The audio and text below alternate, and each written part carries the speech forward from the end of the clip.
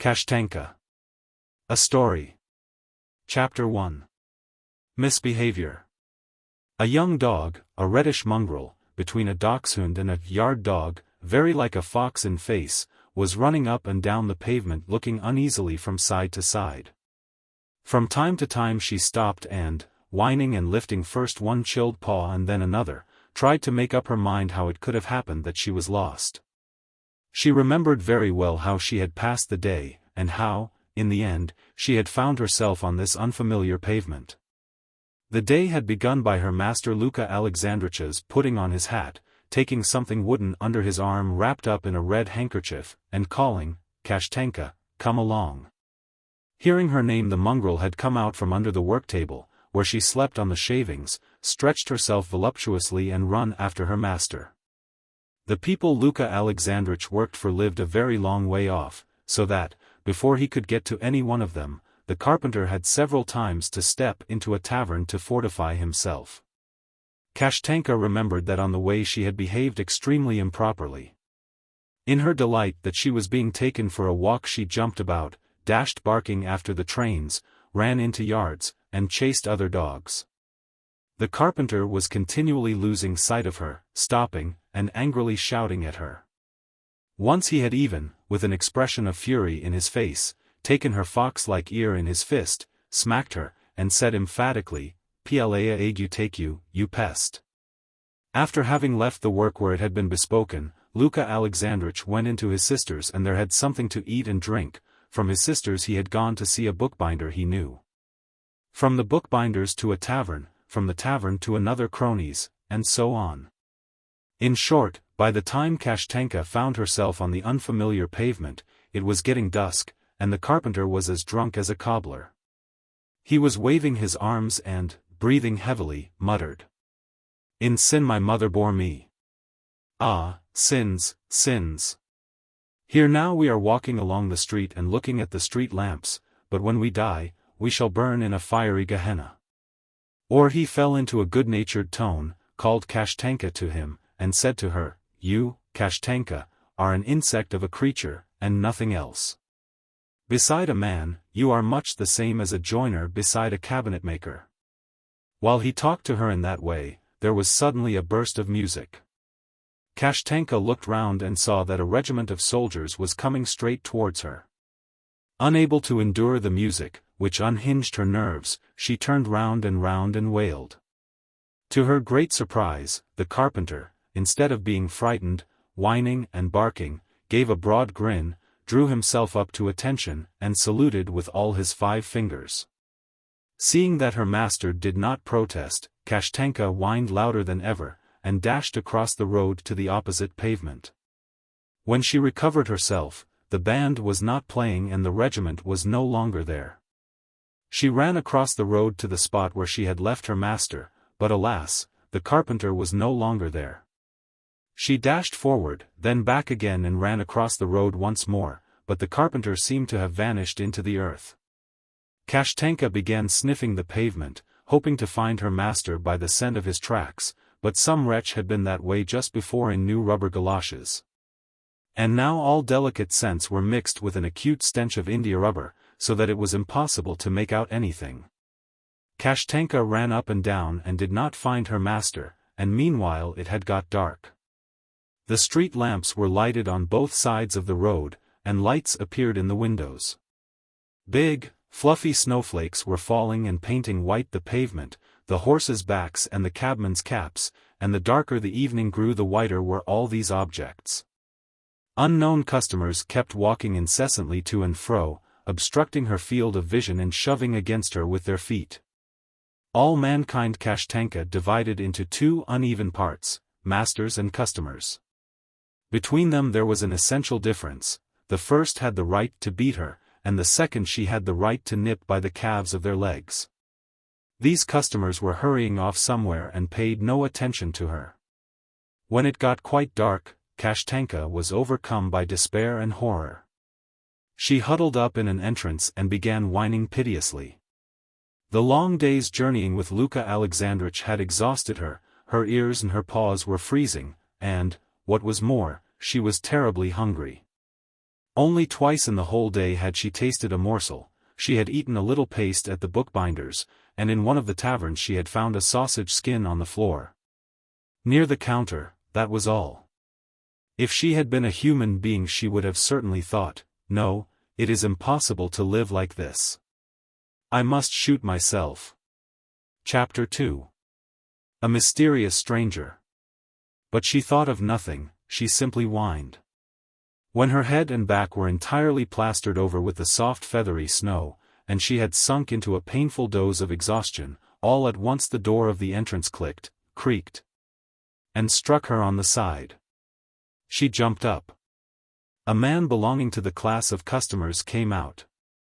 As Kashtanka whined and got under his feet, he could not help noticing her. He bent down to her and asked, "Doggy, where do you come from? Have I hurt you? Oh, poor thing, poor thing. Come, don't be cross, don't be cross. I am sorry." Kashtanka looked at the stranger through the snowflakes that hung on her eyelashes, and saw before her a short, fat little man, with a plump, shaven face wearing a top hat and a fur coat that swung open. "What are you whining for?" he went on, knocking the snow off her back with his fingers. "Where is your master? I suppose you are lost? Ah, poor doggy. What are we going to do now?" Catching in the stranger's voice a warm, cordial note, Kashtanka licked his hand, and whined still more pitifully. "Oh, you nice funny thing," said the stranger. "A regular fox. Well, there's nothing for it, you must come along with me. Perhaps you will be of use for something. Well." He clicked with his lips, and made a sign to Kashtanka with his hand, which could only mean one thing, "Come along." Kashtanka went. Not more than half an hour later she was sitting on the floor in a big, light room, and, leaning her head against her side, was looking with tenderness and curiosity at the stranger who was sitting at the table, dining. He ate and threw pieces to her.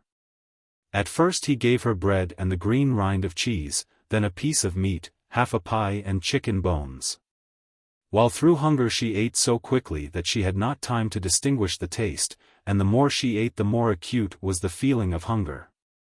"Your masters don't feed you properly," said the stranger, seeing with what ferocious greediness she swallowed the morsels without munching them. "And how thin you are. Nothing but skin and bones." Kashtanka ate a great deal and yet did not satisfy her hunger, but was simply stupefied with eating. After dinner she lay down in the middle of the room, stretched her legs and, conscious of an agreeable weariness all over her body, wagged her tail. While her new master, lounging in an easy chair, smoked a cigar, she wagged her tail and considered the question, whether it was better at the stranger's or at the carpenter's. The stranger's surroundings were poor and ugly. Besides the easy chairs, the sofa, the lamps and the rugs, there was nothing, and the room seemed empty. At the carpenter's the whole place was stuffed full of things. He had a table, a bench, a heap of shavings, planes, chisels, saws, a cage with a goldfinch, a basin. The stranger's room smelt of nothing, while there was always a thick fog in the carpenter's room, and a glorious smell of glue, varnish, and shavings. On the other hand, the stranger had one great superiority. He gave her a great deal to eat and, to do him full justice, when Kashtanka sat facing the table and looking wistfully at him, he did not once hit or kick her, and did not once shout, "Go away, damned brute."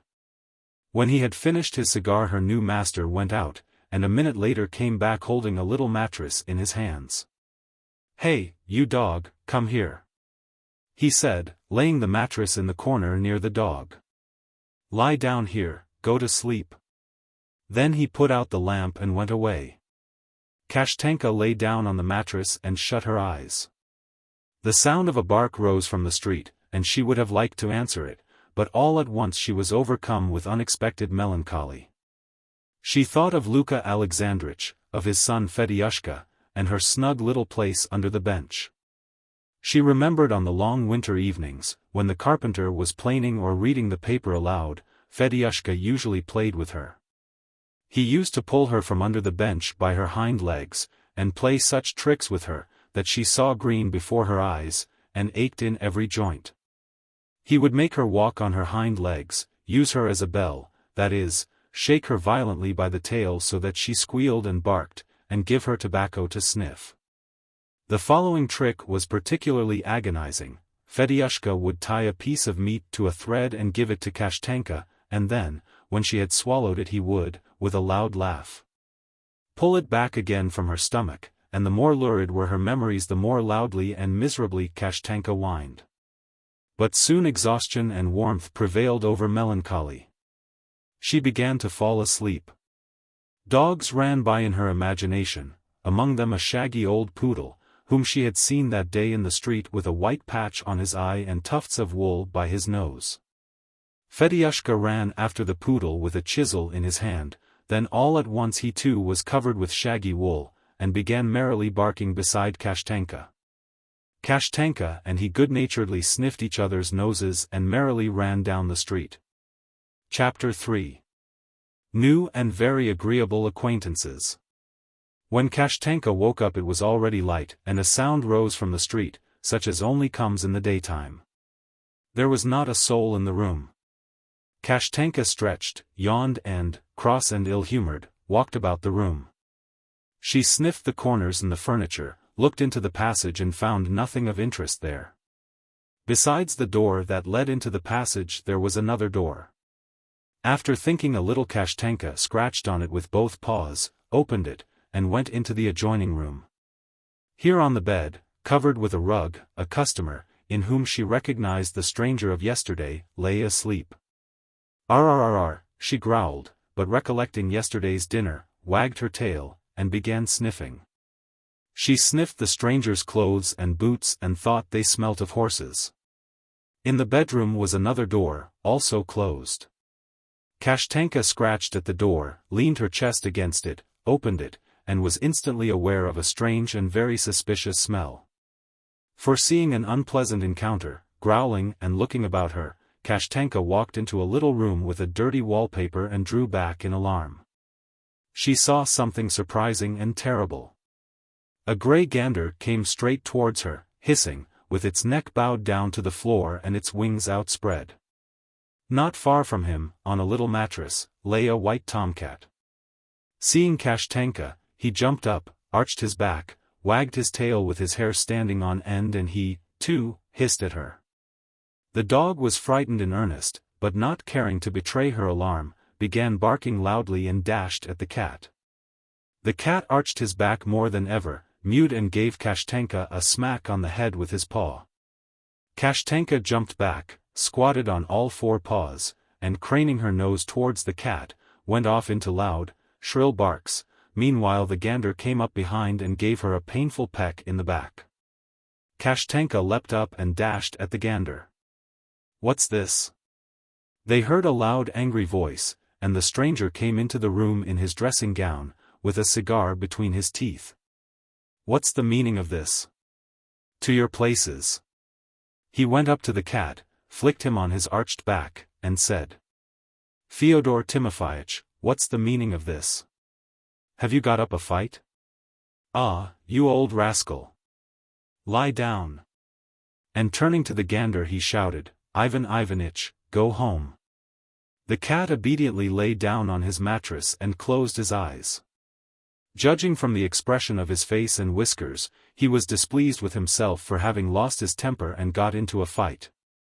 Kashtanka began whining resentfully, while the gander craned his neck and began saying something rapidly, excitedly, distinctly, but quite unintelligibly. All right," said his master, yawning. "You must live in peace and friendship." He stroked Kashtanka and went on, "And you, Red Hair, don't be frightened. They are capital company, they won't annoy you. Stay, what are we to call you? You can't go on without a name, my dear." The stranger thought a moment and said, "I tell you what, you shall be Auntie. Do you understand? Auntie." And repeating the word Auntie several times he went out. Kashtanka sat down and began watching. The cat sat motionless on his little mattress, and pretended to be asleep. The gander, craning his neck and stamping, went on talking rapidly and excitedly about something. Apparently it was a very clever gander. After every long tirade, he always stepped back with an air of wonder and made a show of being highly delighted with his own speech. Listening to him and answering "rrrr," Kashtanka fell to sniffing the corners. In one of the corners she found a little trough in which she saw some soaked peas and a sop of rye crusts. She tried the peas, they were not nice. She tried the sopped bread and began eating it.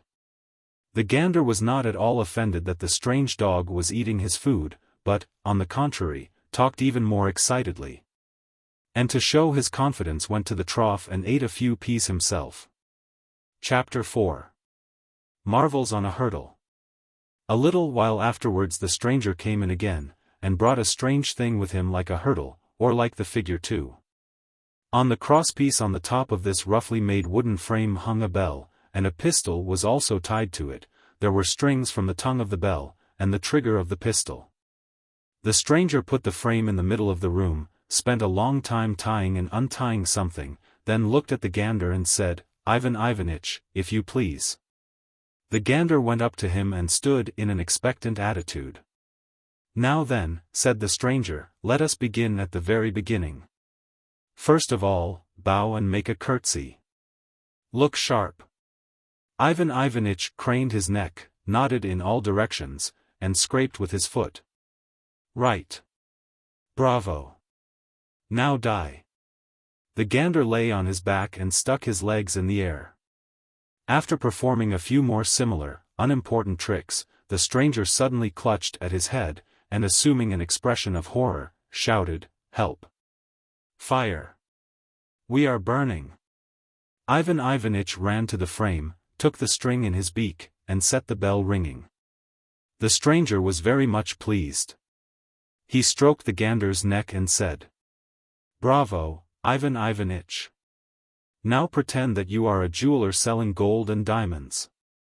Imagine now that you go to your shop and find thieves there. What would you do in that case?" The gander took the other string in his beak and pulled it, and at once a deafening report was heard. Kashtanka was highly delighted with the bell ringing, and the shot threw her into so much ecstasy that she ran round the frame barking. "Auntie, lie down," cried the stranger, "be quiet." Ivan Ivanitch's task was not ended with the shooting. For a whole hour afterwards the stranger drove the gander round him on a cord, cracking a whip, and the gander had to jump over barriers and through hoops. He had to rear, that is, sit on his tail and wave his legs in the air. Kashtanka could not take her eyes off Ivan Ivanitch, wriggled with delight, and several times fell to running after him with shrill barks. After exhausting the gander and himself, the stranger wiped the sweat from his brow and cried, "Maria, fetch Havronya Ivanovna here." A minute later there was the sound of grunting. Kashtanka growled, assumed a very valiant air, and to be on the safe side, went nearer to the stranger. The door opened, an old woman looked in, and, saying something, led in a black and very ugly sow. Paying no attention to Kashtanka's growls, the sow lifted up her little hoof and grunted good-humoredly. Apparently it was very agreeable to her to see her master, the cat, and Ivan Ivanitch. When she went up to the cat and gave him a light tap on the stomach with her hoof, and then made some remark to the gander, a great deal of good nature was expressed in her movements and the quivering of her tail. Kashtanka realized at once that to growl and bark at such a character was useless. The master took away the frame and cried, "Fyodor Timofeyich, if you please."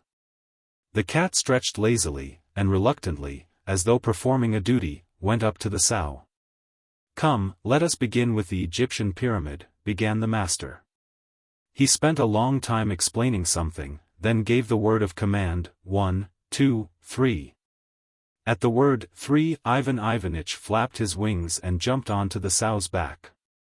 When, balancing himself with his wings and his neck, he got a firm foothold on the bristly back, Fyodor Timofeyich listlessly and lazily, with manifest disdain, and with an air of scorning his art and not caring a pin for it, climbed onto the sow's back, then reluctantly mounted on to the gander, and stood on his hind legs.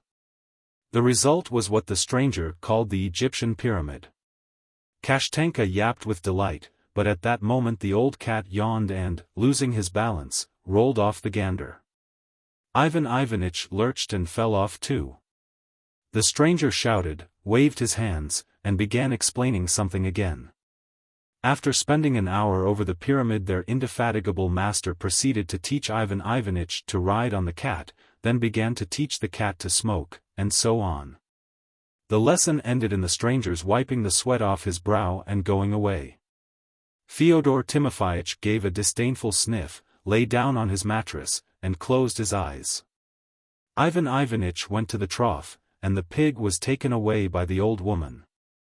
Thanks to the number of her new impressions, Kashtanka hardly noticed how the day passed, and in the evening she was installed with her mattress in the room with the dirty wallpaper. And spent the night in the society of Fyodor Timofeyich and the gander. Chapter 5. Talent. Talent. A month passed. Kashtanka had grown used to having a nice dinner every evening, and being called Auntie. She had grown used to the stranger too, and to her new companions. Life was comfortable and easy. Every day began in the same way. As a rule, Ivan Ivanitch was the first to wake up, and at once went up to Auntie or to the cat, twisting his neck, and beginning to talk excitedly and persuasively, but, as before, unintelligibly. Sometimes he would crane up his head in the air and utter a long monologue. At first Kashtanka thought he talked so much because he was very clever, but after a little time had passed, she lost all her respect for him. When he went up to her with his long speeches, she no longer wagged her tail, but treated him as a tiresome chatterbox, who would not let anyone sleep and, without the slightest ceremony, answered him with "Rrr." Fyodor Timofeyich was a gentleman of a very different sort. When he woke he did not utter a sound, did not stir, and did not even open his eyes. He would have been glad not to wake, for, as was evident, he was not greatly in love with life. Nothing interested him, he showed an apathetic and nonchalant attitude to everything, he disdained everything and, even while eating his delicious dinner, sniffed contemptuously. When she woke, Kashtanka began walking about the room and sniffing the corners. She and the cat were the only ones allowed to go all over the flat. The gander had not the right to cross the threshold of the room with the dirty wallpaper. And Heronia Ivanovna lived somewhere in a little outhouse in the yard and made her appearance only during the lessons. Their master got up late, and immediately after drinking his tea began teaching them their tricks. Every day the frame, the whip, and the hoop were brought in, and every day almost the same performance took place. The lesson lasted 3 or 4 hours, so that sometimes Fyodor Timofeyich was so tired that he staggered about like a drunken man, and Ivan Ivanitch opened his beak and breathed heavily, while their master became red in the face and could not mop the sweat from his brow fast enough. The lesson and the dinner made the day very interesting, but the evenings were tedious. As a rule, their master went off somewhere in the evening and took the cat and the gander with him. Left alone, Auntie lay down on her little mattress and began to feel sad. Melancholy crept on her imperceptibly and took possession of her by degrees, as darkness does of a room. It began with the dogs losing every inclination to bark, to eat, to run about the rooms, and even to look at things. Then vague figures, half dogs, half human beings, with countenances attractive, pleasant, but incomprehensible, would appear in her imagination. When they came, Auntie wagged her tail, and it seemed to her that she had somewhere, at some time, seen them and loved them. And as she dropped asleep, she always felt that those figures smelt of glue, shavings, and varnish. When she had grown quite used to her new life, and from a thin, long mongrel, had changed into a sleek, well-groomed dog, her master looked at her one day before the lesson and said, "It's high time, Auntie, to get to business. You have kicked up your heels in idleness long enough. I want to make an artiste of you. Do you want to be an artiste?" And he began teaching her various accomplishments. At the first lesson he taught her to stand and walk on her hind legs, which she liked extremely. At the second lesson she had to jump on her hind legs and catch some sugar, which her teacher held high above her head. After that, in the following lessons she danced, ran tied to a cord, hulled to music, rang the bell, and fired the pistol. And in a month could successfully replace Fyodor Timofeyich in the Egyptian pyramid. She learned very eagerly and was pleased with her own success. Running with her tongue out on the cord, leaping through the hoop, and riding on old Fyodor Timofeyich, gave her the greatest enjoyment. She accompanied every successful trick with a shrill, delighted bark, while her teacher wondered, was also delighted, and rubbed his hands. "It's talent. It's talent," he said. "Unquestionable talent. You will certainly be successful." And Auntie grew so used to the word talent, that every time her master pronounced it, she jumped up as if it had been her name. Chapter 6. An Uneasy Night. Auntie had a doggy dream that a porter ran after her with a broom, and she woke up in a fright. It was quite dark and very stuffy in the room. The fleas were biting. Auntie had never been afraid of darkness before, but now, for some reason, she felt frightened and inclined to bark. Her master heaved a loud sigh in the next room, then soon afterwards the sow grunted in her sty, and then all was still again. When one thinks about eating, one's heart grows lighter, and Auntie began thinking how that day she had stolen the leg of a chicken from Fyodor Timofeyich, and had hidden it in the drawing room. Between the cupboard and the wall, where there were a great many spiders' webs and a great deal of dust. Would it not be as well to go now and look whether the chicken leg were still there or not? It was very possible that her master had found it and eaten it. But she must not go out of the room before morning, that was the rule. Auntie shut her eyes to go to sleep as quickly as possible, for she knew by experience that the sooner you go to sleep the sooner the morning comes. But all at once there was a strange scream not far from her which made her start and jump up on all four legs. It was Ivan Ivanitch, and his cry was not babbling and persuasive as usual, but a wild, shrill, unnatural scream like the squeak of a door opening. Unable to distinguish anything in the darkness, and not understanding what was wrong, Auntie felt still more frightened and growled, "Arr!" Some time passed, as long as it takes to eat a good bone. The scream was not repeated. Little by little Auntie's uneasiness passed off and she began to doze. She dreamed of two big black dogs with tufts of last year's coat left on their haunches and sides. They were eating out of a big basin some swill, from which there came a white steam and a most appetizing smell. From time to time they looked round at Auntie, showed their teeth and growled, "We are not going to give you any." But a peasant in a fur coat ran out of the house and drove them away with a whip. Then Auntie went up to the basin and began eating, but as soon as the peasant went out of the gate, the two black dogs rushed at her growling, and all at once there was again a shrill scream. "Kg! Kgg!" cried Ivan Ivanitch. Auntie woke, jumped up and, without leaving her mattress, went off into a yelping bark. It seemed to her that it was not Ivan Ivanitch that was screaming but someone else, and for some reason the sow again grunted in her sty. Then there was the sound of shuffling slippers, and the master came into the room in his dressing gown with a candle in his hand. The flickering light danced over the dirty wallpaper and the ceiling, and chased away the darkness. Auntie saw that there was no stranger in the room.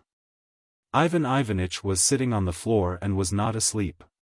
His wings were spread out and his beak was open, and altogether he looked as though he were very tired and thirsty. Old Fyodor Timofeyich was not asleep either. He, too, must have been awakened by the scream. "Ivan Ivanitch, what's the matter with you?" the master asked the gander. "Why are you screaming? Are you ill?" The gander did not answer. The master touched him on the neck, stroked his back, and said, "You are a queer chap. You don't sleep yourself, and you don't let other people." When the master went out, carrying the candle with him, there was darkness again. Auntie felt frightened. The gander did not scream, but again she fancied that there was some stranger in the room. What was most dreadful was that this stranger could not be bitten, as he was unseen and had no shape. And for some reason she thought that something very bad would certainly happen that night. Fyodor Timofeyich was uneasy too. Auntie could hear him shifting on his mattress, yawning and shaking his head. Somewhere in the street there was a knocking at a gate and the sow grunted in her sty. Auntie began to whine, stretched out her front paws and laid her head down upon them. She fancied that in the knocking at the gate, in the grunting of the sow, who was for some reason awake, in the darkness and the stillness, there was something as miserable and dreadful as in Ivan Ivanitch's scream. Everything was in agitation and anxiety, but why? Who was the stranger who could not be seen? Then two dim flashes of green gleamed for a minute near Auntie. It was Fyodor Timofeyich, for the first time of their whole acquaintance, coming up to her. What did he want? Auntie licked his paw, and not asking why he had come, howled softly and on various notes. "Kg," cried Ivan Ivanitch, "Kge." The door opened again and the master came in with a candle.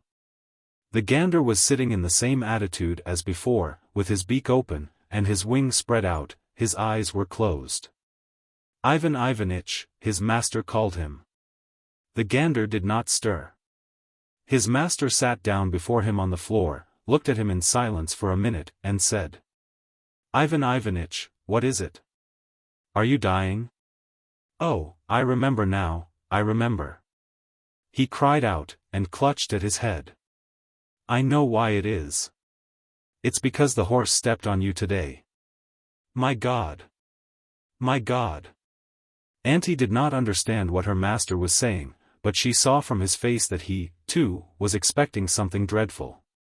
She stretched out her head towards the dark window, where it seemed to her some stranger was looking in, and howled. "He is dying, Auntie," said her master, and wrung his hands. "Yes, yes, he is dying. Death has come into your room. What are we to do?" Pale and agitated, the master went back into his room, sighing and shaking his head. Auntie was afraid to remain in the darkness, and followed her master into his bedroom. He sat down on the bed and repeated several times, "My God, what's to be done?" Auntie walked about round his feet, and not understanding why she was wretched and why they were all so uneasy, and trying to understand, watched every movement he made. Fyodor Timofeyich, who rarely left his little mattress, came into the master's bedroom too, and began rubbing himself against his feet. He shook his head as though he wanted to shake painful thoughts out of it, and kept peeping suspiciously under the bed.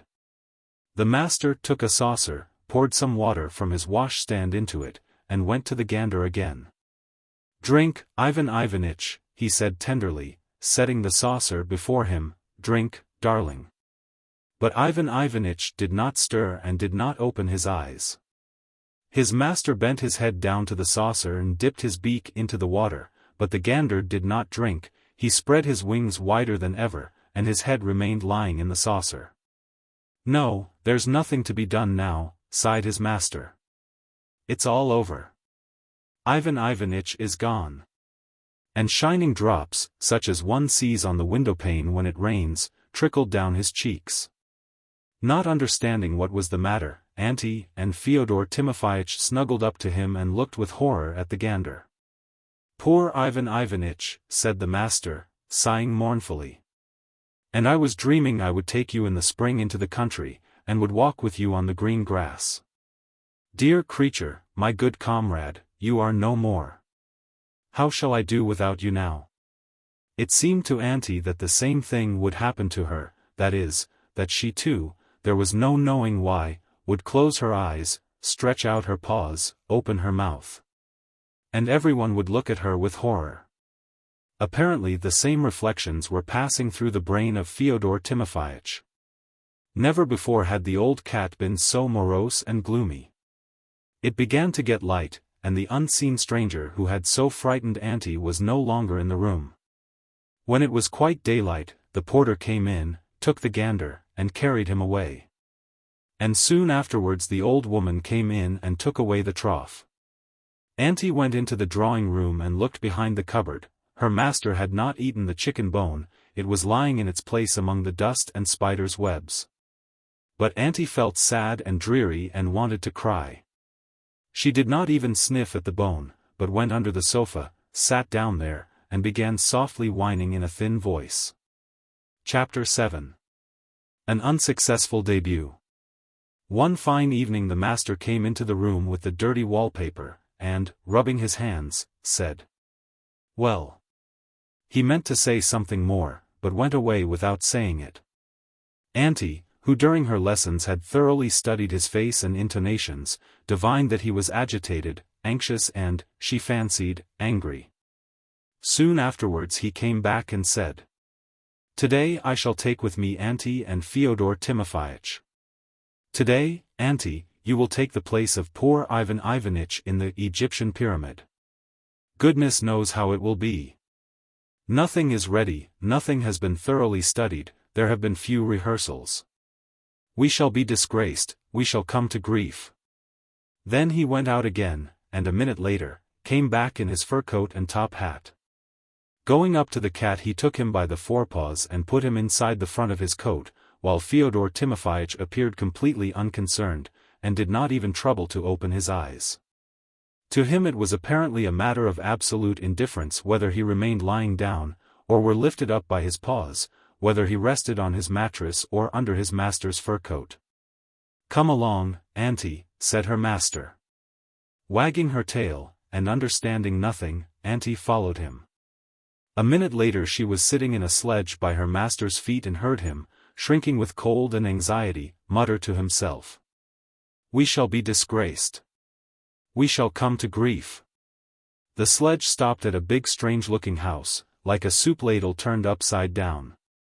The long entrance to this house, with its 3 glass doors, was lighted up with a dozen brilliant lamps.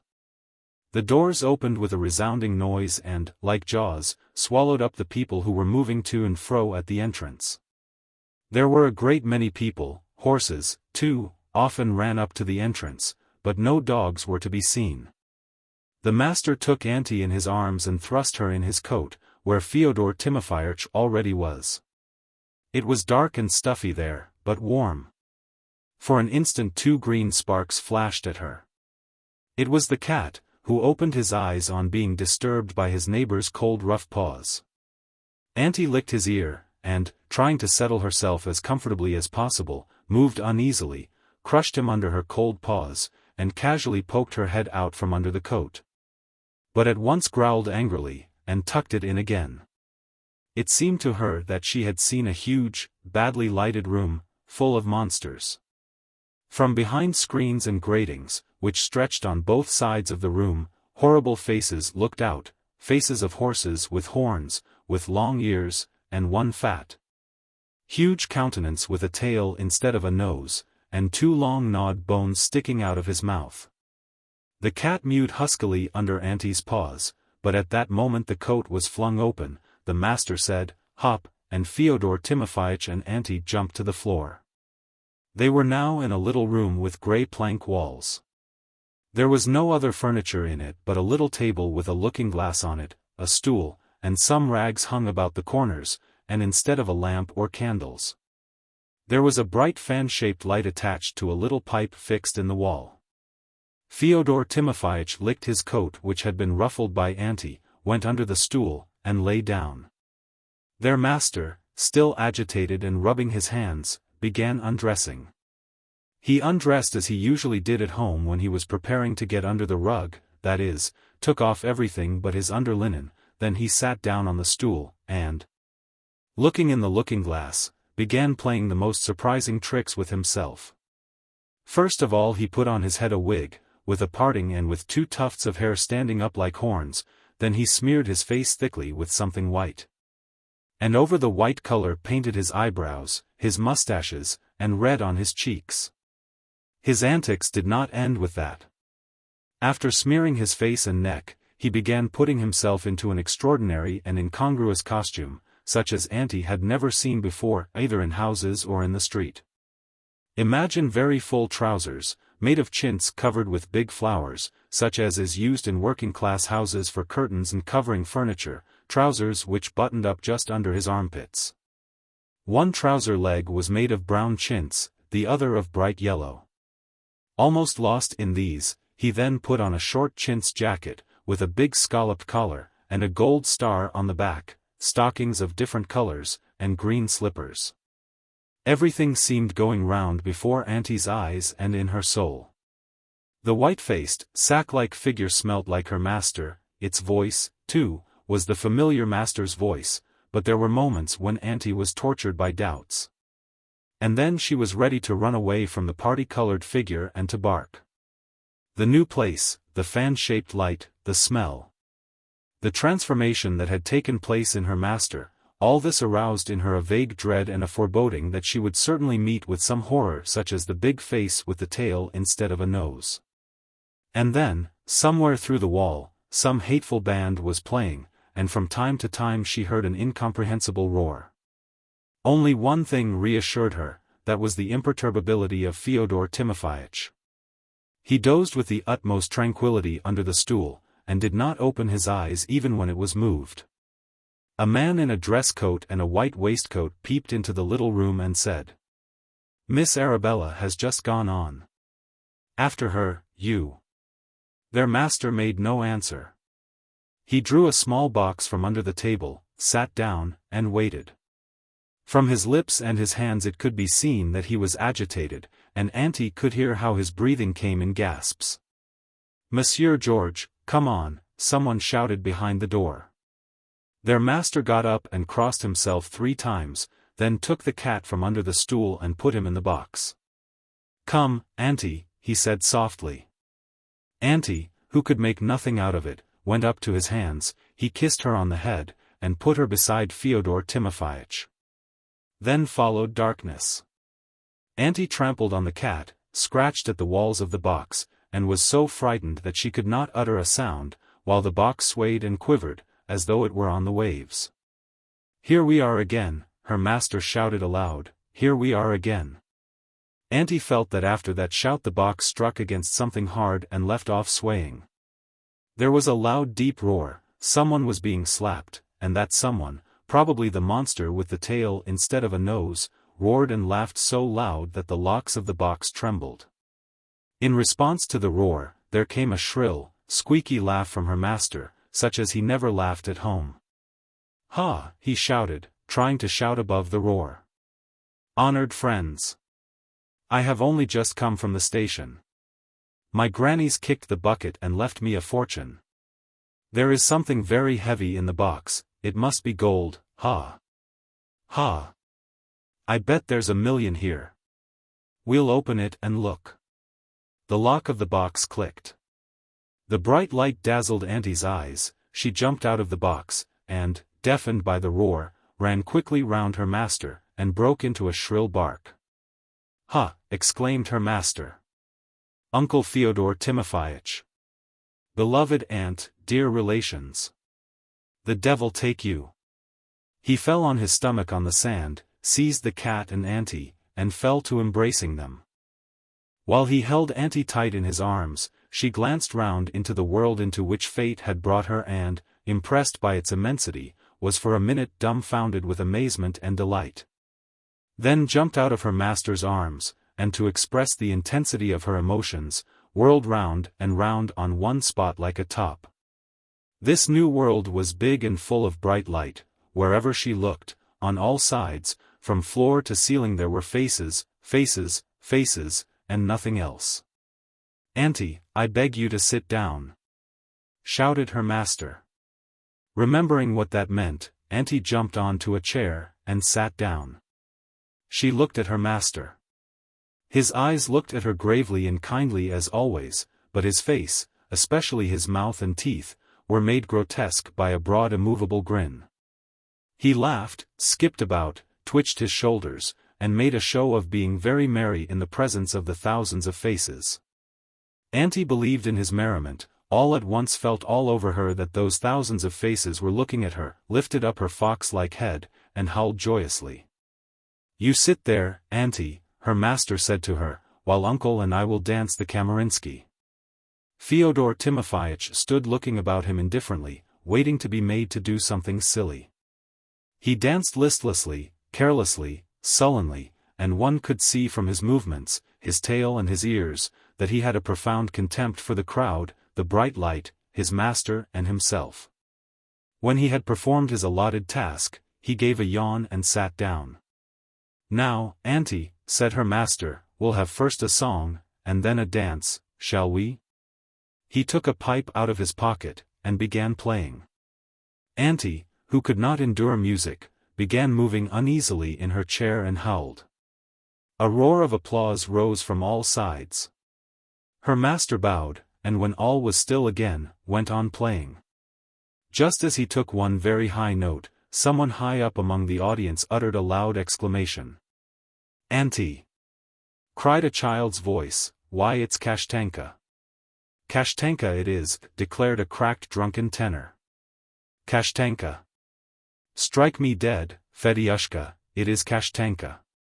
Kashtanka. Here." Someone in the gallery gave a whistle, and two voices, one a boy's and one a man's, called loudly, "Kashtanka. Kashtanka." Auntie started, and looked where the shouting came from.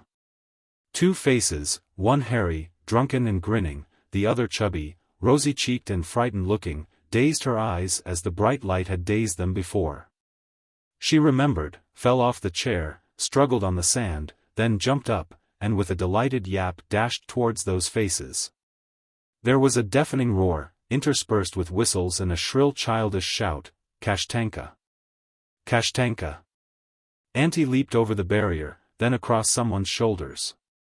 She found herself in a box. To get into the next tier she had to leap over a high wall. Auntie jumped, but did not jump high enough, and slipped back down the wall. Then she was passed from hand to hand, licked hands and faces, kept mounting higher and higher, and at last got into the gallery. Half an hour afterwards, Kashtanka was in the street, following the people who smelt of glue and varnish.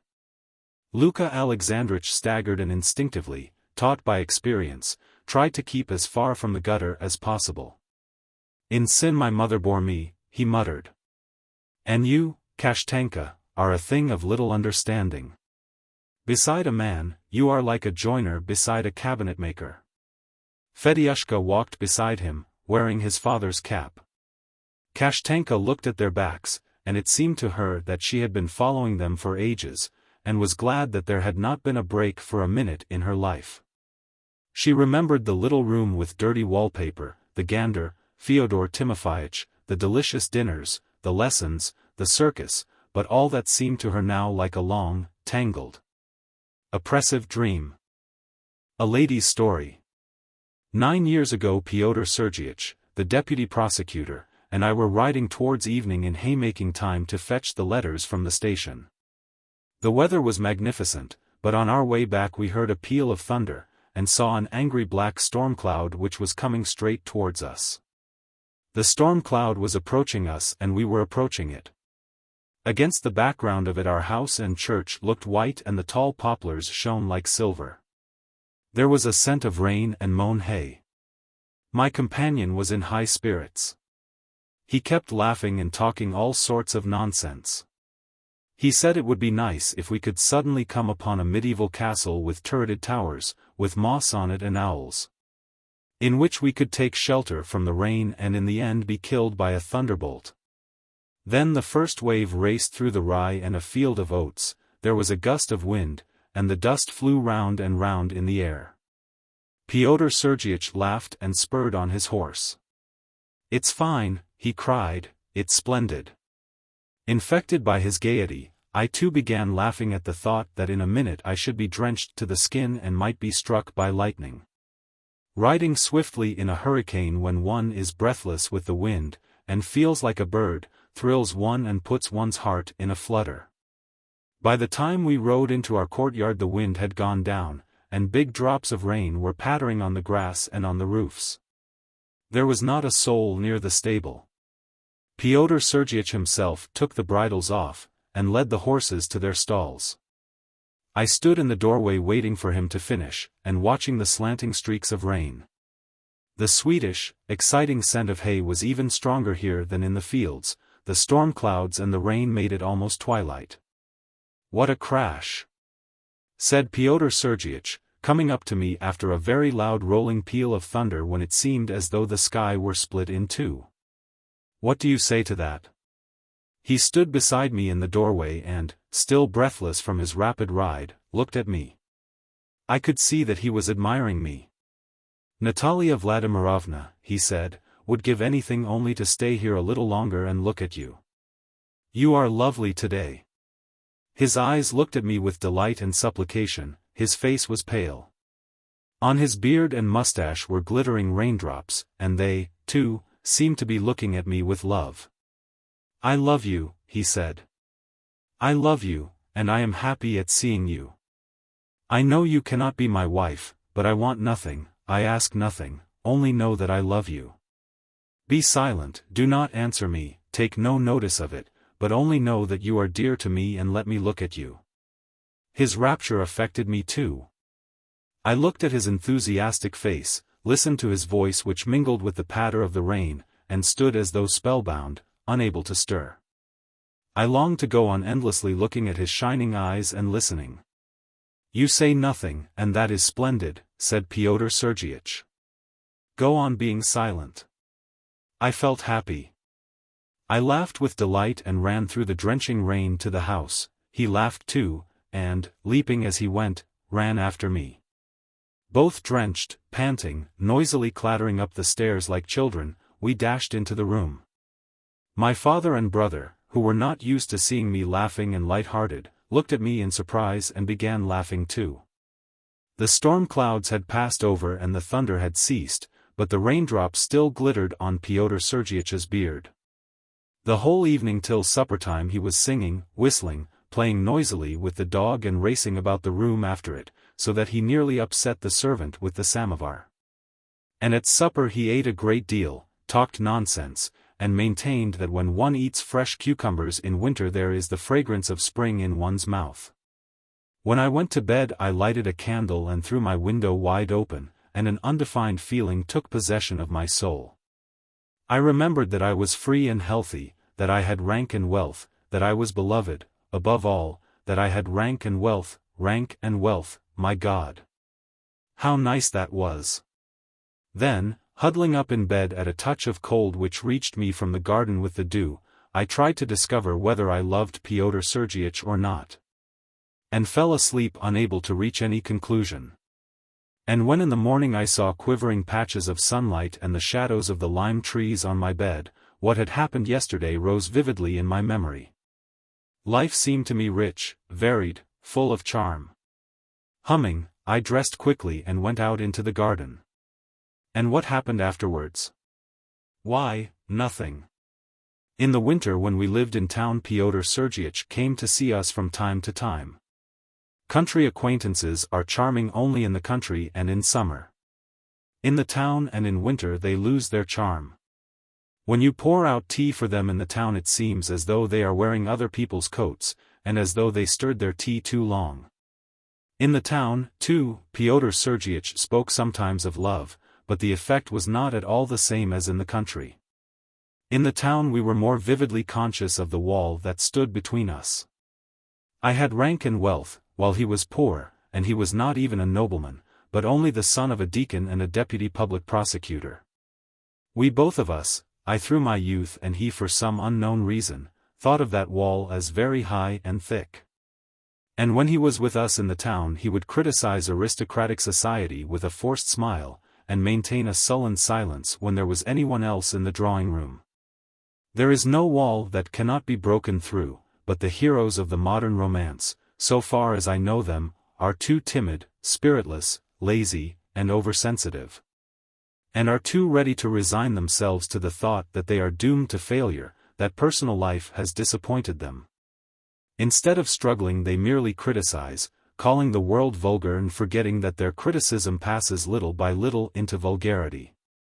I was loved, happiness was not far away, and seemed to be almost touching me. I went on living in careless ease without trying to understand myself, not knowing what I expected or what I wanted from life, and time went on and on. People passed by me with their love, bright days and warm nights flashed by, the nightingales sang, the hay smelt fragrant, and all this, sweet and overwhelming in remembrance. Passed with me as with everyone rapidly, leaving no trace, was not prized, and vanished like mist. Where is it all? My father is dead, I have grown older. Everything that delighted me, caressed me, gave me hope, the patter of the rain, the rolling of the thunder, thoughts of happiness, talk of love, all that has become nothing but a memory. And I see before me a flat desert distance. On the plain not one living soul, and out there on the horizon it is dark and terrible. A ring at the bell. It is Pyotr Sergeyich. When in the winter I see the trees and remember how green they were for me in the summer, I whisper, "Oh, my darlings." And when I see people with whom I spent my springtime, I feel sorrowful and warm and whisper the same thing. He has long ago by my father's good offices been transferred to town. He looks a little older, a little fallen away. He has long given up declaring his love, has left off talking nonsense, dislikes his official work, is ill in some way and disillusioned. He has given up trying to get anything out of life, and takes no interest in living. Now he has sat down by the hearth and looks in silence at the fire. Not knowing what to say, I ask him, "Well, what have you to tell me?" "Nothing," he answers. And silence again. The red glow of the fire plays about his melancholy face. I thought of the past, and all at once my shoulders began quivering, my head dropped, and I began weeping bitterly. I felt unbearably sorry for myself and for this man, and passionately longed for what had passed away and what life refused us now. And now I did not think about rank and wealth. I broke into loud sobs, pressing my temples, and muttered, "My God! My God! My life is wasted." And he sat and was silent, and did not say to me, "Don't weep." He understood that I must weep, and that the time for this had come. I saw from his eyes that he was sorry for me. And I was sorry for him, too, and vexed with this timid, unsuccessful man who could not make a life for me, nor for himself. When I saw him to the door, he was, I fancied, purposely along while putting on his coat. Twice he kissed my hand without a word, and looked a long while into my tear-stained face. I believe at that moment he recalled the storm, the streaks of rain, our laughter, my face that day. He longed to say something to me, and he would have been glad to say it. But he said nothing, he merely shook his head and pressed my hand. God help him. After seeing him out, I went back to my study and again sat on the carpet before the fireplace. The red embers were covered with ash and began to grow dim. The frost tapped still more angrily at the windows, and the wind droned in the chimney. The maid came in and, thinking I was asleep, called my name. A story without a title.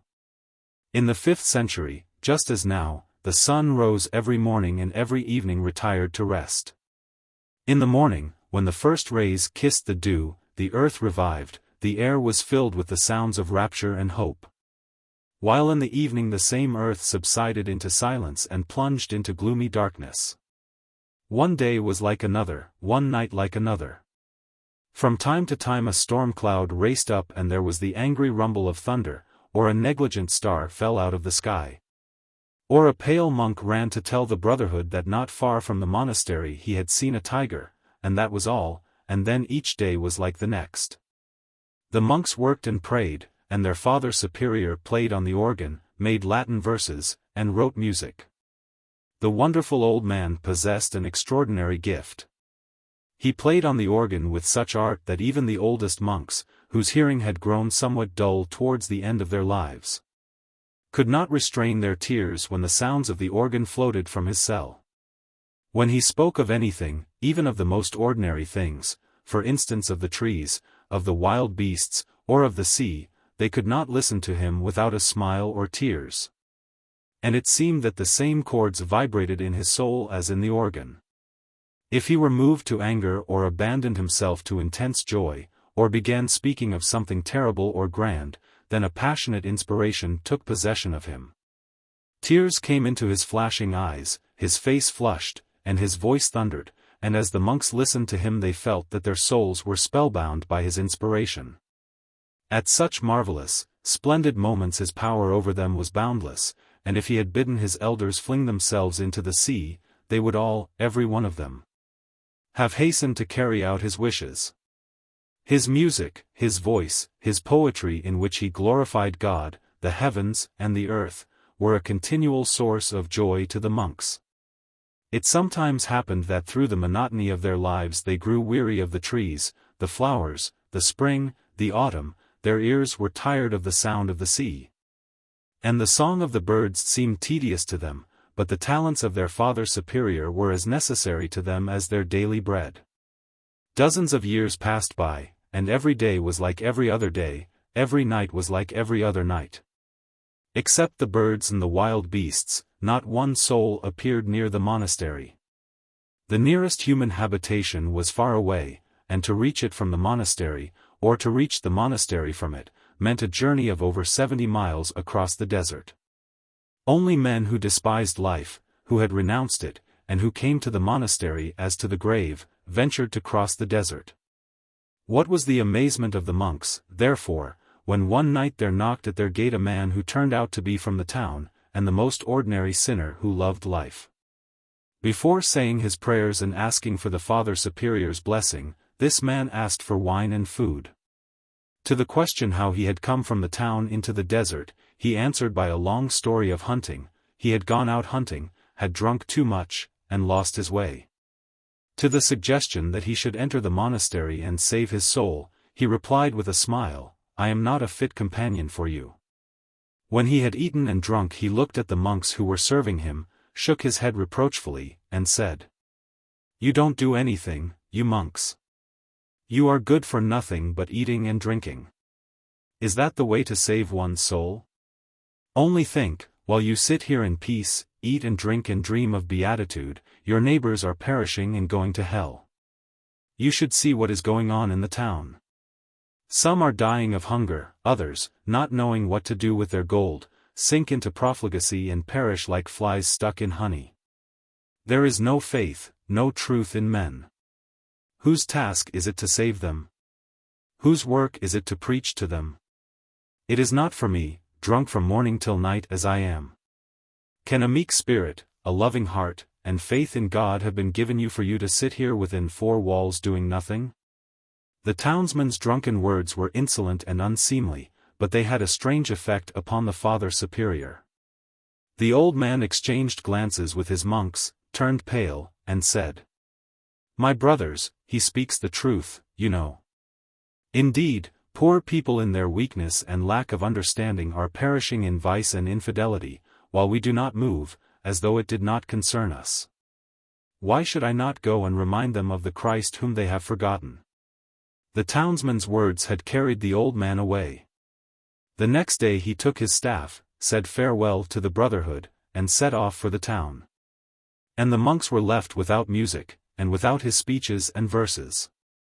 They spent a month drearily, then a second, but the old man did not come back. At last, after 3 months had passed, the familiar tap of his staff was heard. The monks flew to meet him and showered questions upon him, but instead of being delighted to see them he wept bitterly and did not utter a word. The monks noticed that he looked greatly aged and had grown thinner. His face looked exhausted and wore an expression of profound sadness, and when he wept he had the air of a man who has been outraged. The monks fell to weeping too, and began with sympathy asking him why he was weeping, why his face was so gloomy, but he locked himself in his cell without uttering a word. For 7 days he sat in his cell, eating and drinking nothing, weeping and not playing on his organ. To knocking at his door and to the entreaties of the monks to come out and share his grief with them he replied with unbroken silence. At last he came out. Gathering all the monks around him, with a tear-stained face and with an expression of grief and indignation, he began telling them of what had befallen him during those 3 months. His voice was calm and his eyes were smiling while he described his journey from the monastery to the town. On the road, he told them, the birds sang to him, the brooks gurgled, and sweet youthful hopes agitated his soul. He marched on and felt like a soldier going to battle and confident of victory. He walked on dreaming, and composed poems and hymns, and reached the end of his journey without noticing it. But his voice quivered, his eyes flashed, and he was full of wrath when he came to speak of the town and of the men in it. Never in his life had he seen or even dared to imagine what he met with when he went into the town. Only then, for the first time in his life, in his old age, he saw and understood how powerful was the devil, how fair was evil, and how weak and faint-hearted and worthless were men. By an unhappy chance the first dwelling he entered was the abode of vice. Some 50 men in possession of much money were eating and drinking wine beyond measure. Intoxicated by the wine, they sang songs and boldly uttered terrible, revolting words such as a God-fearing man could not bring himself to pronounce. Boundlessly free, self-confident, and happy, they feared neither God nor the devil, nor death, but said and did what they liked, and went whither their lust led them. And the wine, clear as amber, flecked with sparks of gold, must have been irresistibly sweet and fragrant, for each man who drank it smiled blissfully and wanted to drink more. To the smile of man it responded with a smile and sparkled joyfully when they drank it, as though it knew the devilish charm it kept hidden in its sweetness. The old man, growing more and more incensed and weeping with wrath, went on to describe what he had seen. On a table in the midst of the revellers, he said, stood a sinful, half-naked woman. It was hard to imagine or to find in nature anything more lovely and fascinating. This reptile, young, long-haired, dark-skinned, with black eyes and full lips, shameless and insolent, showed her snow-white teeth and smiled as though to say, "Look how shameless. How beautiful I am." Silk and brocade fell in lovely folds from her shoulders, but her beauty would not hide itself under her clothes, but eagerly thrust itself through the folds. Like the young grass through the ground in spring. The shameless woman drank wine, sang songs, and abandoned herself to anyone who wanted her. Then the old man, wrathfully brandishing his arms, described the horse races, the bullfights, the theaters, the artists' studios where they painted naked women or molded them of clay. He spoke with inspiration, with sonorous beauty, as though he were playing on unseen chords, while the monks, petrified, greedily drank in his words and gasped with rapture. After describing all the charms of the devil, the beauty of evil, and the fascinating grace of the dreadful female form, the old man cursed the devil, turned and shut himself up in his cell. When he came out of his cell in the morning there was not a monk left in the monastery, they had all fled to the town. Sleepy night. Varka, the little nurse, a girl of 13, is rocking the cradle in which the baby is lying, and humming hardly audibly. "Hushaby, my baby wee, while I sing a song for thee."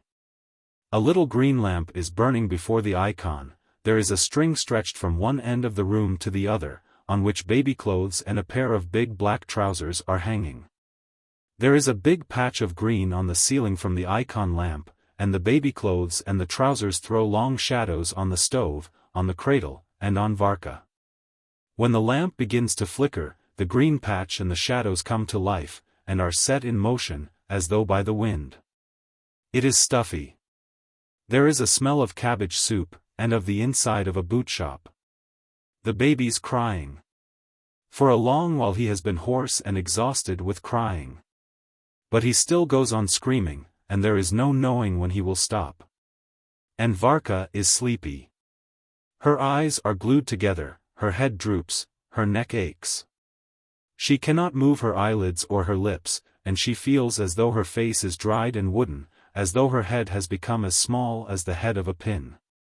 "Hushaby, my baby wee," she hums, "while I cook the groats for thee." A cricket is chewing in the stove. Through the door in the next room the master and the apprentice Afanassy are snoring. The cradle creaks plaintively, Varka murmurs, and it all blends into that soothing music of the night to which it is so sweet to listen, when one is lying in bed. Now that music is merely irritating and oppressive, because it goads her to sleep, and she must not sleep. If Varka, God forbid, should fall asleep, her master and mistress would beat her. The lamp flickers. The patch of green and the shadows are set in motion, forcing themselves on Varka's fixed, half-open eyes, and in her half-slumbering brain are fashioned into misty visions. She sees dark clouds chasing one another over the sky, and screaming like the baby. But then the wind blows, the clouds are gone, and Varka sees a broad high road covered with liquid mud. Along the high road stretch files of wagons, while people with wallets on their backs are trudging along and shadows flit backwards and forwards. On both sides she can see forests through the cold harsh mist. All at once the people with their wallets and their shadows fall on the ground in the liquid mud. What is that for? Varka asks. To sleep, they answer her. And they fall sound asleep, and sleep sweetly, while crows and magpies sit on the telegraph wires, scream like the baby, and try to wake them. Hushaby, my baby wee, and I will sing a song to thee, murmurs Varka, and now she sees herself in a dark stuffy hut. Her dead father, Yefim Stepanov, is tossing from side to side on the floor. She does not see him, but she hears him moaning and rolling on the floor from pain. His guts have burst, as he says. The pain is so violent that he cannot utter a single word, and can only draw in his breath and clack his teeth like the rattling of a drum. Boo, boo, boo, boo. Her mother, Pelagia, has run to the master's house to say that Yefim is dying. She has been gone a long time, and ought to be back. Varka lies awake on the stove, and hears her father's boo, boo, boo. And then she hears someone has driven up to the hut. It is a young doctor from the town, who has been sent from the big house where he is staying on a visit. The doctor comes into the hut. He cannot be seen in the darkness, but he can be heard coughing and rattling the door. Light a candle, he says. Boo, boo, boo, answers Yefim. Pelagia rushes to the stove and begins looking for the broken pot with the matches. A minute passes in silence. The doctor, feeling in his pocket, lights a match. In a minute, sir, in a minute, says Pelagia. She rushes out of the hut, and soon afterwards comes back with a bit of candle. Yefim's cheeks are rosy and his eyes are shining, and there is a peculiar keenness in his glance, as though he were seeing right through the hut and the doctor. Come, what is it? What are you thinking about? Says the doctor, bending down to him. Aha! Have you had this long? What? Dying, your honor, my hour has come. I am not to stay among the living. Don't talk nonsense. We will cure you. That's as you please, your honor, we humbly thank you, only we understand. Since death has come, there it is. The doctor spends a quarter of an hour over Yefim, then he gets up and says. I can do nothing. You must go into the hospital, there they will operate on you. Go at once. You must go. It's rather late, they will all be asleep in the hospital, but that doesn't matter, I will give you a note. Do you hear? Kind sir, but what can he go in, says Pelagia. We have no horse. Never mind. I'll ask your master, he'll let you have a horse. The doctor goes away, the candle goes out, and again there is the sound of boo, boo, boo. Half an hour later someone drives up to the hut. A cart has been sent to take Yefim to the hospital. He gets ready and goes. But now it is a clear bright morning. Pelagia is not at home. She has gone to the hospital to find what is being done to Yefim. Somewhere there is a baby crying, and Varka hears someone singing with her own voice. Hushaby, my baby wee, I will sing a song to thee. Pelagia comes back. She crosses herself and whispers. They put him to rights in the night, but towards morning he gave up his soul to God. The kingdom of heaven be his and peace everlasting. They say he was taken too late. He ought to have gone sooner. Varka goes out into the road and cries there, but all at once someone hits her on the back of her head so hard that her forehead knocks against a birch tree. She raises her eyes, and sees facing her, her master, the shoemaker. What are you about, you scabby slut, he says. The child is crying, and you are asleep. He gives her a sharp slap behind the ear, and she shakes her head, rocks the cradle, and murmurs her song. The green patch and the shadows from the trousers and the baby clothes move up and down, nod to her, and soon take possession of her brain again. Again she sees the high road covered with liquid mud. The people with wallets on their backs and the shadows have lain down and are fast asleep. Looking at them, Varka has a passionate longing for sleep. She would lie down with enjoyment, but her mother Pelagia is walking beside her, hurrying her on. They are hastening together to the town to find situations. Give alms, for Christ's sake. Her mother begs of the people they meet. Show us the divine mercy, kind-hearted gentlefolk. Give the baby here, a familiar voice answers. Give the baby here. The same voice repeats, this time harshly and angrily. Are you asleep, you wretched girl? Varka jumps up, and looking round grasps what is the matter. There is no high road, no Pelagia, no people meeting them, there is only her mistress, who has come to feed the baby. And is standing in the middle of the room. While the stout, broad-shouldered woman nurses the child and soothes it, Varka stands looking at her and waiting till she has done. And outside the windows the air is already turning blue, the shadows and the green patch on the ceiling are visibly growing pale, it will soon be morning. Take him, says her mistress, buttoning up her chemise over her bosom, he is crying. He must be bewitched. Varka takes the baby, puts him in the cradle and begins rocking it again. The green patch and the shadows gradually disappear, and now there is nothing to force itself on her eyes and cloud her brain. But she is as sleepy as before, fearfully sleepy.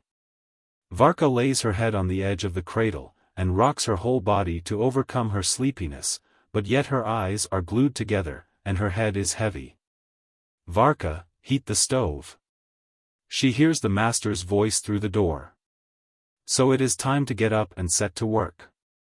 Varka leaves the cradle, and runs to the shed for firewood. She is glad. When one moves and runs about, one is not so sleepy as when one is sitting down. She brings the wood, heats the stove, and feels that her wooden face is getting supple again, and that her thoughts are growing clearer. Varka, set the samovar, shouts her mistress. Varka splits a piece of wood, but has scarcely time to light the splinters and put them in the samovar, when she hears a fresh order. Varka, clean the master's galoshes. She sits down on the floor, cleans the galoshes, and thinks how nice it would be to put her head into a big deep galosh, and have a little nap in it. And all at once the galosh grows, swells, fills up the whole room. Varka drops the brush, but at once shakes her head, opens her eyes wide, and tries to look at things so that they may not grow big and move before her eyes. Varka, wash the steps outside. I am ashamed for the customers to see them. Varka washes the steps, sweeps and dusts the rooms, then heats another stove and runs to the shop. There is a great deal of work, she hasn't 1 minute free. But nothing is so hard as standing in the same place at the kitchen table peeling potatoes. Her head droops over the table, the potatoes dance before her eyes, the knife tumbles out of her hand while her fat, angry mistress is moving about near her with her sleeves tucked up. Talking so loud that it makes a ringing in Varka's ears. It is agonizing, too, to wait at dinner, to wash, to sew. There are minutes when she longs to flop onto the floor regardless of everything, and to sleep. The day passes. Seeing the windows getting dark, Varka presses her temples that feel as though they were made of wood, and smiles, though she does not know why. The dusk of evening caresses her eyes that will hardly keep open, and promises her sound sleep soon. In the evening visitors come. Varka, set the samovar, shouts her mistress. The samovar is a little one, and before the visitors have drunk all the tea they want, she has to heat it 5 times. After tea Varka stands for a whole hour on the same spot, looking at the visitors, and waiting for orders. Varka, run and buy 3 bottles of beer. She starts off, and tries to run as quickly as she can, to drive away sleep. Varka, fetch some vodka. Varka, where's the corkscrew? Varka, clean a herring. But now, at last, the visitors have gone, the lights are put out, the master and mistress go to bed. Varka, rock the baby, she hears the last order. The cricket chirrs in the stove. The green patch on the ceiling and the shadows from the trousers and the baby clothes force themselves on Varka's half-opened eyes again, wink at her and cloud her mind. Hushaby, my baby wee, she murmurs, and I will sing a song to thee. And the baby screams, and is worn out with screaming. Again Varka sees the muddy high road, the people with wallets, her mother Pelagia, her father Yefim. She understands everything, she recognizes everyone, but through her half-sleep she cannot understand the force which binds her, hand and foot, weighs upon her, and prevents her from living. She looks round, searches for that force that she may escape from it, but she cannot find it. At last, tired to death, she does her very utmost, strains her eyes, looks up at the flickering green patch, and listening to the screaming, finds the foe who will not let her live. That foe is the baby. She laughs.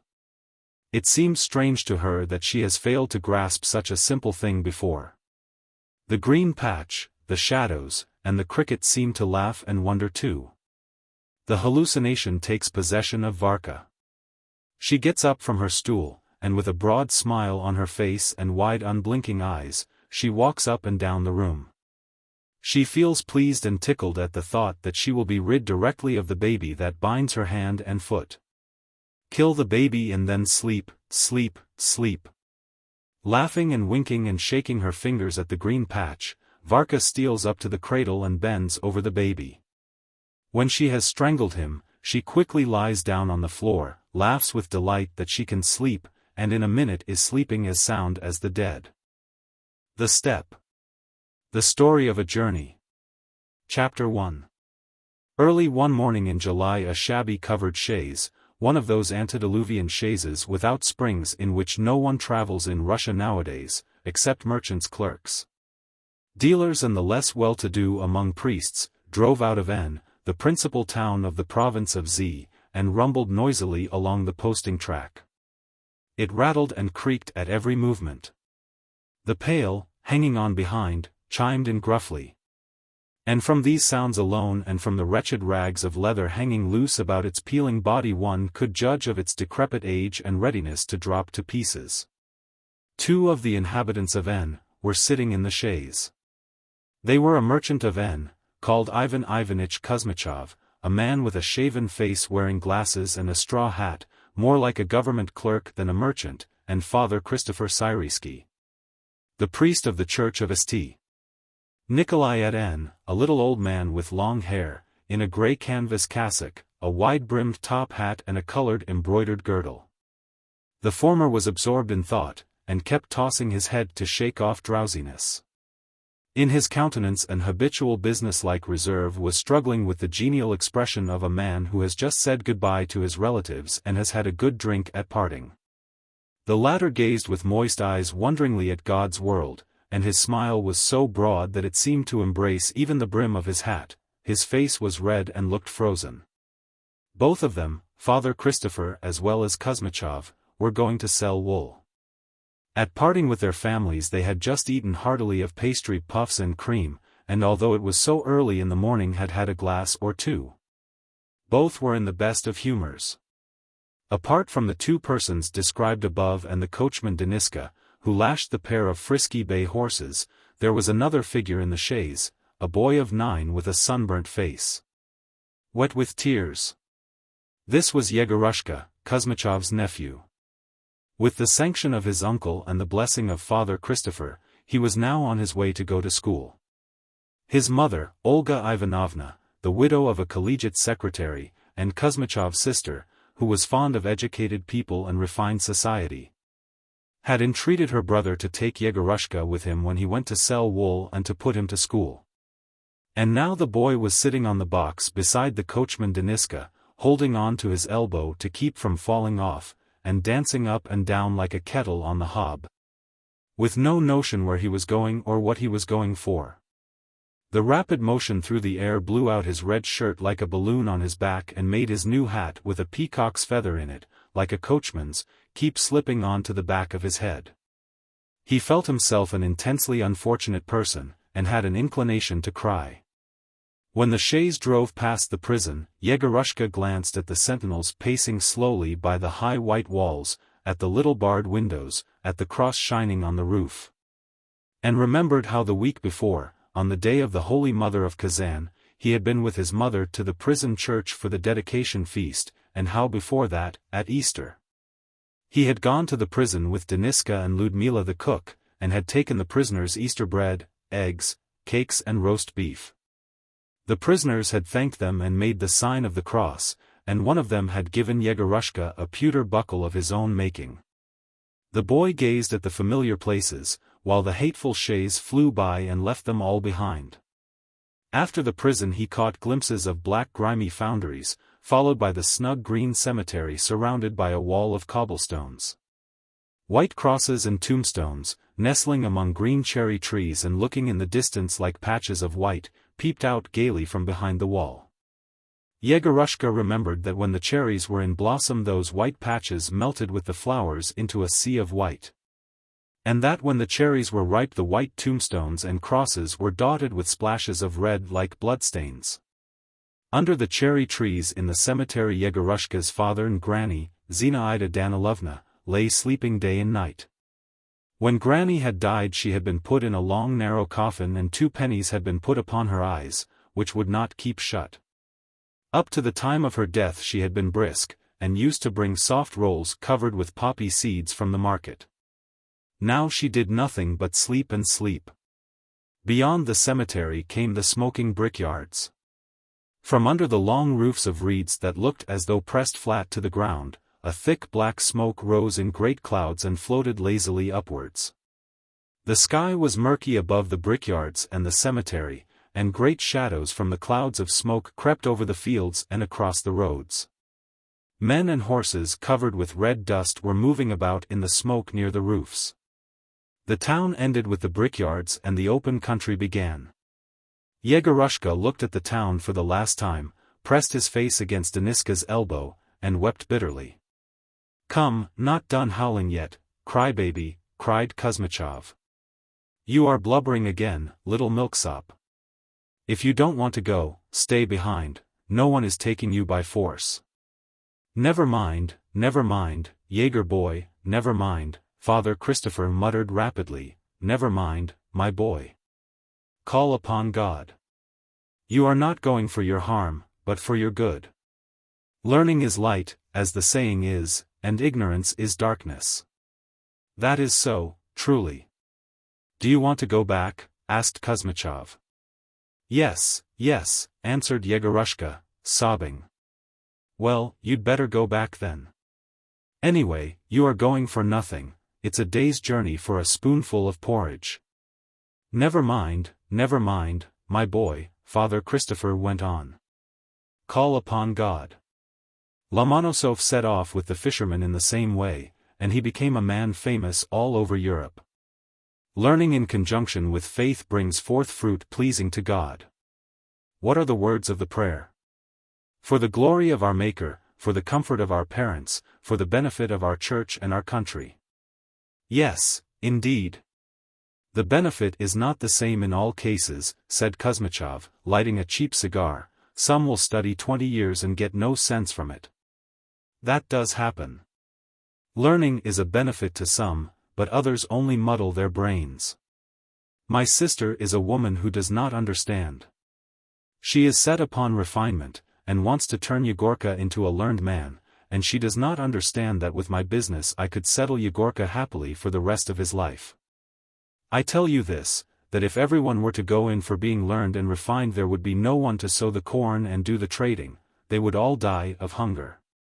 And if all go in for trading and sowing corn there will be no one to acquire learning. And considering that each of them had said something weighty and convincing, Kuzmichov and Father Christopher both looked serious and cleared their throats simultaneously. Deniska, who had been listening to their conversation without understanding a word of it, shook his head and, rising in his seat, lashed at both the bays. A silence followed. Meanwhile a wide boundless plain encircled by a chain of low hills lay stretched before the travelers' eyes. Huddling together and peeping out from behind one another, these hills melted together into rising ground, which stretched right to the very horizon and disappeared into the lilac distance. One drives on and cannot discern where it begins or where it ends. The sun had already peeped out from beyond the town behind them, and quietly, without fuss, set to its accustomed task. At first in the distance before them a broad, bright, yellow streak of light crept over the ground where the earth met the sky, near the little barrows and the windmills, which in the distance looked like tiny men waving their arms. A minute later a similar streak gleamed a little nearer, crept to the right and embraced the hills. Something warm touched Yegorushka's spine. The streak of light, stealing up from behind, darted between the chaise and the horses, moved to meet the other streak, and soon the whole wide steppe flung off the twilight of early morning, and was smiling and sparkling with dew. The cut rye, the coarse steppe grass, the milkwort, the wild hemp, all withered from the sultry heat, turned brown and half dead, now washed by the dew and caressed by the sun, revived, to fade again. Arctic petrels flew across the road with joyful cries, marmots called to one another in the grass. Somewhere, far away to the left, lapwings uttered their plaintive notes. A covey of partridges, scared by the chaise, fluttered up and with their soft trrr flew off to the hills. In the grass crickets, locusts and grasshoppers kept up their churring, monotonous music. But a little time passed, the dew evaporated, the air grew stagnant, and the disillusioned steppe began to wear its jaded July aspect. The grass drooped, everything living was hushed. The sun-baked hills, brownish-green and lilac in the distance, with their quiet shadowy tones, the plain with the misty distance and, arched above them, the sky, which seems terribly deep and transparent in the steppes, where there are no woods or high hills, seemed now endless, petrified with dreariness. How stifling and oppressive it was. The chaise raced along, while Yegorushka saw always the same, the sky, the plain, the low hills. The music in the grass was hushed, the petrels had flown away, the partridges were out of sight, rooks hovered idly over the withered grass. They were all alike and made the steppe even more monotonous. A hawk flew just above the ground, with an even sweep of its wings, suddenly halted in the air as though pondering on the dreariness of life. Then fluttered its wings and flew like an arrow over the steppe, and there was no telling why it flew off and what it wanted. In the distance a windmill waved its sails. Now and then a glimpse of a white potsherd or a heap of stones broke the monotony. A grey stone stood out for an instant or a parched willow with a blue crow on its top branch. A marmot would run across the road and, again there flitted before the eyes only the high grass, the low hills, the rooks. But at last, thank God, a wagon loaded with sheaves came to meet them. A peasant wench was lying on the very top. Sleepy, exhausted by the heat, she lifted her head and looked at the travelers. Deniska gaped, looking at her. The horses stretched out their noses towards the sheaves, the chaise, squeaking, kissed the wagon, and the pointed ears passed over Father Christopher's hat like a brush.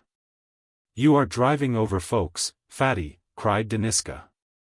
What a swollen lump of a face, as though a bumblebee had stung it. The girl smiled drowsily, and moving her lips lay down again. Then a solitary poplar came into sight on the low hill. Someone had planted it, and God only knows why it was there. It was hard to tear the eyes away from its graceful figure and green drapery. Was that lovely creature happy? Sultry heat in summer, in winter frost and snowstorms, terrible nights in autumn when nothing is to be seen but darkness and nothing is to be heard but the senseless angry howling wind, and, worst of all, alone, alone for the whole of life. Beyond the poplar stretches of wheat extended like a bright yellow carpet from the road to the top of the hills. On the hills the corn was already cut and laid up in sheaves, while at the bottom they were still cutting. 6 mowers were standing in a row swinging their scythes, and the scythes gleamed gaily and uttered in unison together vz, vz. From the movements of the peasant women binding the sheaves, from the faces of the mowers, from the glitter of the scythes, it could be seen that the sultry heat was baking and stifling. A black dog with its tongue hanging out ran from the moors to meet the chaise, probably with the intention of barking, but stopped halfway and stared indifferently at Deniska, who shook his whip at him. It was too hot to bark. One peasant woman got up and, putting both hands to her aching back, followed Yegorushka's red shirt with her eyes. Whether it was that the color pleased her or that he reminded her of her children, she stood a long time motionless staring after him. But now the wheat, too, had flashed by. Again the parched plain, the sunburnt hills, the sultry sky stretched before them, again a hawk hovered over the earth. In the distance, as before, a windmill whirled its sails, and still it looked like a little man waving his arms. It was wearisome to watch, and it seemed as though one would never reach it, as though it were running away from the chaise. Father Christopher and Kuzmichov were silent. Deniska lashed the horses and kept shouting to them, while Yegorushka had left off crying, and gazed about him listlessly. The heat and the tedium of the steppes overpowered him. He felt as though he had been traveling and jolting up and down for a very long time, that the sun had been baking his back a long time. Before they had gone 8 miles he began to feel it must be time to rest. The geniality gradually faded out of his uncle's face and nothing else was left but the air of business reserve. And to a gaunt shaven face, especially when it is adorned with spectacles and the nose and temples are covered with dust, this reserve gives a relentless, inquisitorial appearance. Father Christopher never left off gazing with wonder at God's world, and smiling. Without speaking, he brooded over something pleasant and nice, and a kindly, genial smile remained imprinted on his face. It seemed as though some nice and pleasant thought were imprinted on his brain by the heat. "Well, Deniska, shall we overtake the wagons today?" asked Kuzmichov. Deniska looked at the sky, rose in his seat, lashed at his horses and then answered. "By nightfall, please God, we shall overtake them." There was a sound of dogs barking. Half a dozen steppe sheepdogs, suddenly leaping out as though from ambush, with ferocious howling barks, flew to meet the chaise. All of them, extraordinarily furious, surrounded the chaise, with their shaggy spider-like muzzles and their eyes red with anger, and jostling against one another in their anger. Raised a hoarse howl. They were filled with passionate hatred of the horses, of the chaise, and of the human beings, and seemed ready to tear them into pieces. Deniska, who was fond of teasing and beating, was delighted at the chance of it, and with a malignant expression bent over and lashed at the sheepdogs with his whip. The brutes growled more than ever, the horses flew on. And Yegorushka, who had difficulty in keeping his seat on the box, realized, looking at the dogs' eyes and teeth, that if he fell down they would instantly tear him to bits. But he felt no fear and looked at them as malignantly as Deniska, and regretted that he had no whip in his hand. The chaise came upon a flock of sheep. "Stop!" cried Kuzmichov. "Pull up!" "Wa!" Deniska threw his whole body backwards and pulled up the horses. "Come here!" Kuzmichov shouted to the shepherd. "Call off the dogs, curse them!"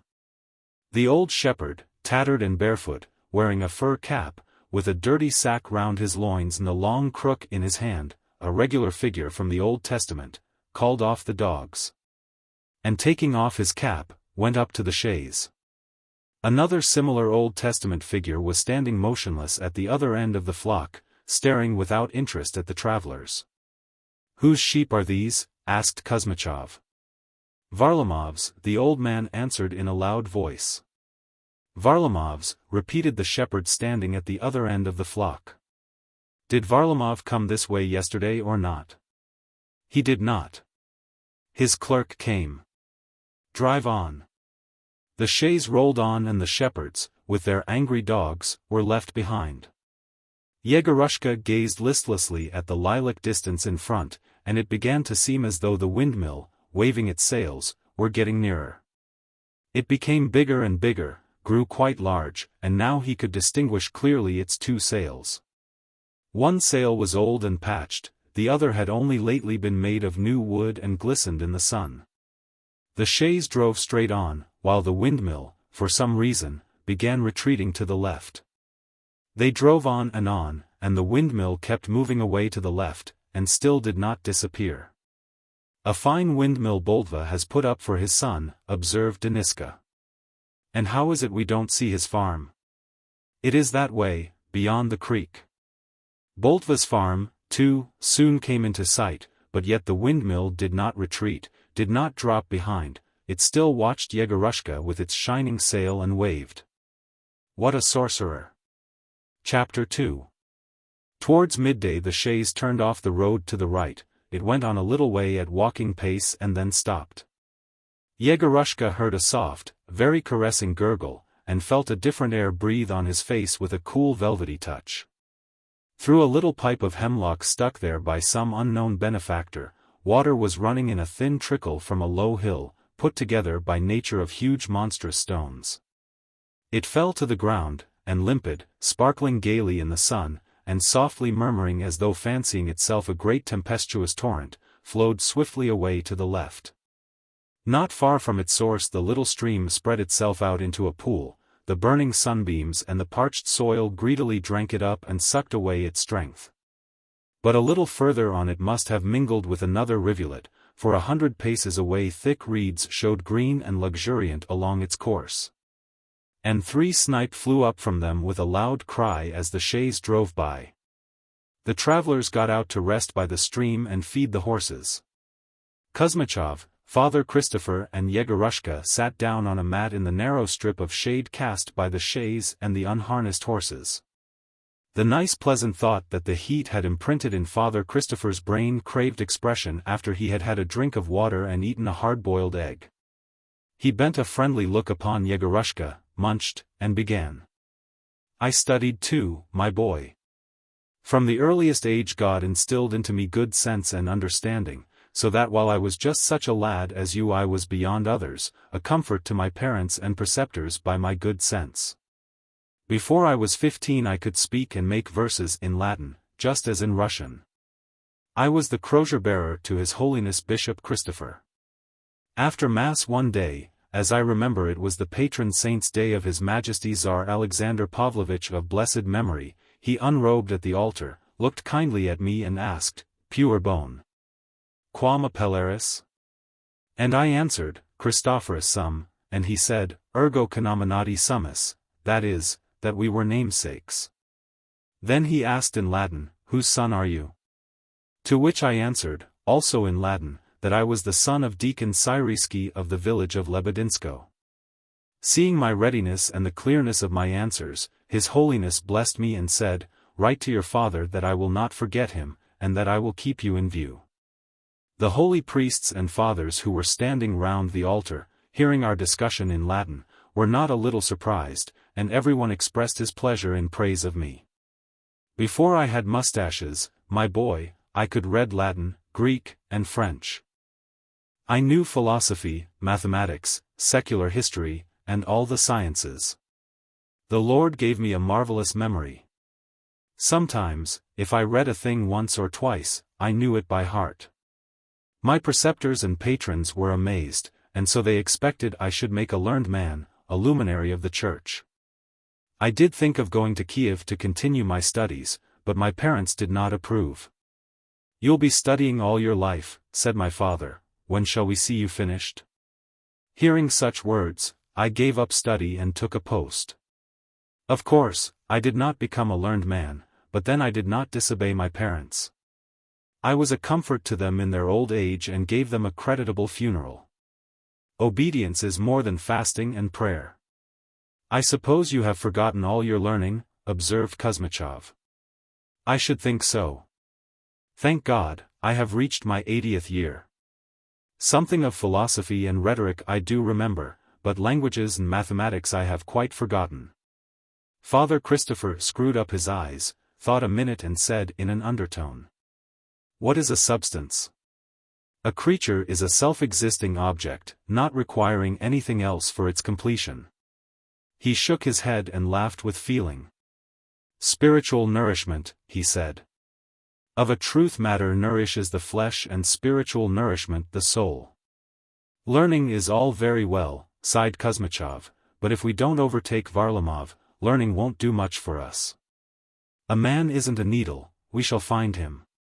He must be going his rounds in these parts.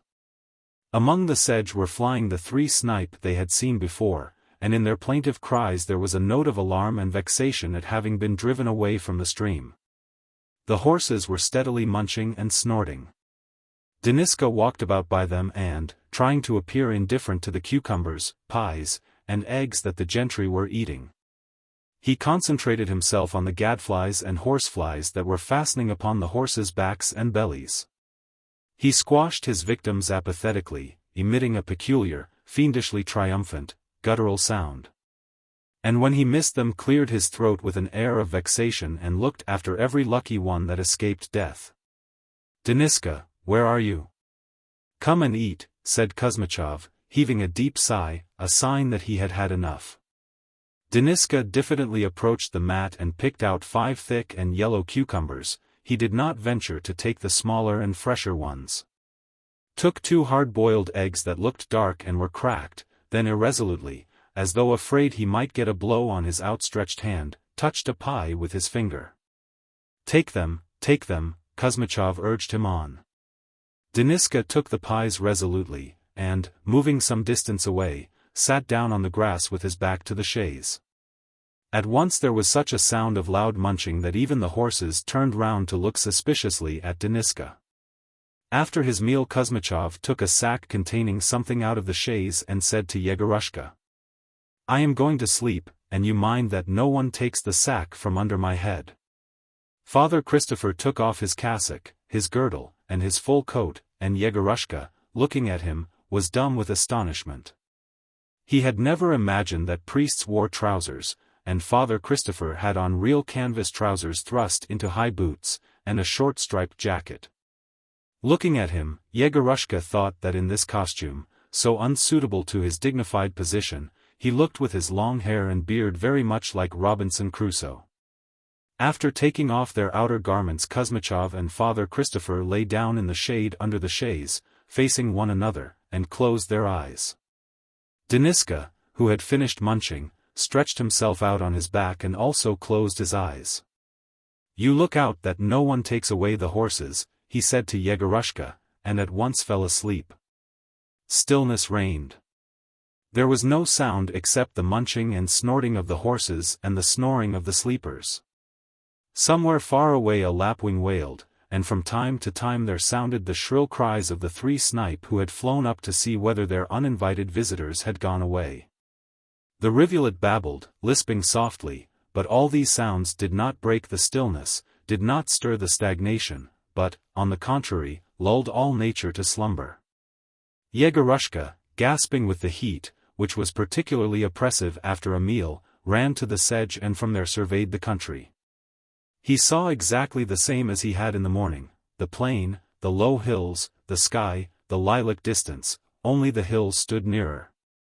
And he could not see the windmill, which had been left far behind. From behind the rocky hill from which the stream flowed rose another, smoother and broader. A little hamlet of 5 or 6 homesteads clung to it. No people, no trees, no shade were to be seen about the huts. It looked as though the hamlet had expired in the burning air and was dried up. To while away the time Yegorushka caught a grasshopper in the grass, held it in his closed hand to his ear, and spent a long time listening to the creature playing on its instrument. When he was weary of its music he ran after a flock of yellow butterflies who were flying towards the sedge on the watercourse, and found himself again beside the chaise. Without noticing how he came there. His uncle and Father Christopher were sound asleep. Their sleep would be sure to last 2 or 3 hours till the horses had rested. How was he to get through that long time, and where was he to get away from the heat? A hard problem. Mechanically Yegorushka put his lips to the trickle that ran from the water pipe. There was a chilliness in his mouth and there was the smell of hemlock. He drank at first eagerly, then went on with effort till the sharp cold had run from his mouth all over his body and the water was spilt on his shirt. Then he went up to the chaise and began looking at the sleeping figures. His uncle's face wore, as before, an expression of businesslike reserve.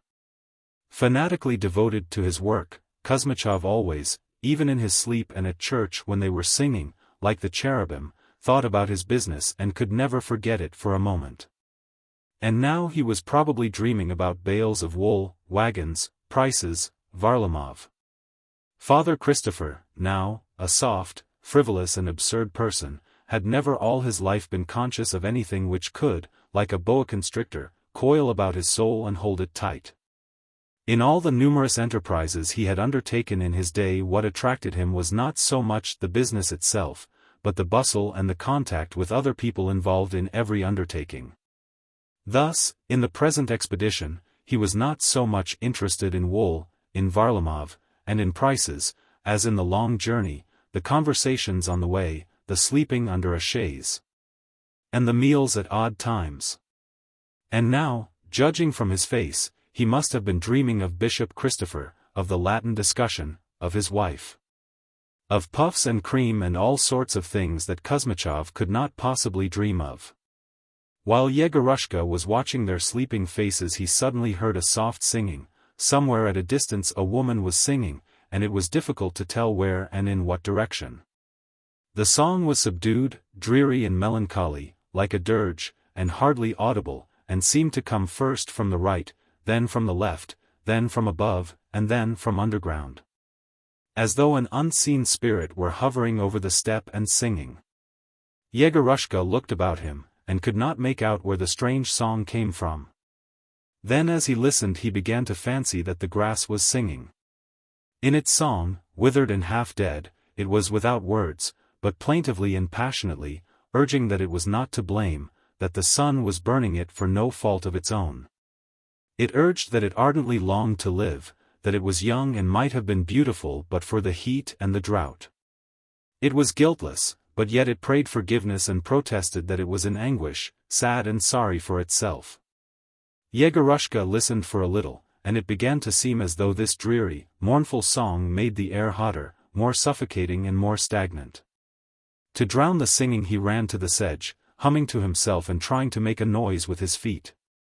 From there he looked about in all directions and found out who was singing. Near the furthest hut in the hamlet stood a peasant woman in a short petticoat, with long thin legs like a heron. She was sewing something. A white dust floated languidly from her sieve down the hillock. Now it was evident that she was singing. A couple of yards from her a little bare-headed boy in nothing but a smock was standing motionless. As though fascinated by the song, he stood stock-still, staring away into the distance, probably at Yegorushka's crimson shirt. The song ceased. Yegorushka sauntered back to the chaise, and to while away the time went again to the trickle of water. And again there was the sound of the dreary song. It was the same long-legged peasant woman in the hamlet over the hill. Yegorushka's boredom came back again. He left the pipe and looked upwards. What he saw was so unexpected that he was a little frightened. Just above his head on one of the big clumsy stones stood a chubby little boy, wearing nothing but a shirt, with a prominent stomach and thin legs. The same boy who had been standing before by the peasant woman. He was gazing with open mouth and unblinking eyes at Yegorushka's crimson shirt and at the chaise, with a look of blank astonishment and even fear. As though he saw before him creatures of another world. The red color of the shirt charmed and allured him. But the chaise and the men sleeping under it excited his curiosity. Perhaps he had not noticed how the agreeable red color and curiosity had attracted him down from the hamlet, and now probably he was surprised at his own boldness. For a long while Yegorushka stared at him, and he at Yegorushka. Both were silent and conscious of some awkwardness. After a long silence Yegorushka asked, "What's your name?" The stranger's cheeks puffed out more than ever, he pressed his back against the rock, opened his eyes wide, moved his lips, and answered in a husky bass, "Tit." The boys said not another word to each other. After a brief silence, still keeping his eyes fixed on Yegorushka, the mysterious Tit kicked up one leg, felt with his heel for a niche and clambered up the rock. From that point he ascended to the next rock, staggering backwards and looking intently at Yegorushka, as though afraid he might hit him from behind. and so made his way upwards till he disappeared altogether behind the crest of the hill. After watching him out of sight, Yegorushka put his arms round his knees and leaned his head on them. The burning sun scorched the back of his head, his neck, and his spine.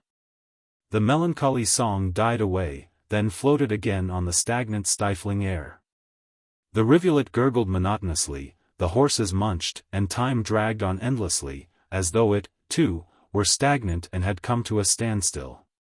It seemed as though 100 years had passed since the morning. Could it be that God's world, the chaise and the horses would come to a standstill in that air, and, like the hills, turn to stone and remain forever in one spot? Yegorushka raised his head, and with smarting eyes looked before him. The lilac distance, which till then had been motionless, began heaving, and with the sky floated away into the distance.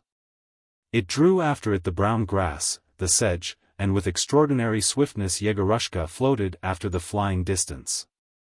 Some force noiselessly drew him onwards, and the heat and the wearisome song flew after in pursuit. Yegorushka bent his head and shut his eyes. Deniska was the first to wake up. Something must have bitten him, for he jumped up, quickly scratched his shoulder and said, "Plague take you, cursed idolater." Then he went to the brook, had a drink and slowly washed.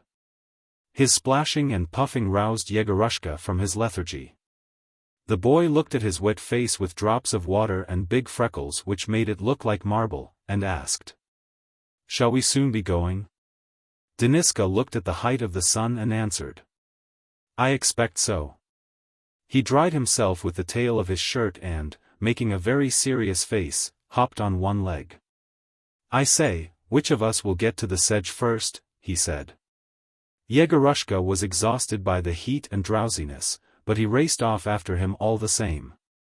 Deniska was in his 20th year, was a coachman and going to be married, but he had not left off being a boy. He was very fond of flying kites, chasing pigeons, playing knucklebones, running races, and always took part in children's games and disputes.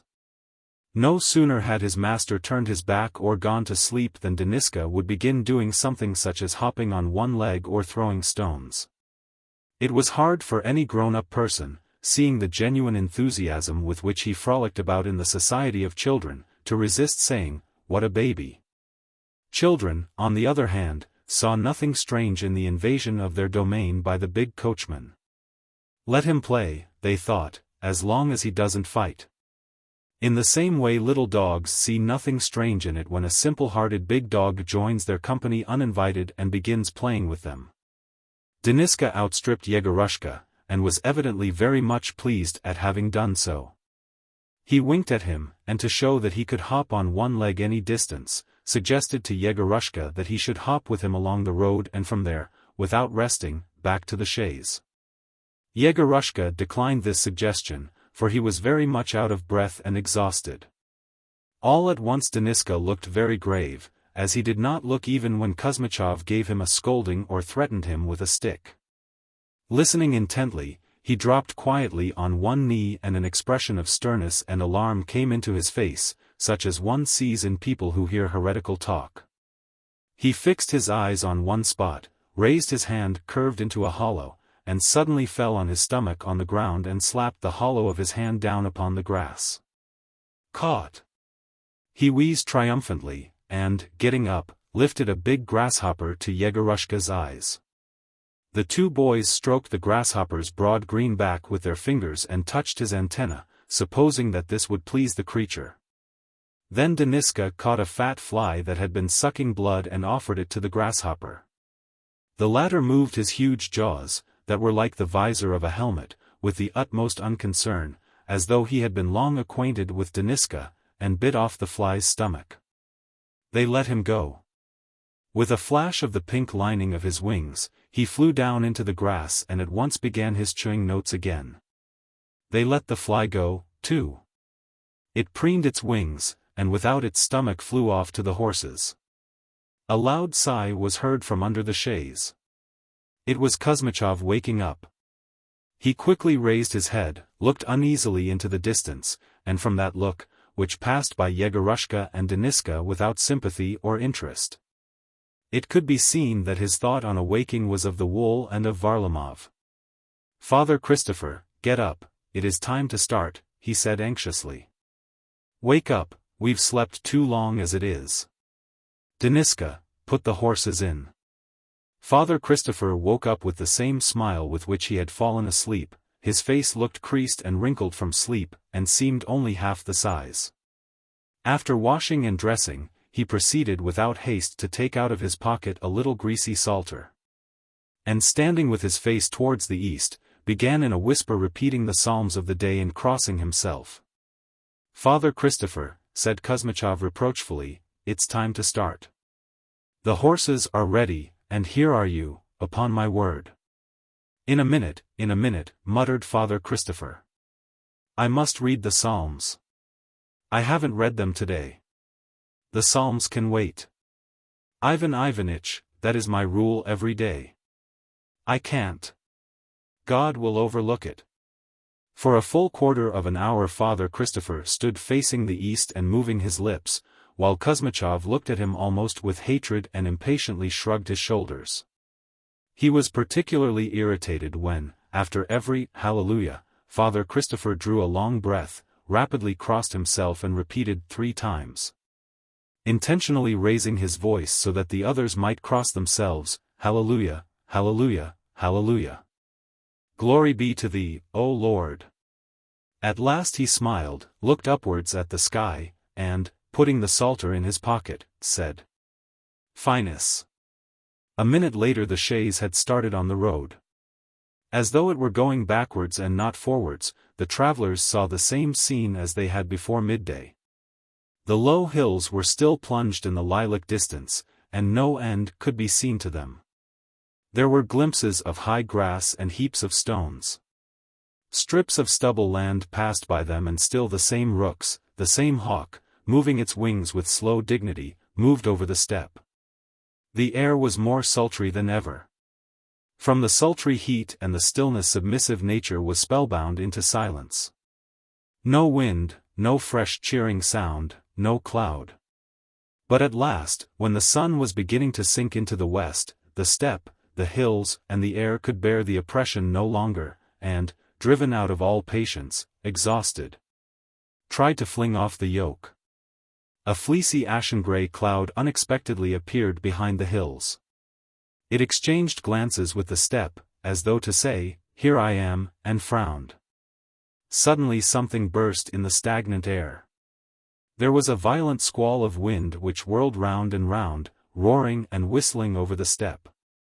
At once a murmur rose from the grass and last year's dry herbage, the dust curled in spiral eddies over the road, raced over the steppe, and carrying with it straws, dragonflies and feathers, rose up in a whirling black column towards the sky and darkened the sun. Prickly uprooted plants ran stumbling and leaping in all directions over the steppe, and one of them got caught in the whirlwind, turned round and round like a bird, flew towards the sky, and turning into a little black speck, vanished from sight. After it flew another, and then a third, and Yegorushka saw 2 of them meet in the blue height and clutch at one another as though they were wrestling. A bustard flew up by the very road. Fluttering his wings and his tail, he looked, bathed in the sunshine, like an angler's glittering tin fish or a waterfly flashing so swiftly over the water that its wings cannot be told from its antennae, which seemed to be growing before, behind and on all sides. Quivering in the air like an insect with a shimmer of bright colors, the bustard flew high up in a straight line, then, probably frightened by a cloud of dust, swerved to one side. And for a long time the gleam of his wings could be seen. Then a corncrake flew up from the grass, alarmed by the hurricane and not knowing what was the matter. It flew with the wind and not against it, like all the other birds, so that all its feathers were ruffled up and it was puffed out to the size of a hen and looked very angry and impressive. Only the rooks who had grown old on the steppe and were accustomed to its vagaries hovered calmly over the grass, or taking no notice of anything, went on unconcernedly pecking with their stout beaks at the hard earth. There was a dull roll of thunder beyond the hills, there came a whiff of fresh air. Deniska gave a cheerful whistle and lashed his horses. Father Christopher and Kuzmichov held their hats and looked intently towards the hills. How pleasant a shower of rain would have been. One effort, one struggle more, and it seemed the steppe would have got the upper hand. But the unseen oppressive force gradually riveted its fetters on the wind and the air, laid the dust, and the stillness came back again as though nothing had happened. The cloud hid. The sun-baked hills frowned submissively, the air grew calm, and only somewhere the troubled lapwings wailed and lamented their destiny. Soon after that the evening came on. Chapter 3. In the dusk of evening a big house of one story, with a rusty iron roof and with dark windows, came into sight. This house was called a posting inn, though it had nothing like a stable yard, and it stood in the middle of the steppe, with no kind of enclosure round it. A little to one side of it a wretched little cherry orchard shut in by a hurdle fence made a dark patch, and under the windows stood sleepy sunflowers drooping their heavy heads. From the orchard came the clatter of a little toy windmill, set there to frighten away hares by the rattle. Nothing more could be seen near the house, and nothing could be heard but the steppe. The chaise had scarcely stopped at the porch with an awning over it, when from the house there came the sound of cheerful voices, one a man's, another a woman's. There was the creak of a swing door, and in a flash a tall gaunt figure, swinging its arms and fluttering its coat, was standing by the chaise. This was the innkeeper, Moisey Moisevich, a man no longer young, with a very pale face and a handsome beard as black as charcoal. He was wearing a threadbare black coat, which hung flapping on his narrow shoulders as though on a hat stand, and fluttered its skirts like wings every time Moisey Moisevich flung up his hands in delight or horror. Besides his coat the innkeeper was wearing full white trousers, not stuck into his boots, and a velvet waistcoat with brown flowers on it that looked like gigantic bugs. Moisey Moisevich was at first dumb with excess of feeling on recognizing the travelers, then he clasped his hands and uttered a moan. His coat swung its skirts, his back bent into a bow, and his pale face twisted into a smile that suggested that to see the chaise was not merely a pleasure to him, but actually a joy so sweet as to be painful. "Oh dear! Oh dear!" he began in a thin sing-song voice, breathless, fussing about and preventing the travelers from getting out of the chaise by his antics. "What a happy day for me! Oh, what am I to do now? Ivan Ivanitch! Father Christopher! What a pretty little gentleman sitting on the box, God strike me dead! Oh, my goodness! Why am I standing here instead of asking the visitors indoors? Please walk in, I humbly beg you. You are kindly welcome. Give me all your things. Oh, my goodness me!" Moisey Moisevich, who was rummaging in the chaise and assisting the travelers to alight, suddenly turned back and shouted in a voice as frantic and choking as though he were drowning and calling for help. "Solomon! Solomon! Solomon! Solomon!" a woman's voice repeated indoors. The swing door creaked, and in the doorway appeared a rather short young Jew with a big beak-like nose, with a bald patch surrounded by rough red curly hair. He was dressed in a short and very shabby reefer jacket, with rounded lappets and short sleeves, and in short serge trousers, so that he looked skimpy and short-tailed like an unfledged bird. This was Solomon, the brother of Moisey Moisevich. He went up to the chaise, smiling rather queerly, and did not speak or greet the travelers. "Ivan Ivanitch and Father Christopher have come," said Moisey Moisevich in a tone as though he were afraid his brother would not believe him. "Dear, dear! What a surprise! Such honored guests to have come us so suddenly. Come, take their things, Solomon. Walk in, honored guests." A little later Kuzmichov, Father Christopher, and Yegorushka were sitting in a big gloomy empty room at an old oak table. The table was almost in solitude, for, except a wide sofa covered with torn American leather and 3 chairs, there was no other furniture in the room.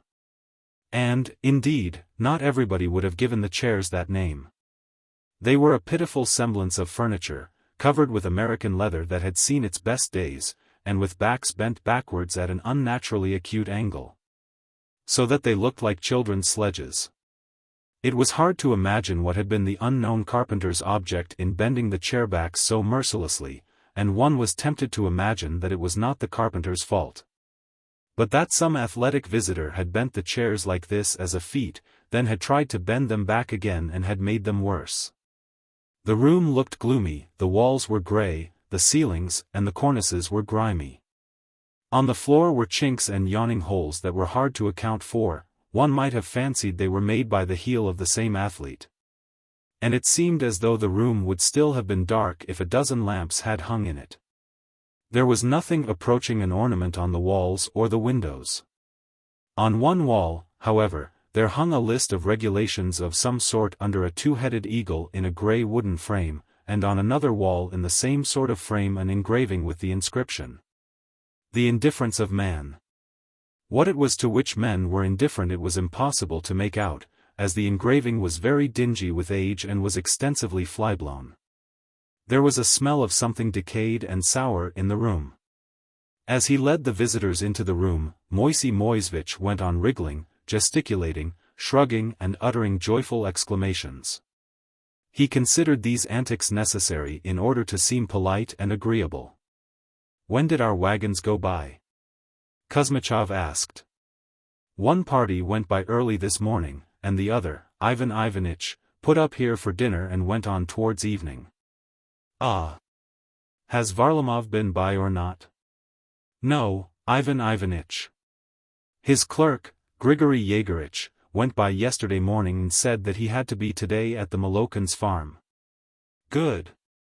So we will go after the wagons directly and then on to the Molokans." "Mercy on us, Ivan Ivanitch!" Moisey Moisevich cried in horror, flinging up his hands. "Where are you going for the night?"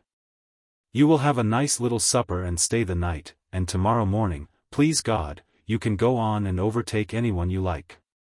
"There is no time for that." "Excuse me, Moisey Moisevich, another time, but now I must make haste. We'll stay a quarter of an hour and then go on. We can stay the night at the Molokans." "A quarter of an hour," squealed Moisey Moisevich. "Have you no fear of God, Ivan Ivanitch? You will compel me to hide your caps and lock the door. You must have a cup of tea and a snack of something, anyway." "We have no time for tea," said Kuzmichov. Moisey Moisevich bent his head on one side, crooked his knees, and put his open hands before him as though warding off a blow. While with a smile of agonized sweetness he began imploring. "Ivan Ivanitch! Father Christopher! Do be so good as to take a cup of tea with me. Surely I am not such a bad man that you can't even drink tea in my house. Ivan Ivanitch!" "Well, we may just as well have a cup of tea," said Father Christopher, with a sympathetic smile. "That won't keep us long." "Very well," Kuzmichov assented. Moisey Moisevich, in a fluster uttered an exclamation of joy, and shrugging as though he had just stepped out of cold weather into warm, ran to the door and cried in the same frantic voice in which he had called Solomon. "Rosa! Rosa! Bring the samovar." A minute later the door opened, and Solomon came into the room carrying a large tray in his hands. Setting the tray on the table, he looked away sarcastically with the same queer smile as before. Now, by the light of the lamp, it was possible to see his smile distinctly. It was very complex, and expressed a variety of emotions, but the predominant element in it was undisguised contempt. He seemed to be thinking of something ludicrous and silly, to be feeling contempt and dislike. To be pleased at something and waiting for the favorable moment to turn something into ridicule and to burst into laughter. His long nose, his thick lips, and his sly prominent eyes seemed tense with the desire to laugh. Looking at his face, Kuzmichov smiled ironically and asked, "Solomon, why did you not come to our fair at N, this summer, and act some Jewish scenes?" 2 years before, as Yegorushka remembered very well, at one of the booths at the fair at N, Solomon had performed some scenes of Jewish life, and his acting had been a great success. The allusion to this made no impression whatever upon Solomon. Making no answer, he went out and returned a little later with the samovar. When he had done what he had to do at the table, he moved a little aside, and, folding his arms over his chest and thrusting out one leg, fixed his sarcastic eyes on Father Christopher. There was something defiant, haughty, and contemptuous in his attitude, and at the same time it was comic and pitiful in the extreme. Because the more impressive his attitude, the more vividly it showed up his short trousers, his bobtail coat, his caricature of a nose, and his bird-like plucked-looking little figure. Moisey Moisevich brought a footstool from the other room and sat down a little way from the table. "I wish you a good appetite. Tea and sugar," he began, trying to entertain his visitors. "I hope you will enjoy it. Such rare guests, such rare ones. It is years since I last saw Father Christopher. And will no one tell me who is this nice little gentleman?" he asked, looking tenderly at Yegorushka. "He is the son of my sister, Olga Ivanovna," answered Kuzmichov. "And where is he going?" "To school. We are taking him to a high school." In his politeness, Moisey Moisevich put on a look of wonder and wagged his head expressively. "Ah, that is a fine thing," he said, shaking his finger at the samovar. "That's a fine thing. You will come back from the high school such a gentleman that we shall all take off our hats to you. You will be wealthy and wise and so grand that your mamma will be delighted. Oh, that's a fine thing." He paused a little, stroked his knees, and began again in a jocose and deferential tone. "You must excuse me, Father Christopher, but I am thinking of writing to the bishop to tell him you are robbing the merchants of their living. I shall take a sheet of stamped paper and write that I suppose Father Christopher is short of pence, as he has taken up with trade and begun selling wool." Yes, it's a queer notion in my old age," said Father Christopher, and he laughed. "I have turned from priest to merchant, brother.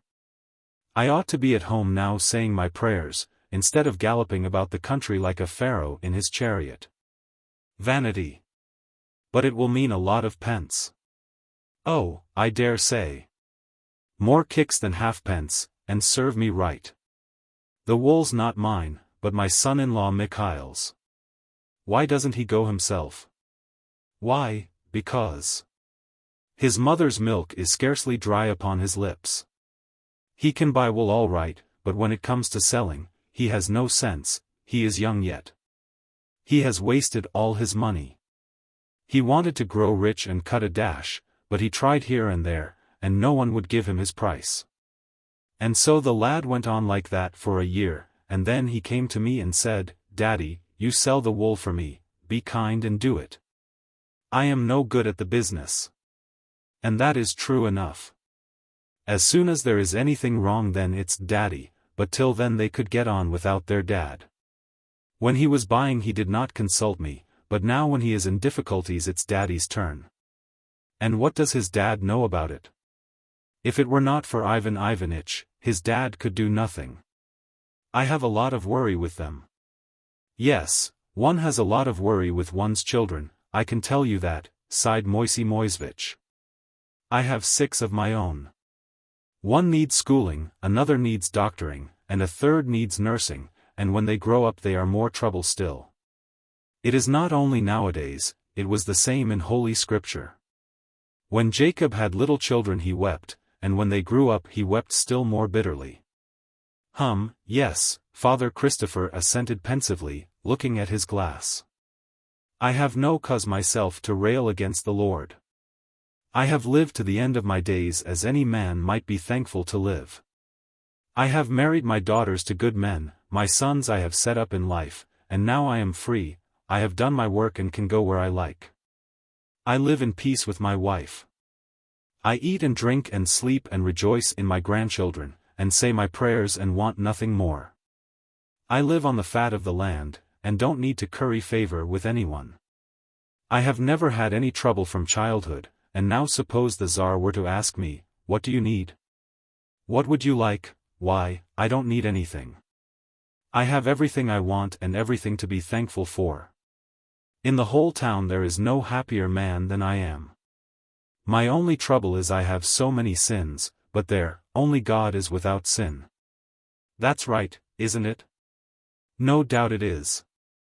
I have no teeth, of course, my poor old back aches, there is one thing and another, asthma and that sort of thing. I ache. The flesh is weak, but then think of my age. I am in the 80s. One can't go on forever, one mustn't outstay one's welcome. Father Christopher suddenly thought of something, spluttered into his glass and choked with laughter. Moisey Moisevich laughed, too, from politeness, and he, too, cleared his throat. So funny, said Father Christopher, and he waved his hand. My eldest son Gavrila came to pay me a visit. He is in the medical line, and is a district doctor in the province of Chernigov.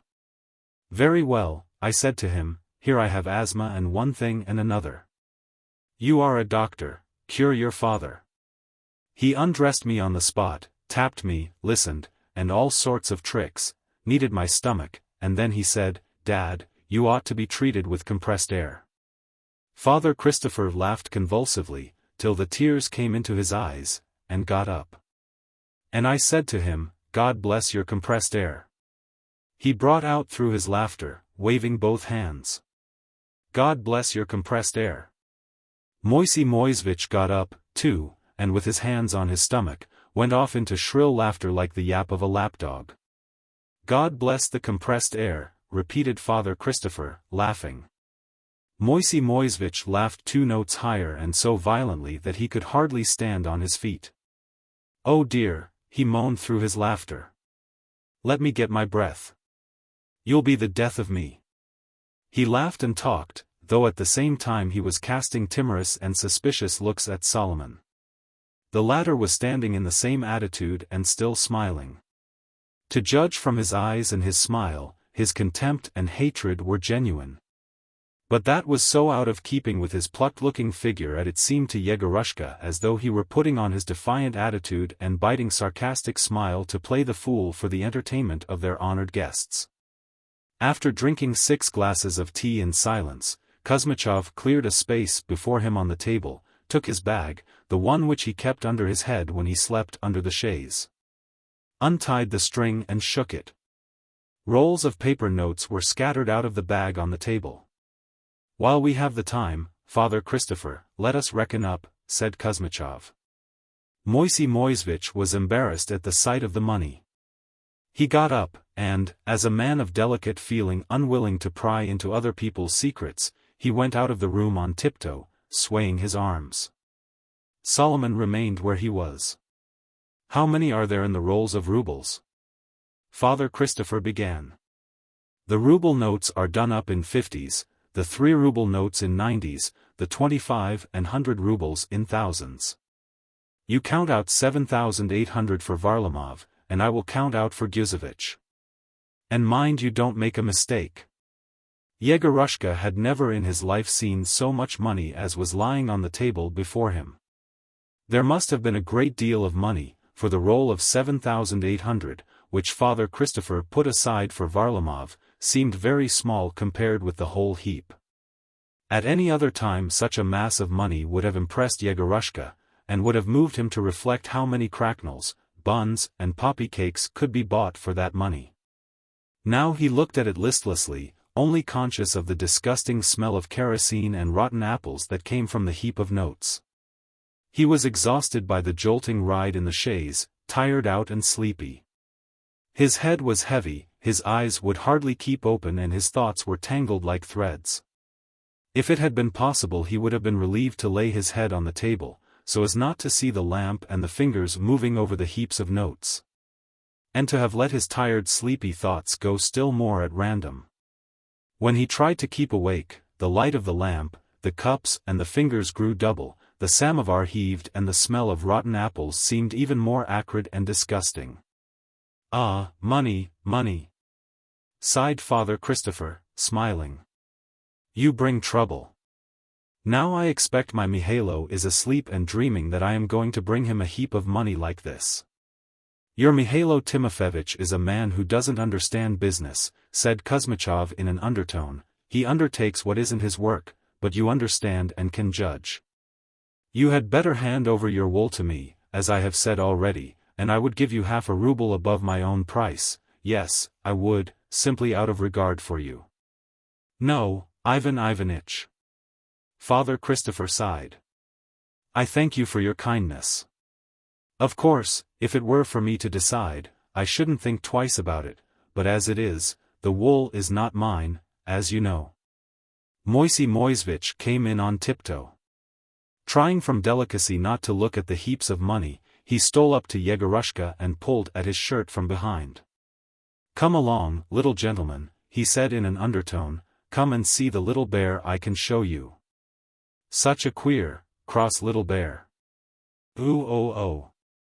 The sleepy boy got up and listlessly dragged himself after Moisey Moisevich to see the bear. He went into a little room, where, before he saw anything, he felt he could not breathe from the smell of something sour and decaying, which was much stronger here than in the big room and probably spread from this room all over the house. One part of the room was occupied by a big bed, covered with a greasy quilt, and another by a chest of drawers and heaps of rags of all kinds, from a woman's stiff petticoat to children's little breeches and braces. A tallow candle stood on the chest of drawers. Instead of the promised bear, Yegorushka saw a big fat Jewess with her hair hanging loose, in a red flannel skirt with black sprigs on it. She turned with difficulty in the narrow space between the bed and the chest of drawers and uttered drawn-out moaning as though she had toothache. On seeing Yegorushka, she made a doleful, woebegone face, heaved a long drawn-out sigh, and before he had time to look round, put to his lips a slice of bread smeared with honey. Eat it, dearie, eat it, she said. You are here without your mamma, and no one to look after you. Eat it up. Yegorushka did eat it, though after the goodies and poppy cakes he had every day at home, he did not think very much of the honey, which was mixed with wax and bees' wings. He ate while Moisey Moisevich and the Jewess looked at him and sighed. Where are you going, dearie? Asked the Jewess. To school, answered Yegorushka. And how many brothers and sisters have you got? I am the only one, there are no others. Oh, sighed the Jewess, and turned her eyes upward. Poor mamma, poor mamma. How she will weep and miss you. We are going to send our Nahum to school in a year. Oh oh. Ah, Nahum, Nahum, sighed Moisey Moisevich, and the skin of his pale face twitched nervously. And he is so delicate. The greasy quilt quivered, and from beneath it appeared a child's curly head on a very thin neck. Two black eyes gleamed and stared with curiosity at Yegorushka. Still sighing, Moisey Moisevich and the Jewess went to the chest of drawers and began talking in Yiddish. Moisey Moisevich spoke in a low bass undertone, and altogether his talk in Yiddish was like a continual gul gul gul gul, while his wife answered him in a shrill voice like a turkey-cock's, and the whole effect of her talk was something like tu-tu-tu-tu. While they were consulting, another little curly head on a thin neck peeped out of the greasy quilt, then a third, then a fourth. If Yegorushka had had a fertile imagination he might have imagined that the 100-headed hydra was hiding under the quilt. Gul gul gul gul, said Moisey Moisevich. Tu-tu-tu-tu, answered the Jewess. The consultation ended in the Jewess's diving with a deep sigh into the chest of drawers, and, unwrapping some sort of green rag there, she took out a big rye cake made in the shape of a heart. Take it, dearie, she said, giving Yegorushka the cake. You have no mamma now, no one to give you nice things. Yegorushka stuck the cake in his pocket and staggered to the door, as he could not go on breathing the foul, sour air in which the innkeeper and his wife lived. Going back to the big room, he settled himself more comfortably on the sofa and gave up trying to check his straying thoughts. As soon as Kuzmichov had finished counting out the notes he put them back into the bag. He did not treat them very respectfully and stuffed them into the dirty sack without ceremony, as indifferently as though they had not been money but waste paper. Father Christopher was talking to Solomon. Well, Solomon the Wise, he said, yawning and making the sign of the cross over his mouth. How is business? What sort of business are you talking about? Asked Solomon, and he looked as fiendish, as though it were a hint of some crime on his part. Oh, things in general. What are you doing? What am I doing? Solomon repeated, and he shrugged his shoulders. The same as everyone else. You see, I am a menial, I am my brother's servant, my brother's the servant of the visitors.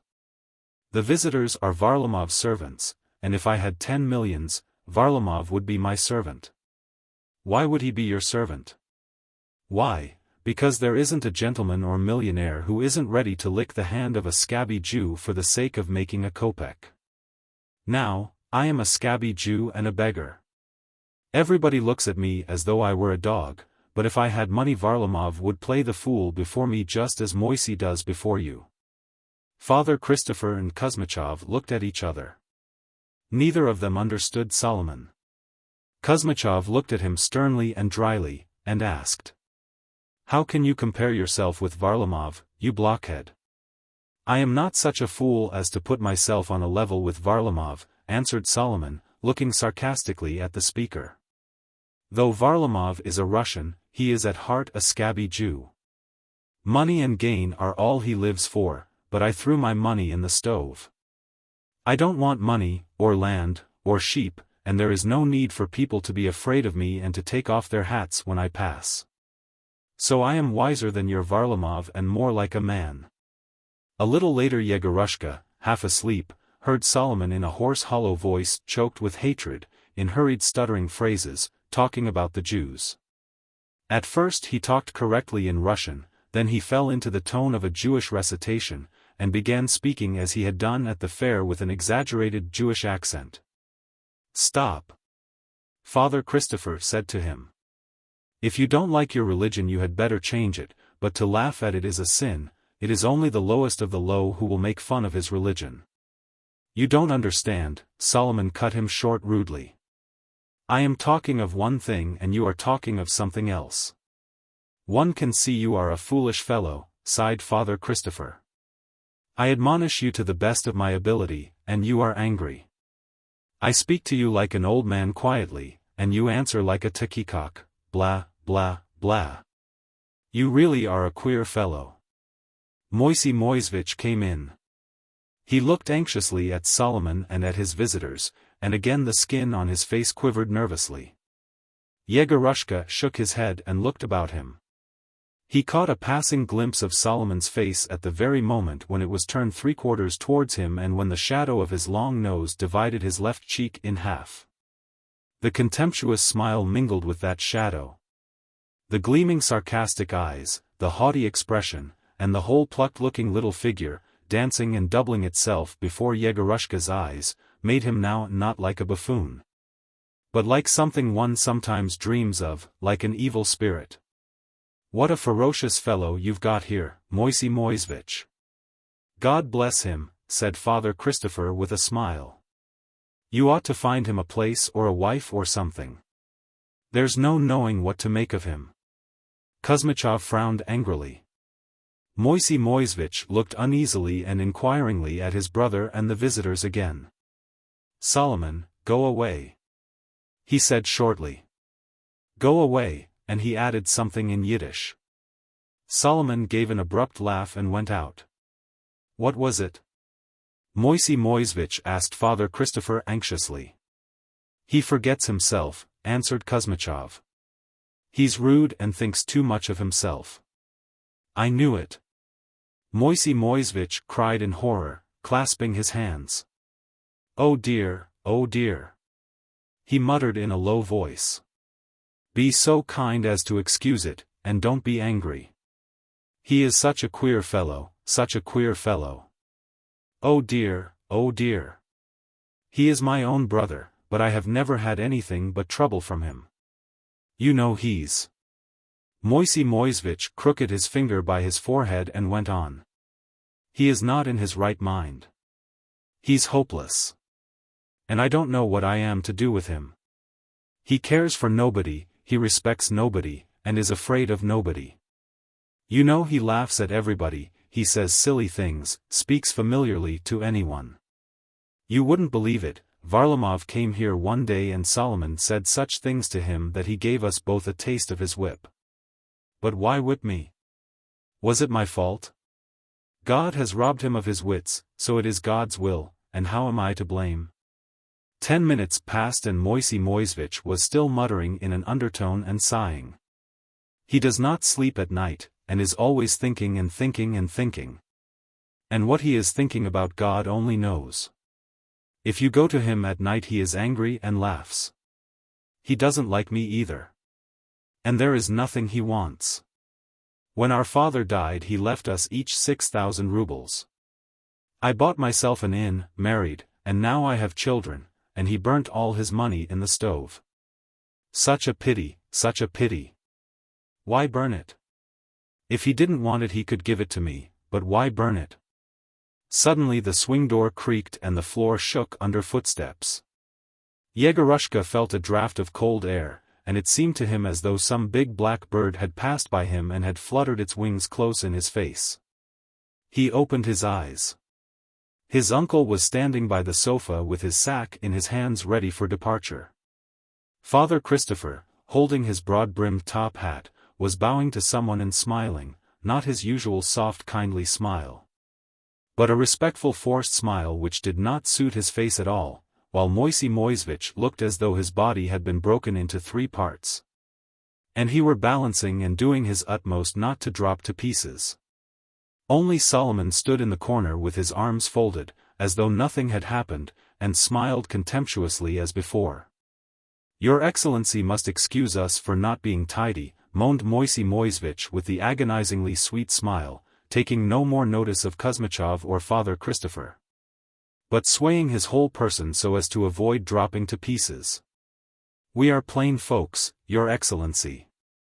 Yegorushka rubbed his eyes.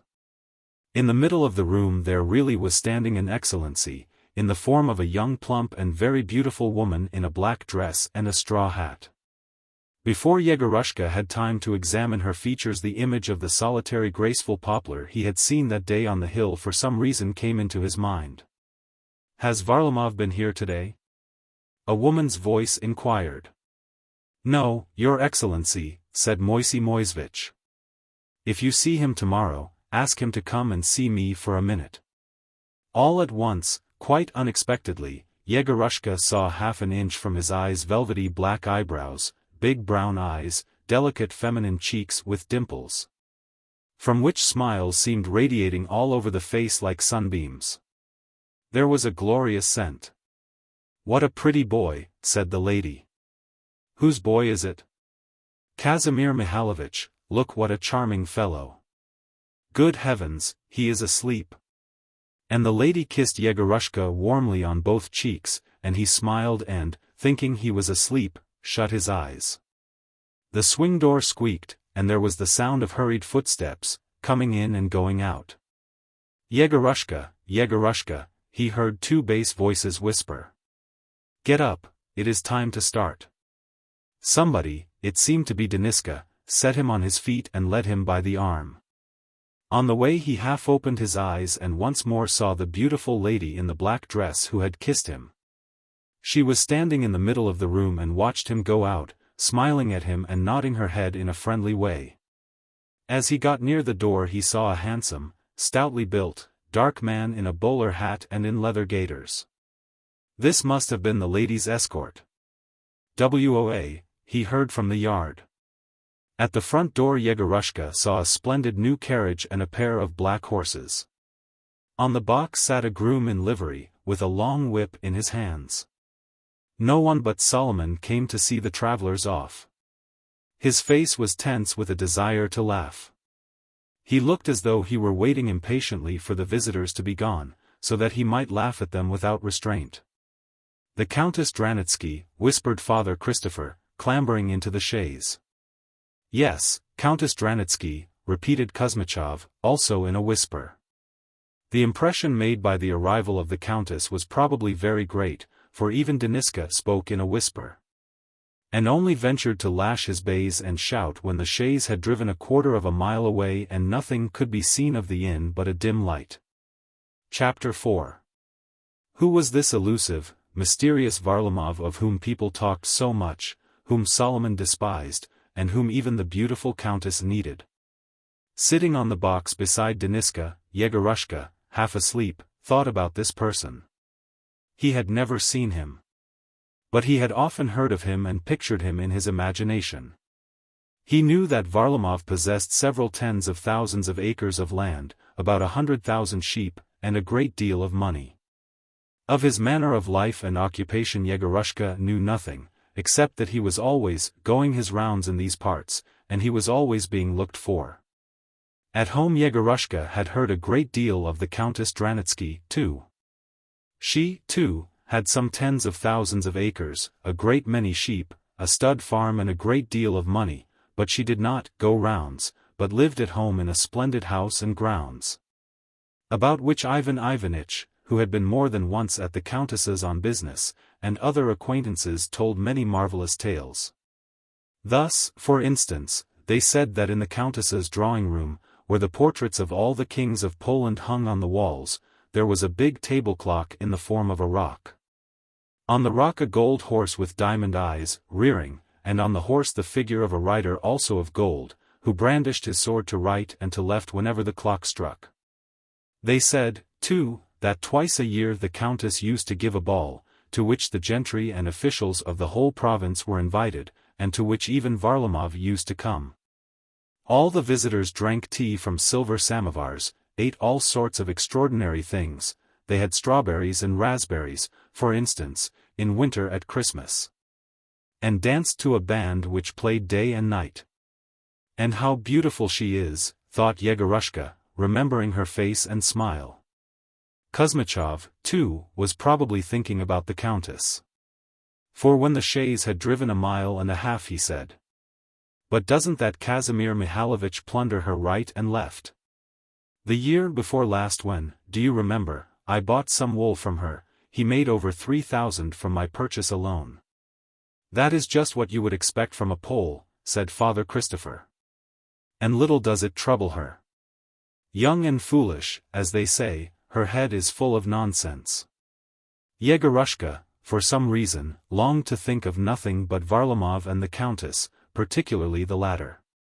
His drowsy brain utterly refused ordinary thoughts, was in a cloud and retained only fantastic fairy-tale images, which have the advantage of springing into the brain of themselves without any effort on the part of the thinker, and completely vanishing of themselves at a mere shake of the head. And, indeed, nothing that was around him disposed to ordinary thoughts. On the right there were the dark hills which seemed to be screening something unseen and terrible. On the left the whole sky about the horizon was covered with a crimson glow, and it was hard to tell whether there was a fire somewhere, or whether it was the moon about to rise. As by day the distance could be seen, but its tender lilac tint had gone, quenched by the evening darkness, in which the whole steppe was hidden like Moisey Moisevitch's children under the quilt. Corncrakes and quails do not call in the July nights, the nightingale does not sing in the woodland marsh, and there is no scent of flowers, but still the steppe is lovely and full of life. As soon as the sun goes down and the darkness enfolds the earth, the day's weariness is forgotten, everything is forgiven, and the steppe breathes a light sigh from its broad bosom. As though because the grass cannot see in the dark that it has grown old, a gay youthful twitter rises up from it, such as is not heard by day. Chirruping, twittering, whistling, scratching, the basses, tenors and sopranos of the steppe all mingle in an incessant, monotonous roar of sound in which it is sweet to brood on memories and sorrows. The monotonous twitter soothes to sleep like a lullaby. You drive and feel you are falling asleep, but suddenly there comes the abrupt agitated cry of a wakeful bird, or a vague sound like a voice crying out in wonder, "Ah, ah, ah." And slumber closes one's eyelids again. Or you drive by a little creek where there are bushes and hear the bird, called by the steppe dwellers, the sleeper, call, "Asleep, asleep, asleep." While another laughs or breaks into trills of hysterical weeping, that is the owl. For whom do they call and who hears them on that plain, God only knows, but there is deep sadness and lamentation in their cry. There is a scent of hay and dry grass and belated flowers, but the scent is heavy, sweetly mawkish and soft. Everything can be seen through the mist, but it is hard to make out the colors and the outlines of objects. Everything looks different from what it is. You drive on and suddenly see standing before you right in the roadway a dark figure like a monk. It stands motionless, waiting, holding something in its hands. Can it be a robber? The figure comes closer, grows bigger, now it is on a level with the chaise, and you see it is not a man, but a solitary bush or a great stone. Such motionless expectant figures stand on the low hills, hide behind the old barrows, peep out from the high grass, and they all look like human beings and arouse suspicion. And when the moon rises the night becomes pale and dim. The mist seems to have passed away. The air is transparent, fresh and warm. One can see well in all directions and even distinguish the separate stalks of grass by the wayside. Stones and bits of pots can be seen at a long distance. The suspicious figures like monks look blacker against the light background of the night, and seem more sinister. More and more often in the midst of the monotonous chirruping there comes the sound of the ah, of astonishment troubling the motionless air, and the cry of a sleepless or delirious bird.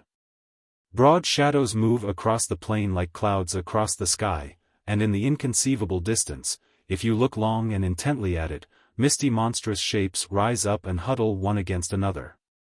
It is rather uncanny.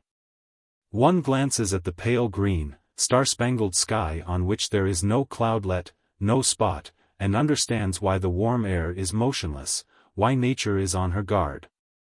Afraid to stir, she is afraid and reluctant to lose one instant of life. Of the unfathomable depth and infinity of the sky one can only form a conception at sea and on the steppe by night when the moon is shining. It is terribly lonely and caressing. It looks down languid and alluring, and its caressing sweetness makes one giddy. You drive on for 1 hour, for a second. You meet upon the way a silent old barrow or a stone figure put up God knows when and by whom.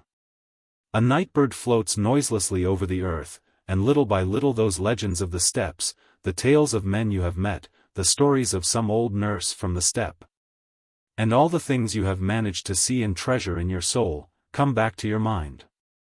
And then in the chewing of insects, in the sinister figures, in the ancient barrows, in the blue sky, in the moonlight, in the flight of the nightbird, in everything you see and hear. Triumphant beauty, youth, the fullness of power, and the passionate thirst for life begin to be apparent.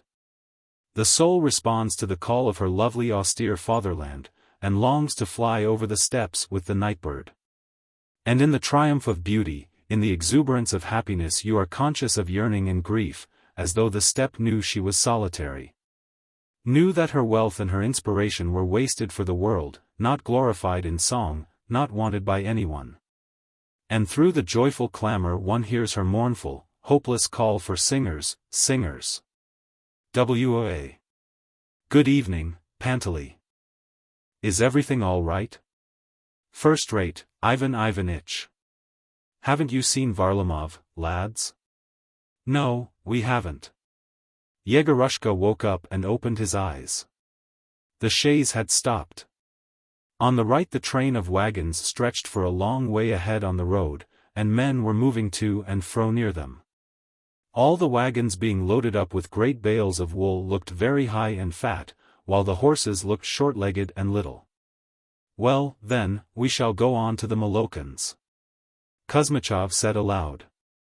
The Jew told us that Varlamov was putting up for the night at the Molokans. So goodbye, lads. Good luck to you. Goodbye, Ivan Ivanitch, several voices replied. I say, lads, Kuzmichov cried briskly, you take my little lad along with you. Why should he go jolting off with us for nothing? You put him on the bales, Panteley, and let him come on slowly, and we shall overtake you. Get down, Jaeger. Go on, it's all right. Yegorushka got down from the box seat. Several hands caught him, lifted him high into the air, and he found himself on something big, soft, and rather wet with dew. It seemed to him now as though the sky were quite close and the earth far away. Hey, take his little coat. Deniska shouted from somewhere far below. His coat and bundle flung up from far below fell close to Yegorushka. Anxious not to think of anything, he quickly put his bundle under his head and covered himself with his coat, and stretching his legs out and shrinking a little from the dew, he laughed with content. "Sleep, sleep, sleep," he thought. "Don't be unkind to him, you devils," he heard Deniska's voice below. "Goodbye, lads, good luck to you," shouted Kuzmichov. "I rely upon you. Don't you be uneasy, Ivan Ivanitch." Deniska shouted to the horses. The chaise creaked and started, not along the road, but somewhere off to the side. For 2 minutes there was silence, as though the wagons were asleep, and there was no sound except the clanking of the pails tied on at the back of the chaise as it slowly died away in the distance. Then someone at the head of the wagons shouted, "Kiroha! Estiart!" The foremost of the wagons creaked, then the second, then the third. Yegorushka felt the wagon he was on sway and creak also. The wagons were moving. Yegorushka took a tighter hold of the cord with which the bales were tied on, laughed again with content, shifted the cake in his pocket, and fell asleep just as he did in his bed at home. When he woke up the sun had risen, it was screened by an ancient barrow, and, trying to shed its light upon the earth, it scattered its beams in all directions and flooded the horizon with gold. It seemed to Yegorushka that it was not in its proper place, as the day before it had risen behind his back, and now it was much more to his left. And the whole landscape was different. There were no hills now, but on all sides, wherever one looked, there stretched the brown cheerless plain. Here and there upon it small barrows rose up and rooks flew as they had done the day before. The belfries and huts of some village showed white in the distance ahead. As it was Sunday, the little Russians were at home baking and cooking. That could be seen by the smoke which rose from every chimney and hung, a dark blue transparent veil, over the village. In between the huts and beyond the church there were blue glimpses of a river, and beyond the river a misty distance. But nothing was so different from yesterday as the road. Something extraordinarily broad, spread out and titanic, stretched over the steppe by way of a road. It was a grey streak well trodden down and covered with dust, like all roads. Its width puzzled Yegorushka and brought thoughts of fairy tales to his mind. Who travelled along that road? Who needed so much space? It was strange and unintelligible. It might have been supposed that giants with immense strides, such as Ilya Muromets and Solovy the Brigand, were still surviving in Russia, and that their gigantic steeds were still alive. Yegorushka, looking at the road, imagined some 6 high chariots racing along side by side, like some he used to see in pictures in his scripture history. These chariots were each drawn by 6 wild furious horses, and their great wheels raised a cloud of dust to the sky. While the horses were driven by men such as one may see in one's dreams or in imagination brooding over fairy tales. And if those figures had existed, how perfectly in keeping with the steppe and the road they would have been. Telegraph poles with 2 wires on them stretched along the right side of the road to its furthermost limit. Growing smaller and smaller they disappeared near the village behind the huts and green trees. And then again came into sight in the lilac distance in the form of very small thin sticks that looked like pencils stuck into the ground. Hawks, falcons, and crows sat on the wires and looked indifferently at the moving wagons. Yegorushka was lying in the last of the wagons, and so could see the whole string. There were about 20 wagons, and there was a driver to every 3 wagons. By the last wagon, the one in which Yegorushka was, there walked an old man with a grey beard, as short and lean as Father Christopher, but with a sunburnt, stern and brooding face. It is very possible that the old man was not stern and not brooding. But his red eyelids and his sharp long nose gave his face a stern frigid expression such as is common with people in the habit of continually thinking of serious things in solitude. Like Father Christopher he was wearing a wide-brimmed top hat, not like a gentleman's, but made of brown felt, and in shape more like a cone with the top cut off than a real top hat. Probably from a habit acquired in cold winters, when he must more than once have been nearly frozen as he trudged beside the wagons. He kept slapping his thighs and stamping with his feet as he walked. Noticing that Yegorushka was awake, he looked at him and said, shrugging his shoulders as though from the cold, "Ah, you are awake, youngster. So you are the son of Ivan Ivanitch? No, his nephew. Nephew of Ivan Ivanitch? Here I have taken off my boots and am hopping along barefoot. My feet are bad. They are swollen, and it's easier without my boots, easier, youngster, without boots, I mean. So you are his nephew? He is a good man, no harm in him. God give him health. No harm in him. I mean Ivan Ivanitch. He has gone to the Molokans. O Lord, have mercy upon us. The old man talked, too, as though it were very cold, pausing and not opening his mouth properly, and he mispronounced the labial consonants, stuttering over them as though his lips were frozen. As he talked to Yegorushka he did not once smile, and he seemed stern. 2 wagons ahead of them there walked a man wearing a long reddish-brown coat, a cap and high boots with sagging bootlegs and carrying a whip in his hand. This was not an old man, only about 40. When he looked round Yegorushka saw a long red face with a scanty goat beard and a spongy-looking swelling under his right eye. Apart from this very ugly swelling, there was another peculiar thing about him which caught the eye at once. In his left hand he carried a whip, while he waved the right as though he were conducting an unseen choir. From time to time he put the whip under his arm, and then he conducted with both hands and hummed something to himself. The next driver was a long rectilinear figure with extremely sloping shoulders and a back as flat as a board. He held himself as stiffly erect as though he were marching or had swallowed a yard measure. His hands did not swing as he walked, but hung down as if they were straight sticks, and he strode along in a wooden way, after the manner of toy soldiers, almost without bending his knees, and trying to take as long steps as possible. While the old man or the owner of the spongy swelling were taking 2 steps he succeeded in taking only 1, and so it seemed as though he were walking more slowly than any of them, and would drop behind. His face was tied up in a rag, and on his head something stuck up that looked like a monk's peaked cap. He was dressed in a short little Russian coat, with full dark blue trousers and bark shoes. Yegorushka did not even distinguish those that were farther on. He lay on his stomach, picked a little hole in the bale, and, having nothing better to do, began twisting the wool into a thread. The old man trudging along below him turned out not to be so stern as one might have supposed from his face. Having begun a conversation, he did not let it drop. "Where are you going?" he asked, stamping with his feet. "To school," answered Yegorushka. "To school? Aha! Well, may the Queen of Heaven help you." "Yes. 1 brain is good, but 2 are better. To one man God gives 1 brain, to another 2 brains, and to another 3. To another 3, that is true. 1 brain you are born with, 1 you get from learning, and a 3rd with a good life.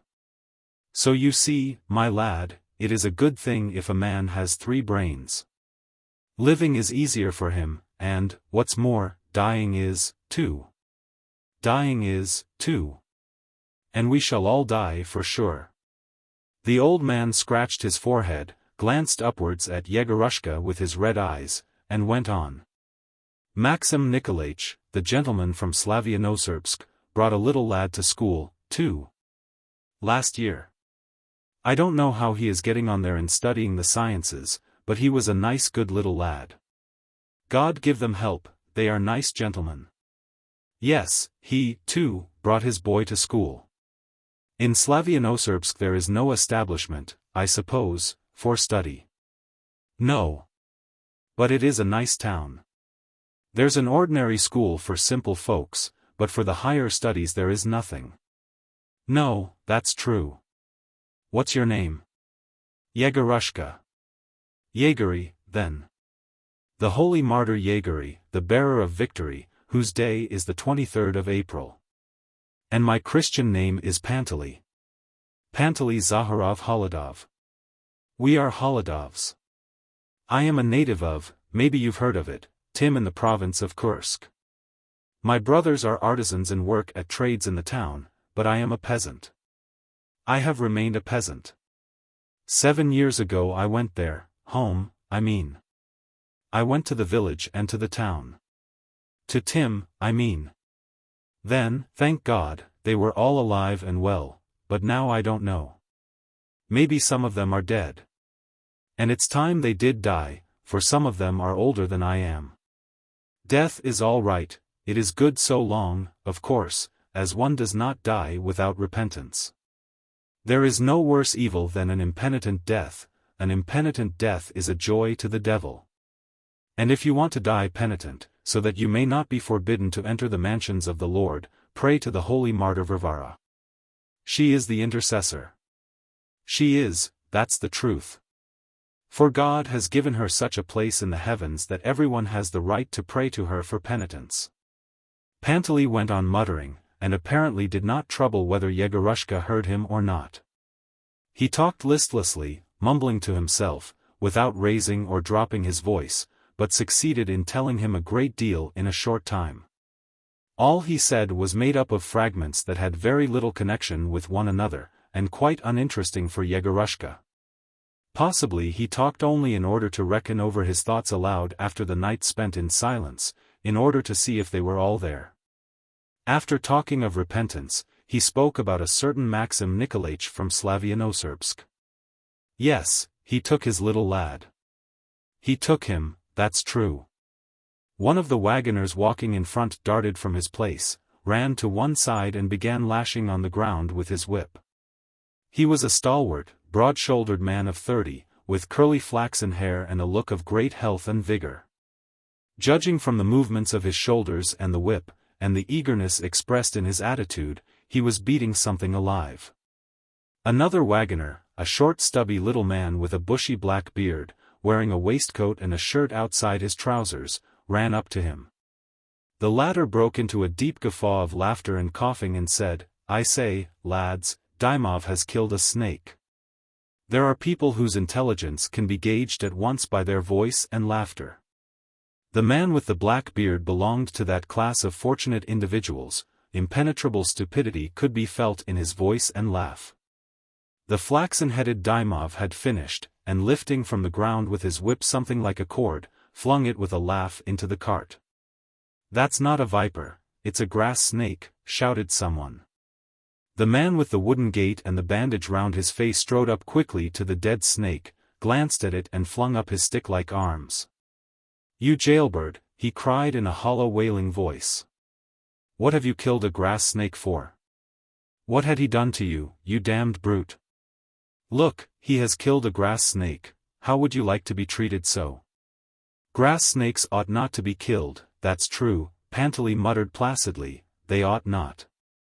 They are not vipers, though it looks like a snake, it is a gentle, innocent creature. It's friendly to man, the grass snake is." Dymov and the man with the black beard were probably ashamed, for they laughed loudly, and not answering, slouched lazily back to their wagons. When the hindmost wagon was level with the spot where the dead snake lay, the man with his face tied up standing over it turned to Panteley and asked in a tearful voice, "Grandfather, what did he want to kill the grass snake for?" His eyes, as Yegorushka saw now, were small and dingy-looking, his face was grey, sickly and looked somehow dingy too, while his chin was red and seemed very much swollen. "Grandfather, what did he kill it for?" he repeated, striding along beside Panteley. "A stupid fellow. His hands itched to kill, and that is why he does it," answered the old man. "But he oughtn't to kill a grass snake, that's true. Dymov is a ruffian, we all know, he kills everything he comes across, and Kiruha did not interfere. He ought to have taken its part, but instead of that, he goes off into ha ha ha, and ho ho ho. But don't be angry, Vasya." "Why be angry? They've killed it, well, never mind them. Dymov is a ruffian and Kiruha acted from foolishness, never mind. They are foolish people without understanding, but there, don't mind them. Emelian here never touches what he shouldn't.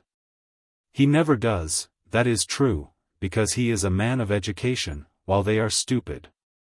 Emelian, he doesn't touch things."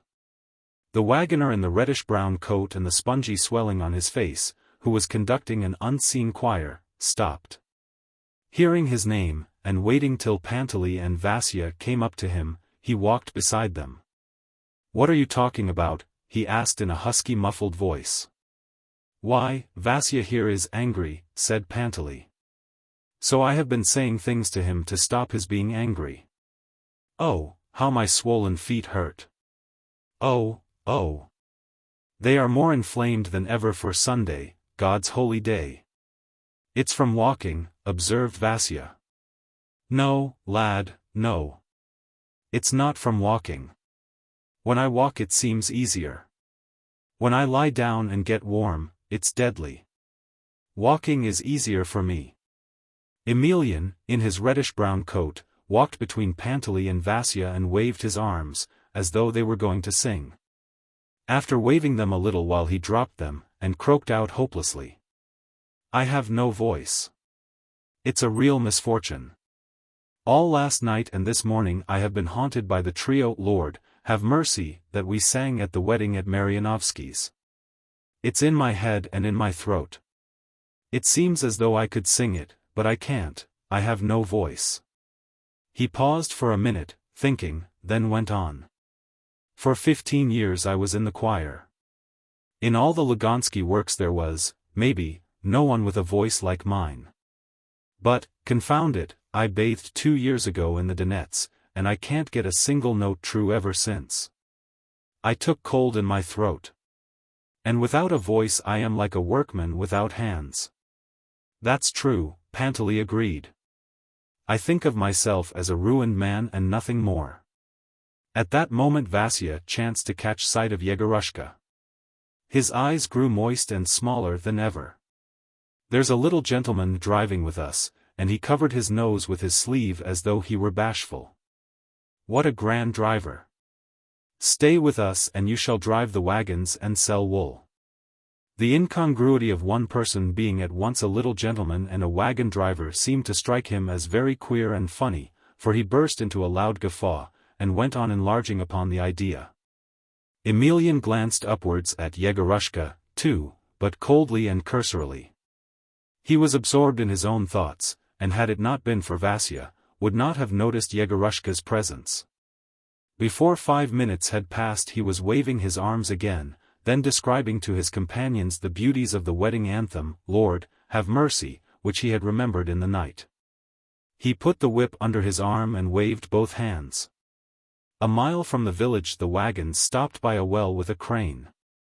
Letting his pail down into the well, black-bearded Kiruha lay on his stomach on the framework and thrust his shaggy head, his shoulders, and part of his chest into the black hole. So that Yegorushka could see nothing but his short legs, which scarcely touched the ground. Seeing the reflection of his head far down at the bottom of the well, he was delighted and went off into his deep bass stupid laugh, and the echo from the well answered him. When he got up his neck and face were as red as beetroot. The first to run up and drink was Dymov.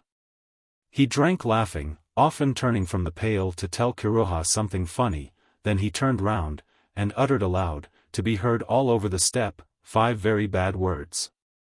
Yegorushka did not understand the meaning of such words, but he knew very well they were bad words. He knew the repulsion his friends and relations silently felt for such words. He himself, without knowing why, shared that feeling and was accustomed to think that only drunk and disorderly people enjoy the privilege of uttering such words aloud. He remembered the murder of the grass snake, listened to Dymov's laughter, and felt something like hatred for the man. And as ill luck would have it, Dymov at that moment caught sight of Yegorushka, who had climbed down from the wagon and gone up to the well.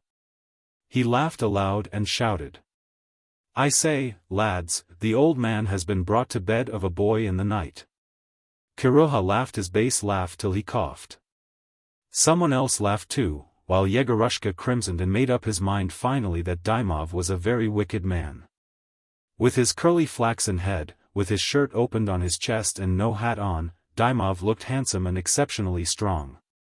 In every movement he made one could see the reckless daredevil and athlete, knowing his value. He shrugged his shoulders, put his arms akimbo, talked and laughed louder than any of the rest. and looked as though he were going to lift up something very heavy with one hand and astonish the whole world by doing so.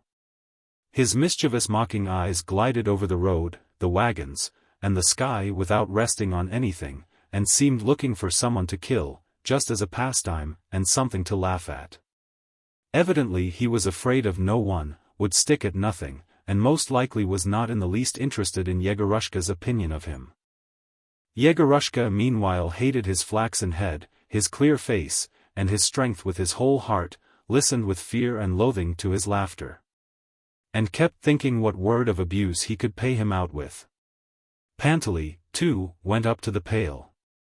He took out of his pocket a little green glass of an icon lamp, wiped it with a rag, filled it from the pail and drank from it, then filled it again, wrapped the little glass in the rag, and then put it back into his pocket. "Grandfather, why do you drink out of a lamp?" Yegorushka asked him, surprised. "One man drinks out of a pail and another out of a lamp," the old man answered evasively. "Every man to his own taste. You drink out of the pail, well, drink, and may it do you good.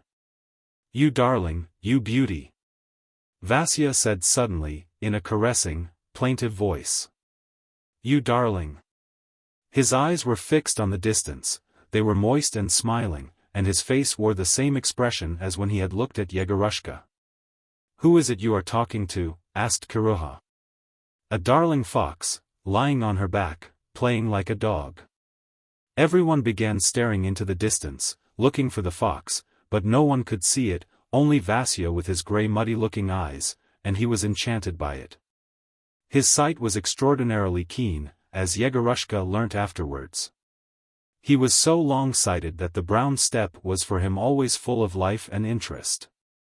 He had only to look into the distance to see a fox, a hare, a bustard, or some other animal keeping at a distance from men.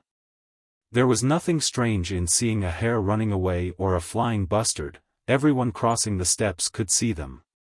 But it was not vouchsafed to everyone to see wild animals in their own haunts when they were not running nor hiding, nor looking about them in alarm. Yet Vasya saw foxes playing, hares washing themselves with their paws, bustards preening their wings and hammering out their hollow nests.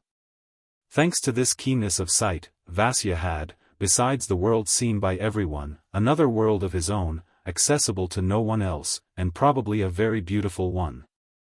For when he saw something and was in raptures over it, it was impossible not to envy him. When the wagon set off again, the church bells were ringing for service. Chapter 5. The train of wagons drew up on the bank of a river on one side of a village.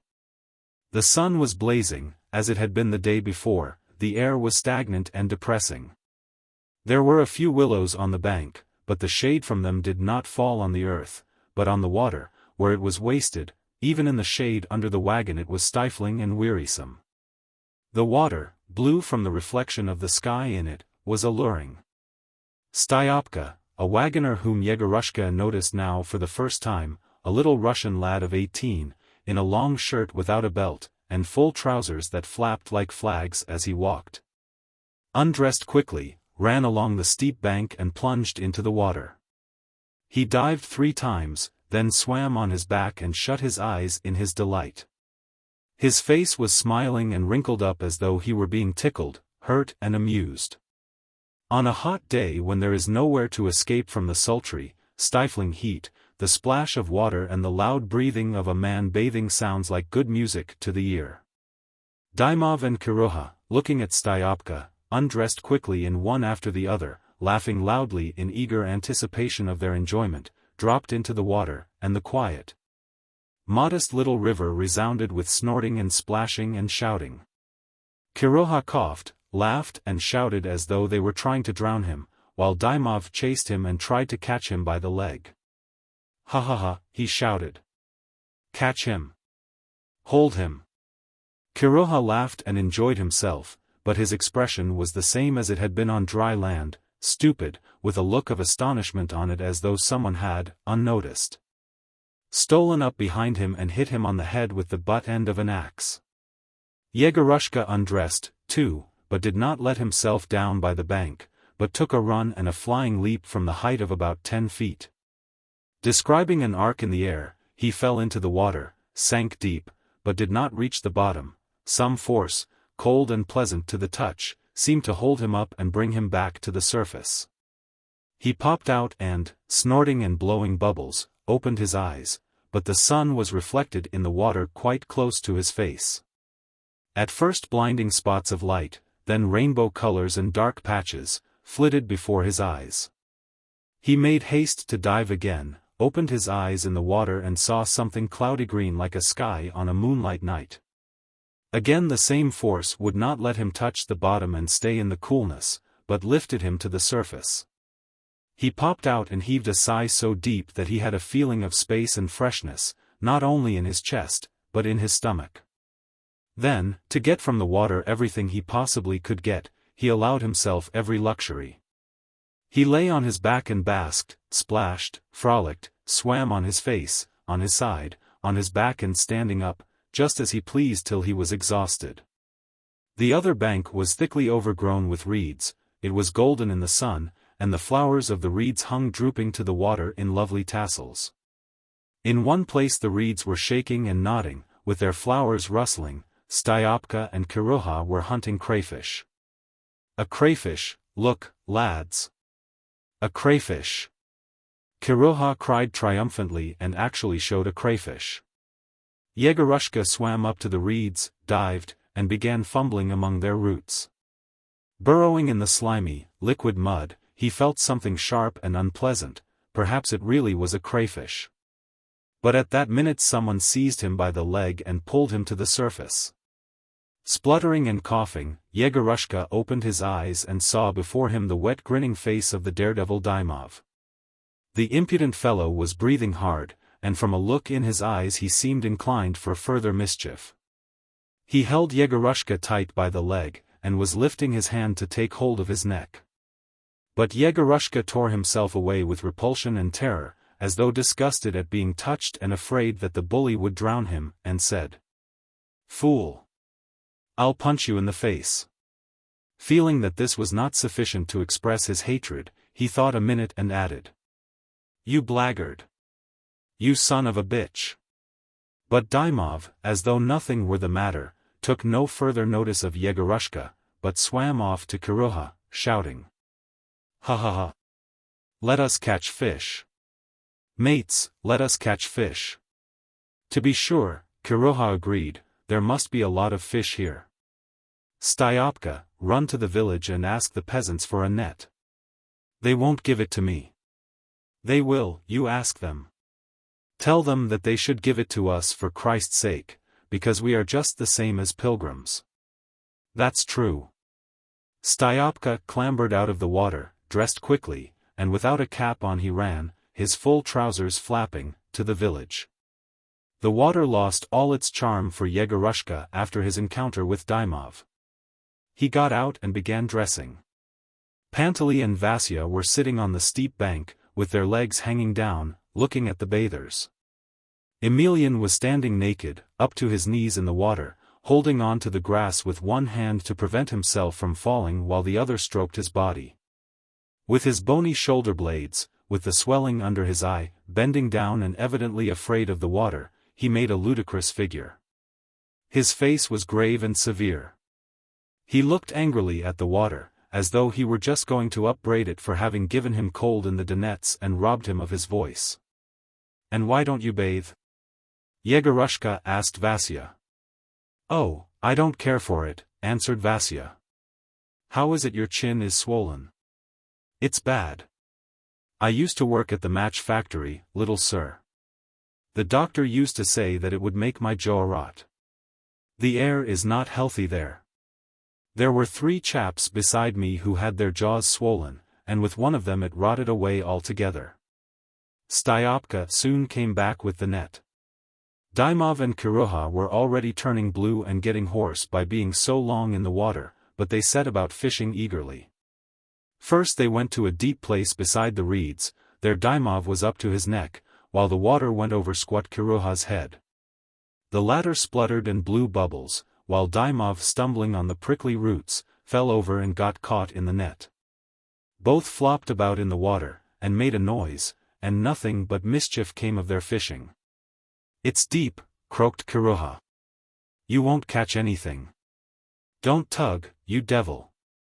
shouted Dymov, trying to put the net in the proper position. "Hold it up. You won't catch anything here," Pantely shouted from the bank. "You are only frightening the fish, you stupids. Go more to the left. It's shallower there."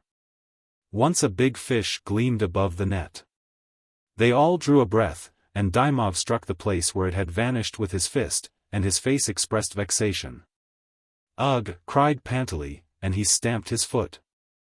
"You've let the perch slip. It's gone." Moving more to the left, Dymov and Kiruha picked out a shallower place, and then fishing began in earnest. They had wandered off some 100 paces from the wagons. They could be seen silently trying to go as deep as they could and as near the reeds, moving their legs a little at a time, drawing out the nets. Beating the water with their fists to drive them towards the nets. From the reeds they got to the further bank, they drew the net out, then, with a disappointed air, lifting their knees high as they walked, went back into the reeds. They were talking about something, but what it was no one could hear.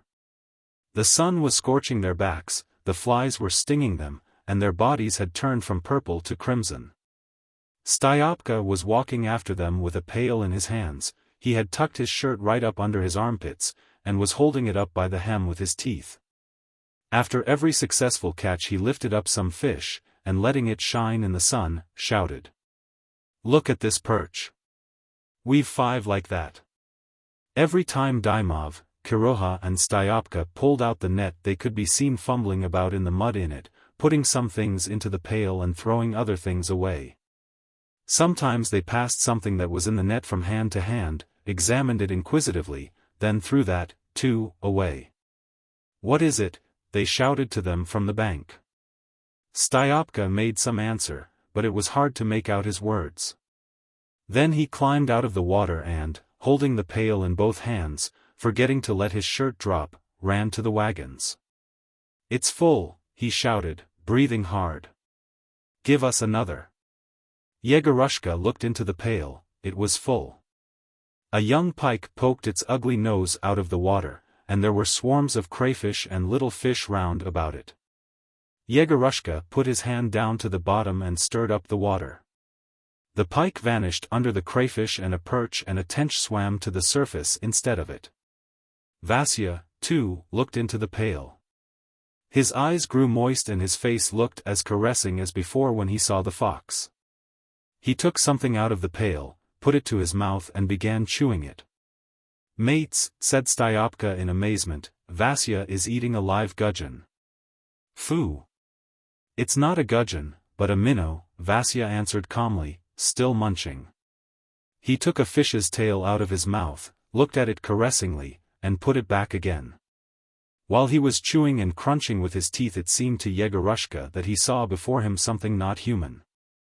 Vasya's swollen chin, his lusterless eyes, his extraordinary sharp sight, the fish's tail in his mouth, and the caressing friendliness with which he crunched the gudgeon made him like an animal. Yegorushka felt dreary beside him. And the fishing was over, too. He walked about beside the wagons, thought a little, and, feeling bored, strolled off to the village.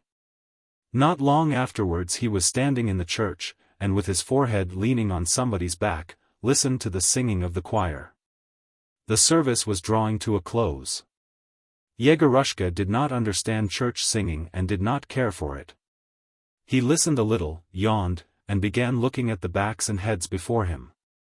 In one head, red and wet from his recent bathe, he recognized Emelian. The back of his head had been cropped in a straight line higher than is usual. The hair in front had been cut unbecomingly high, and Emelian's ears stood out like 2 dock leaves, and seemed to feel themselves out of place. Looking at the back of his head and his ears, Yegorushka, for some reason, thought that Emelian was probably very unhappy. He remembered the way he conducted with his hands, his husky voice, his timid air when he was bathing, and felt intense pity for him. He longed to say something friendly to him. "I am here, too," he said, putting out his hand. People who sing tenor or bass in the choir, especially those who have at any time in their lives conducted, are accustomed to look with a stern and unfriendly air at boys. They do not give up this habit, even when they leave off being in a choir. Turning to Yegorushka, Emelian looked at him from under his brows and said, "Don't play in church." Then Yegorushka moved forwards nearer to the icon stand. Here he saw interesting people. On the right side, in front of everyone, a lady and a gentleman were standing on a carpet. There were chairs behind them. The gentleman was wearing newly ironed shantung trousers. He stood as motionless as a soldier saluting, and held high his bluish shaven chin. There was a very great air of dignity in his stand-up collar, in his blue chin, in his small bald patch and his cane. His neck was so strained from excess of dignity, and his chin was drawn up so tensely, that it looked as though his head were ready to fly off and soar upwards any minute. The lady, who was stout and elderly and wore a white silk shawl, held her head on one side and looked as though she had done someone a favor, and wanted to say, "Oh, don't trouble yourself to thank me. I don't like it." A thick wall of little Russian heads stood all round the carpet. Yegorushka went up to the icon stand and began kissing the local icons. Before each image he slowly bowed down to the ground, without getting up, looked round at the congregation, then got up and kissed the icon. The contact of his forehead with the cold floor afforded him great satisfaction. When the beadle came from the altar with a pair of long snuffers to put out the candles, Yegorushka jumped up quickly from the floor and ran up to him. "Have they given out the holy bread?" he asked. There is none," the beadle muttered gruffly. "It is no use your—" The service was over. Yegorushka walked out of the church in a leisurely way, and began strolling about the marketplace. He had seen a good many villages, marketplaces, and peasants in his time, and everything that met his eyes was entirely without interest for him. At a loss for something to do, he went into a shop over the door of which hung a wide strip of red cotton. The shop consisted of two roomy, badly lighted parts. In one half they sold drapery and groceries, in the other there were tubs of tar, and there were horse collars hanging from the ceiling. From both came the savory smell of leather and tar. The floor of the shop had been watered. The man who watered it must have been a very whimsical and original person, for it was sprinkled in patterns and mysterious symbols. The shopkeeper, an overfed-looking man with a broad face and round beard, apparently a great Russian, was standing, leaning his person over the counter. He was nibbling a piece of sugar as he drank his tea, and heaved a deep sigh at every sip. His face expressed complete indifference, but each sigh seemed to be saying, "Just wait a minute. I will give it you." "Give me a farthing's worth of sunflower seeds," Yegorushka said, addressing him. The shopkeeper raised his eyebrows, came out from behind the counter, and poured a farthing's worth of sunflower seeds into Yegorushka's pocket, using an empty pomatum pot as a measure. Yegorushka did not want to go away. He spent a long time in examining the box of cakes, thought a little and asked, pointing to some little cakes covered with the mildew of age, "How much are these cakes?" "2 for a farthing." Yegorushka took out of his pocket the cake given him the day before by the Jewess, and asked him, "And how much do you charge for cakes like this?" The shopman took the cake in his hands, looked at it from all sides, and raised one eyebrow. "Like that?" he asked. Then he raised the other eyebrow, thought a minute, and answered, "2 for 3 farthings." A silence followed. "Whose boy are you?" the shopman asked, pouring himself out some tea from a red copper teapot. "The nephew of Ivan Ivanitch." "There are all sorts of Ivan Ivanitches," the shopkeeper sighed. He looked over Yegorushka's head towards the door, paused a minute and asked, "Would you like some tea?" "Please." Yegorushka assented not very readily, though he felt an intense longing for his usual morning tea. The shopkeeper poured him out a glass and gave him with it a bit of sugar that looked as though it had been nibbled. Yegorushka sat down on the folding chair and began drinking it. He wanted to ask the price of a pound of sugar almonds, and had just broached the subject when a customer walked in, and the shopkeeper, leaving his glass of tea, attended to his business. He led the customer into the other half, where there was a smell of tar, and was there a long time discussing something with him. The customer, a man apparently very obstinate and pig-headed, was continually shaking his head to signify his disapproval, and retreating towards the door. The shopkeeper tried to persuade him of something and began pouring some oats into a big sack for him. "Do you call those oats?" the customer said gloomily. "Those are not oats, but chaff. It's a mockery to give that to the hens, enough to make the hens laugh. No, I will go to Bondarenko." When Yegorushka went back to the river, a small camp fire was smoking on the bank. The wagoners were cooking their dinner. Styopka was standing in the smoke, stirring the cauldron with a big notched spoon. A little on one side Kiruha and Vasya, with eyes reddened from the smoke, were sitting cleaning the fish. Before them lay the net covered with slime and water weeds, and on it lay gleaming fish and crawling crayfish. Emelian, who had not long been back from the church, was sitting beside Panteley, waving his arm and humming just audibly in a husky voice, "To thee we sing." Dymov was moving about by the horses. When they had finished cleaning them, Kiroha and Vasya put the fish and the living crayfish together in the pail, rinsed them, and from the pail poured them all into the boiling water. "Shall I put in some fat?" asked Styopka, skimming off the froth. "No need. The fish will make its own gravy," answered Kiroha. Before taking the cauldron off the fire, Styopka scattered into the water 3 big handfuls of millet and a spoonful of salt. Finally he tried it, smacked his lips, licked the spoon, and gave a self-satisfied grunt, which meant that the grain was done. All except Panteley sat down near the cauldron and set to work with their spoons. "You there! Give the little lad a spoon," Panteley observed sternly. "I dare say he is hungry too." "Ours is peasant fare," sighed Kiroha. "Peasant fare is welcome, too, when one is hungry." They gave Yegorushka a spoon. He began eating, not sitting, but standing close to the cauldron and looking down into it as in a hole. The grain smelt of fish, and fish scales were mixed up with the millet. The crayfish could not be hooked out with a spoon, and the men simply picked them out of the cauldron with their hands. Vasya did so particularly freely, and wetted his sleeves as well as his hands in the mess. But yet the stew seemed to Yegorushka very nice, and reminded him of the crayfish soup which his mother used to make at home on fast days. Panteley was sitting apart munching bread. "Grandfather, why aren't you eating?" Emelian asked him. "I don't eat crayfish."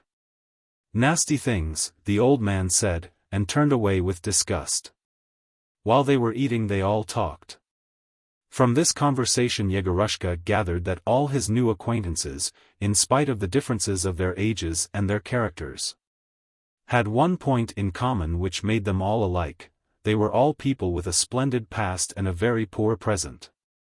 Of their past they all, every one of them, spoke with enthusiasm. Their attitude to the present was almost one of contempt. The Russian loves recalling life, but he does not love living.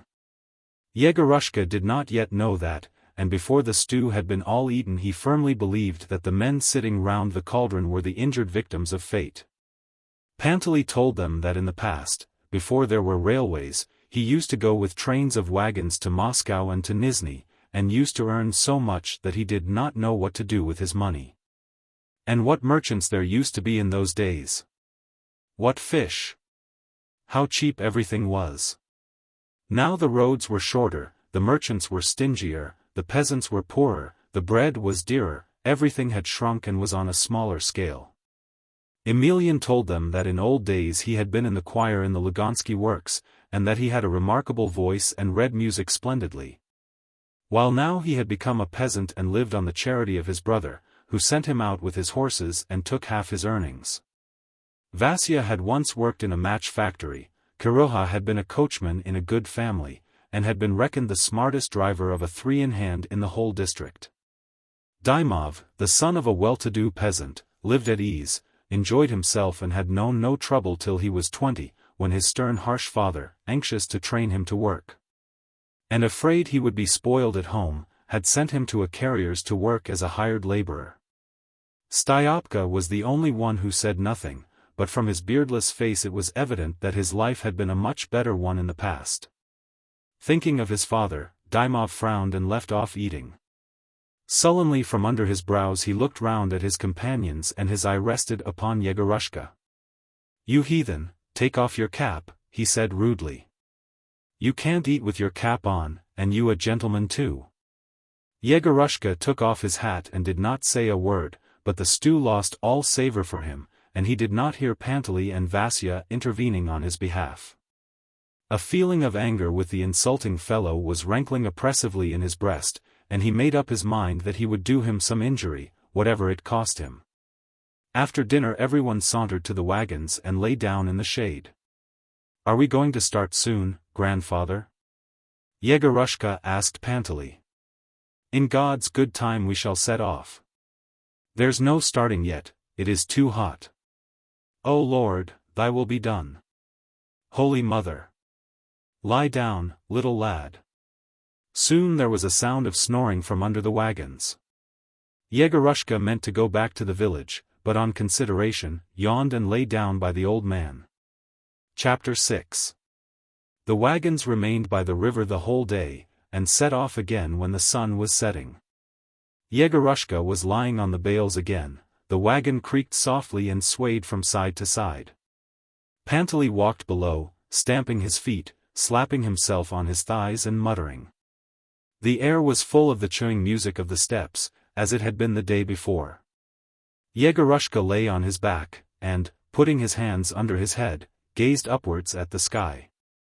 He watched the glow of sunset kindle, then fade away. Guardian angels covering the horizon with their gold wings disposed themselves to slumber. The day had passed peacefully. The quiet peaceful night had come, and they could stay tranquilly at home in heaven. Yegorushka saw the sky by degrees grow dark and the mist fall over the earth, saw the stars light up, one after the other.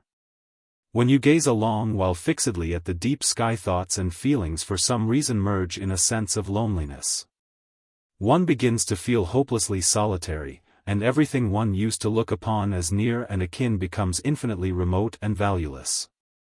The stars that have looked down from the sky thousands of years already, the mists and the incomprehensible sky itself, indifferent to the brief life of man, oppress the soul with their silence when one is left face to face with them and tries to grasp their significance. One is reminded of the solitude awaiting each one of us in the grave, and the reality of life seems awful, full of despair. Yegorushka thought of his grandmother, who was sleeping now under the cherry trees in the cemetery. He remembered how she lay in her coffin with pennies on her eyes, how afterwards she was shut in and let down into the grave. He even recalled the hollow sound of the clods of earth on the coffin lid. He pictured his granny in the dark and narrow coffin, helpless and deserted by everyone. His imagination pictured his granny suddenly awakening, not understanding where she was, knocking upon the lid and calling for help, and in the end swooning with horror and dying again. He imagined his mother dead, Father Christopher, Countess Dranitsky, Solomon. But however much he tried to imagine himself in the dark tomb, far from home, outcast, helpless and dead, he could not succeed. For himself personally he could not admit the possibility of death, and felt that he would never die. Pantely, for whom death could not be far away, walked below and went on reckoning up his thoughts. "All right. Nice gentlefolk," he muttered. "Took his little lad to school, but how he is doing now I haven't heard say, in Slavianoserbsk. I say there is no establishment for teaching them to be very clever. No, that's true, a nice little lad, no harm in him. He'll grow up and be a help to his father. You, Yegory, are little now, but you'll grow big and will keep your father and mother. So it is ordained of God, honor your father and your mother. I had children myself, but they were burnt. My wife was burnt and my children, that's true. The hut caught fire on the night of Epiphany. I was not at home, I was driving in Oriol. In Oriol. Maria dashed out into the street, but remembering that the children were asleep in the hut, ran back and was burnt with her children. Next day they found nothing but bones. About midnight Yegorushka and the wagoners were again sitting round a small camp fire. While the dry twigs and stems were burning up, Kiroha and Vasya went off somewhere to get water from a creek. They vanished into the darkness, but could be heard all the time talking and clinking their pails, so the creek was not far away. The light from the fire lay a great flickering patch on the earth. Though the moon was bright, yet everything seemed impenetrably black beyond that red patch. The light was in the wagoners' eyes, and they saw only part of the great road. Almost unseen in the darkness, the wagons with the bales and the horses looked like a mountain of undefined shape. 20 paces from the camp fire at the edge of the road stood a wooden cross that had fallen aslant. Before the camp fire had been lighted, when he could still see things at a distance, Yegorushka had noticed that there was a similar old slanting cross on the other side of the great road. Coming back with the water, Kiroha and Vasya filled the cauldron and fixed it over the fire. Styopka, with the notched spoon in his hand, took his place in the smoke by the cauldron, gazing dreamily into the water for the scum to rise. Panteley and Emelian were sitting side by side in silence, brooding over something. Dymov was lying on his stomach, with his head propped on his fists, looking into the fire. Styopka's shadow was dancing over him, so that his handsome face was at one minute covered with darkness, at the next lighted up. Kiroha and Vasya were wandering about at a little distance gathering dry grass and bark for the fire. Yegorushka, with his hands in his pockets, was standing by Panteley, watching how the fire devoured the grass. All were resting, musing on something, and they glanced cursorily at the cross over which patches of red light were dancing. There is something melancholy, pensive, and extremely poetical about a solitary tomb. One feels its silence, and the silence gives one the sense of the presence of the soul of the unknown man who lies under the cross. Is that soul at peace on the steppe? Does it grieve in the moonlight? Near the tomb the steppe seems melancholy, dreary and mournful. The grass seems more sorrowful, and one fancies the grasshoppers chirrup less freely, and there is no passer-by who would not remember that lonely soul and keep looking back at the tomb, till it was left far behind and hidden in the mists. "Grandfather, what is that cross for?" asked Yegorushka. Panteley looked at the cross and then at Dymov and asked, "Nikola, isn't this the place where the mowers killed the merchants?" Dymov not very readily raised himself on his elbow, looked at the road and said, "Yes, it is." A silence followed. Kiroha broke up some dry stalks, crushed them up together and thrust them under the cauldron. The fire flared up brightly. Styopka was enveloped in black smoke, and the shadow cast by the cross danced along the road in the dusk beside the wagons. "Yes, they were killed," Dymov said reluctantly. 2 merchants, father and son, were traveling, selling holy images. They put up in the inn not far from here that is now kept by Ignat Fomin. The old man had a drop too much, and began boasting that he had a lot of money with him. We all know merchants are a boastful set, God preserve us. They can't resist showing off before the likes of us. And at the time some mowers were staying the night at the inn. So they overheard what the merchant said and took note of it. "Oh Lord! Holy Mother," sighed Panteley. Next day, as soon as it was light, Dymov went on, the merchants were preparing to set off and the mowers tried to join them. "Let us go together, your worships. It will be more cheerful and there will be less danger, for this is an out-of-the-way place."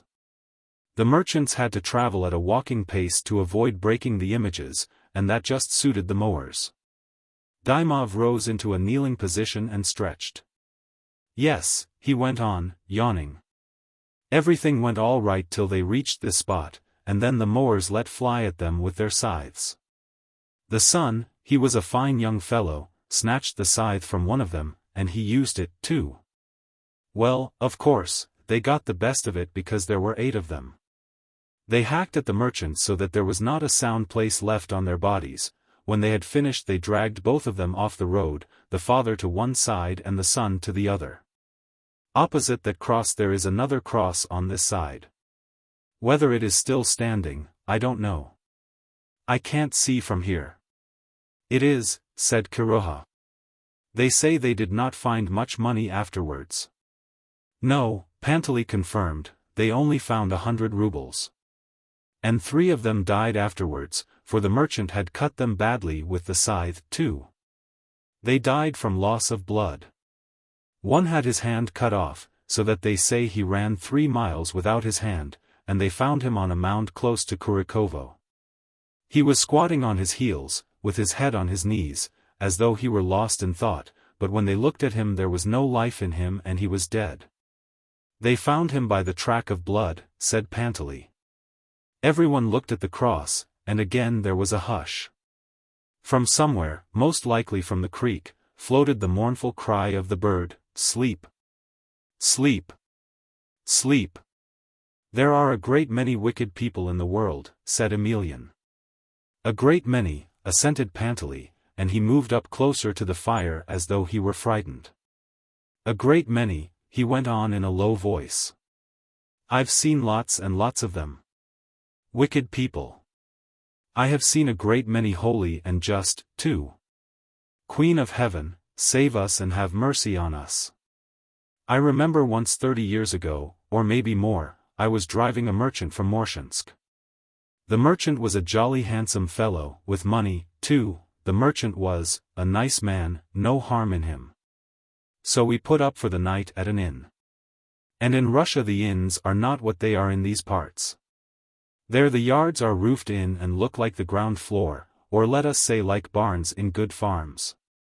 Only a barn would be a bit higher. So we put up there and were all right.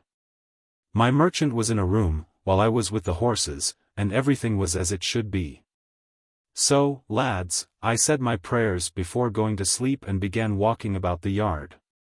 And it was a dark night, I couldn't see anything, it was no good trying. So I walked about a bit up to the wagons, or nearly, when I saw a light gleaming. What could it mean? I thought the people of the inn had gone to bed long ago, and besides the merchant and me there were no other guests in the inn. Where could the light have come from? I felt suspicious. I went closer, towards the light. The Lord have mercy upon me. And save me, Queen of Heaven. I looked and there was a little window with a grating, close to the ground, in the house. I lay down on the ground and looked in. As soon as I looked in a cold chill ran all down me. Kiruha, trying not to make a noise, thrust a handful of twigs into the fire. After waiting for it to leave off crackling and hissing, the old man went on. I looked in and there was a big cellar, black and dark. There was a lighted lantern on a tub. In the middle of the cellar were about a dozen men in red shirts with their sleeves turned up, sharpening long knives. Ugh! So we had fallen into a nest of robbers. What's to be done? I ran to the merchant, waked him up quietly, and said, "Don't be frightened, merchant," said I, "but we are in a bad way." "We have fallen into a nest of robbers," I said. He turned pale and asked, "What are we to do now, Pantali?" "I have a lot of money that belongs to orphans." "As for my life," he said, "that's in God's hands. I am not afraid to die, but it's dreadful to lose the orphans' money," said he. What were we to do? The gates were locked, there was no getting out. If there had been a fence one could have climbed over it, but with the yard shut up. "Come, don't be frightened, merchant," said I, "but pray to God. Maybe the Lord will not let the orphans suffer." "Stay still," said I, "and make no sign, and meanwhile, maybe, I shall think of something, right?" I prayed to God and the Lord put the thought into my mind. I clambered up on my chaise and softly so that no one should hear, began pulling out the straw in the thatch, made a hole and crept out.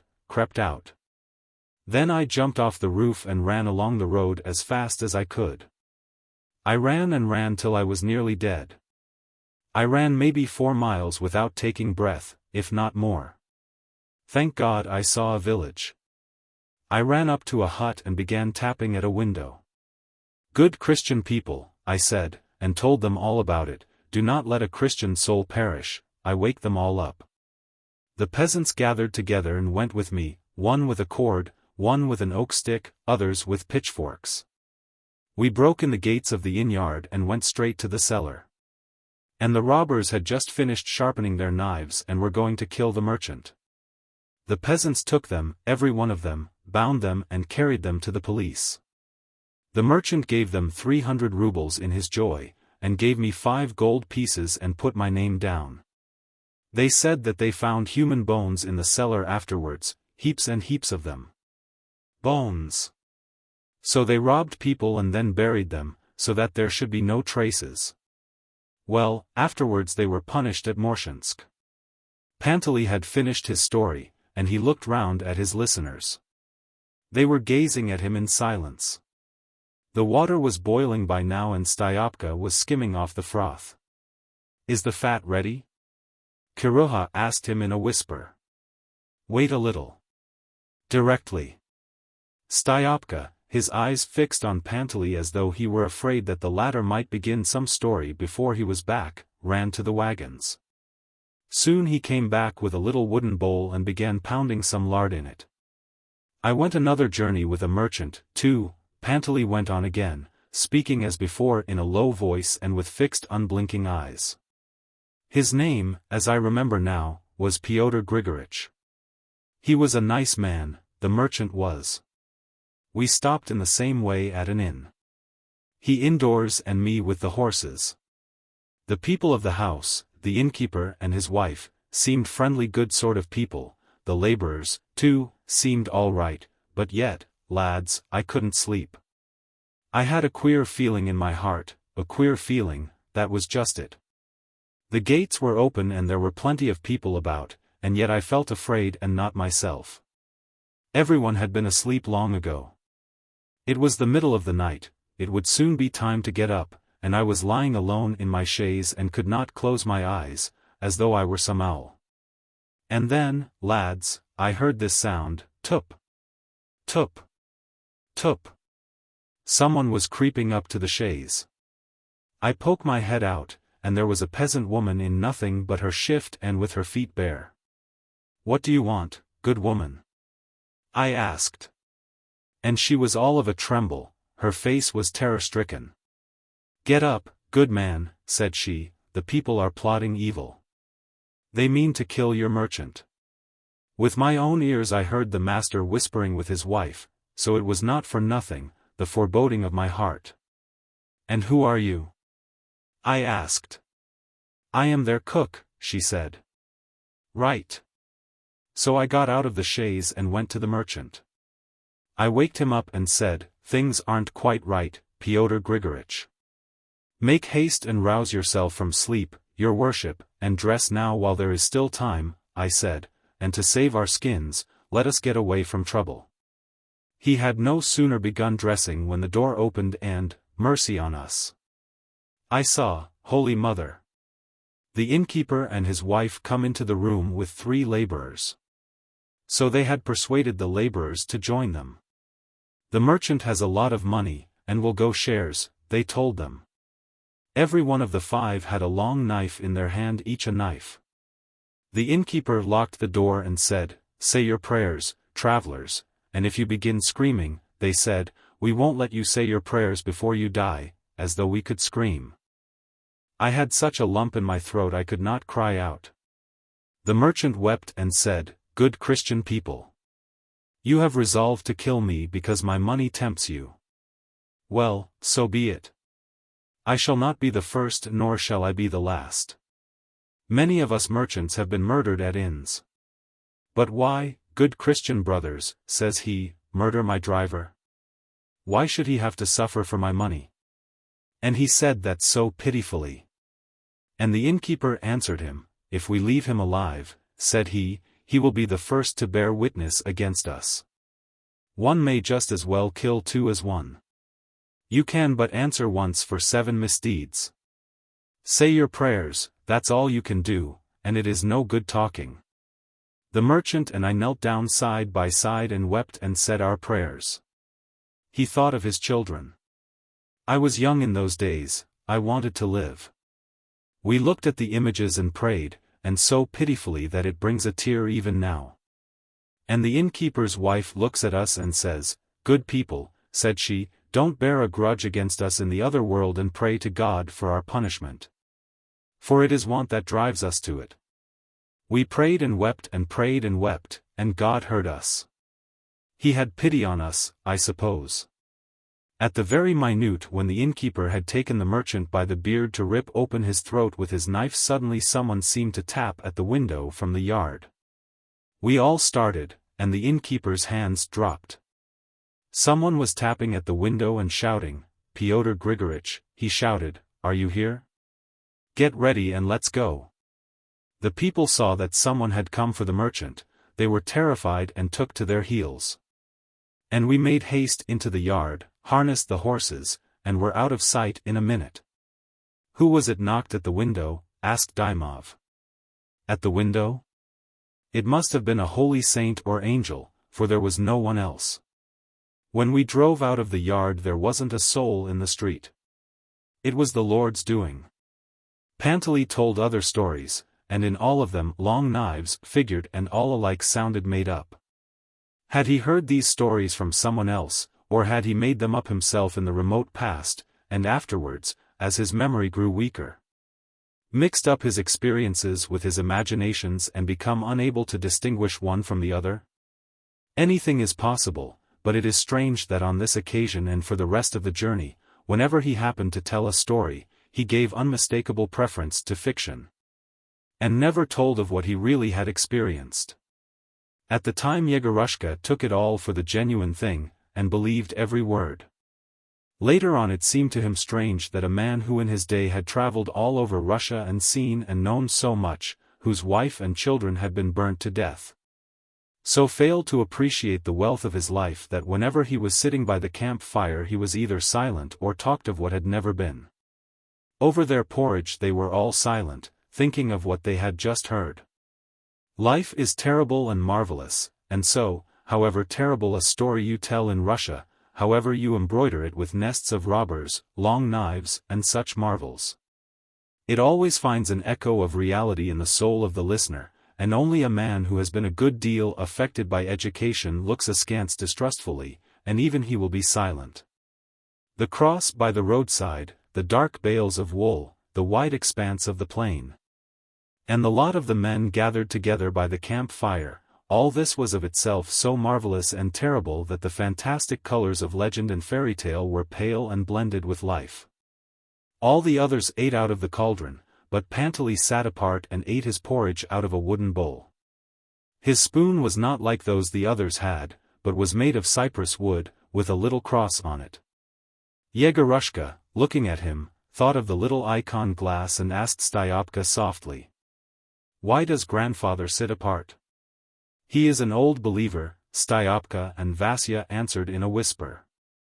And as they said it they looked as though they were speaking of some secret vice or weakness. All sat silent, thinking.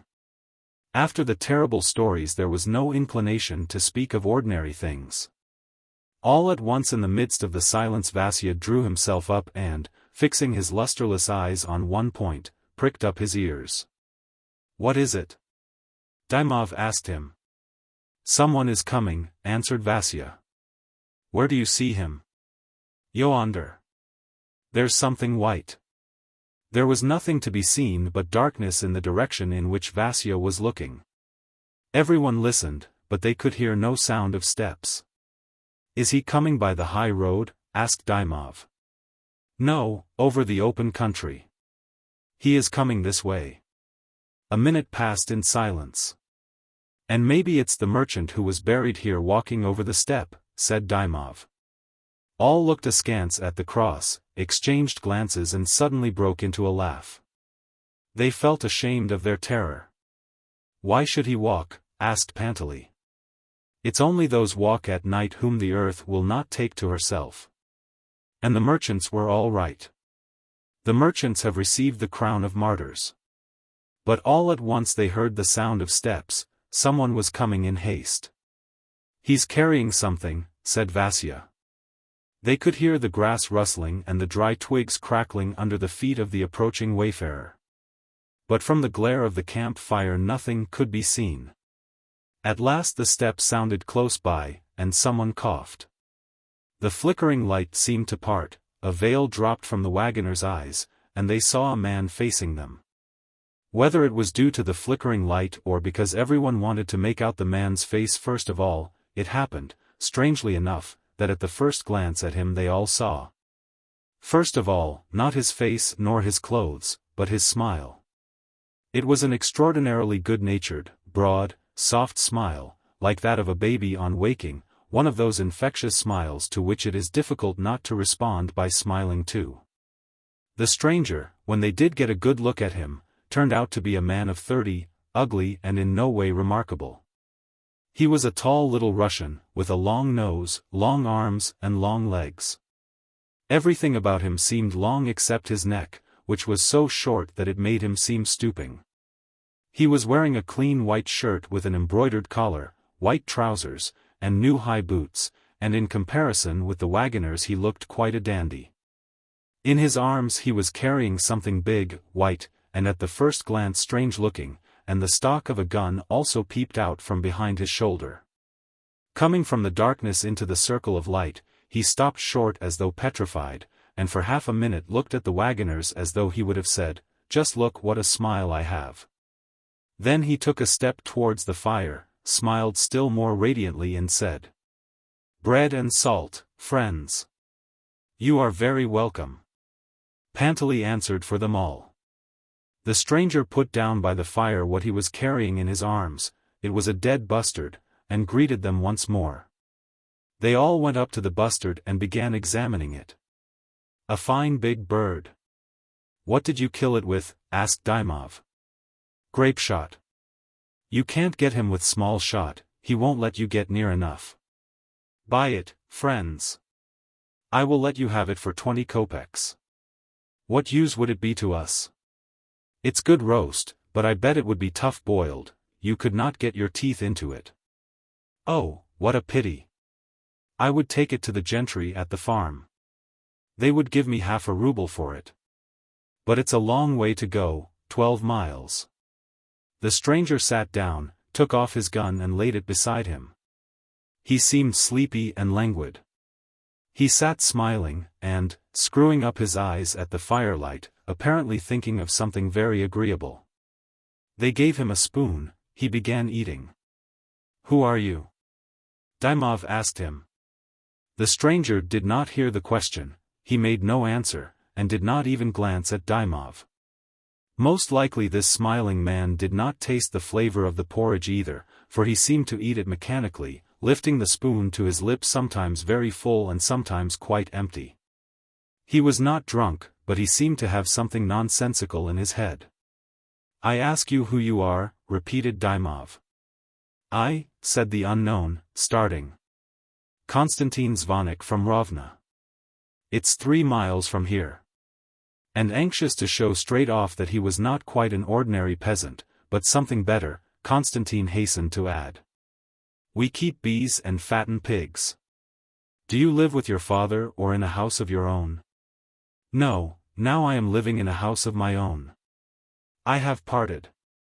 This month, just after St. Peter's Day, I got married. I am a married man now. It's 18 days since the wedding." "That's a good thing," said Pantely. "Marriage is a good thing. God's blessing is on it. His young wife sits at home while he rambles about the steppe," laughed Kiruha. "Queer chap." As though he had been pinched on the tenderest spot, Konstantin started, laughed and flushed crimson. "But, Lord, she is not at home," he said quickly, taking the spoon out of his mouth and looking round at everyone with an expression of delight and wonder. "She is not. She has gone to her mother's for 3 days. Yes, indeed, she has gone away, and I feel as though I were not married." Konstantin waved his hand and turned his head. He wanted to go on thinking, but the joy which beamed in his face prevented him.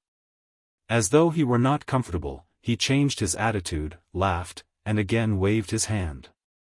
He was ashamed to share his happy thoughts with strangers, but at the same time he had an irresistible longing to communicate his joy. "She has gone to Demedovo to see her mother," he said, blushing and moving his gun. "She'll be back tomorrow. She said she would be back to dinner." "And do you miss her?" said Dymov. "Oh, Lord, yes, I should think so. We have only been married such a little while, and she has gone away." "Oh, but she is a tricky one, God strike me dead. She is such a fine, splendid girl, such a one for laughing and singing, full of life and fire. When she is there your brain is in a whirl, and now she is away I wander about the steppe like a fool, as though I had lost something. I have been walking since dinner." Konstantin rubbed his eyes, looked at the fire and laughed. "You love her, then," said Panteley. "She is so fine and splendid," Konstantin repeated, not hearing him. "Such a housewife, clever and sensible. You wouldn't find another like her among simple folk in the whole province. She has gone away. But she is missing me, I know how. I know the little magpie.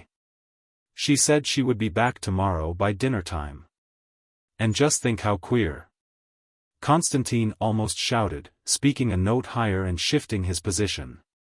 "Now she loves me and is sad without me, and yet she would not marry me." "But eat," said Kiroha. "She would not marry me," Konstantin went on, not heeding him.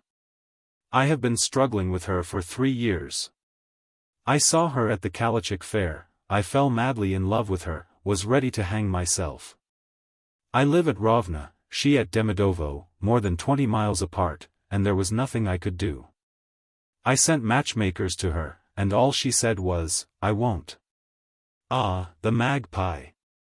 I sent her one thing and another, earrings and cakes, and 20 pounds of honey, but still she said, 'I won't.' And there it was. If you come to think of it, I was not a match for her. She was young and lovely, full of fire, while I am old, I shall soon be 30, and a regular beauty, too. A fine beard like a goat's, a clear complexion all covered with pimples, how could I be compared with her? The only thing to be said is that we are well off, but then the Varamenkis are well off, too. They've 6 oxen, and they keep a couple of laborers. I was in love, friends, as though I were plague-stricken. I couldn't sleep or eat, my brain was full of thoughts, and in such a maze, Lord preserve us. I longed to see her, and she was in Demedovo. What do you think?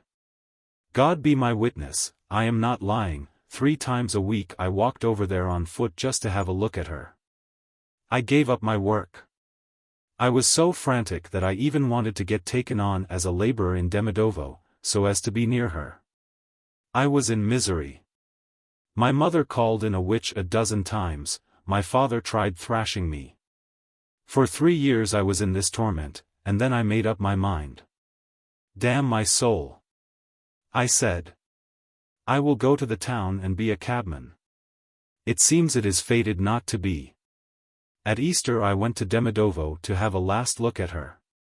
Konstantin threw back his head and went off into a mirthful tinkling laugh, as though he had just taken someone in very cleverly. I saw her by the river with the lads, he went on. I was overcome with anger. I called her aside and maybe for a full hour I said all manner of things to her. She fell in love with me. For 3 years she did not like me. She fell in love with me for what I said to her. What did you say to her? Asked Dymov. What did I say? I don't remember. How could one remember? My words flowed at the time like water from a tap, without stopping to take breath. Ta-ta-ta. And now I can't utter a word. Well, so she married me. She's gone now to her mother's, the magpie, and while she is away here I wander over the steppe. I can't stay at home. It's more than I can do. Konstantin awkwardly released his feet, on which he was sitting, stretched himself on the earth, and propped his head in his fists, then got up and sat down again. Everyone by now thoroughly understood that he was in love and happy, poignantly happy, his smile, his eyes, and every movement, expressed fervent happiness. He could not find a place for himself, and did not know what attitude to take to keep himself from being overwhelmed by the multitude of his delightful thoughts. Having poured out his soul before these strangers, he settled down quietly at last, and, looking at the fire, sank into thought. At the sight of this happy man everyone felt depressed and longed to be happy, too. Everyone was dreamy. Dymov got up, walked about softly by the fire, and from his walk, from the movement of his shoulder blades, it could be seen that he was weighed down by depression and yearning. He stood still for a moment, looked at Konstantin and sat down. The camp fire had died down by now, there was no flicker, and the patch of red had grown small and dim. And as the fire went out the moonlight grew clearer and clearer. Now they could see the full width of the road, the bales of wool, the shafts of the wagons, the munching horses. On the further side of the road there was the dim outline of the second cross. Dymov leaned his cheek on his hand and softly hummed some plaintive song. Konstantin smiled drowsily and chimed in with a thin voice. They sang for half a minute, then sank into silence. Emelian started, jerked his elbows and wriggled his fingers. "Lads," he said in an imploring voice, "let's sing something sacred." Tears came into his eyes. "Lads," he repeated, pressing his hands on his heart, "let's sing something sacred."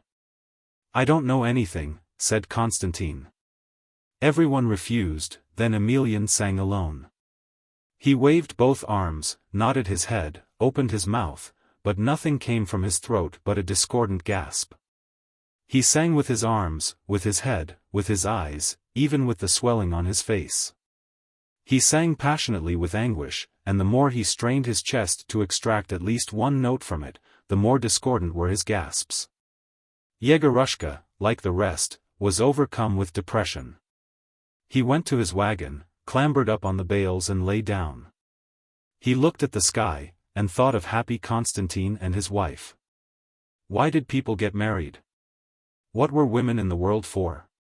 Yegorushka put the vague questions to himself, and thought that a man would certainly be happy if he had an affectionate, merry and beautiful woman continually living at his side. For some reason he remembered the Countess Dranitsky, and thought it would probably be very pleasant to live with a woman like that. He would perhaps have married her with pleasure if that idea had not been so shameful. He recalled her eyebrows, the pupils of her eyes, her carriage, the clock with the horseman. The soft warm night moved softly down upon him and whispered something in his ear, and it seemed to him that it was that lovely woman bending over him, looking at him with a smile and meaning to kiss him. Nothing was left of the fire but two little red eyes, which kept on growing smaller and smaller. Konstantin and the wagoners were sitting by it, dark motionless figures, and it seemed as though there were many more of them than before. The twin crosses were equally visible, and far, far away, somewhere by the high road there gleamed a red light, other people cooking their porridge, most likely. Our mother Russia is the Hiad of all the world. Kiroha sang out suddenly in a harsh voice, choked and subsided. The steppe echo caught up his voice, carried it on, and it seemed as though stupidity itself were rolling on heavy wheels over the steppe. "It's time to go," said Pantely. "Get up, lads." While they were putting the horses in, Konstantin walked by the wagons and talked rapturously of his wife. "Goodbye, mates," he cried when the wagons started. "Thank you for your hospitality. I shall go on again towards that light. It's more than I can stand." And he quickly vanished in the mist, and for a long time they could hear him striding in the direction of the light to tell those other strangers of his happiness.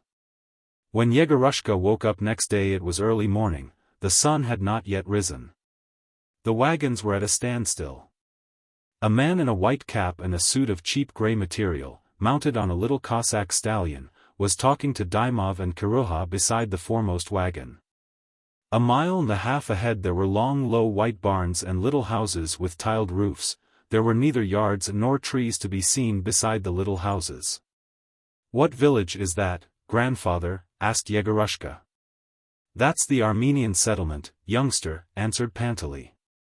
The Armenians live there. They are a good sort of people, the Armenians are. The man in grey had finished talking to Dymov and Kiruha. He pulled up his little stallion and looked across towards the settlement. What a business, only think, sighed Pantely, looking towards the settlement, too, and shuddering at the morning freshness. He has sent a man to the settlement for some papers, and he doesn't come. He should have sent Styopka. Who is that, grandfather? Asked Yegorushka. Varlamov. My goodness. Yegorushka jumped up quickly, getting upon his knees, and looked at the white cap. It was hard to recognize the mysterious elusive Varlamov, who was sought by everyone, who was always on his rounds, and who had far more money than Countess Dranitsky, in the short, grey little man in big boots, who was sitting on an ugly little nag and talking to peasants at an hour when all decent people were asleep. He is all right, a good man, said Pantely, looking towards the settlement. God give him health, a splendid gentleman, Semyon Alexandrovich. It's people like that the earth rests upon. That's true. The cocks are not crowing yet, and he is already up and about. Another man would be asleep, or gallivanting with visitors at home, but he is on the steppe all day, on his rounds. He does not let things slip. No. He's a fine fellow. Varlamov was talking about something, while he kept his eyes fixed. The little stallion shifted from one leg to another impatiently. Semyon Alexandrovich, cried Pantely, taking off his hat. Allow us to send Styopka. Emelian, call out that Styopka should be sent. But now at last a man on horseback could be seen coming from the settlement. Bending very much to one side and brandishing his whip above his head like a gallant young Caucasian, and wanting to astonish everyone by his horsemanship. He flew towards the wagons with the swiftness of a bird. That must be one of his circuit men, said Pantely. He must have 100 such horsemen or maybe more. Reaching the first wagon, he pulled up his horse, and taking off his hat, handed Varlamov a little book. Varlamov took several papers out of the book, read them and cried. And where is Ivanchuk's letter? The horseman took the book back, looked at the papers and shrugged his shoulders. He began saying something, probably justifying himself and asking to be allowed to ride back to the settlement again. The little stallion suddenly stirred as though Varlamov had grown heavier. Varlamov stirred too. Go along, he cried angrily, and he waved his whip at the man. Then he turned his horse round and, looking through the papers in the book, moved at a walking pace alongside the wagons. When he reached the hindmost, Yegorushka strained his eyes to get a better look at him. Varlamov was an elderly man. His face, a simple Russian sunburnt face with a small grey beard, was red, wet with dew and covered with little blue veins. It had the same expression of business-like coldness as Ivan Ivanitch's face, the same look of fanatical zeal for business. But yet what a difference could be felt between him and Kuzmichov. Uncle Ivan Ivanitch always had on his face, together with his business-like reserve, a look of anxiety and apprehension that he would not find Varlamov, that he would be late, that he would miss a good price. Nothing of that sort, so characteristic of small and dependent persons, could be seen in the face or figure of Varlamov. This man made the price himself, was not looking for anyone, and did not depend on anyone. However ordinary his exterior, yet in everything, even in the manner of holding his whip, there was a sense of power and habitual authority over the steppe. As he rode by Yegorushka he did not glance at him. Only the little stallion deigned to notice Yegorushka. He looked at him with his large foolish eyes, and even he showed no interest. Pantely bowed to Varlamov, the latter noticed it, and without taking his eyes off the sheets of paper, said lisping. How are you, old man? Varlamov's conversation with the horseman and the way he had brandished his whip had evidently made an overwhelming impression on the whole party. Everyone looked grave. The man on horseback, cast down at the anger of the great man, remained stationary, with his hat off, and the rein loose by the foremost wagon. He was silent, and seemed unable to grasp that the day had begun so badly for him. "He is a harsh old man," muttered Panteley. "It's a pity he is so harsh. But he is all right, a good man. He doesn't abuse men for nothing. It's no matter." After examining the papers, Varlamov thrust the book into his pocket. The little stallion, as though he knew what was in his mind, without waiting for orders, started and dashed along the high road. Chapter 7. On the following night the wagoners had halted and were cooking their porridge. On this occasion there was a sense of overwhelming oppression over everyone. It was sultry. They all drank a great deal, but could not quench their thirst. The moon was intensely crimson and sullen, as though it were sick. The stars, too, were sullen, the mist was thicker, the distance more clouded. Nature seemed as though languid and weighed down by some foreboding. There was not the same liveliness and talk round the camp fire as there had been the day before. All were dreary and spoke listlessly and without interest. Panteley did nothing but sigh and complain of his feet, and continually alluded to impenitent deathbeds. Dymov was lying on his stomach, chewing a straw in silence. There was an expression of disgust on his face as though the straw smelt unpleasant, a spiteful and exhausted look. Vasya complained that his jaw ached, and prophesied bad weather. Emelian was not waving his arms, but sitting still and looking gloomily at the fire. Yegorushka, too, was weary. This slow traveling exhausted him, and the sultriness of the day had given him a headache. While they were cooking the porridge, Dymov, to relieve his boredom, began quarreling with his companions. "Here he lolls, the lumpy face, and is the first to put his spoon in," he said, looking spitefully at Emelian. "Greedy. Always contrives to sit next the cauldron. He's been a church singer, so he thinks he is a gentleman. There are a lot of singers like you begging along the high road." "What are you pestering me for?" asked Emelian, looking at him angrily. "To teach you not to be the first to dip into the cauldron. Don't think too much of yourself. You are a fool, and that is all about it," wheezed out Emelian.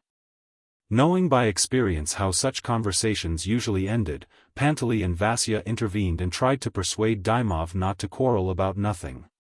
A church singer. The bully would not desist, but laughed contemptuously. "Anyone can sing like that, sit in the church porch and sing 'Give me alms, for Christ's sake.' Ugh! You are a nice fellow." Emelian did not speak. His silence had an irritating effect on Dymov.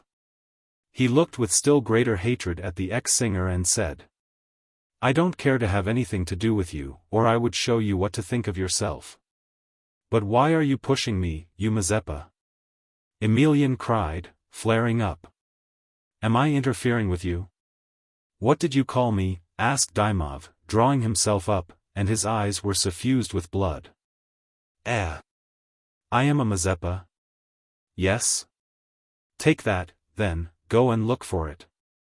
Dymov snatched the spoon out of Emelian's hand and flung it far away. Kiruha, Vasya, and Styopka ran to look for it, while Emelian fixed an imploring and questioning look on Panteley. His face suddenly became small and wrinkled. It began twitching, and the ex-singer began to cry like a child. Yegorushka, who had long hated Dymov, felt as though the air all at once were unbearably stifling, as though the fire were scorching his face.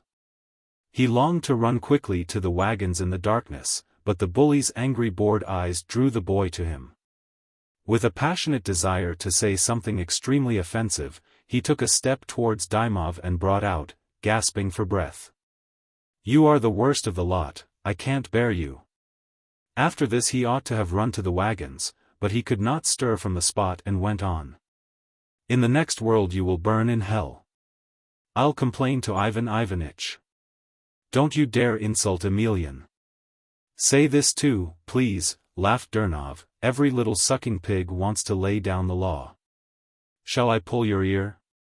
Yegorushka felt that he could not breathe. And something which had never happened to him before, he suddenly began shaking all over, stamping his feet and crying shrilly.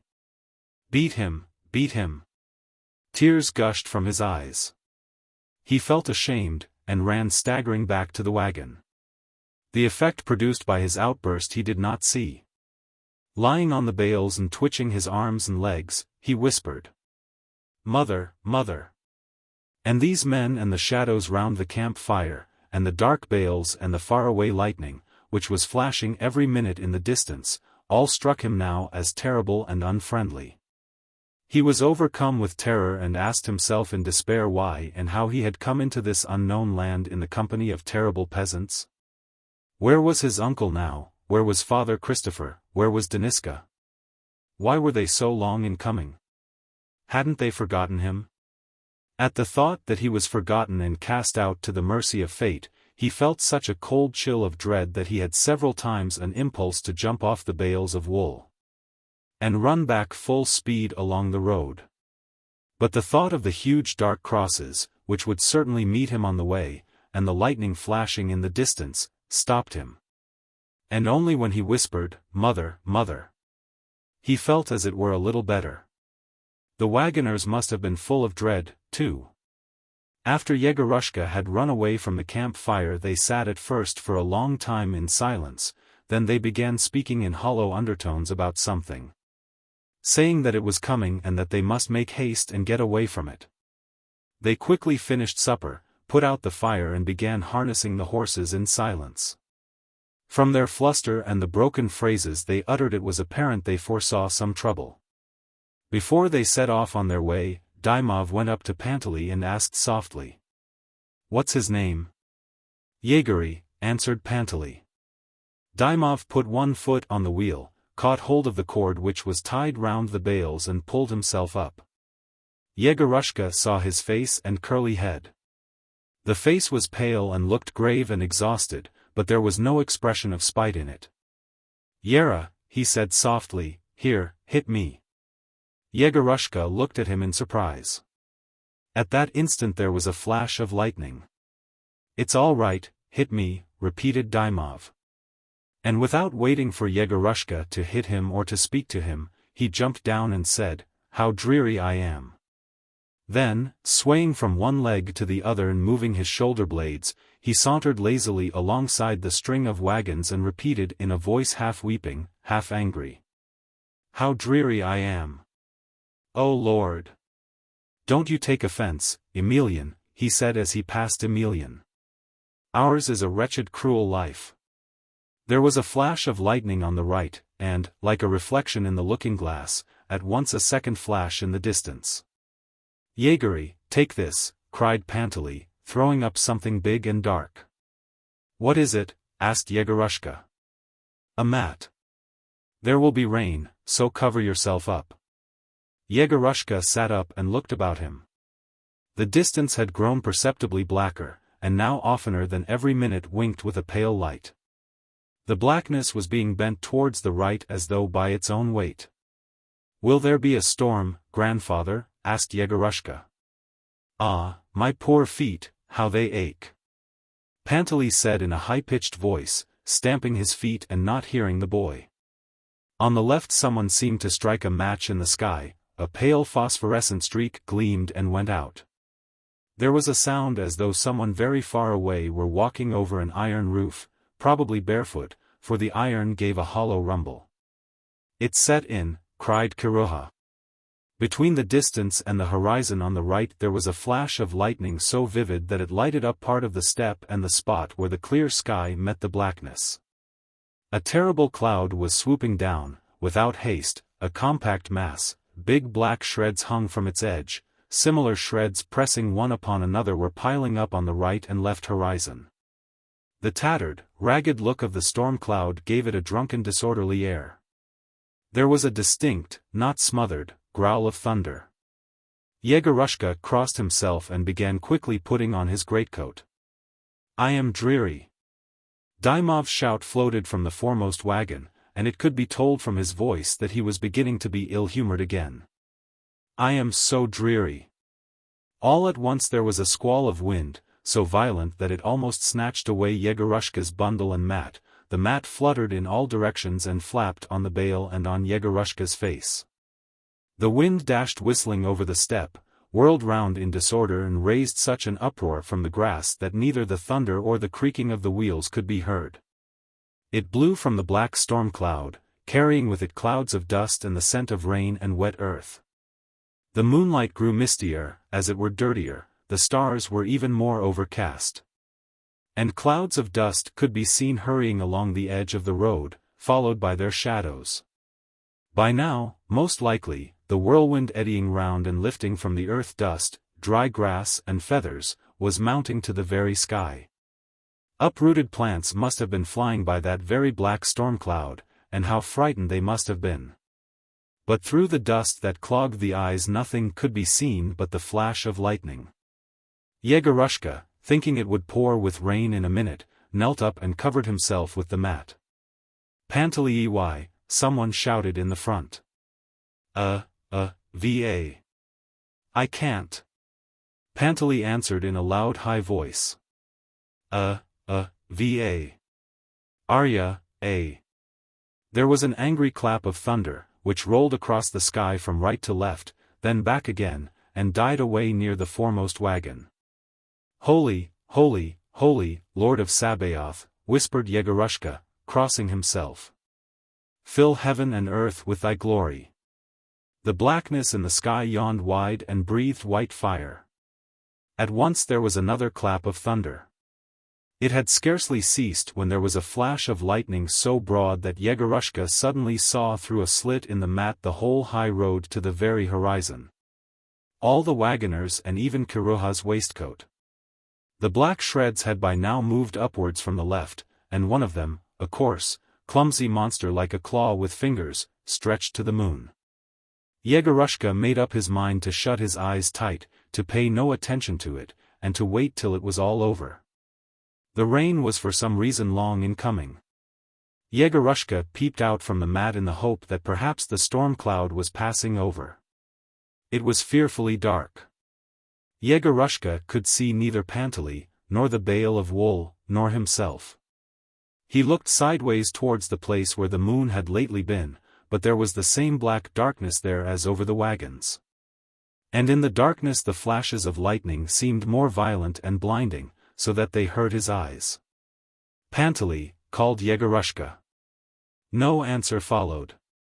But now a gust of wind for the last time flung up the mat and hurried away. A quiet regular sound was heard. A big cold drop fell on Yegorushka's knee, another trickled over his hand. He noticed that his knees were not covered, and tried to rearrange the mat, but at that moment something began pattering on the road, then on the shafts and the bales.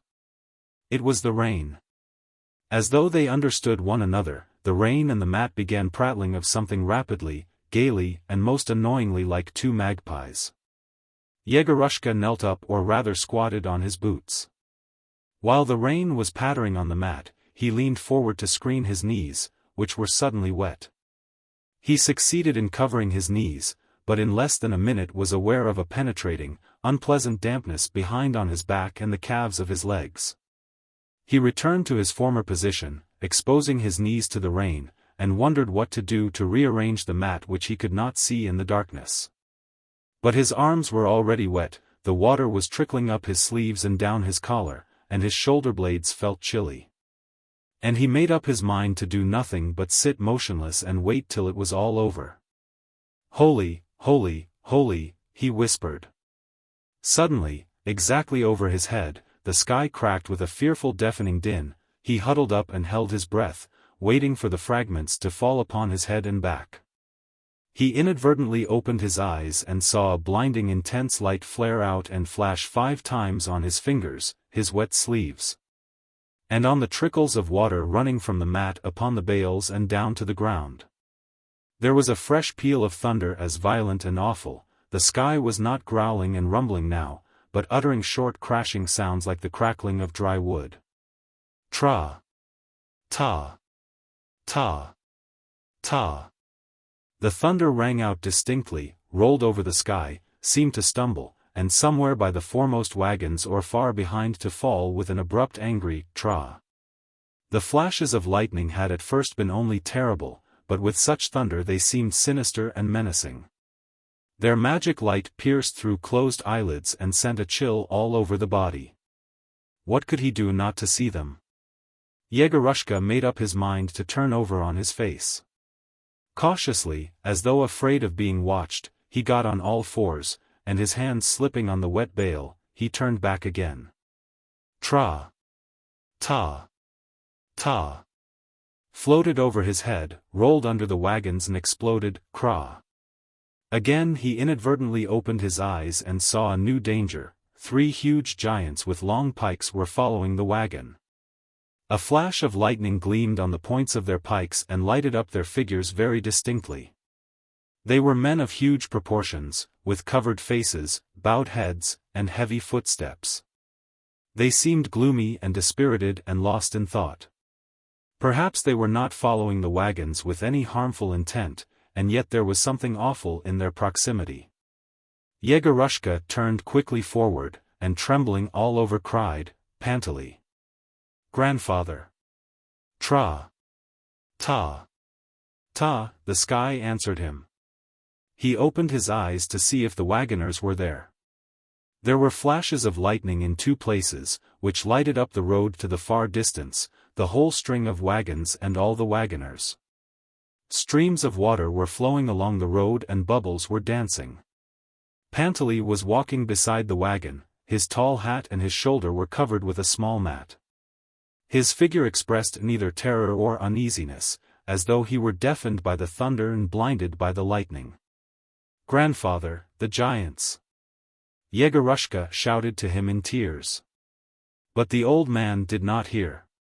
Further away walked Emelian. He was covered from head to foot with a big mat and was triangular in shape. Vasya, without anything over him, was walking with the same wooden step as usual, lifting his feet high and not bending his knees. In the flash of lightning it seemed as though the wagons were not moving and the men were motionless, that Vasya's lifted foot was rigid in the same position. Yegorushka called the old man once more. Getting no answer, he sat motionless, and no longer waited for it all to end. He was convinced that the thunder would kill him in another minute, that he would accidentally open his eyes and see the terrible giants, and he left off crossing himself, calling the old man and thinking of his mother, and was simply numb with cold and the conviction that the storm would never end. But at last there was the sound of voices. "Yegory, are you asleep?" Pantely cried below. "Get down. Is he deaf, the silly little thing?" "Something like a storm," said an unfamiliar bass voice, and the stranger cleared his throat as though he had just tossed off a good glass of vodka. Yegorushka opened his eyes. Close to the wagon stood Pantely, Emelian, looking like a triangle, and the giants. The latter were by now much shorter, and when Yegorushka looked more closely at them they turned out to be ordinary peasants, carrying on their shoulders not pikes but pitchforks. In the space between Pantely and the triangular figure, gleamed the window of a low-pitched hut. So the wagons were halting in the village. Yegorushka flung off the mat, took his bundle and made haste to get off the wagon. Now when close to him there were people talking in a lighted window he no longer felt afraid, though the thunder was crashing as before and the whole sky was streaked with lightning. It was a good storm, all right, Pantely was muttering. "Thank God, my feet are a little softened by the rain." It was all right. "Have you got down, Yegory?" "Well, go into the hut." "It is all right." "Holy, holy, holy," wheezed Emelian, "it must have struck something." "Are you of these parts?" he asked the giants. "No, from Glinovo. We belong to Glinovo. We are working at the platers." "Threshing?" "All sorts. Just now we are getting in the wheat." The lightning, the lightning. It is long since we have had such a storm." Yegorushka went into the hut. He was met by a lean hunchbacked old woman with a sharp chin. She stood holding a tallow candle in her hands, screwing up her eyes and heaving prolonged sighs. "What a storm God has sent us," she said. And our lads are out for the night on the steppe, they'll have a bad time, poor dears. Take off your things, little sir, take off your things. Shivering with cold and shrugging squeamishly, Yegorushka pulled off his drenched overcoat, then stretched out his arms and straddled his legs, and stood a long time without moving. The slightest movement caused an unpleasant sensation of cold and wetness. His sleeves and the back of his shirt were sopped, his trousers stuck to his legs, his head was dripping. "What's the use of standing there, with your legs apart, little lad?" said the old woman. "Come, sit down." Holding his legs wide apart, Yegorushka went up to the table and sat down on a bench near somebody's head. The head moved, puffed a stream of air through its nose, made a chewing sound and subsided. A mound covered with a sheepskin stretched from the head along the bench. It was a peasant woman asleep. The old woman went out sighing, and came back with a big watermelon and a little sweet melon. "Have something to eat, my dear." "I have nothing else to offer you," she said, yawning. She rummaged in the table and took out a long sharp knife, very much like the one with which the brigands killed the merchants in the inn. "Have some, my dear." Yegorushka, shivering as though he were in a fever, ate a slice of sweet melon with black bread and then a slice of watermelon, and that made him feel colder still. "Our lads are out on the steppe for the night," sighed the old woman while he was eating. "The terror of the Lord. I'd light the candle under the icon, but I don't know where Stepanida has put it. Have some more, little sir, have some more." The old woman gave a yawn and, putting her right hand behind her, scratched her left shoulder. "It must be 2 o'clock now," she said, "it will soon be time to get up. Our lads are out on the steppe for the night, they are all wet through for sure." "Granny," said Yegorushka, "I am sleepy." "Lie down, my dear, lie down," the old woman sighed, yawning. "Lord Jesus Christ! I was asleep, when I heard a noise as though someone were knocking. I woke up and looked, and it was the storm God had sent us. I'd have lighted the candle, but I couldn't find it."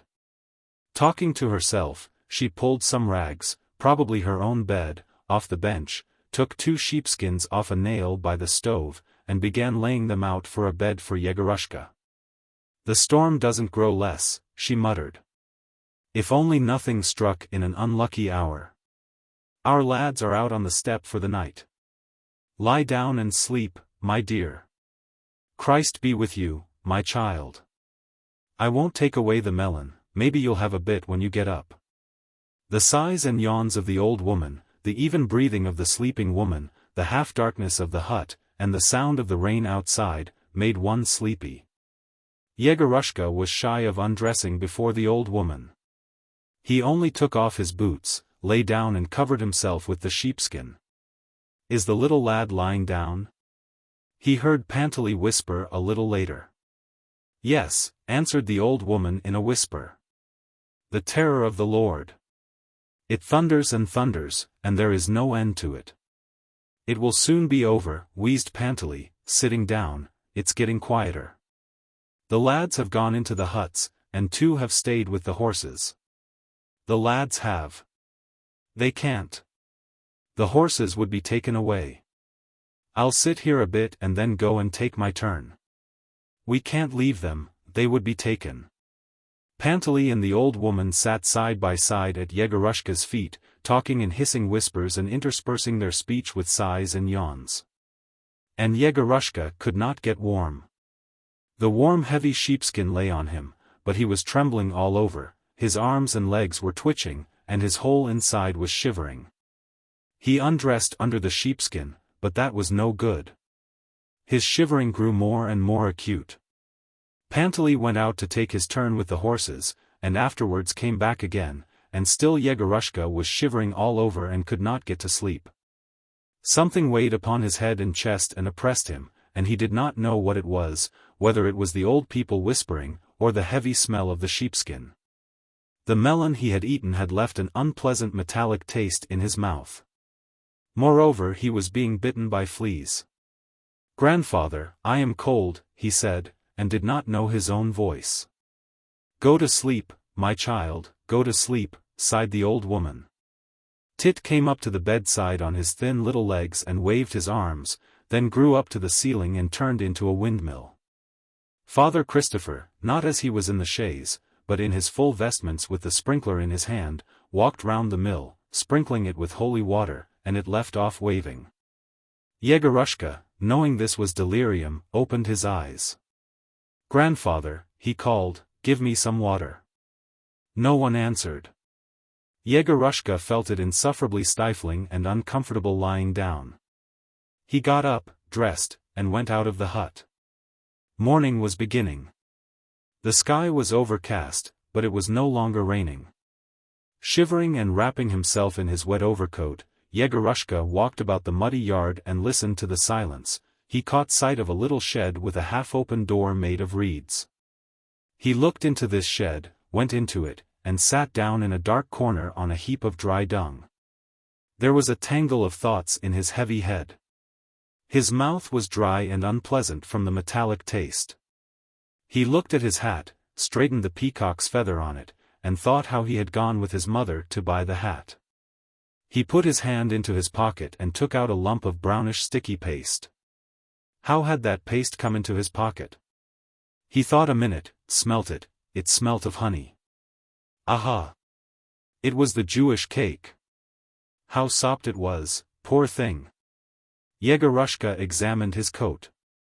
It was a little grey overcoat with big bone buttons, cut in the shape of a frock coat. At home, being a new and expensive article, it had not been hung in the hall, but with his mother's dresses in her bedroom, he was only allowed to wear it on holidays. Looking at it, Yegorushka felt sorry for it. He thought that he and the greatcoat were both abandoned to the mercy of destiny. He thought that he would never get back home, and began sobbing so violently that he almost fell off the heap of dung. A big white dog with woolly tufts like curl papers about its face, sopping from the rain, came into the shed and stared with curiosity at Yegorushka. It seemed to be hesitating whether to bark or not. Deciding that there was no need to bark, it went cautiously up to Yegorushka, ate the sticky plaster and went out again. "There are Varlamov's men," someone shouted in the street. After having his cry out, Yegorushka went out of the shed and, walking round a big puddle, made his way towards the street. The wagons were standing exactly opposite the gateway. The drenched wagoners, with their muddy feet, were sauntering beside them or sitting on the shafts, as listless and drowsy as flies in autumn. Yegorushka looked at them and thought, how dreary and comfortless to be a peasant. He went up to Panteley and sat down beside him on the shaft.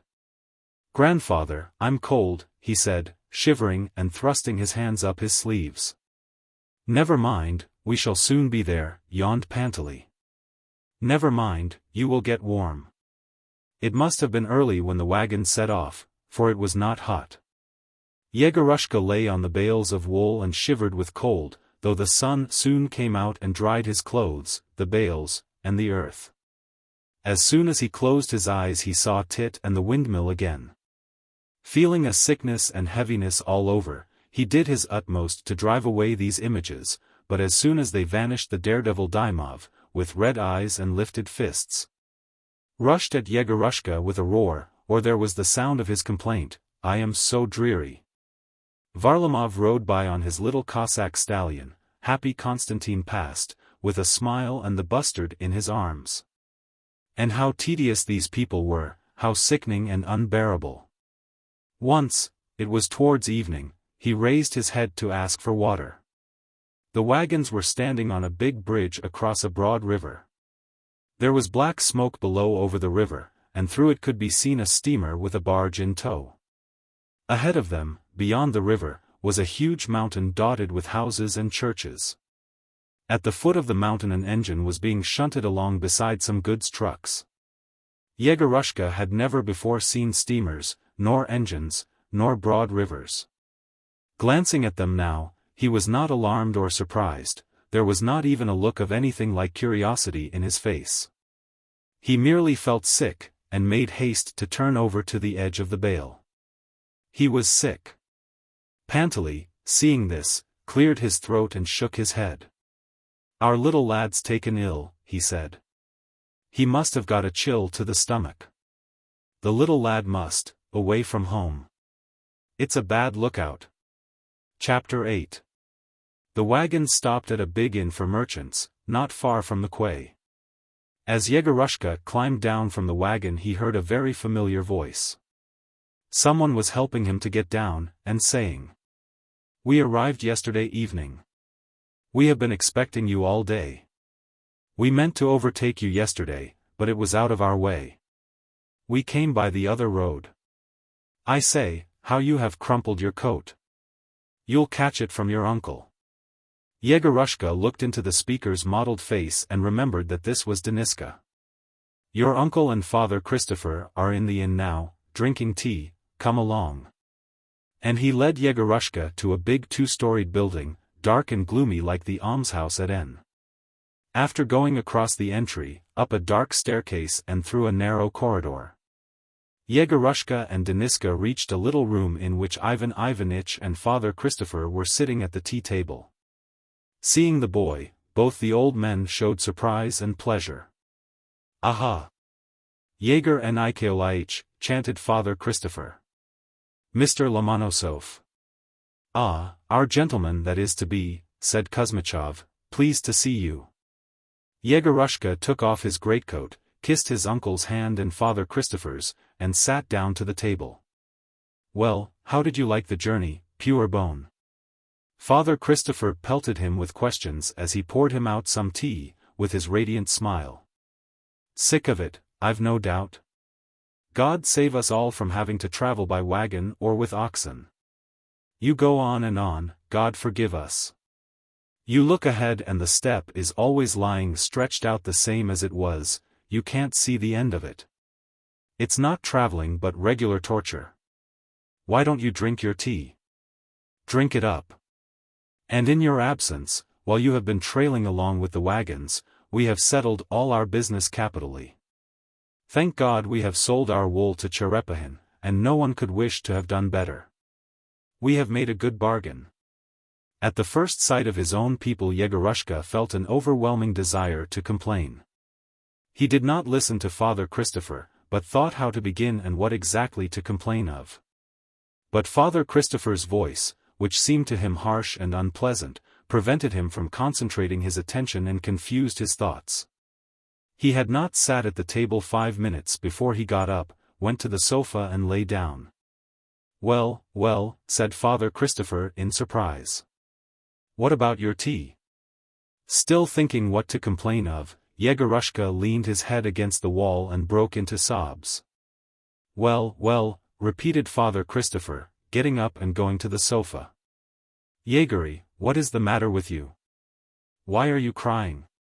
I'm ill," Yegorushka brought out. "Ill?" said Father Christopher in amazement. "That's not the right thing, my boy. One mustn't be ill on a journey. Aie, what are you thinking about, boy, eh?" He put his hand to Yegorushka's head, touched his cheek and said, "Yes, your head's feverish. You must have caught cold or else have eaten something. Pray to God." "Should we give him quinine?" said Ivan Ivanitch, troubled. "No, he ought to have something hot.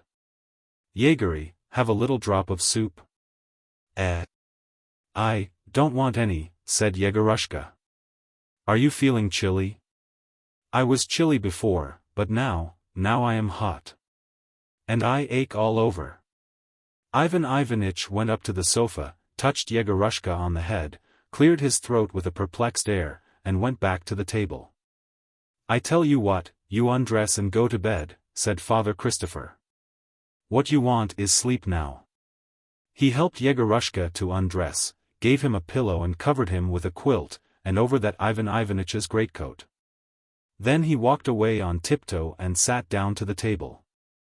Yegorushka shut his eyes, and at once it seemed to him that he was not in the hotel room, but on the high road beside the camp fire. Emelian waved his hands, and Dymov with red eyes lay on his stomach and looked mockingly at Yegorushka. Beat him," shouted Yegorushka. "He is delirious," said Father Christopher in an undertone. "It's a nuisance," sighed Ivan Ivanitch. "He must be rubbed with oil and vinegar. Please God, he will be better tomorrow." To be rid of bad dreams, Yegorushka opened his eyes and began looking towards the fire. Father Christopher and Ivan Ivanitch had now finished their tea and were talking in a whisper. The first was smiling with delight, and evidently could not forget that he had made a good bargain over his wool. What delighted him was not so much the actual profit he had made as the thought that on getting home he would gather round him his big family, wink slyly and go off into a chuckle. At first he would deceive them all, and say that he had sold the wool at a price below its value, then he would give his son-in-law, Mikhail, a fat pocketbook and say, "Well, take it. That's the way to do business." Kuzmichov did not seem pleased, his face expressed, as before, a business-like reserve and anxiety. "If I could have known that Cherepahin would give such a price," he said in a low voice, "I wouldn't have sold Makarov those 5 tons at home. It is vexatious. But who could have told that the price had gone up here?" A man in a white shirt cleared away the samovar and lighted the little lamp before the icon in the corner. Father Christopher whispered something in his ear. The man looked, made a serious face like a conspirator, as though to say, "I understand," went out, and returned a little while afterwards and put something under the sofa. Ivan Ivanitch made himself a bed on the floor, yawned several times, said his prayers lazily, and lay down. "I think of going to the cathedral tomorrow," said Father Christopher. "I know the sacristan there. I ought to go and see the bishop after Mass, but they say he is ill." He yawned and put out the lamp. Now there was no light in the room but the little lamp before the icon. "They say he can't receive visitors," Father Christopher went on, undressing. "So I shall go away without seeing him." He took off his full coat, and Yegorushka saw Robinson Crusoe reappear. Robinson stirred something in a saucer, went up to Yegorushka and whispered, "Lomonosov, are you asleep? Sit up. I'm going to rub you with oil and vinegar. It's a good thing, only you must say a prayer." Yegorushka roused himself quickly and sat up. Father Christopher pulled down the boy's shirt, and shrinking and breathing jerkily, as though he were being tickled himself, began rubbing Yegorushka's chest. "In the name of the Father, the Son, and the Holy Ghost," he whispered, "lie with your back upwards, that's it. You'll be all right tomorrow, but don't do it again. You are as hot as fire. I suppose you were on the road in the storm." "Yes. You might well fall ill. In the name of the Father, the Son, and the Holy Ghost, you might well fall ill." After rubbing Yegorushka, Father Christopher put on his shirt again, covered him, made the sign of the cross over him, and walked away. Then Yegorushka saw him saying his prayers. Probably the old man knew a great many prayers by heart, for he stood a long time before the icon murmuring. After saying his prayers he made the sign of the cross over the window, the door. Yegorushka, and Ivan Ivanitch, lay down on the little sofa without a pillow, and covered himself with his full coat. A clock in the corridor struck 10. Yegorushka thought how long a time it would be before morning. Feeling miserable, he pressed his forehead against the back of the sofa and left off trying to get rid of the oppressive misty dreams. But morning came much sooner than he expected. It seemed to him that he had not been lying long with his head pressed to the back of the sofa. But when he opened his eyes, slanting rays of sunlight were already shining on the floor through the 2 windows of the little hotel room. Father Christopher and Ivan Ivanitch were not in the room. The room had been tidied. It was bright, snug, and smelt of Father Christopher, who always smelt of cypress and dried cornflowers. At home he used to make the holy water sprinklers and decorations for the icon stands out of cornflowers. And so he was saturated with the smell of them. Yegorushka looked at the pillow, at the slanting sunbeams, at his boots, which had been cleaned and were standing side by side near the sofa, and laughed.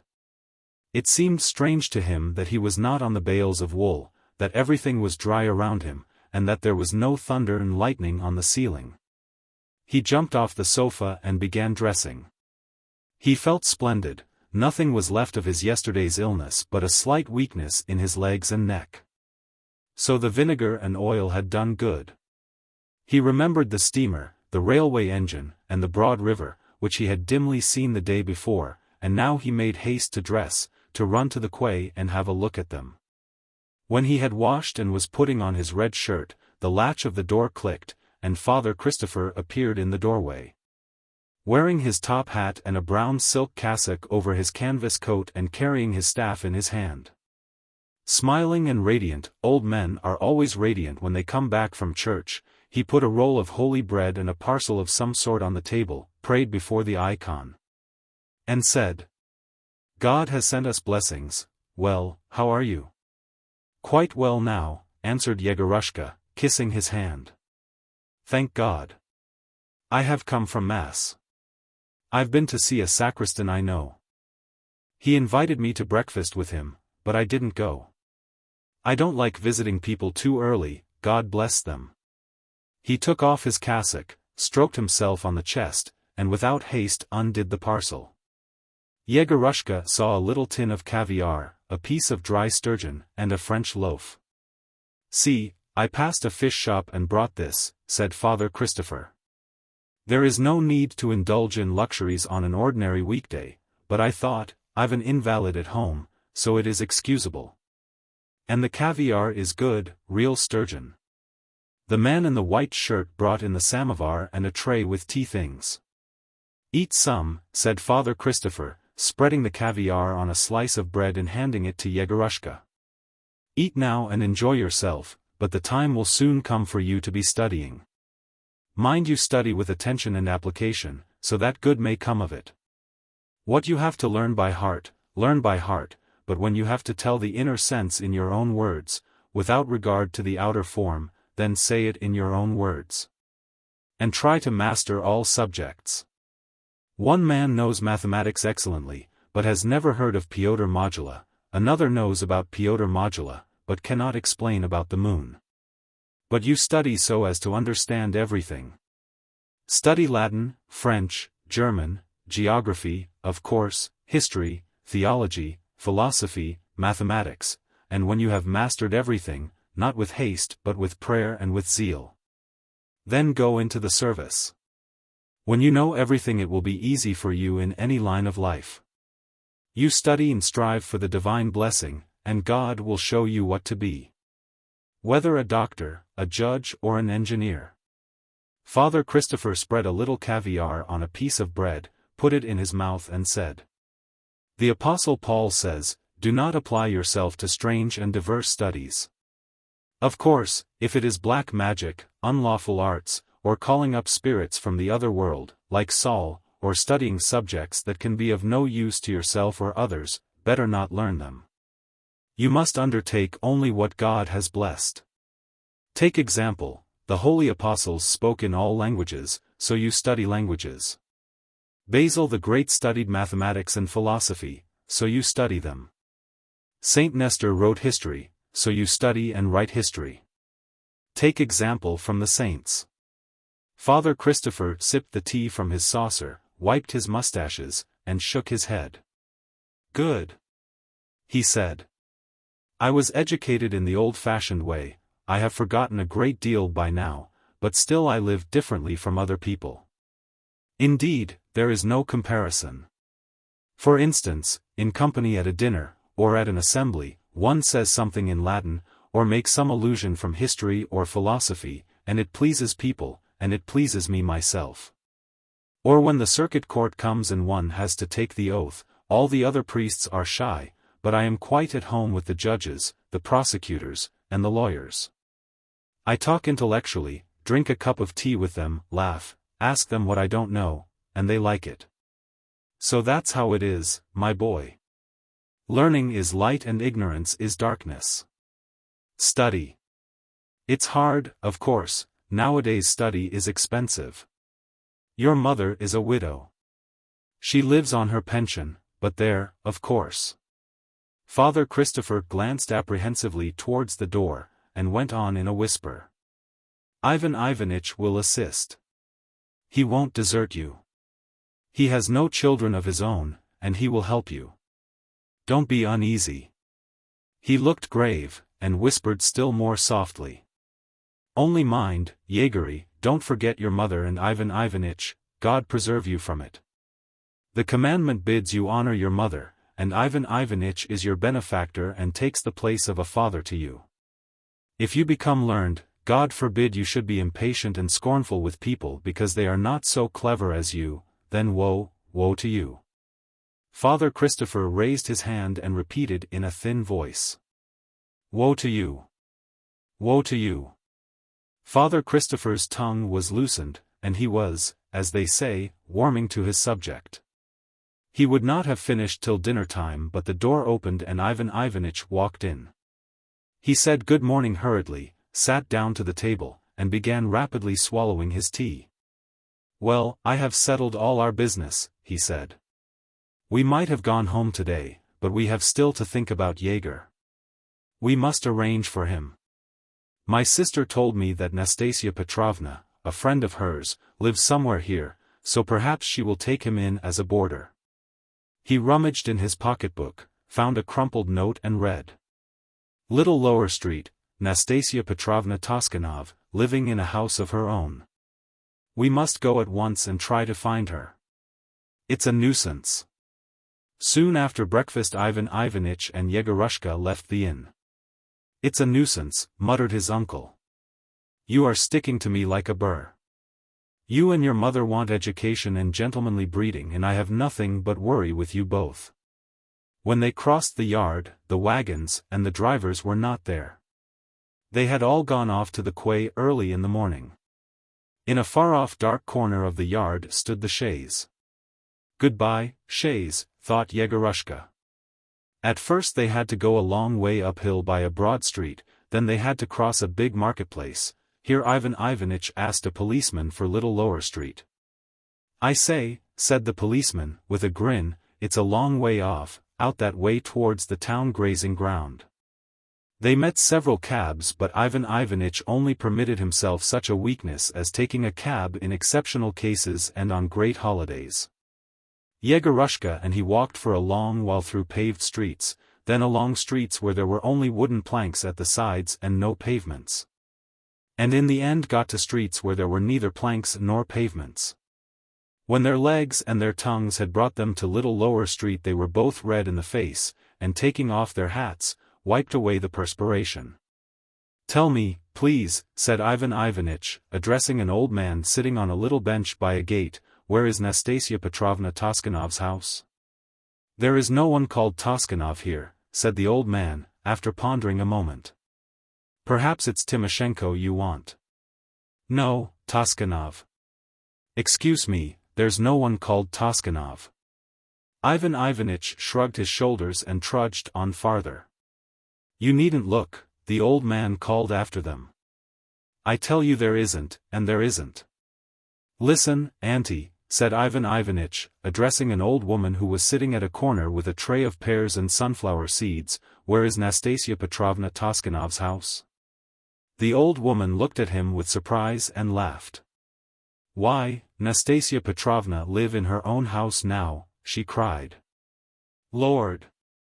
It is 8 years since she married her daughter and gave up the house to her son-in-law. It's her son-in-law lives there now. And her eyes expressed, how is it you didn't know a simple thing like that, you fools? And where does she live now? Ivan Ivanitch asked. Oh, Lord! Cried the old woman, flinging up her hands in surprise. She moved ever so long ago. It's 8 years since she gave up her house to her son-in-law. Upon my word. She probably expected Ivan Ivanitch to be surprised, too, and to exclaim, you don't say so, but Ivan Ivanitch asked very calmly. Where does she live now? The old woman tucked up her sleeves and, stretching out her bare arm to point, shouted in a shrill piercing voice.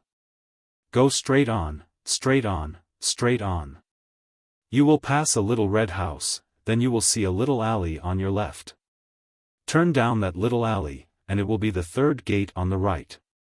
Ivan Ivanitch and Yegorushka reached the little red house, turned to the left down the little alley, and made for the third gate on the right. On both sides of this very old grey gate there was a grey fence with big gaps in it. The first part of the fence was tilting forwards and threatened to fall, while on the left of the gate it sloped backwards towards the yard. The gate itself stood upright and seemed to be still undecided which would suit it best, to fall forwards or backwards. Ivan Ivanitch opened the little gate at the side, and he and Yegorushka saw a big yard overgrown with weeds and burdocks. 100 paces from the gate stood a little house with a red roof and green shutters. A stout woman with her sleeves tucked up and her apron held out was standing in the middle of the yard, scattering something on the ground and shouting in a voice as shrill as that of the woman selling fruit. "Chick! Chick! Chick!" Behind her sat a red dog with pointed ears.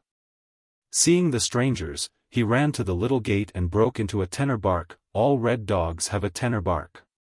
"Whom do you want?" asked the woman, putting up her hand to shade her eyes from the sun. "Good morning," Ivan Ivanitch shouted, too, waving off the red dog with his stick. "Tell me, please, does Nastasia Petrovna Toskanov live here?" "Yes." "But what do you want with her?" "Perhaps you are Nastasia Petrovna?" "Well, yes, I am. Very pleased to see you. You see, your old friend Olga Ivanovna Nyasev sends her love to you. This is her little son. And I, perhaps you remember, am her brother Ivan Ivanitch. You are one of us from N. You were born among us and married there." A silence followed. The stout woman stared blankly at Ivan Ivanitch, as though not believing or not understanding him, then she flushed all over, and flung up her hands. The oats were scattered out of her apron and tears spurted from her eyes. "Olga Ivanovna," she screamed, breathless with excitement. "My own darling. Ah, holy saints, why am I standing here like a fool? My pretty little angel." She embraced Yegorushka, wetted his face with her tears, and broke down completely. "Heavens!" she said, wringing her hands, "Olga's little boy. How delightful. He is his mother all over.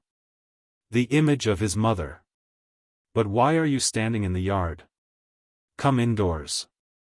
Crying, gasping for breath and talking as she went, she hurried towards the house. Her visitors trudged after her. "The room has not been done yet," she said, ushering the visitors into a stuffy little drawing room adorned with many icons and pots of flowers. "Oh, Mother of God! Vasilisa, go and open the shutters anyway. My little angel. My little beauty. I did not know that Olichka had a boy like that." When she had calmed down and got over her first surprise, Ivan Ivanitch asked to speak to her alone. Yegorushka went into another room. There was a sewing machine. In the window was a cage with a starling in it, and there were as many icons and flowers as in the drawing room. Near the machine stood a little girl with a sunburnt face and chubby cheeks like tits, and a clean cotton dress. She stared at Yegorushka without blinking, and apparently felt very awkward. Yegorushka looked at her and after a pause asked, "What's your name?" The little girl moved her lips, looked as if she were going to cry, and answered softly, "Atka." This meant Katka. "He will live with you," Ivan Ivanitch was whispering in the drawing room, "if you will be so kind, and we will pay 10 rubles a month for his keep. He is not a spoilt boy, he is quiet. I really don't know what to say, Ivan Ivanitch." Nastasia Petrovna sighed tearfully. 10 rubles a month is very good, but it is a dreadful thing to take another person's child. He may fall ill or something. When Yegorushka was summoned back to the drawing room, Ivan Ivanitch was standing with his hat in his hands, saying goodbye. "Well, let him stay with you now, then," he said. "Goodbye. You stay, Yegor," he said, addressing his nephew.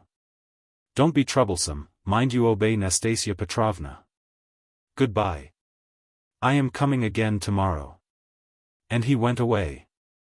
Nastasia once more embraced Yegorushka, called him a little angel, and with a tear-stained face began preparing for dinner. 3 minutes later Yegorushka was sitting beside her, answering her endless questions and eating hot savory cabbage soup. In the evening he sat again at the same table and, resting his head on his hand, listened to Nastasia Petrovna. Alternately laughing and crying, she talked of his mother's young days, her own marriage, her children. A cricket chirruped in the stove, and there was a faint humming from the burner of the lamp. Nastasia Petrovna talked in a low voice, and was continually dropping her thimble in her excitement. And Katka, her granddaughter, crawled under the table after it and each time sat a long while under the table, probably examining Yegorushka's feet. And Yegorushka listened, half dozing and looking at the old woman's face, her wart with hairs on it, and the stains of tears, and he felt sad, very sad. He was put to sleep on a chest and told that if he were hungry in the night he must go out into the little passage and take some chicken, put there under a plate in the window. Next morning Ivan Ivanitch and Father Christopher came to say goodbye. Nastasia Petrovna was delighted to see them, and was about to set the samovar. But Ivan Ivanitch, who was in a great hurry, waved his hands and said, "We have no time for tea. We are just setting off." Before parting they all sat down and were silent for a minute. Nastasia Petrovna heaved a deep sigh and looked towards the icon with tear-stained eyes. "Well," began Ivan Ivanitch, getting up, "so you will stay." All at once the look of businesslike reserve vanished from his face, he flushed a little and said with a mournful smile, "Mind you work hard. Don't forget your mother, and obey Nastasia Petrovna. If you are diligent at school, Yegor, I'll stand by you."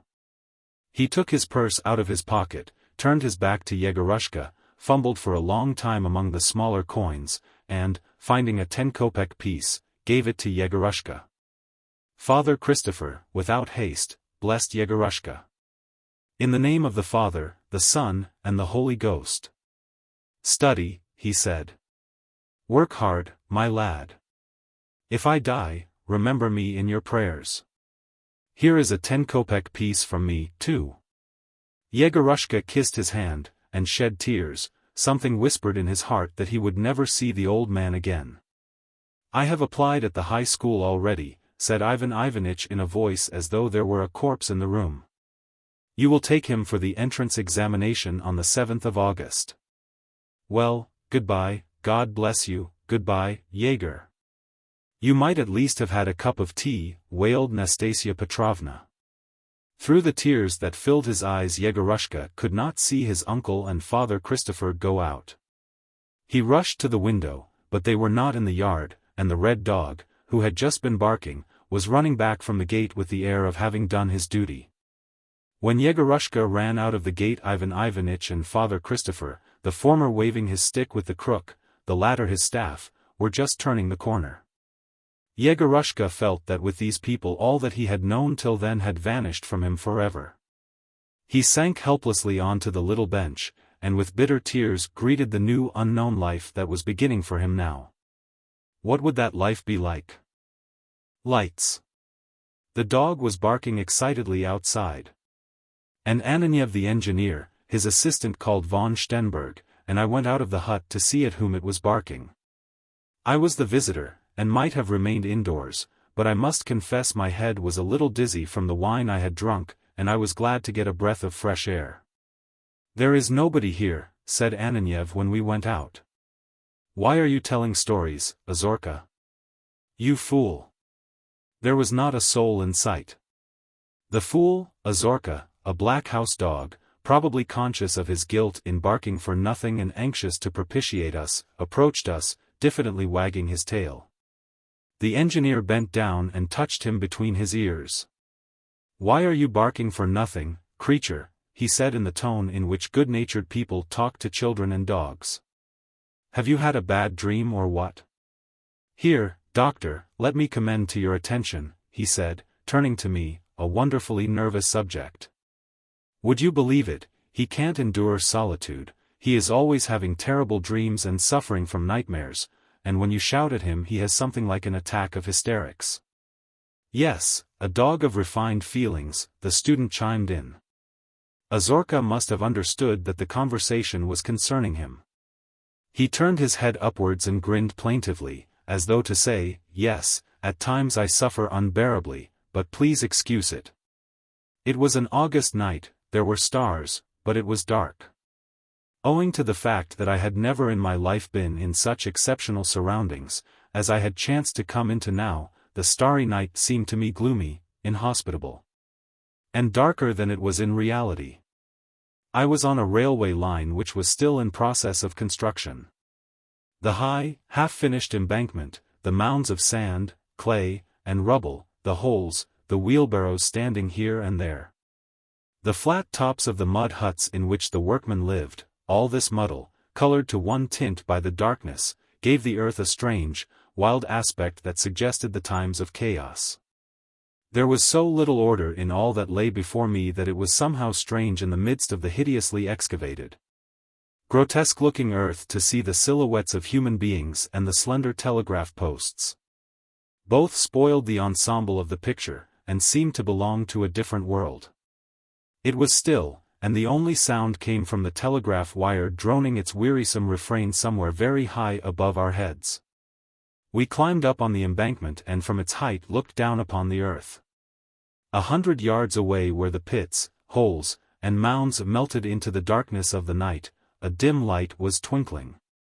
Beyond it gleamed another light, beyond that a third, then 100 paces away 2 red eyes glowed side by side, probably the windows of some hut, and a long series of such lights, growing continually closer and dimmer, stretched along the line to the very horizon, then turned in a semicircle to the left and disappeared in the darkness of the distance. The lights were motionless. There seemed to be something in common between them and the stillness of the night and the disconsolate song of the telegraph wire. It seemed as though some weighty secret were buried under the embankment and only the lights, the night, and the wires knew of it. "How glorious, O Lord," sighed Ananiev. "Such space and beauty that one can't tear oneself away. And what an embankment!" "It's not an embankment, my dear fellow, but a regular Mont Blanc. It's costing millions." Going into ecstasies over the lights and the embankment that was costing millions, intoxicated by the wine and his sentimental mood, the engineer slapped von Stenberg on the shoulder and went on in a jocose tone. "Well, Mikhail Mihailitch, lost in reveries? No doubt it is pleasant to look at the work of one's own hands, eh? Last year this very spot was bare steppe, not a sight of human life, and now look, life, civilization. And how splendid it all is, upon my soul. You and I are building a railway, and after we are gone, in another century or two, good men will build a factory, a school, a hospital, and things will begin to move. Eh?" The student stood motionless with his hands thrust in his pockets, and did not take his eyes off the lights. He was not listening to the engineer, but was thinking, and was apparently in the mood in which one does not want to speak or to listen. After a prolonged silence he turned to me and said quietly, "Do you know what those endless lights are like? They make me think of something long dead, that lived thousands of years ago, something like the camps of the Amalekites or the Philistines. It is as though some people of the Old Testament had pitched their camp and were waiting for morning to fight with Saul or David. All that is wanting to complete the illusion is the blare of trumpets and sentries calling to one another in some Ethiopian language. And, as though of design, the wind fluttered over the line and brought a sound like the clank of weapons." A silence followed. I don't know what the engineer and the student were thinking of, but it seemed to me already that I actually saw before me something long dead and even heard the sentry talking in an unknown tongue. My imagination hastened to picture the tents, the strange people, their clothes, their armor. "Yes," muttered the student pensively, "once Philistines and Amalekites were living in this world, making wars, playing their part, and now no trace of them remains. So it will be with us. Now we are making a railway, are standing here philosophizing, but 2,000 years will pass, and of this embankment and of all those men, asleep after their hard work, not one grain of dust will remain. In reality, It's awful. You must drop those thoughts, said the engineer gravely and admonishingly. Why? Because thoughts like that are for the end of life, not for the beginning of it. You are too young for them. Why so? Repeated the student. All these thoughts of the transitoriness, the insignificance and the aimlessness of life, of the inevitability of death, of the shadows of the grave, and so on, all such lofty thoughts, I tell you, my dear fellow, are good and natural in old age when they come as the product of years of inner travail, and are won by suffering and really are intellectual riches. For a youthful brain on the threshold of real life they are simply a calamity. A calamity. Ananiev repeated with a wave of his hand. To my mind it is better at your age to have no head on your shoulders at all than to think on these lines. I am speaking seriously, Baron. And I have been meaning to speak to you about it for a long time, for I noticed from the very first day of our acquaintance your partiality for these damnable ideas. Good gracious, why are they damnable? The student asked with a smile, and from his voice and his face I could see that he asked the question from simple politeness. And that the discussion raised by the engineer did not interest him in the least. I could hardly keep my eyes open. I was dreaming that immediately after our walk we should wish each other good night and go to bed, but my dream was not quickly realized. When we had returned to the hut the engineer put away the empty bottles and took out of a large wicker hamper 2 full ones, and uncorking them, sat down to his work table with the evident intention of going on drinking, talking, and working. Sipping a little from his glass, he made pencil notes on some plans and went on pointing out to the student that the latter's way of thinking was not what it should be. The student sat beside him checking accounts and saying nothing. He, like me, had no inclination to speak or to listen. That I might not interfere with their work, I sat away from the table on the engineer's crooked-legged traveling bedstead, feeling bored and expecting every moment that they would suggest I should go to bed. It was going on for 1 o'clock. Having nothing to do, I watched my new acquaintances. I had never seen Ananiev or the student before. I had only made their acquaintance on the night I have described. Late in the evening I was returning on horseback from a fair to the house of a landowner with whom I was staying, had got on the wrong road in the dark and lost my way. Going round and round by the railway line and seeing how dark the night was becoming, I thought of the barefoot railway roughs, who lie in wait for travelers on foot and on horseback. Was frightened, and knocked at the first hut I came to. There I was cordially received by Ananiev and the student. As is usually the case with strangers casually brought together, we quickly became acquainted, grew friendly and at first over the tea and afterward over the wine, began to feel as though we had known each other for years. At the end of an hour or so, I knew who they were and how fate had brought them from town to the faraway steppe, and they knew who I was, what my occupation and my way of thinking. Nikolai Anastasievich Ananiev, the engineer, was a broad-shouldered, thick-set man, and, judging from his appearance, he had, like Othello, begun the descent into the vale of years, and was growing rather too stout. He was just at that stage which old matchmaking women mean when they speak of a man in the prime of his age, that is, he was neither young nor old, was fond of good fare, good liquor, and praising the past, panted a little as he walked, snored loudly when he was asleep, and in his manner with those surrounding him displayed that calm imperturbable good humor which is always acquired by decent people by the time they have reached the grade of a staff officer and begun to grow stout. His hair and beard were far from being grey, but already, with a condescension of which he was unconscious, he addressed young men as, "my dear boy," and felt himself entitled to lecture them good-humoredly about their way of thinking. His movements and his voice were calm, smooth, and self-confident, as they are in a man who is thoroughly well aware that he has got his feet firmly planted on the right road, that he has definite work, a secure living, a settled outlook. His sunburnt, thick-nosed face and muscular neck seemed to say, "I am well fed, healthy, satisfied with myself, and the time will come when you young people too, will be well fed, healthy, and satisfied with yourselves." He was dressed in a cotton shirt with the collar awry and in full linen trousers thrust into his high boots. From certain trifles, as for instance, from his colored worsted girdle, his embroidered collar, and the patch on his elbow, I was able to guess that he was married and in all probability tenderly loved by his wife.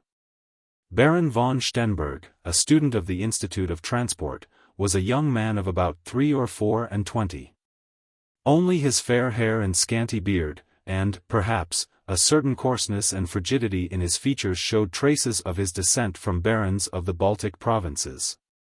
Everything else, his name, Mikhail Mihailovich, his religion, his ideas, his manners, and the expression of his face were purely Russian. Wearing, like Ananiev, a cotton shirt and high boots, with his round shoulders, his hair left uncut, and his sunburnt face, he did not look like a student or a baron, but like an ordinary Russian workman. His words and gestures were few, he drank reluctantly without relish, checked the accounts mechanically, and seemed all the while to be thinking of something else. His movements and voice were calm, and smooth too, but his calmness was of a different kind from the engineer's.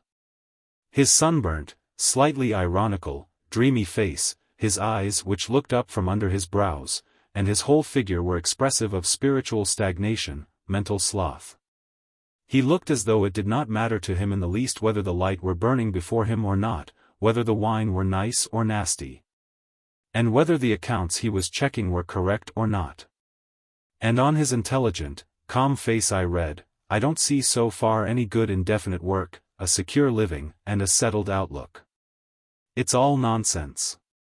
I was in Petersburg, now I am sitting here in this hut, in the autumn I shall go back to Petersburg, then in the spring here again. What sense there is in all that I don't know, and no one knows. And so it's no use talking about it." He listened to the engineer without interest, with the condescending indifference with which cadets in the senior classes listen to an effusive and good-natured old attendant. It seemed as though there were nothing new to him in what the engineer said, and that if he had not himself been too lazy to talk, he would have said something newer and cleverer. Meanwhile Ananiev would not desist. He had by now laid aside his good-humored, jocose tone and spoke seriously, even with a fervor which was quite out of keeping with his expression of calmness. Apparently he had no distaste for abstract subjects, was fond of them, indeed, but had neither skill nor practice in the handling of them. And this lack of practice was so pronounced in his talk that I did not always grasp his meaning at once.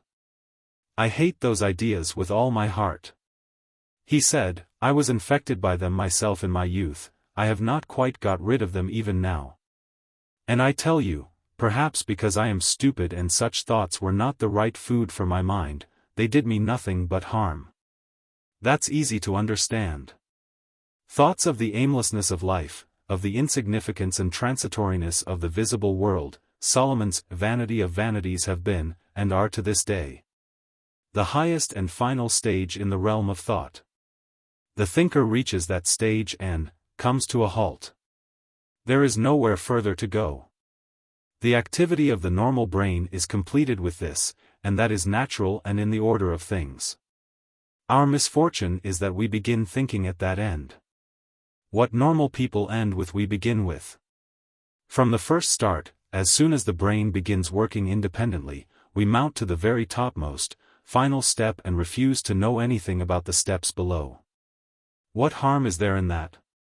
said the student.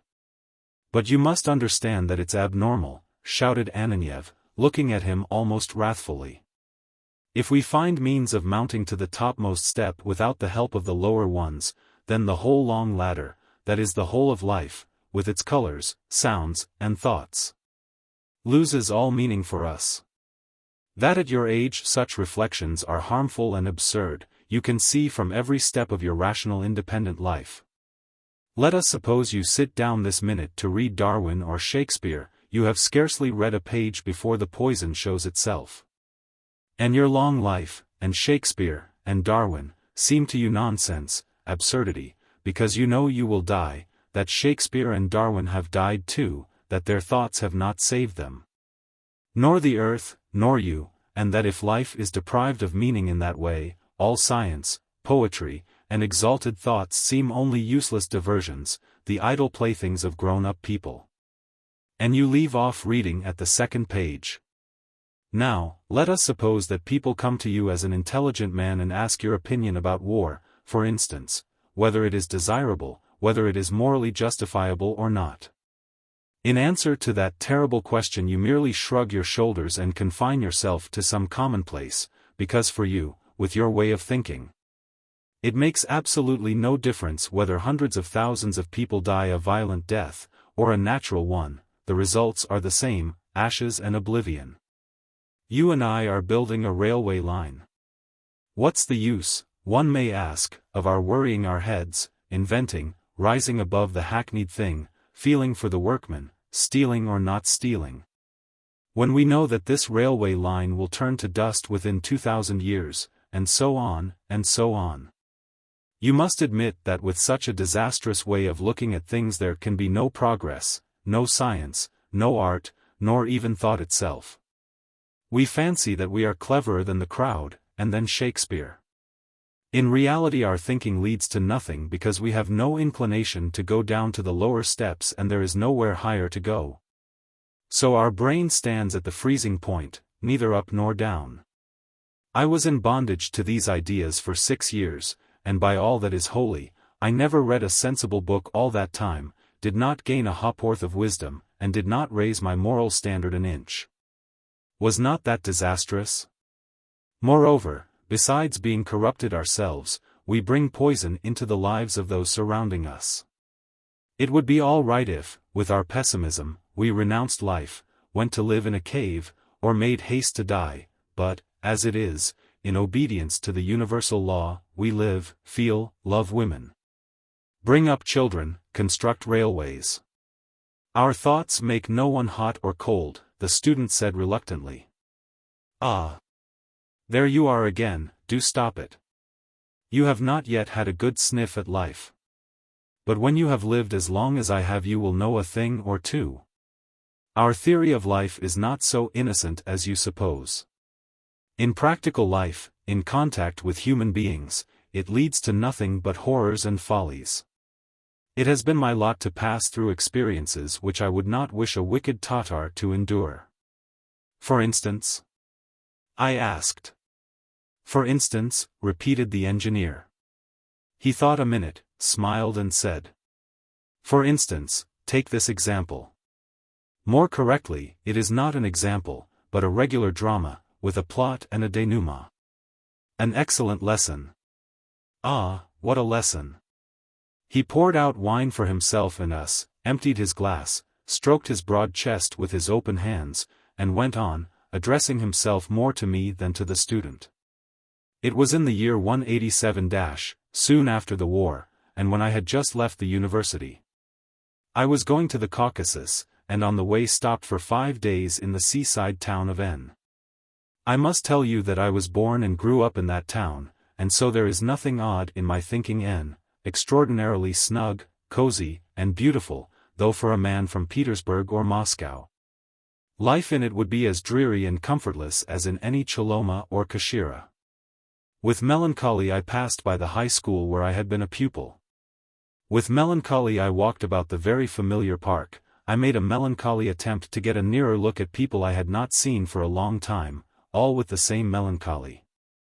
Among other things, I drove out one evening to the so-called quarantine.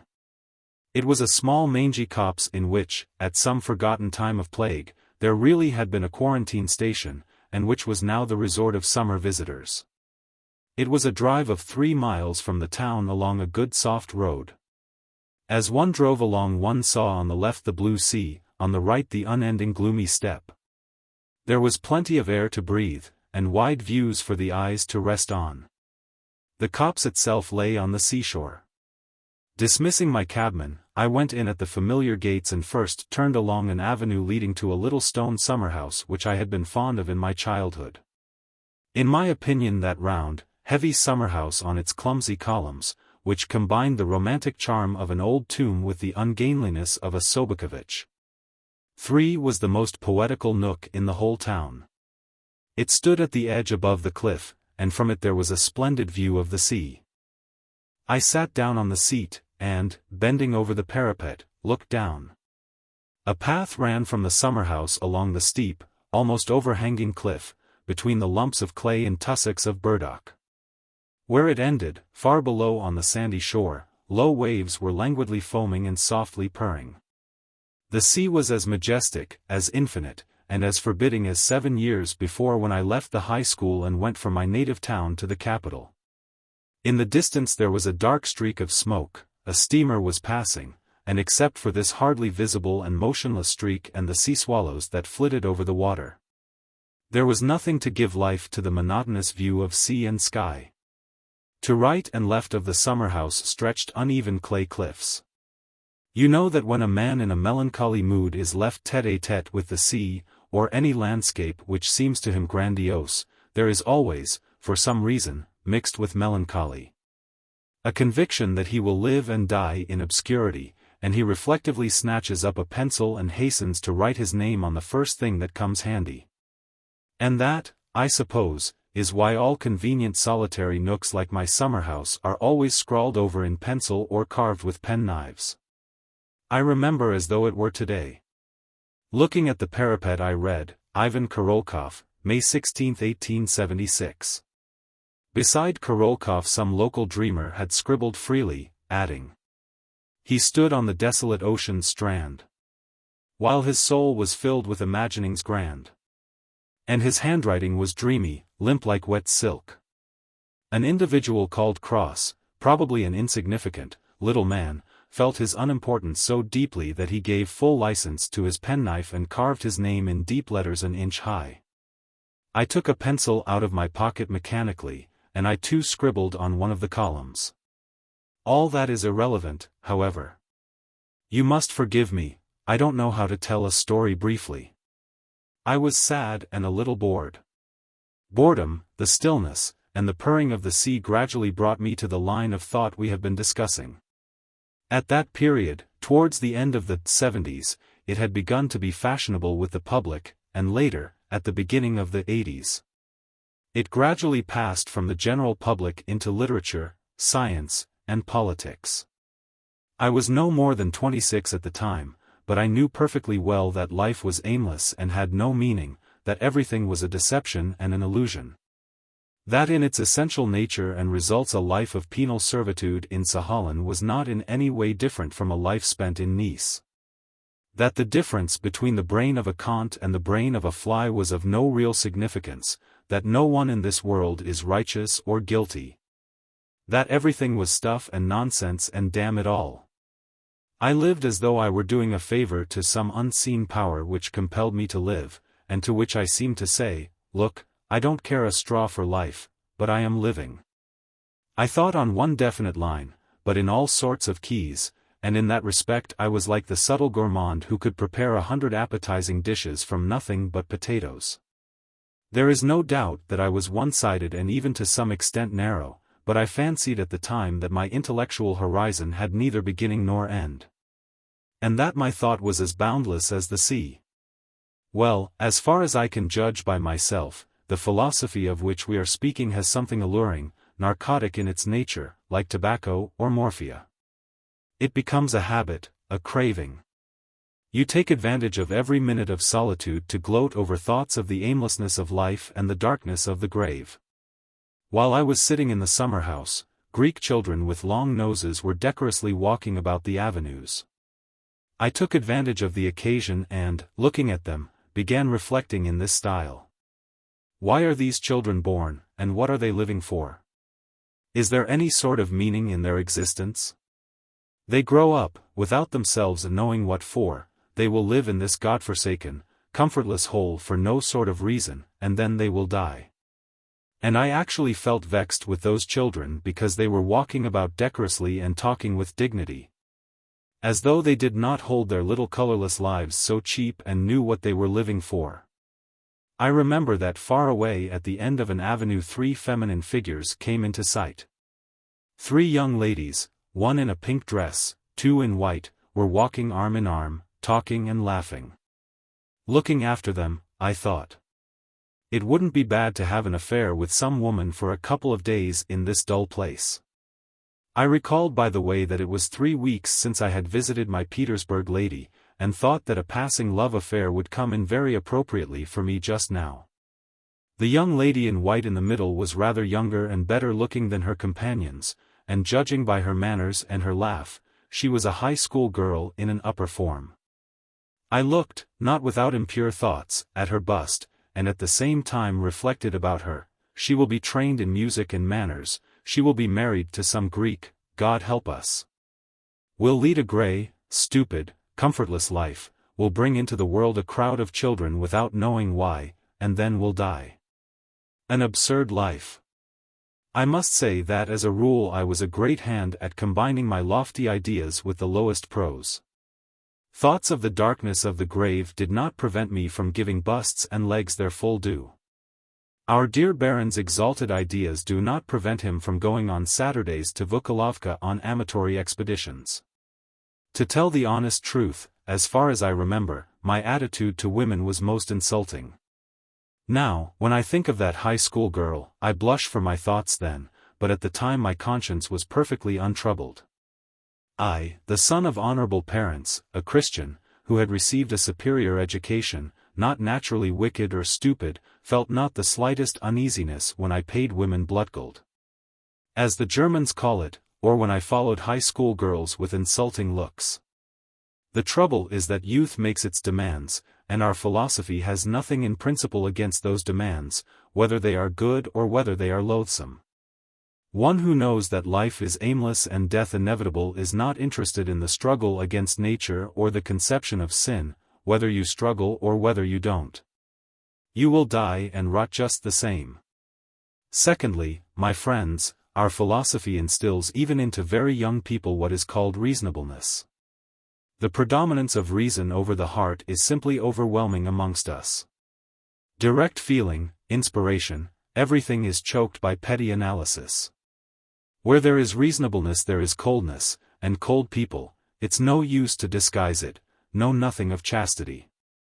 That virtue is only known to those who are warm, affectionate, and capable of love. Thirdly, our philosophy denies the significance of each individual personality. It's easy to see that if I deny the personality of some Natalia Stepanovna, it's absolutely nothing to me whether she is insulted or not. Today one insults her dignity as a human being and pays her bloodgold, and next day thinks no more of her. So I sat in the summer house and watched the young ladies. Another woman's figure appeared in the avenue, with fair hair, her head uncovered and a white knitted shawl on her shoulders. She walked along the avenue, then came into the summer house, and taking hold of the parapet, looked indifferently below and into the distance over the sea. As she came in she paid no attention to me, as though she did not notice me. I scrutinized her from foot to head, not from head to foot, as one scrutinizes men, and found that she was young, not more than 25, nice-looking, with a good figure. In all probability married and belonging to the class of respectable women. She was dressed as though she were at home, but fashionably and with taste, as ladies are, as a rule, in N. This one would do nicely, I thought, looking at her handsome figure and her arms. She is all right. She is probably the wife of some doctor or schoolmaster. But to make up to her, that is, to make her the heroine of one of those impromptu affairs to which tourists are so prone, was not easy and, indeed, hardly possible. I felt that as I gazed at her face. The way she looked, and the expression of her face, suggested that the sea, the smoke in the distance, and the sky had bored her long, long ago, and wearied her sight. She seemed to be tired, bored, and thinking about something dreary, and her face had not even that fussy, affectedly indifferent expression which one sees in the face of almost every woman when she is conscious of the presence of an unknown man in her vicinity. The fair-haired lady took a bored and passing glance at me, sat down on a seat and sank into reverie, and from her face I saw that she had no thoughts for me, and that I, with my Petersburg appearance, did not arouse in her even simple curiosity. But yet I made up my mind to speak to her, and asked, "Madam, allow me to ask you at what time do the wagonettes go from here to the town?" "At 10 or 11, I believe." I thanked her. She glanced at me once or twice, and suddenly there was a gleam of curiosity, then of something like wonder on her passionless face. I made haste to assume an indifferent expression and to fall into a suitable attitude. She was catching on. She suddenly jumped up from the seat, as though something had bitten her, and examining me hurriedly, with a gentle smile, asked timidly, "Oh, aren't you Ananiev?" "Yes, I am Ananiev," I answered. "And don't you recognize me?" "No." I was a little confused. I looked intently at her, and, would you believe it? I recognized her not from her face nor her figure, but from her gentle, weary smile. It was Natalia Stepanovna, or, as she was called, Kashtanka, the very girl I had been head over ears in love with 7 or 8 years before, when I was wearing the uniform of a high school boy. The doings of far, vanished days, the days of long ago. I remember this Kashtanka, a thin little high school girl of 15 or 16, when she was something just for a schoolboy's taste, created by nature especially for platonic love. What a charming little girl she was. Pale, fragile, light, she looked as though a breath would send her flying like a feather to the skies, a gentle, perplexed face, little hands, soft long hair to her belt. A waist as thin as a wasp's, altogether something ethereal, transparent like moonlight, in fact, from the point of view of a high school boy a peerless beauty. Wasn't I in love with her? I did not sleep at night. I wrote verses. Sometimes in the evening she would sit on a seat in the park while we schoolboys crowded round her, gazing reverently. In response to our compliments, our sighing, and attitudinizing, she would shrink nervously from the evening damp, screw up her eyes, and smile gently. And at such times she was awfully like a pretty little kitten. As we gazed at her every one of us had a desire to caress her and stroke her like a cat, hence her nickname of Kashtanka. In the course of the 7 or 8 years since we had met, Kashtanka had greatly changed. She had grown more robust and stouter, and had quite lost the resemblance to a soft, fluffy kitten. It was not that her features looked old or faded, but they had somehow lost their brilliance and looked sterner. Her hair seemed shorter, she looked taller. And her shoulders were quite twice as broad, and what was most striking, there was already in her face the expression of motherliness and resignation commonly seen in respectable women of her age. And this, of course, I had never seen in her before. In short, of the schoolgirlish and the platonic her face had kept the gentle smile and nothing more. We got into conversation. Learning that I was already an engineer, Kashtanka was immensely delighted. "How good that is," she said, looking joyfully into my face. "Ah, how good! And how splendid you all are! Of all who left with you, not one has been a failure, they have all turned out well. One an engineer, another a doctor, a third a teacher, another, they say, is a celebrated singer in Petersburg. You are all splendid, all of you. Ah, how good that is!" Kashtanka's eyes shone with genuine goodwill and gladness. She was admiring me like an elder sister or a former governess. While I looked at her sweet face and thought, it wouldn't be bad to get hold of her today. "Do you remember, Natalia Stepanovna," I asked her, "how I once brought you in the park a bouquet with a note in it? You read my note, and such a look of bewilderment came into your face." "No, I don't remember that," she said, laughing. "But I remember how you wanted to challenge Florence to a duel over me."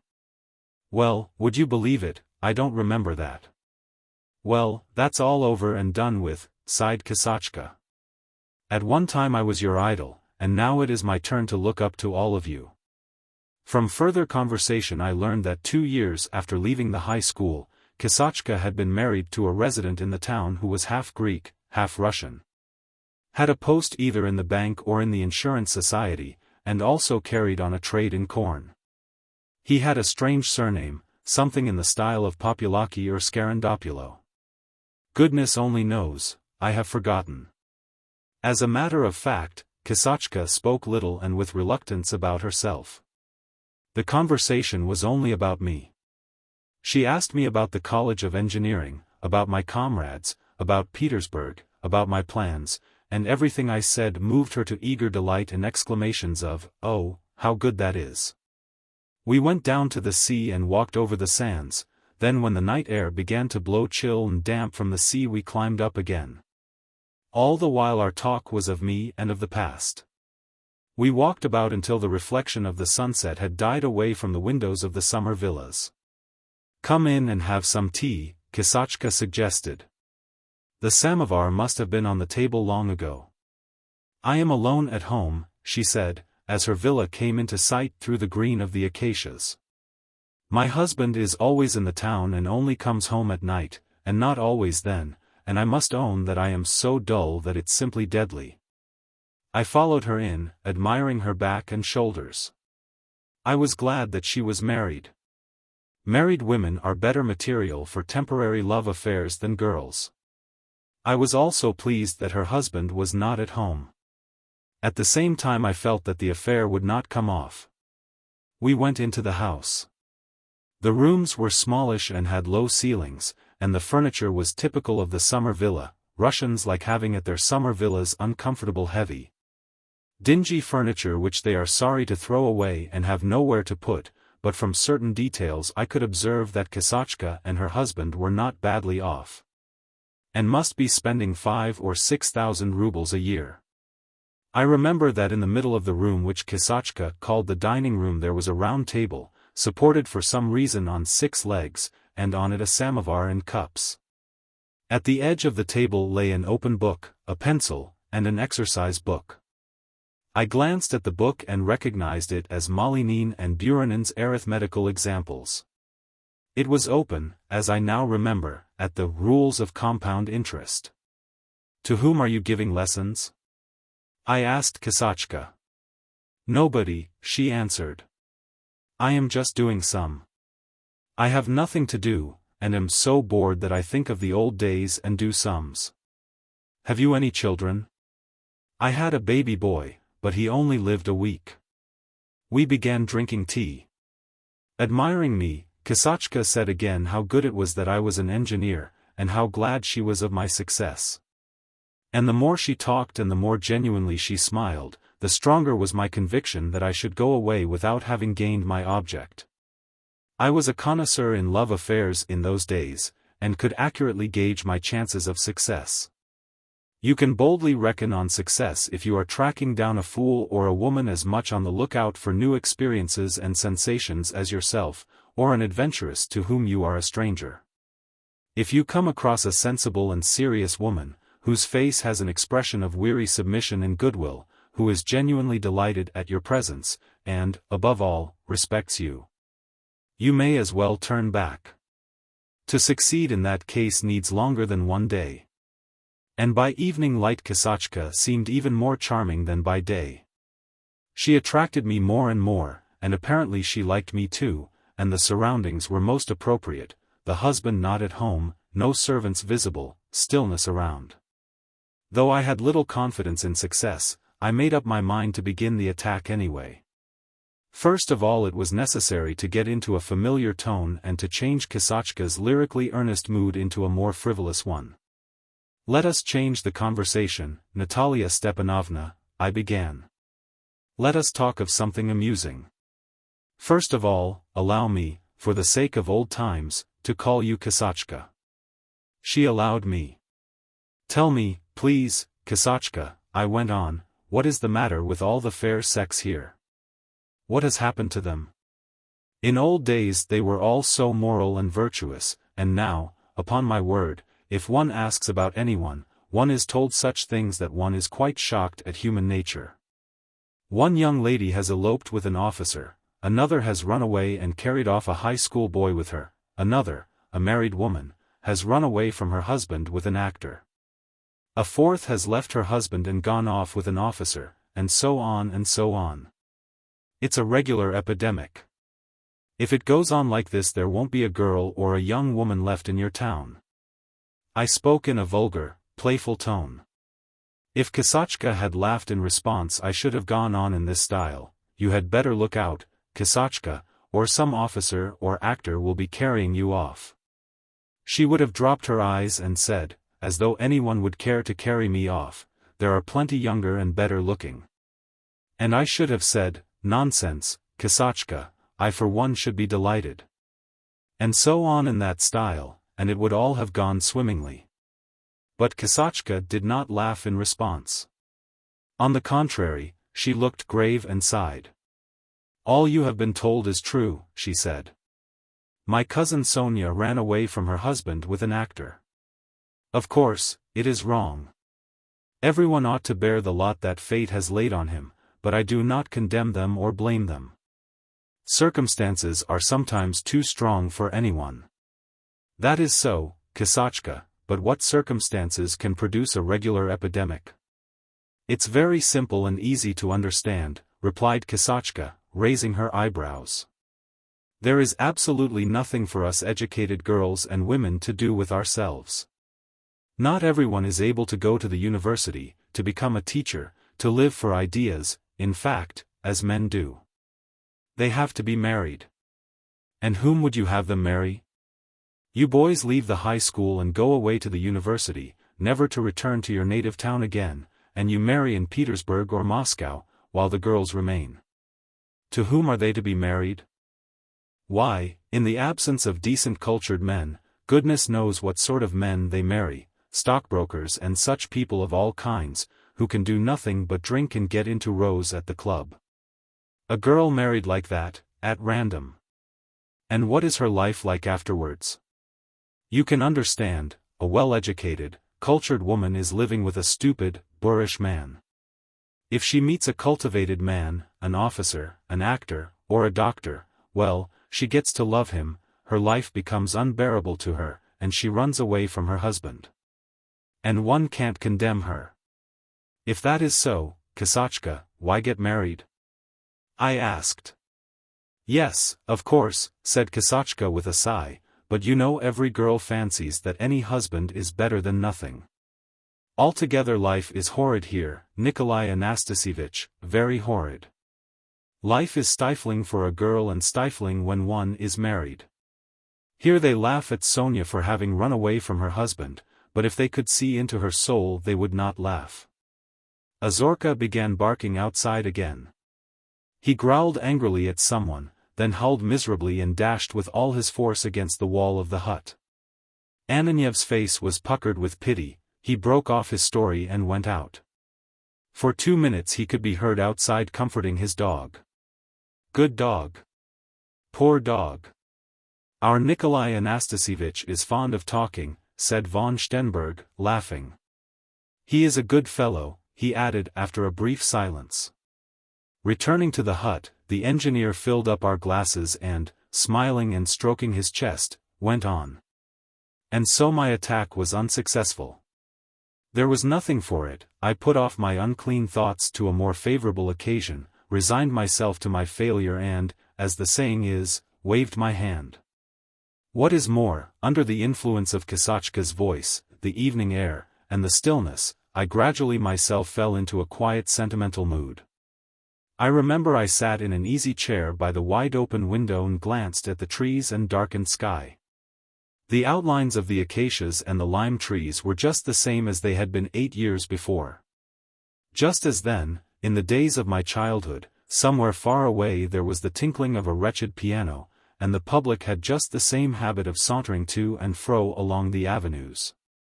But the people were not the same. Along the avenues there walked now not my comrades and I and the object of my adoration, but schoolboys and young ladies who were strangers. And I felt melancholy. When to my inquiries about acquaintances I 5 times received from Kashtanka the answer, "He is dead," my melancholy changed into the feeling one has at the funeral service of a good man. And sitting there at the window, looking at the promenading public and listening to the tinkling piano, I saw with my own eyes for the first time in my life with what eagerness one generation hastens to replace another. And what a momentous significance even some 7 or 8 years may have in a man's life. Kashtanka put a bottle of red wine on the table. I drank it off, grew sentimental, and began telling a long story about something or other. Kashtanka listened as before, admiring me and my cleverness. And time passed. The sky was by now so dark that the outlines of the acacias and lime trees melted into one. The public was no longer walking up and down the avenues. The piano was silent and the only sound was the even murmur of the sea. Young people are all alike. Be friendly to a young man, make much of him, regale him with wine, let him understand that he is attractive and he will sit on, forget that it is time to go, and talk and talk and talk. His hosts cannot keep their eyes open, it's past their bedtime, and he still stays and talks. That was what I did. Once I chanced to look at the clock, it was 10:30. I began saying goodbye. "Have another glass before your walk," said Kashtanka. I took another glass, again I began talking at length, forgot it was time to go, and sat down. Then there came the sound of men's voices, footsteps and the clank of spurs. "I think my husband has come in," said Kashtanka listening. The door creaked, two voices came now from the passage and I saw two men pass the door that led into the dining room, one a stout, solid, dark man with a hooked nose, wearing a straw hat. And the other a young officer in a white tunic. As they passed the door they both glanced casually and indifferently at Kashtanka and me, and I fancied both of them were drunk. "She told you a lie then, and you believed her," we heard a loud voice with a marked nasal twang say a minute later. "To begin with, it wasn't at the big club but at the little one." "You are angry, Jupiter, so you are wrong," said another voice, obviously the officer's, laughing and coughing. "I say, can I stay the night? Tell me honestly, shall I be in your way?" "What a question. Not only you can, but you must. What will you have, beer or wine?" They were sitting 2 rooms away from us, talking loudly, and apparently feeling no interest in Kashtanka or her visitor. A perceptible change came over Kashtanka on her husband's arrival. At first she flushed red, then her face wore a timid, guilty expression. She seemed to be troubled by some anxiety, and I began to fancy that she was ashamed to show me her husband and wanted me to go. I began taking leave. Kashtanka saw me to the front door.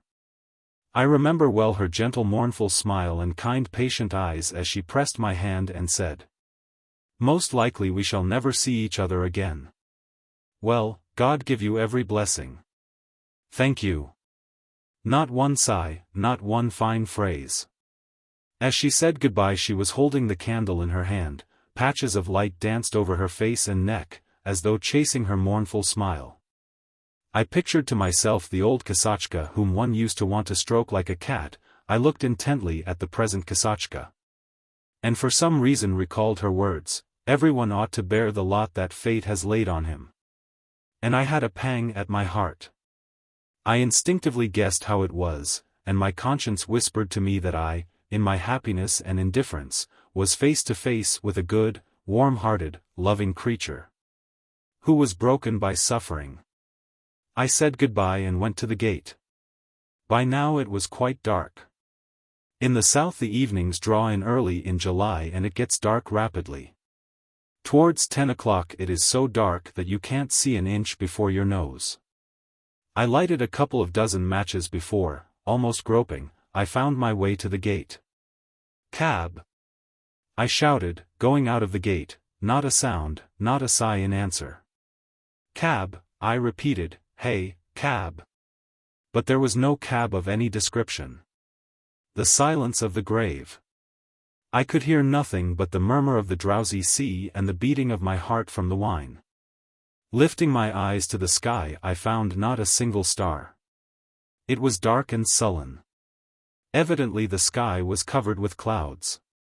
For some reason I shrugged my shoulders, smiling foolishly, and once more, not quite so resolutely, shouted for a cab. The echo answered me. A walk of 3 miles across open country and in the pitch dark was not an agreeable prospect. Before making up my mind to walk, I spent a long time deliberating and shouting for a cab. Then, shrugging my shoulders, I walked lazily back to the copse, with no definite object in my mind. It was dreadfully dark in the copse. Here and there between the trees the windows of the summer villas glowed a dull red. A raven, disturbed by my steps and the matches with which I lighted my way to the summer house, flew from tree to tree and rustled among the leaves. I felt vexed and ashamed, and the raven seemed to understand this, and croaked craw. I was vexed that I had to walk, and ashamed that I had stayed on at Kashtanka's, chatting like a boy. I made my way to the summer house, felt for the seat and sat down. Far below me, behind a veil of thick darkness, the sea kept up a low angry growl. I remember that, as though I were blind, I could see neither sky nor sea, nor even the summer house in which I was sitting. And it seemed to me as though the whole world consisted only of the thoughts that were straying through my head, dizzy from the wine, and of an unseen power murmuring monotonously somewhere below. And afterwards, as I sank into a doze, it began to seem that it was not the sea murmuring, but my thoughts, and that the whole world consisted of nothing but me. And concentrating the whole world in myself in this way, I thought no more of cabs, of the town, and of Kashtanka, and abandoned myself to the sensation I was so fond of, that is, the sensation of fearful isolation when you feel that in the whole universe, dark and formless, you alone exist. It is a proud, demoniac sensation, only possible to Russians whose thoughts and sensations are as large, boundless, and gloomy as their plains, their forests, and their snow. If I had been an artist I should certainly have depicted the expression of a Russian's face when he sits motionless and, with his legs under him and his head clasped in his hands, abandons himself to this sensation. And together with this sensation come thoughts of the aimlessness of life, of death, and of the darkness of the grave. The thoughts are not worth a brass farthing, but the expression of face must be fine. While I was sitting and dozing, unable to bring myself to get up, I was warm and comfortable, all at once, against the even monotonous murmur of the sea, as though upon a canvas.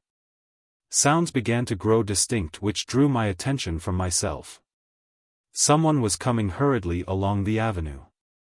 Reaching the summer house, this someone stopped, gave a sob like a little girl, and said in the voice of a weeping child, "My God, when will it all end? Merciful heavens!" Judging from the voice and the weeping I took it to be a little girl of 10 or 12. She walked irresolutely into the summer house, sat down, and began half praying, half complaining aloud. "Merciful God," she said, crying, "it's unbearable.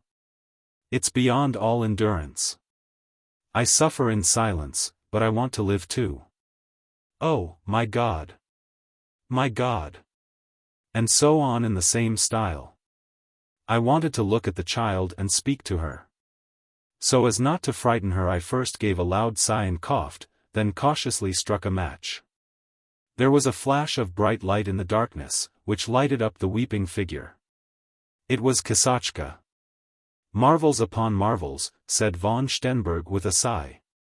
"Black night, the murmur of the sea, she in grief, he with a sensation of world, solitude. It's too much of a good thing. You only want Circassians with daggers to complete it. I am not telling you a tale, but fact. Well, even if it is a fact, it all proves nothing, and there is nothing new in it. Wait a little before you find fault." "Let me finish," said Ananiev, waving his hand with vexation. "Don't interfere, please. I am not telling you, but the doctor." "Well," he went on, addressing me and glancing askance at the student who bent over his books and seemed very well satisfied at having jibed at the engineer, "well." Kashtanka was not surprised or frightened at seeing me. It seemed as though she had known beforehand that she would find me in the summer house. She was breathing in gasps and trembling all over as though in a fever, while her tear-stained face, so far as I could distinguish it as I struck match after match, was not the intelligent, submissive weary face I had seen before, but something different, which I cannot understand to this day. It did not express pain, nor anxiety, nor misery, nothing of what was expressed by her words and her tears. I must own that, probably because I did not understand it, it looked to me senseless and as though she were drunk. "I can't bear it," muttered Kashtanka in the voice of a crying child.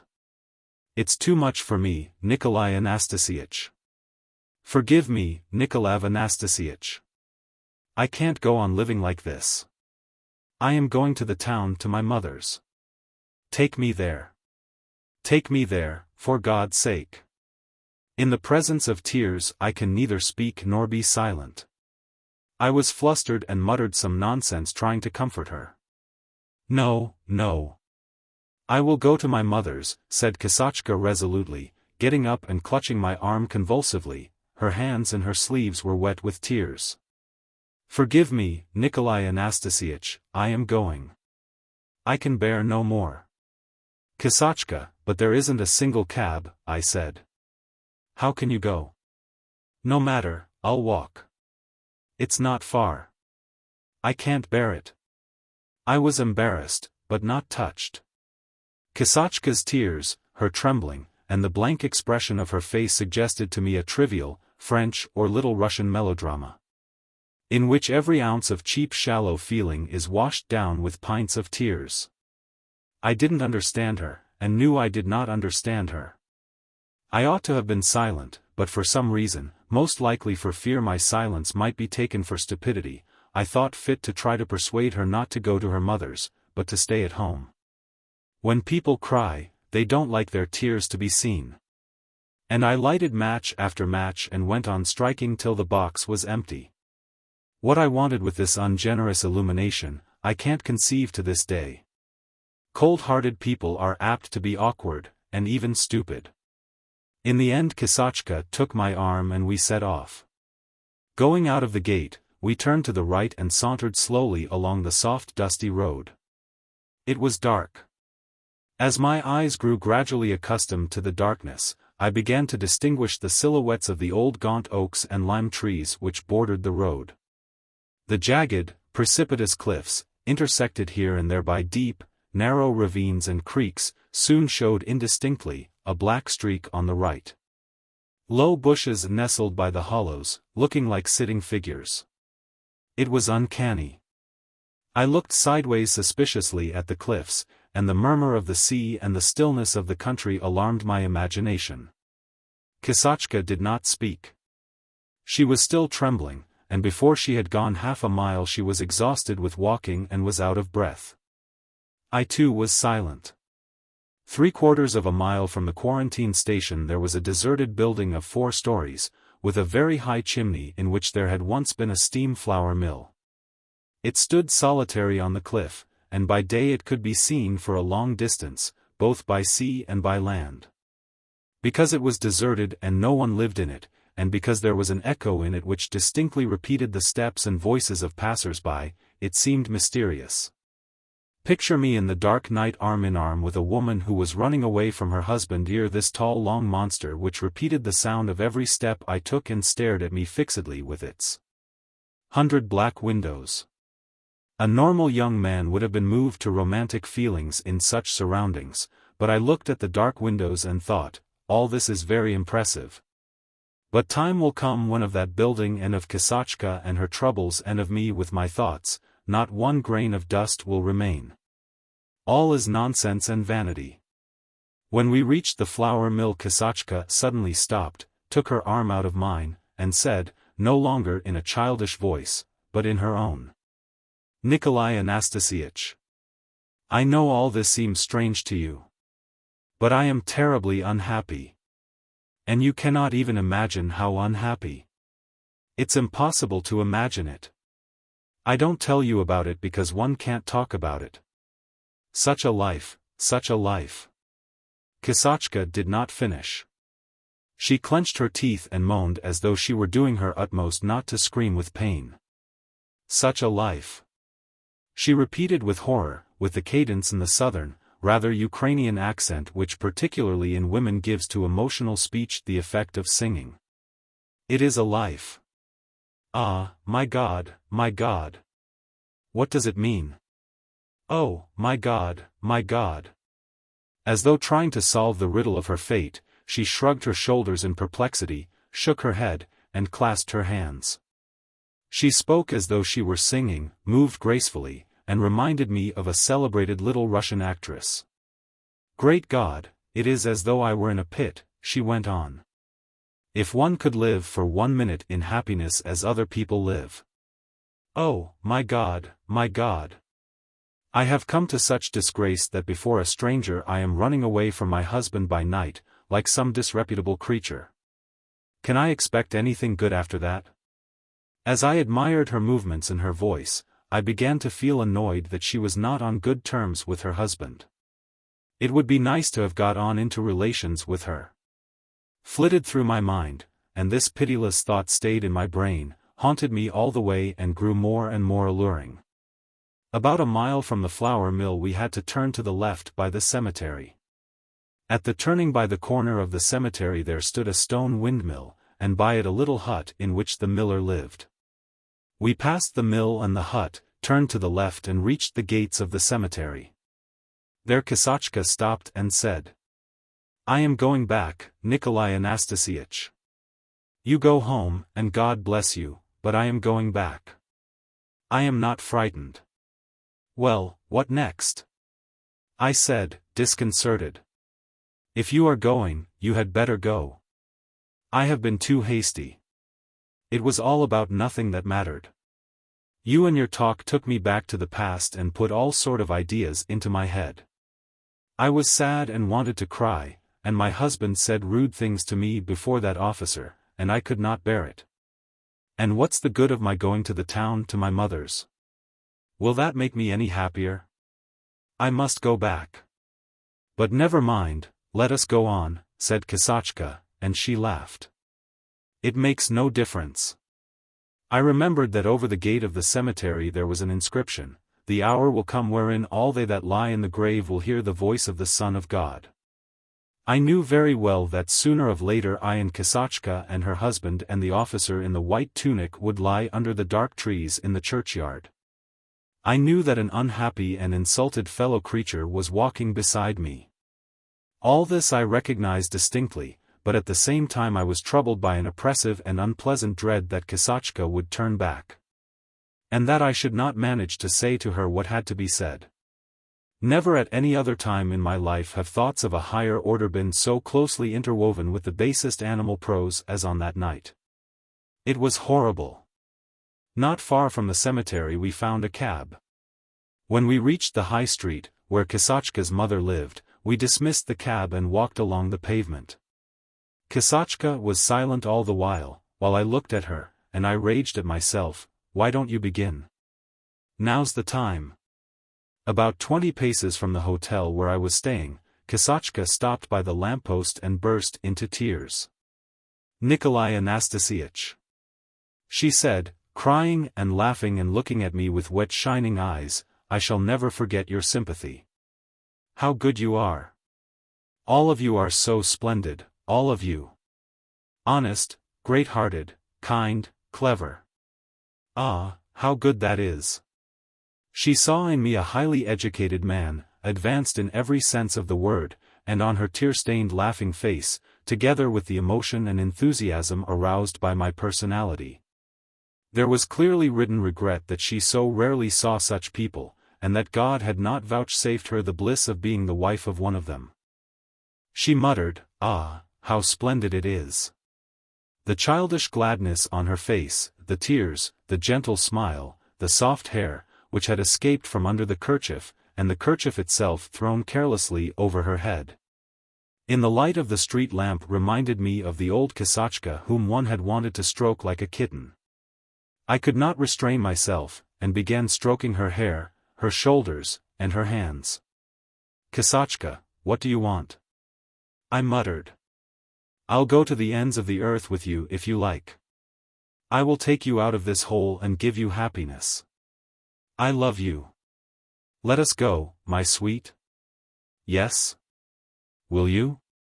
Kashtanka's face was flooded with bewilderment. She stepped back from the street lamp and, completely overwhelmed, gazed at me with wide-open eyes. I gripped her by the arm, began showering kisses on her face, her neck, her shoulders, and went on making vows and promises. In love affairs vows and promises are almost a physiological necessity. There's no getting on without them. Sometimes you know you are lying and that promises are not necessary, but still you vow and protest. Kashtanka, utterly overwhelmed, kept staggering back and gazing at me with round eyes. Please don't.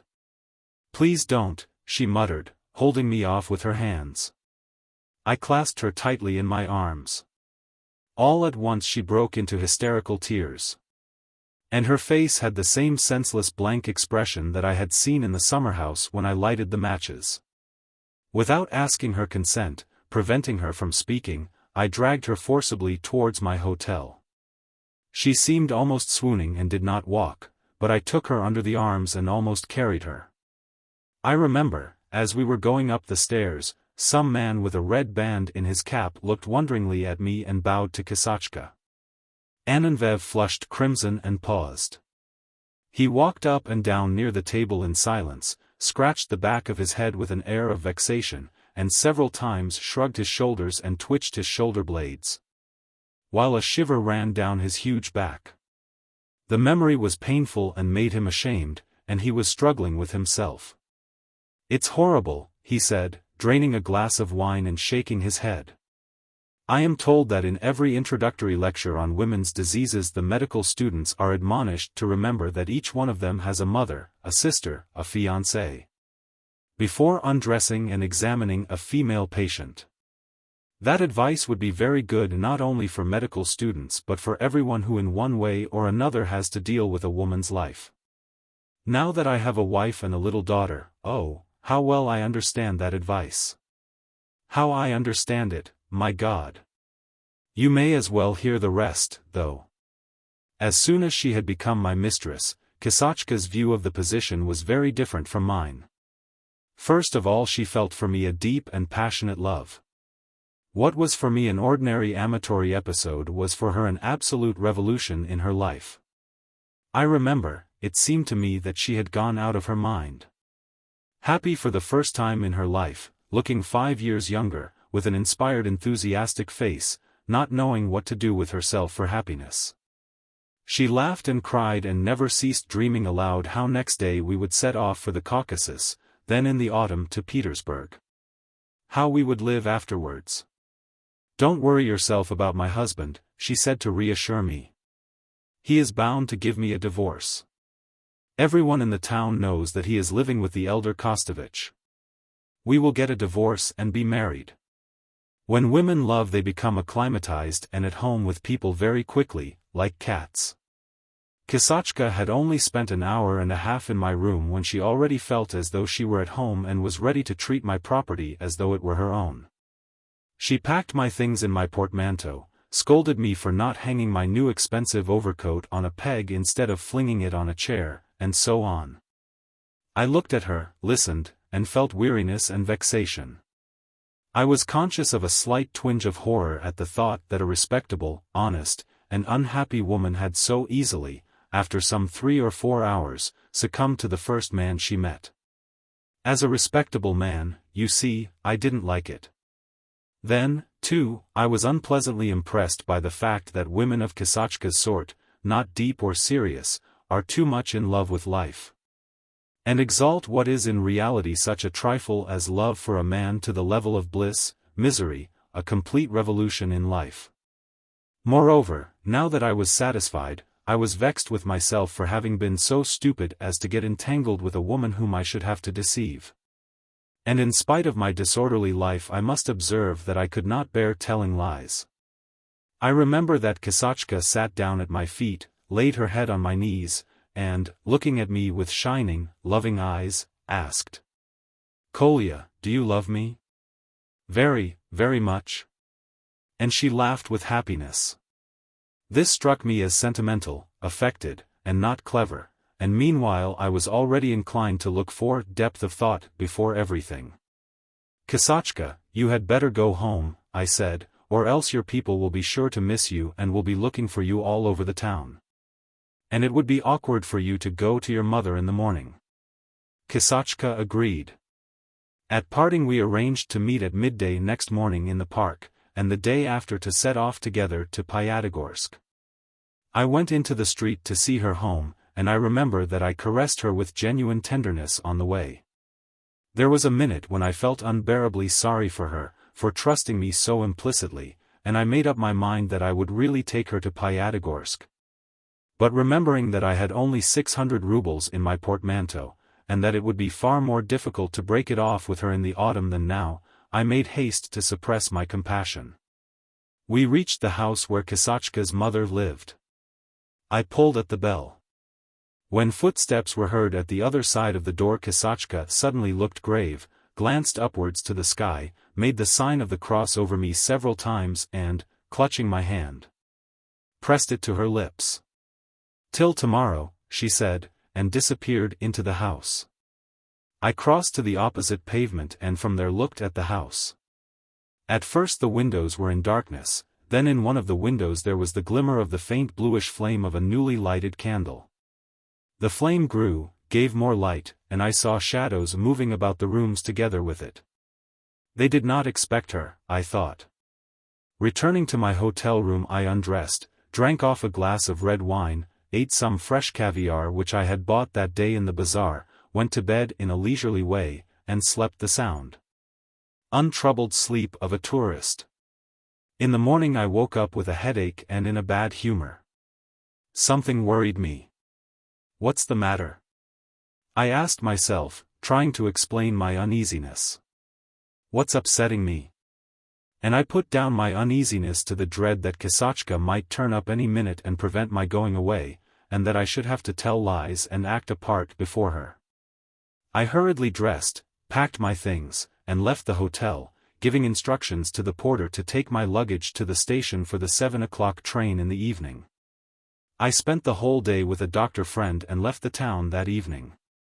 As you see, my philosophy did not prevent me from taking to my heels in a mean and treacherous flight. All the while that I was at my friend's, and afterwards driving to the station, I was tormented by anxiety. I fancied that I was afraid of meeting with Kashtanka and a scene.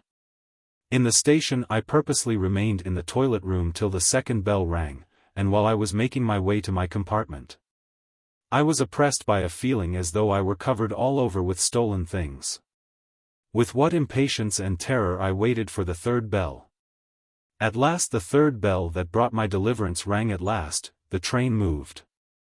We passed the prison, the barracks, came out into the open country, and yet, to my surprise, the feeling of uneasiness still persisted, and still I felt like a thief passionately longing to escape. It was queer. To distract my mind and calm myself I looked out of the window. The train ran along the coast. The sea was smooth, and the turquoise sky, almost half covered with the tender, golden-crimson light of sunset, was gaily and serenely mirrored in it. Here and there fishing boats and rafts made black patches on its surface. The town, as clean and beautiful as a toy, stood on the high cliff, and was already shrouded in the mist of evening. The golden domes of its churches, the windows, and the greenery reflected the setting sun, glowing and melting like shimmering gold. The scent of the fields mingled with the soft damp air from the sea. The train flew rapidly along. I heard the laughter of passengers and guards.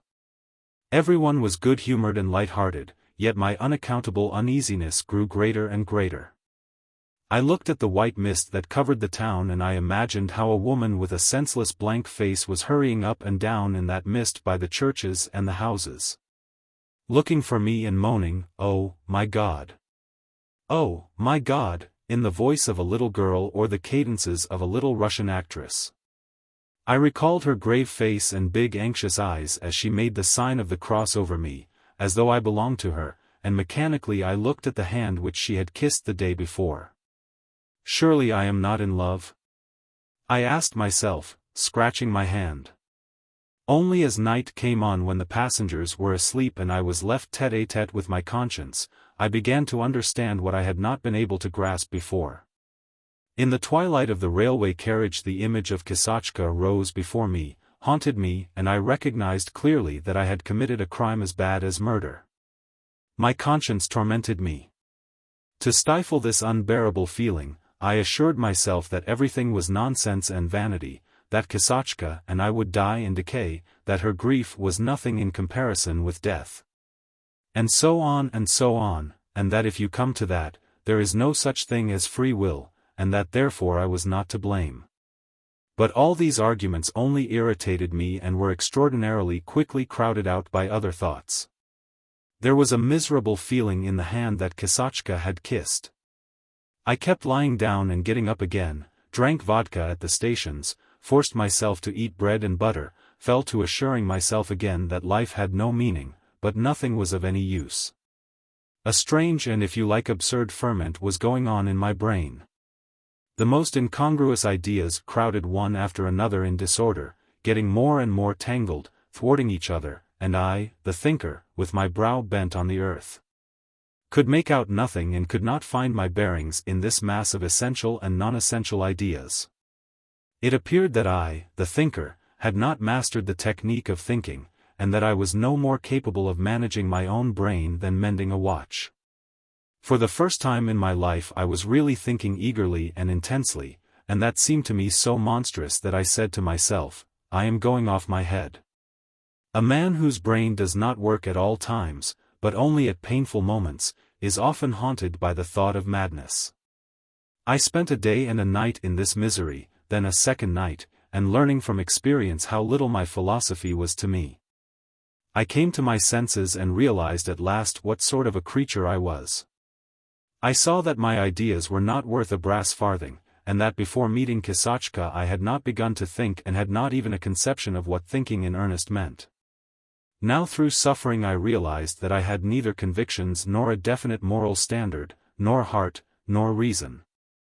My whole intellectual and moral wealth consisted of specialist knowledge, fragments, useless memories, other people's ideas, and nothing else. And my mental processes were as lacking in complexity, as useless and as rudimentary as a Yakut's. If I had disliked lying, had not stolen, had not murdered, and, in fact, made obviously gross mistakes, that was not owing to my convictions, I had none, but because I was in bondage. Hand and foot, to my nurse's fairy tales and to copybook morals, which had entered into my flesh and blood and without my noticing it guided me in life, though I looked on them as absurd. I realized that I was not a thinker, not a philosopher, but simply a dilettante. God had given me a strong healthy Russian brain with promise of talent. And, only fancy, here was that brain at 26, undisciplined, completely free from principles, not weighed down by any stores of knowledge, but only lightly sprinkled with information of a sort in the engineering line. It was young and had a physiological craving for exercise, it was on the lookout for it. When all at once quite casually the fine juicy idea of the aimlessness of life and the darkness beyond the tomb descends upon it. It greedily sucks it in, puts its whole outlook at its disposal and begins playing with it, like a cat with a mouse. There is neither learning nor system in the brain, but that does not matter. It deals with the great ideas with its own innate powers, like a self-educated man, and before a month has passed the owner of the brain can turn a potato into 100 dainty dishes. And fancies himself a philosopher. Our generation has carried this dilettantism, this playing with serious ideas into science, into literature, into politics, and into everything which it is not too lazy to go into. And with its dilettantism has introduced, too, its coldness, its boredom, and its one-sidedness and, as it seems to me, it has already succeeded in developing in the masses a new hitherto non-existent attitude to serious ideas. I realized and appreciated my abnormality in utter ignorance, thanks to a misfortune. My normal thinking, so it seems to me now, dates from the day when I began again from the A, B, C, when my conscience sent me flying back to N, when with no philosophical subtleties I repented, besought Kashtanka's forgiveness like a naughty boy and wept with her. Ananiev briefly described his last interview with Kashtanka. The student filtered through his teeth when the engineer had finished. That's the sort of thing that happens. His face still expressed mental inertia, and apparently Ananiev's story had not touched him in the least. Only when the engineer after a moment's pause, began expounding his view again and repeating what he had said at first, the student frowned irritably, got up from the table and walked away to his bed. He made his bed and began undressing. "You look as though you have really convinced someone this time," he said irritably. Me convince anybody, said the engineer. My dear soul, do you suppose I claim to do that? God bless you. To convince you is impossible. You can reach conviction only by way of personal experience and suffering. And then, it's queer logic, grumbled the student as he put on his nightshirt. The ideas which you so dislike, which are so ruinous for the young are, according to you, the normal thing for the old. It's as though it were a question of gray hairs. Where do the old get this privilege? What is it based upon? If these ideas are poison, they are equally poisonous for all? Oh, no, my dear soul, don't say so, said the engineer with a sly wink. Don't say so. In the first place, old men are not dilettanti. Their pessimism comes to them not casually from outside, but from the depths of their own brains, and only after they have exhaustively studied the Hegels and Kants of all sorts, have suffered, have made no end of mistakes, in fact, when they have climbed the whole ladder from bottom to top. Their pessimism has both personal experience and sound philosophic training behind it. Secondly, the pessimism of old thinkers does not take the form of idle talk, as it does with you and me, but of Weltschmerz, of suffering. It rests in them on a Christian foundation because it is derived from love for humanity and from thoughts about humanity, and is entirely free from the egoism which is noticeable in dilettanti. You despise life because its meaning and its object are hidden just from you, and you are only afraid of your own death. While the real thinker is unhappy because the truth is hidden from all and he is afraid for all men. For instance, there is living not far from here the Crown Forester, Ivan Alexandrovich. He is a nice old man. At one time he was a teacher somewhere, and used to write something. The devil only knows what he was, but anyway he is a remarkably clever fellow and in philosophy he is A1. He has read a great deal and he is continually reading now. Well, we came across him lately in the Grozovsky district. They were laying the sleepers and rails just at the time. It's not a difficult job, but Ivan Alexandrovich, not being a specialist, looked at it as though it were a conjuring trick. It takes an experienced workman less than a minute to lay a sleeper and fix a rail on it. The workmen were in good form and really were working smartly and rapidly. One rascal in particular brought his hammer down with exceptional smartness on the head of the nail and drove it in at one blow. Though the handle of the hammer was 2 yards or more in length and each nail was a foot long.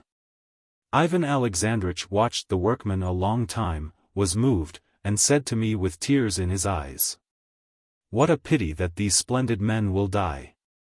Such pessimism I understand. All that proves nothing and explains nothing, said the student, covering himself up with a sheet, all that is simply pounding liquid in a mortar. No one knows anything and nothing can be proved by words. He peeped out from under the sheet, lifted up his head and, frowning irritably, said quickly, "One must be very naive to believe in human words and logic and to ascribe any determining value to them. You can prove and disprove anything you like with words. And people will soon perfect the technique of language to such a point that they will prove with mathematical certainty that 2 × 2 is 7. I am fond of reading and listening, but as to believing, no thank you, I can't, and I don't want to. I believe only in God, but as for you, if you talk to me till the second coming and seduce another 500 Kasachkas, I shall believe in you only when I go out of my mind. Good night."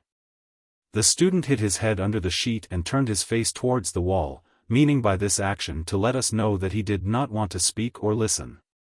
The argument ended at that. Before going to bed the engineer and I went out of the hut, and I saw the lights once more. "We have tired you out with our chatter," said Ananiev, yawning and looking at the sky. "Well, my good sir. The only pleasure we have in this dull hole is drinking and philosophizing. What an embankment, Lord have mercy on us," he said admiringly, as we approached the embankment. "It is more like Mount Ararat than an embankment." He paused for a little, then said, "Those lights remind the Baron of the Amalekites, but it seems to me that they are like the thoughts of man." You know, the thoughts of each individual man are scattered like that in disorder, stretch in a straight line towards some goal in the midst of the darkness and, without shedding light on anything, without lighting up the night, they vanish somewhere far beyond old age. But enough philosophizing. It's time to go bye-bye. When we were back in the hut, the engineer began begging me to take his bed. "Oh please," he said imploringly, pressing both hands on his heart. "I entreat you, and don't worry about me. I can sleep anywhere, and, besides, I am not going to bed just yet. Please do, it's a favor." I agreed, undressed, and went to bed, while he sat down to the table and set to work on the plans. "We fellows have no time for sleep," he said in a low voice when I had got into bed and shut my eyes.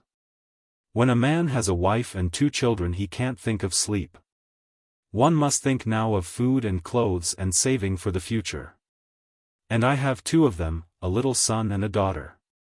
The boy, little rascal, has a jolly little face. He's not 6 yet, and already he shows remarkable abilities, I assure you. I have their photographs here, somewhere. Ah, my children, my children." He rummaged among his papers, found their photographs, and began looking at them. I fell asleep. I was awakened by the barking of a zorka and loud voices.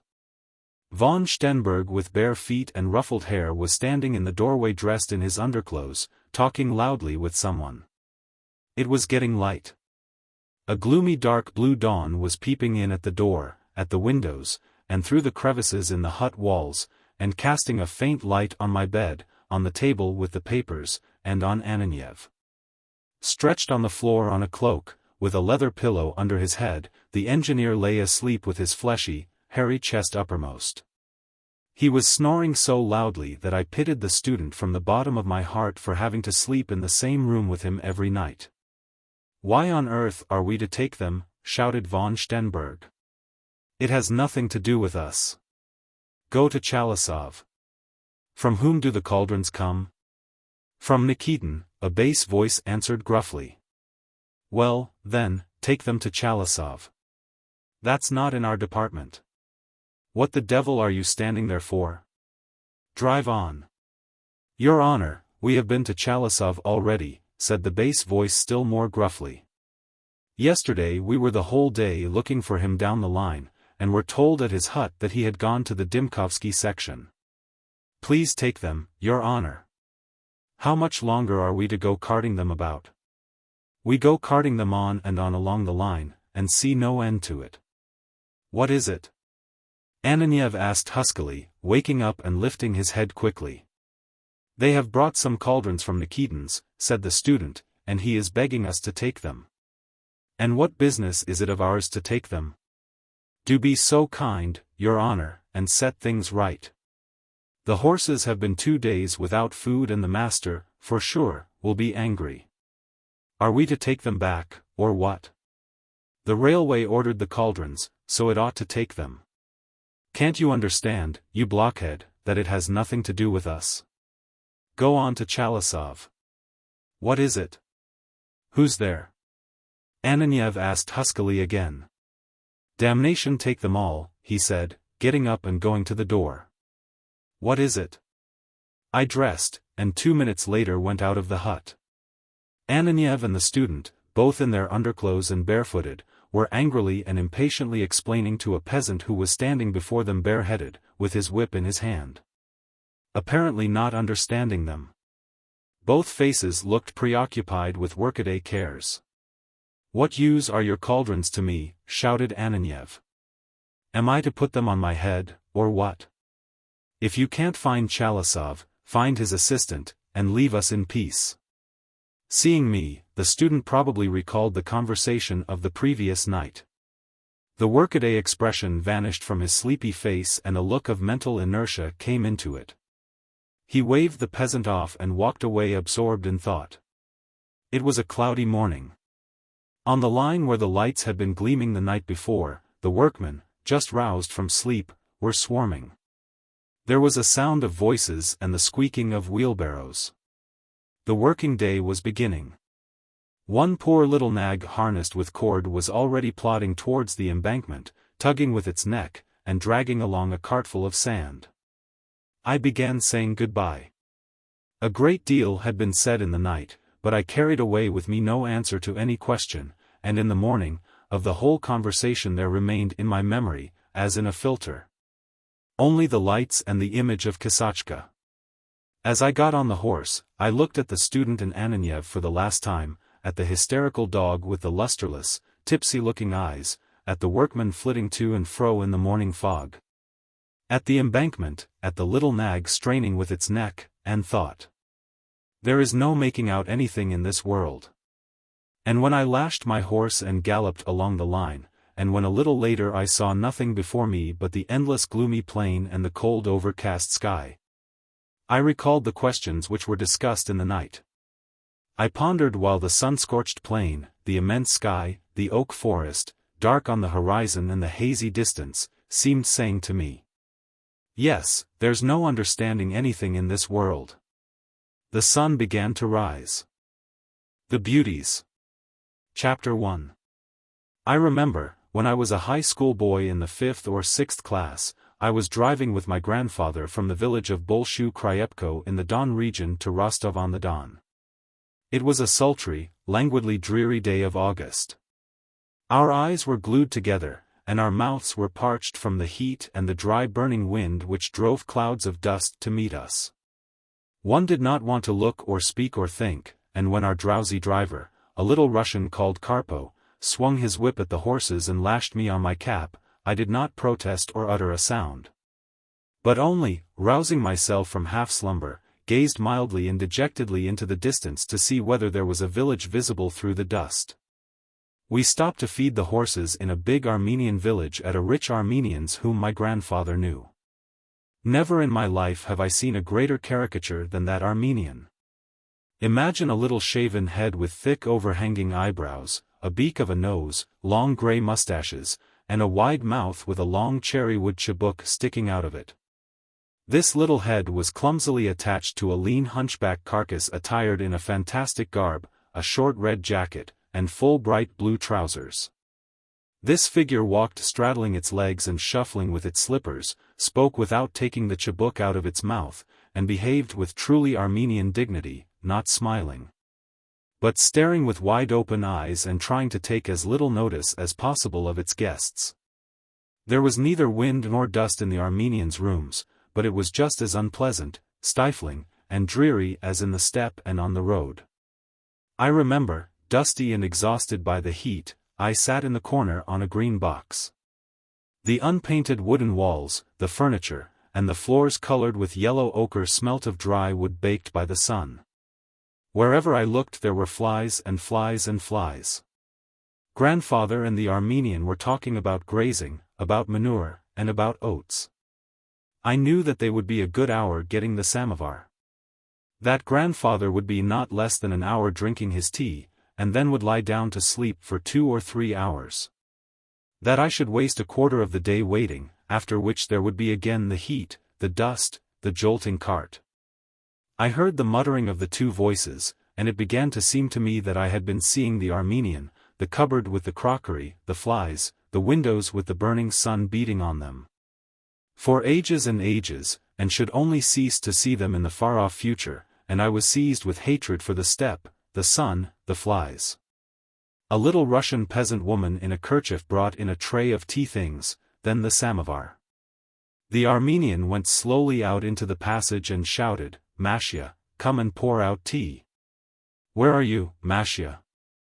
Hurried footsteps were heard, and there came into the room a girl of 16 in a simple cotton dress and a white kerchief. As she washed the crockery and poured out the tea, she was standing with her back to me, and all I could see was that she was of a slender figure, barefooted, and that her little bare heels were covered by long trousers. The Armenian invited me to have tea. Sitting down to the table, I glanced at the girl, who was handing me a glass of tea, and felt all at once as though a wind were blowing over my soul and blowing away all the impressions of the day with their dust and dreariness. I saw the bewitching features of the most beautiful face I have ever met in real life or in my dreams. Before me stood a beauty, and I recognized that at the first glance as I should have recognized lightning. I am ready to swear that Masha, or, as her father called her, Mashya, was a real beauty, but I don't know how to prove it. It sometimes happens that clouds are huddled together in disorder on the horizon, and the sun hiding behind them colors them and the sky with tints of every possible shade: crimson, orange, gold, lilac, muddy pink. One cloud is like a monk, another like a fish, a third like a Turk in a turban. The glow of sunset enveloping a third of the sky gleams on the cross on the church, flashes on the windows of the manor house, is reflected in the river and the puddles, quivers on the trees. Far, far away against the background of the sunset, a flock of wild ducks is flying homewards. And the boy herding the cows, and the surveyor driving in his chaise over the dam, and the gentleman out for a walk, all gaze at the sunset, and every one of them thinks it terribly beautiful. But no one knows or can say in what its beauty lies. I was not the only one to think the Armenian girl beautiful. My grandfather, an old man of 70, gruff and indifferent to women and the beauties of nature, looked caressingly at Masha for a full minute, and asked, "Is that your daughter, Avert Nazarich?" "Yes, she is my daughter," answered the Armenian. "A fine young lady," said my grandfather approvingly. An artist would have called the Armenian girl's beauty classical and severe. It was just that beauty, the contemplation of which, God knows why, inspires in one the conviction that one is seeing correct features. That hair, eyes, nose, mouth, neck, bosom, and every movement of the young body all go together in one complete harmonious accord in which nature has not blundered over the smallest line. You fancy for some reason that the ideally beautiful woman must have such a nose as Masha's, straight and slightly aquiline, just such great dark eyes, such long lashes, such a languid glance. You fancy that her black curly hair and eyebrows go with the soft white tint of her brow and cheeks as the green reeds go with the quiet stream. Masha's white neck and her youthful bosom were not fully developed, but you fancy the sculptor would need a great creative genius to mold them. You gaze, and little by little the desire comes over you to say to Masha something extraordinarily pleasant, sincere, beautiful as she herself was. At first I felt hurt and abashed that Masha took no notice of me, but was all the time looking down. It seemed to me as though a peculiar atmosphere, proud and happy, separated her from me and jealously screened her from my eyes. That's because I am covered with dust, I thought, am sunburnt, and am still a boy. But little by little I forgot myself, and gave myself up entirely to the consciousness of beauty. I thought no more now of the dreary steppe, of the dust, no longer heard the buzzing of the flies, no longer tasted the tea, and felt nothing except that a beautiful girl was standing only the other side of the table. I felt this beauty rather strangely. It was not desire, nor ecstasy, nor enjoyment that Masha excited in me, but a painful though pleasant sadness. It was a sadness vague and undefined as a dream. For some reason I felt sorry for myself, for my grandfather and for the Armenian, even for the girl herself. And I had a feeling as though we all four had lost something important and essential to life which we should never find again.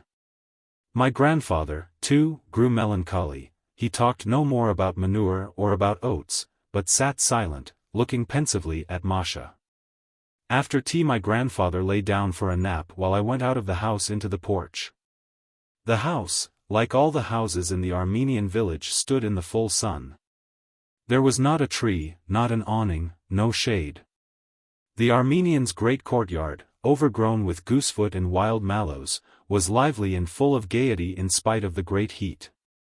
Threshing was going on behind one of the low hurdles which intersected the big yard here and there. Round a post stuck into the middle of the threshing floor ran a dozen horses harnessed side by side, so that they formed one long radius. A little Russian in a long waistcoat and full trousers was walking beside them, cracking a whip and shouting in a tone that sounded as though he were jeering at the horses and showing off his power over them.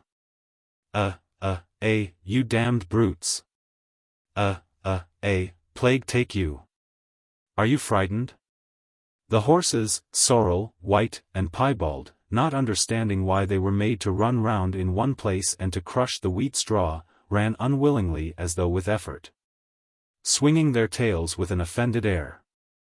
The wind raised up perfect clouds of golden chaff from under their hoofs and carried it away far beyond the hurdle. Near the tall fresh stacks peasant women were swarming with rakes, and carts were moving, and beyond the stacks in another yard another dozen similar horses were running round a post. And a similar little Russian was cracking his whip and jeering at the horses. The steps on which I was sitting were hot, on the thin rails and here and there on the window frame sap was oozing out of the wood from the heat. Red ladybirds were huddling together in the streaks of shadow under the steps and under the shutters. The sun was baking me on my head, on my chest, and on my back, but I did not notice it, and was conscious only of the thud of bare feet on the uneven floor in the passage and in the rooms behind me. After clearing away the tea things, Masha ran down the steps, fluttering the air as she passed.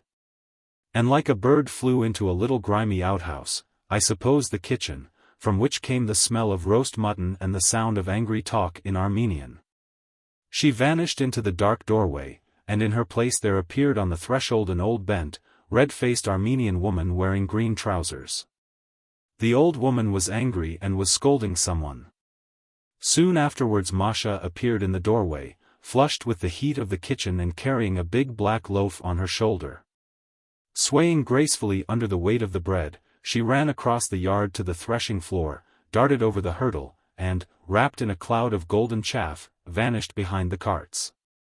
The little Russian who was driving the horses lowered his whip, sank into silence, and gazed for a minute in the direction of the carts. Then when the Armenian girl darted again by the horses and leaped over the hurdle, he followed her with his eyes, and shouted to the horses in a tone as though he were greatly disappointed. "Plague take you, unclean devils!" And all the while I was unceasingly hearing her bare feet, and seeing how she walked across the yard with a grave, preoccupied face. She ran now down the steps, swishing the air about me, now into the kitchen, now to the threshing floor, now through the gate, and I could hardly turn my head quickly enough to watch her. And the oftener she fluttered by me with her beauty, the more acute became my sadness. I felt sorry both for her and for myself and for the little Russian, who mournfully watched her every time she ran through the cloud of chaff to the carts. Whether it was envy of her beauty, or that I was regretting that the girl was not mine, and never would be, or that I was a stranger to her. Or whether I vaguely felt that her rare beauty was accidental, unnecessary, and, like everything on earth, of short duration. Or whether, perhaps, my sadness was that peculiar feeling which is excited in man by the contemplation of real beauty, God only knows. The 3 hours of waiting passed unnoticed. It seemed to me that I had not had time to look properly at Masha when Karpo drove up to the river, bathed the horse, and began to put it in the shafts. The wet horse snorted with pleasure and kicked his hoofs against the shafts. Karpo shouted to it, "Ba, ak." My grandfather woke up. Masha opened the creaking gates for us, we got into the chaise and drove out of the yard. We drove in silence as though we were angry with one another. When, 2 or 3 hours later, Rostov and Nahichevin appeared in the distance, Karpo, who had been silent the whole time, looked round quickly, and said, "A fine wench, that at the Armenians." And he lashed his horses. Chapter 2. Another time, after I had become a student, I was traveling by rail to the south. It was May. At one of the stations, I believe it was between Byelgorod and Kharkov, I got out of the tram to walk about the platform. The shades of evening were already lying on the station garden, on the platform, and on the fields. The station screened off the sunset, but on the topmost clouds of smoke from the engine, which were tinged with rosy light, one could see the sun had not yet quite vanished.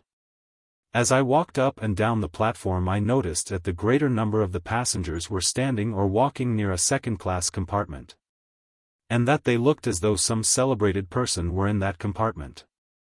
Among the curious whom I met near this compartment I saw, however, an artillery officer who had been my fellow traveler, an intelligent, cordial, and sympathetic fellow, as people mostly are whom we meet on our travels by chance and with whom we are not long acquainted. "What are you looking at there?" I asked. He made no answer, but only indicated with his eyes a feminine figure. It was a young girl of 17 or 18, wearing a Russian dress, with her head bare and a little shawl flung carelessly on one shoulder. Not a passenger, but I suppose a sister or daughter of the station-master. She was standing near the carriage window, talking to an elderly woman who was in the train. Before I had time to realize what I was seeing, I was suddenly overwhelmed by the feeling I had once experienced in the Armenian village. The girl was remarkably beautiful, and that was unmistakable to me and to those who were looking at her as I was. If one is to describe her appearance feature by feature, as the practice is, the only really lovely thing was her thick wavy fair hair, which hung loose with a black ribbon tied round her head. All the other features were either irregular or very ordinary. Either from a peculiar form of coquettishness, or from short-sightedness, her eyes were screwed up, her nose had an undecided tilt, her mouth was small, her profile was feebly and insipidly drawn. Her shoulders were narrow and undeveloped for her age, and yet the girl made the impression of being really beautiful, and looking at her, I was able to feel convinced that the Russian face does not need strict regularity in order to be lovely. What is more, that if instead of her turn-up nose the girl had been given a different one, correct and plastically irreproachable like the Armenian girls, I fancy her face would have lost all its charm from the change. Standing at the window talking, the girl, shrugging at the evening damp, continually looking round at us, at one moment put her arms akimbo. At the next raised her hands to her head to straighten her hair, talked, laughed, while her face at one moment wore an expression of wonder, the next of horror. And I don't remember a moment when her face and body were at rest. The whole secret and magic of her beauty lay just in these tiny, infinitely elegant movements, in her smile, in the play of her face, in her rapid glances at us. In the combination of the subtle grace of her movements with her youth, her freshness, the purity of her soul that sounded in her laugh and voice, and with the weakness we love so much in children. In birds, in fawns, and in young trees. It was that butterfly's beauty so in keeping with waltzing, darting about the garden, laughter and gaiety, and incongruous with serious thought, grief, and repose. And it seemed as though a gust of wind blowing over the platform, or a fall of rain, would be enough to wither the fragile body and scatter the capricious beauty like the pollen of a flower. So, oh. The officer muttered with a sigh when, after the second bell, we went back to our compartment. And what that, so, oh, meant I will not undertake to decide. Perhaps he was sad, and did not want to go away from the beauty and the spring evening into the stuffy train. Or perhaps he, like me, was unaccountably sorry for the beauty, for himself, and for me, and for all the passengers, who were listlessly and reluctantly sauntering back to their compartments. As we passed the station window, at which a pale, red-haired telegraphist with upstanding curls and a faded, broad-cheeked face was sitting beside his apparatus, the officer heaved a sigh and said, "I bet that telegraphist is in love with that pretty girl. To live out in the wilds under one roof with that ethereal creature and not fall in love is beyond the power of man. And what a calamity, my friend! What an ironical fate, to be stooping, unkempt, grey, a decent fellow and not a fool, and to be in love with that pretty, stupid little girl who would never take a scrap of notice of you. Or worse still, imagine that telegraphist is in love, and at the same time married, and that his wife is as stooping, as unkempt, and as decent a person as himself." On the platform between our carriage and the next the guard was standing with his elbows on the railing, looking in the direction of the beautiful girl, and his battered, wrinkled, unpleasantly beefy face, exhausted by sleepless nights and the jolting of the train, wore a look of tenderness and of the deepest sadness, as though in that girl he saw happiness, his own youth, soberness, purity, wife, children. As though he were repenting and feeling in his whole being that that girl was not his, and that for him, with his premature old age, his uncouthness, and his beefy face, The ordinary happiness of a man and a passenger was as far away as heaven. The third bell rang, the whistle sounded, and the train slowly moved off. First the guard, the stationmaster, then the garden, the beautiful girl with her exquisitely sly smile, passed before our windows. Putting my head out and looking back, I saw how, looking after the train, she walked along the platform by the window where the telegraph clerk was sitting, smoothed her hair, and ran into the garden. The station no longer screened off the sunset, the plain lay open before us, but the sun had already set and the smoke lay in black clouds over the green, velvety young corn. It was melancholy in the spring air, and in the darkening sky, and in the railway carriage. The familiar figure of the guard came into the carriage, and he began lighting the candles. The Party. Chapter 1. After the festive dinner with its 8 courses and its endless conversation, Olga Mihalovna, whose husband's name-day was being celebrated, went out into the garden. The duty of smiling and talking incessantly, the clatter of the crockery, the stupidity of the servants, the long intervals between the courses, and the stays she had put on to conceal her condition from the visitors, wearied her to exhaustion. She longed to get away from the house, to sit in the shade and rest her heart with thoughts of the baby which was to be born to her in another 2 months. She was used to these thoughts coming to her as she turned to the left out of the big avenue into the narrow path. Here in the thick shade of the plums and cherry trees the dry branches used to scratch her neck and shoulders. A spider's web would settle on her face, and there would rise up in her mind the image of a little creature of undetermined sex and undefined features. And it began to seem as though it were not the spider's web that tickled her face and neck caressingly, but that little creature. When, at the end of the path, a thin wicker hurdle came into sight, and behind it podgy beehives with tiled roofs.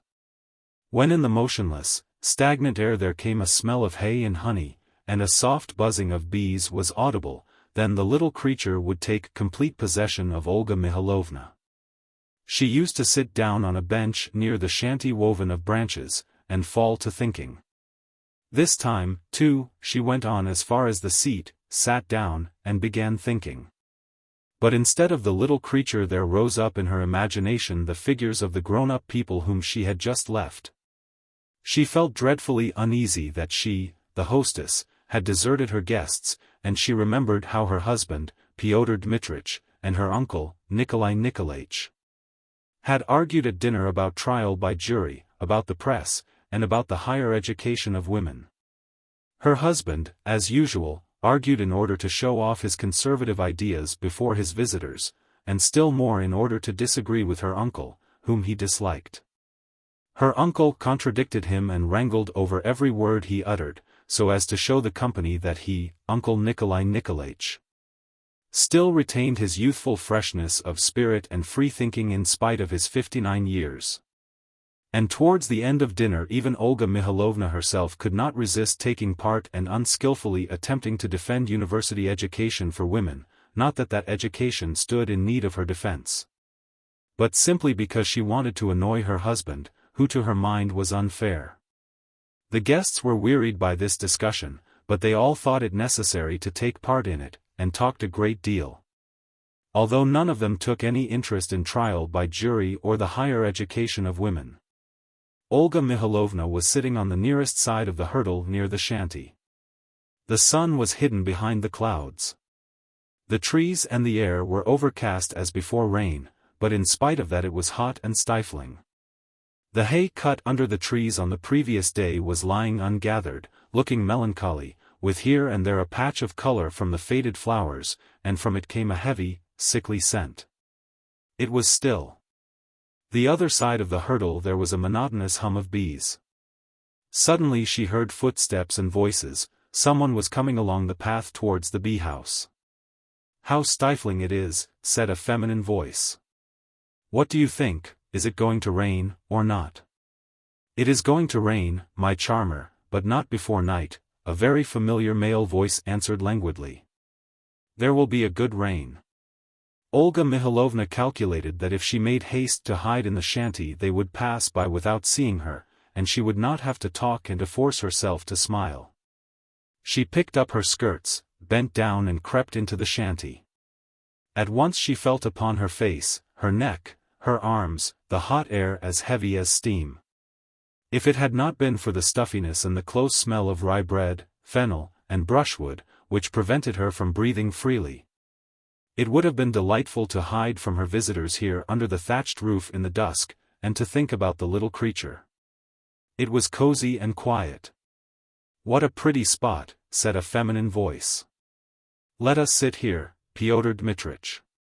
Olga Mihalovna began peeping through a crack between two branches. She saw her husband, Pyotr Dmitrich, and Lubotshka Scheller, a girl of 17 who had not long left boarding school. Pyotr Dmitrich, with his hat on the back of his head, languid and indolent from having drunk so much at dinner, slouched by the hurdle and raked the hay into a heap with his foot. Lubotshka, pink with the heat and pretty as ever, stood with her hands behind her, watching the lazy movements of his big handsome person. Olga Mihalovna knew that her husband was attractive to women, and did not like to see him with them.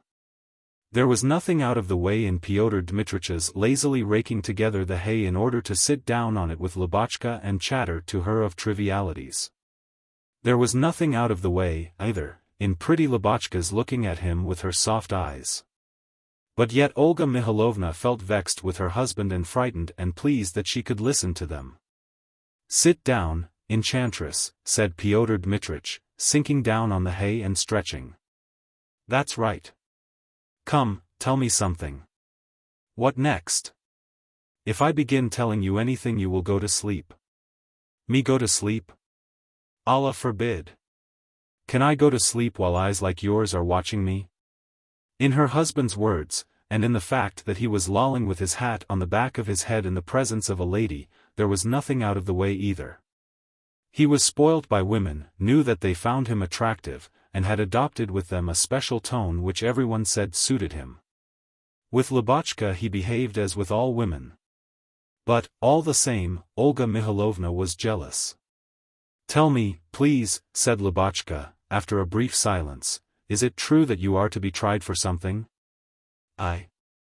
"Yes, I am, numbered among the transgressors, my charmer." "But what for?" "For nothing, but just, it's chiefly a question of politics," yawned Pyotr Dmitrich, "the antagonisms of left and right. I, an obscurantist and reactionary, ventured in an official paper to make use of an expression offensive in the eyes of such immaculate Gladstones as Vladimir Pavlovich Vladimirov and our local justice of the peace, Kuzma Grigorich Vostriakov." Pyotr Dmitrich yawned again and went on. "And it is the way with us that you may express disapproval of the sun or the moon, or anything you like, but God preserve you from touching the liberals. Heaven forbid. A liberal is like the poisonous dry fungus which covers you with a cloud of dust if you accidentally touch it with your finger." "What happened to you?" "Nothing particular. The whole flare-up started from the merest trifle.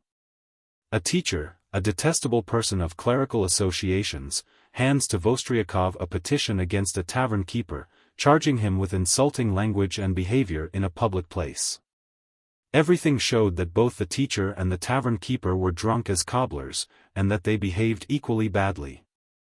If there had been insulting behavior, the insult had anyway been mutual.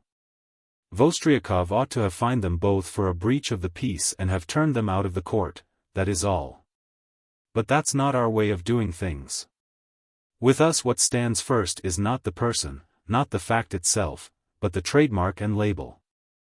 However great a rascal a teacher may be, he is always in the right because he is a teacher. A tavern keeper is always in the wrong because he is a tavern keeper and a money grubber. Vostriakov placed the tavern keeper under arrest. The man appealed to the circuit court. The circuit court triumphantly upheld Vostriakov's decision. Well, I stuck to my own opinion. Got a little hot. That was all. Pyotr Dmitrich spoke calmly with careless irony. In reality the trial that was hanging over him worried him extremely. Olga Mihalovna remembered how on his return from the unfortunate session he had tried to conceal from his household how troubled he was, and how dissatisfied with himself. As an intelligent man he could not help feeling that he had gone too far in expressing his disagreement, and how much lying had been needful to conceal that feeling from himself and from others. How many unnecessary conversations there had been. How much grumbling and insincere laughter at what was not laughable. When he learned that he was to be brought up before the court, he seemed at once harassed and depressed. He began to sleep badly, stood oftener than ever at the windows, drumming on the panes with his fingers. And he was ashamed to let his wife see that he was worried, and it vexed her. "They say you have been in the province of Poltava?" Lubotshka questioned him. "Yes," answered Pyotr Dmitrich. "I came back the day before yesterday. I expect it is very nice there." "Yes, it is very nice indeed. In fact, I arrived just in time for the haymaking, I must tell you, and in the Ukraine the haymaking is the most poetical moment of the year. Here we have a big house, a big garden, a lot of servants, and a lot going on, so that you don't see the haymaking, here it all passes unnoticed. There, at the farm, I have a meadow of 45 acres as flat as my hand. You can see the men mowing from any window you stand at. They are mowing in the meadow, they are mowing in the garden. There are no visitors, no fuss nor hurry either, so that you can't help seeing, feeling, hearing nothing but the haymaking. There is a smell of hay indoors and outdoors.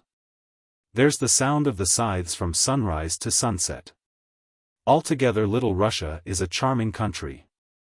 Would you believe it, when I was drinking water from the rustic wells and filthy vodka in some Jew's tavern? When on quiet evenings the strains of the Little Russian fiddle and the tambourines reached me, I was tempted by a fascinating idea, to settle down on my place and live there as long as I chose. Far away from circuit courts, intellectual conversations, philosophizing women, long dinners. Pyotr Dmitrich was not lying. He was unhappy and really longed to rest. And he had visited his Poltava property simply to avoid seeing his study, his servants, his acquaintances, and everything that could remind him of his wounded vanity and his mistakes. Lubotshka suddenly jumped up and waved her hands about in horror. "Oh! A bee, she shrieked. "It will sting." "Nonsense, it won't sting," said Pyotr Dmitrich. "What a coward you are." "No, cried Lubotshka, and looking round at the bees, she walked rapidly back. Pyotr Dmitrich walked away after her, looking at her with a softened and melancholy face. He was probably thinking, as he looked at her, of his farm, of solitude, and, who knows? Perhaps he was even thinking how snug and cozy life would be at the farm if his wife had been this girl, young, pure, fresh, not corrupted by higher education, not with child. When the sound of their footsteps had died away, Olga Mihailovna came out of the shanty and turned towards the house. She wanted to cry. She was by now acutely jealous. She could understand that her husband was worried, dissatisfied with himself and ashamed, and when people are ashamed they hold aloof, above all from those nearest to them. And are unreserved with strangers. She could understand, also, that she had nothing to fear from Lubotshka or from those women who were now drinking coffee indoors. But everything in general was terrible, incomprehensible, and it already seemed to Olga Mihailovna that Pyotr Dmitrich only half belonged to her. He has no right to do it. She muttered, trying to formulate her jealousy in her vexation with her husband. He has no right at all. I will tell him so plainly. She made up her mind to find her husband at once and tell him all about it. It was disgusting, absolutely disgusting. That he was attractive to other women and sought their admiration as though it were some heavenly manna. It was unjust and dishonorable that he should give to others what belonged by right to his wife. That he should hide his soul and his conscience from his wife to reveal them to the first pretty face he came across. What harm had his wife done him? How was she to blame? Long ago she had been sickened by his lying. He was forever posing, flirting, saying what he did not think, and trying to seem different from what he was and what he ought to be. Why this falsity? Was it seemly in a decent man? If he lied, he was demeaning himself and those to whom he lied, and slighting what he lied about. Could he not understand that if he swaggered and posed at the judicial table, or held forth at dinner on the prerogatives of government, that he, simply to provoke her uncle, was showing thereby that he had not a ha'porth of respect for the court, or himself, or any of the people who were listening and looking at him? Coming out into the big avenue, Olga Mihalovna assumed an expression of face as though she had just gone away to look after some domestic matter. In the veranda the gentlemen were drinking liqueur and eating strawberries, one of them, the examining magistrate, a stout elderly man, blagueur and wit, must have been telling some rather free anecdote, for, seeing their hostess, he suddenly clapped his hands over his fat lips, rolled his eyes, and sat down. Olga Mihalovna did not like the local officials. She did not care for their clumsy, ceremonious wives, their scandal-mongering, their frequent visits, their flattery of her husband, whom they all hated. Now, when they were drinking, were replete with food and showed no signs of going away, she felt their presence an agonizing weariness. But not to appear impolite, she smiled cordially to the magistrate, and shook her finger at him. She walked across the dining room and drawing room smiling, and looking as though she had gone to give some order and make some arrangement. God grant no one stops me, she thought. But she forced herself to stop in the drawing room to listen from politeness to a young man who was sitting at the piano playing. After standing for a minute, she cried, "Bravo, bravo, M. Georges," and clapping her hands twice, she went on. She found her husband in his study. He was sitting at the table, thinking of something. His face looked stern, thoughtful, and guilty. This was not the same Pyotr Dmitrich who had been arguing at dinner and whom his guests knew, but a different man, wearied, feeling guilty and dissatisfied with himself, whom nobody knew but his wife. He must have come to the study to get cigarettes. Before him lay an open cigarette case full of cigarettes, and one of his hands was in the table drawer. He had paused and sunk into thought as he was taking the cigarettes. Olga Mihalovna felt sorry for him. It was as clear as day that this man was harassed, could find no rest, and was perhaps struggling with himself. Olga Mihalovna went up to the table in silence, wanting to show that she had forgotten the argument at dinner and was not cross. She shut the cigarette case and put it in her husband's coat pocket. What should I say to him, she wondered. I shall say that lying is like a forest, the further one goes into it the more difficult it is to get out of it. I will say to him, you have been carried away by the false part you are playing, you have insulted people who were attached to you and have done you no harm. Go and apologize to them, laugh at yourself, and you will feel better. And if you want peace and solitude, let us go away together. Meeting his wife's gaze, Pyotr Dmitrich's face immediately assumed the expression it had worn at dinner and in the garden, indifferent and slightly ironical. He yawned and got up. It's past 5, he said, looking at his watch. If our visitors are merciful and leave us at 11, even then we have another 6 hours of it. It's a cheerful prospect, there's no denying. And whistling something, he walked slowly out of the study with his usual dignified gait. She could hear him with dignified firmness cross the dining room, then the drawing room, laugh with dignified assurance, and say to the young man who was playing, "Bravo! Bravo!" Soon his footsteps died away, he must have gone out into the garden. And now not jealousy, not vexation, but real hatred of his footsteps, his insincere laugh and voice, took possession of Olga Mihalovna. She went to the window and looked out into the garden. Pyotr Dmitrich was already walking along the avenue. Putting one hand in his pocket and snapping the fingers of the other, he walked with confident swinging steps, throwing his head back a little, and looking as though he were very well satisfied with himself, with his dinner, with his digestion, and with nature. 2 little schoolboys, the children of Madame Chitsevsky, who had only just arrived, made their appearance in the avenue, accompanied by their tutor, a student wearing a white tunic and very narrow trousers. When they reached Pyotr Dmitrich, the boys and the student stopped, and probably congratulated him on his name day. With a graceful swing of his shoulders, he patted the children on their cheeks, and carelessly offered the student his hand without looking at him.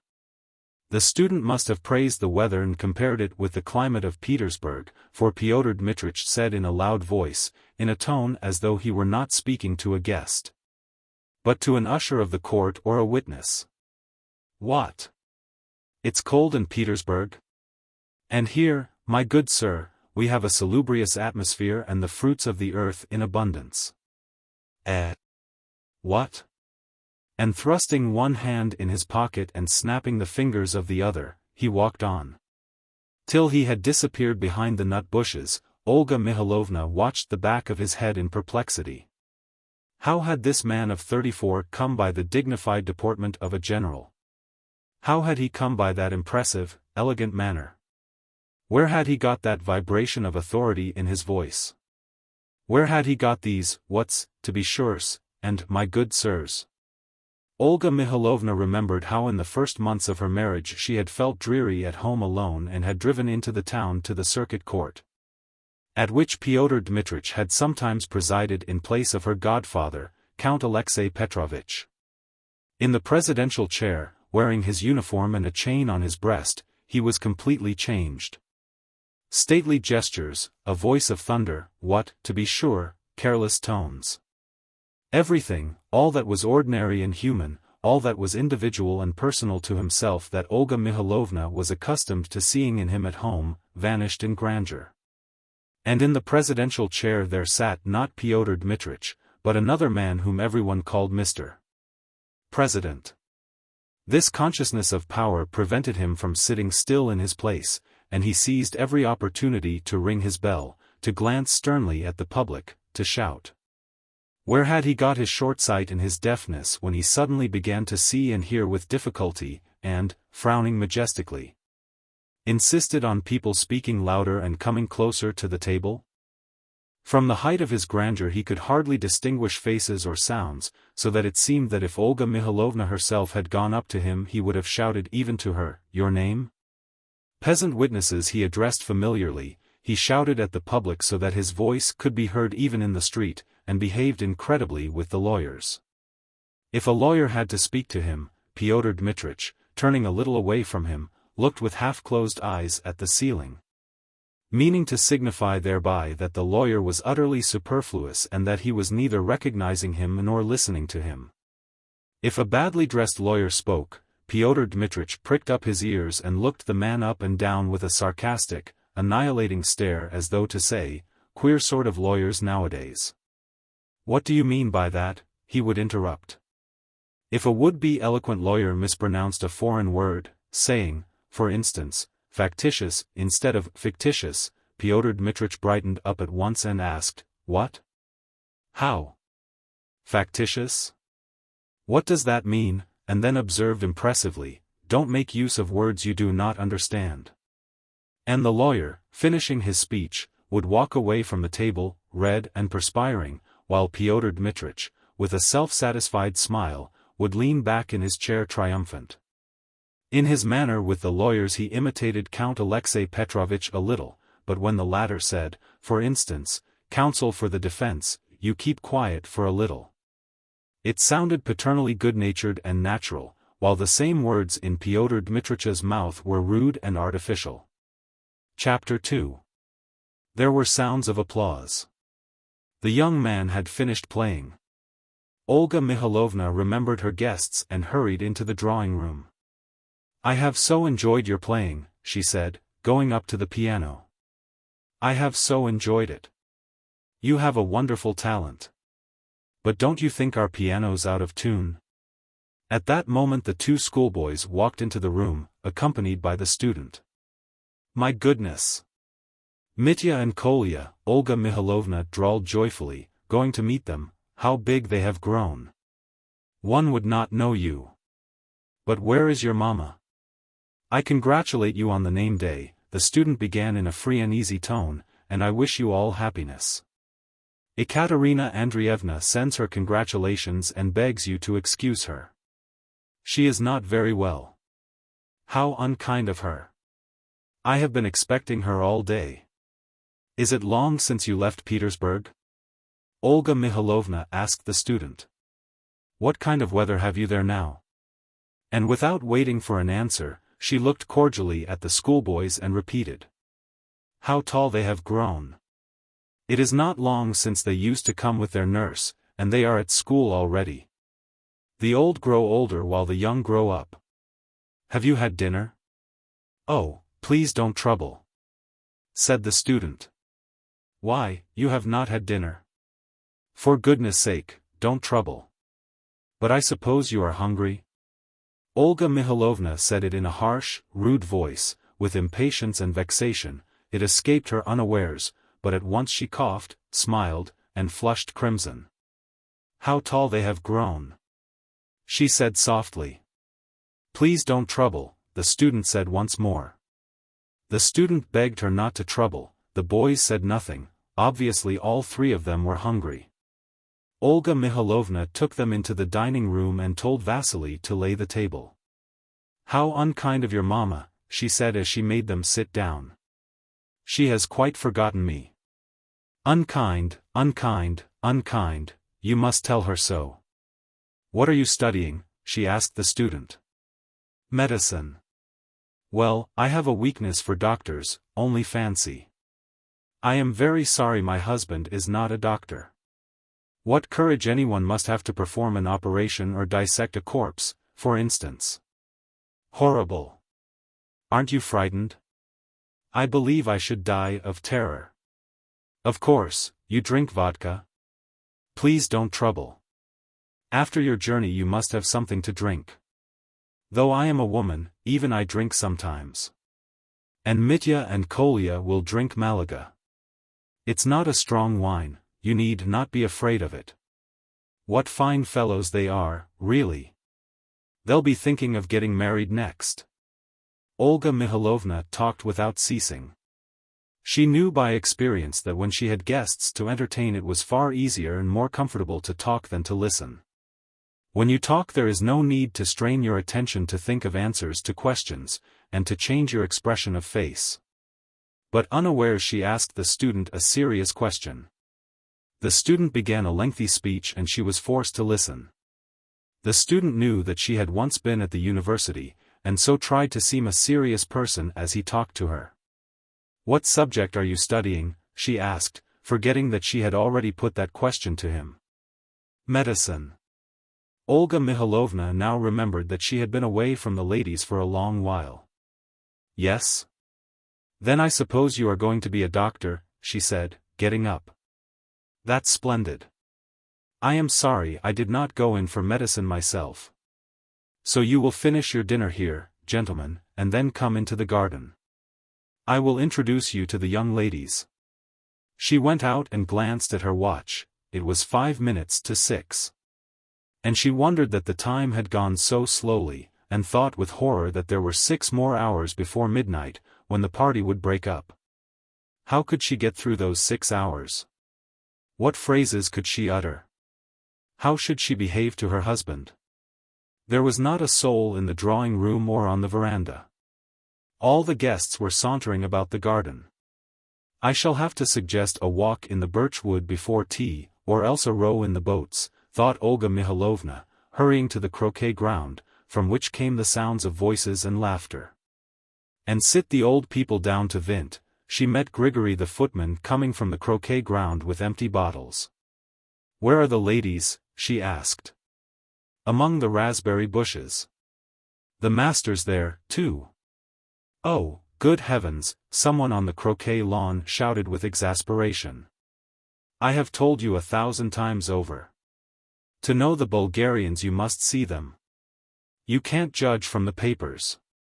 Either because of the outburst or for some other reason, Olga Mihailovna was suddenly aware of a terrible weakness all over, especially in her legs and in her shoulders.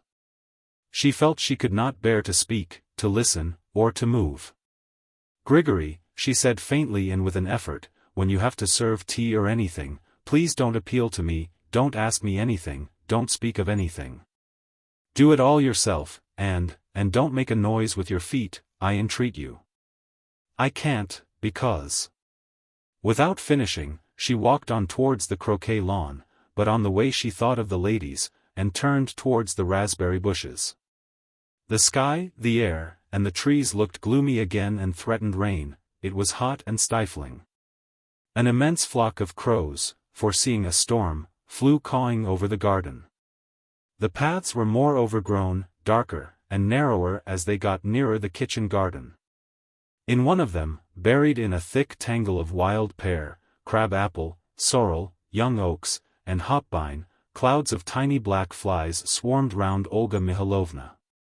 She covered her face with her hands and began forcing herself to think of the little creature. There floated through her imagination the figures of Grigory, Mitya, Kolya, the faces of the peasants who had come in the morning to present their congratulations. She heard footsteps, and she opened her eyes. Uncle Nikolai Nikolaich was coming rapidly towards her. "It's you, dear? I am very glad," he began, breathless. A couple of words. He mopped with his handkerchief his red-shaven chin, then suddenly stepped back a pace, flung up his hands and opened his eyes wide. "My dear girl, how long is this going on?" he said rapidly, spluttering. "I ask you, is there no limit to it? I say nothing of the demoralizing effect of his martinet views on all around him.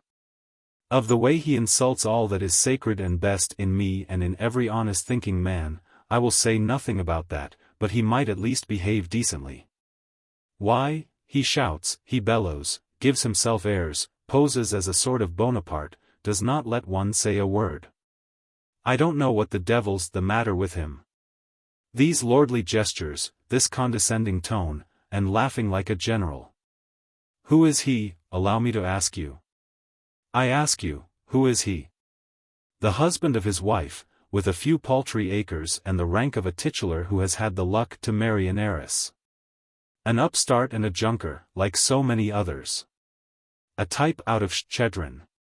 Upon my word, it's either that he's suffering from megalomania, or that old rat in his dotage, Count Alexei Petrovitch, is right when he says that children and young people are a long time growing up nowadays, and go on playing they are cabmen and generals till they are 40. That's true, Olga Mihalovna assented. Let me pass. Now just consider, what is it leading to, her uncle went on, barring her way. How will this playing at being a general and a conservative end? Already he has got into trouble. Yes, to stand his trial. I am very glad of it. That's what his noise and shouting has brought him to stand in the prisoner's dock. And it's not as though it were the circuit court or something, it's the central court. Nothing worse could be imagined, I think. And then he has quarreled with everyone. He is celebrating his name day, and look, Vostryakov's not here, nor Yahantov, nor Vladimirov, nor Shavud, nor the Count. There is no one, I imagine, more conservative than Count Alexei Petrovitch, yet even he has not come. And he never will come again. He won't come, you will see. My God! But what has it to do with me? Asked Olga Mihalovna. What has it to do with you? Why, you are his wife. You are clever, you have had a university education, and it was in your power to make him an honest worker. At the lectures I went to they did not teach us how to influence tiresome people. It seems as though I should have to apologize to all of you for having been at the university, said Olga Mihalovna sharply. Listen, uncle. If people played the same scales over and over again the whole day long in your hearing, you wouldn't be able to sit still and listen, but would run away. I hear the same thing over again for days together all the year round. You must have pity on me at last. Her uncle pulled a very long face, then looked at her searchingly and twisted his lips into a mocking smile. So that's how it is, he piped in a voice like an old woman's. I beg your pardon, he said, and made a ceremonious bow. If you have fallen under his influence yourself, and have abandoned your convictions, you should have said so before. I beg your pardon. Yes, I have abandoned my convictions, she cried. There, make the most of it. I beg your pardon. Her uncle for the last time made her a ceremonious bow, a little on one side, and, shrinking into himself, made a scrape with his foot and walked back. Idiot, thought Olga Mikhailovna. I hope he will go home. She found the ladies and the young people among the raspberries in the kitchen garden. Some were eating raspberries. Others, tired of eating raspberries, were strolling about the strawberry beds or foraging among the sugar peas. A little on one side of the raspberry bed, near a branching apple tree propped up by posts which had been pulled out of an old fence, Pyotr Dmitrich was mowing the grass. His hair was falling over his forehead, his cravat was untied. His watch chain was hanging loose. Every step and every swing of the scythe showed skill and the possession of immense physical strength.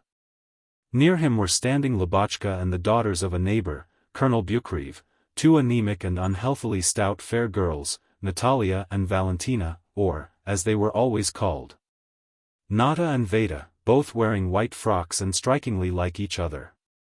Pyotr Dmitrich was teaching them to mow. It's very simple, he said.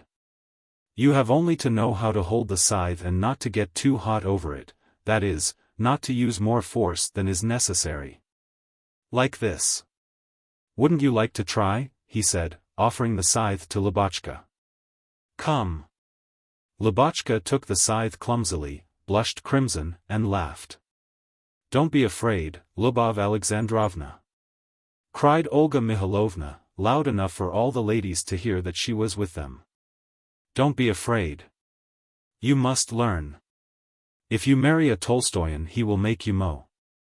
Lubotshka raised the scythe, but began laughing again, and, helpless with laughter, let go of it at once. She was ashamed and pleased at being talked to as though grown up. Nata, with a cold, serious face, with no trace of smiling or shyness, took the scythe, swung it and caught it in the grass. Veda, also without a smile, as cold and serious as her sister, took the scythe, and silently thrust it into the earth. Having done this, the two sisters linked arms and walked in silence to the raspberries. Pyotr Dmitrich laughed and played about like a boy, and this childish, frolicsome mood in which he became exceedingly good-natured suited him far better than any other. Olga Mikhailovna loved him when he was like that. But his boyishness did not usually last long. It did not this time. After playing with the scythe, he for some reason thought it necessary to take a serious tone about it. When I am mowing, I feel, do you know, healthier and more normal, he said. If I were forced to confine myself to an intellectual life I believe I should go out of my mind. I feel that I was not born to be a man of culture. I ought to mow, plow, sow, drive out the horses. And Pyotr Dmitrich began a conversation with the ladies about the advantages of physical labor, about culture, and then about the pernicious effects of money, of property. Listening to her husband, Olga Mikhailovna, for some reason, thought of her dowry. And the time will come, I suppose, she thought, when he will not forgive me for being richer than he. He is proud and vain. Maybe he will hate me because he owes so much to me. She stopped near Colonel Bukrev, who was eating raspberries and also taking part in the conversation. Come, he said, making room for Olga Mikhailovna and Pyotr Dmitrich. The ripest are here. And so, according to Proudhon, he went on, raising his voice, property is robbery. But I must confess I don't believe in Proudhon, and don't consider him a philosopher. The French are not authorities, to my thinking, God bless them. Well, as for Proudhons and Buckles and the rest of them, I am weak in that department, said Pyotr Dmitrich. For philosophy you must apply to my wife.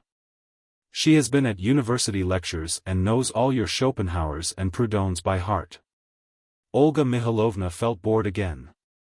She walked again along a little path by apple and pear trees, and looked again as though she was on some very important errand. She reached the gardener's cottage. In the doorway the gardener's wife, Varvara, was sitting together with her 4 little children with big shaven heads. Varvara, too, was with child and expecting to be confined on Elijah's day. After greeting her, Olga Mikhailovna looked at her and the children in silence and asked, "Well, how do you feel?" "Oh, all right." A silence followed. The two women seemed to understand each other without words. "It's dreadful having one's first baby," said Olga Mihailovna after a moment's thought. "I keep feeling as though I shall not get through it, as though I shall die.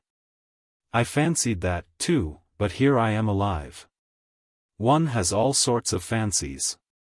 Varvara, who was just going to have her fifth, looked down a little on her mistress from the height of her experience and spoke in a rather didactic tone.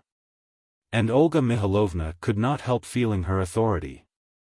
She would have liked to have talked of her fears, of the child, of her sensations, but she was afraid it might strike Varvara as naive and trivial. And she waited in silence for Varvara to say something herself. "Alya, we are going indoors," Pyotr Dmitrich called from the raspberries. Olga Mihailovna liked being silent, waiting and watching Varvara.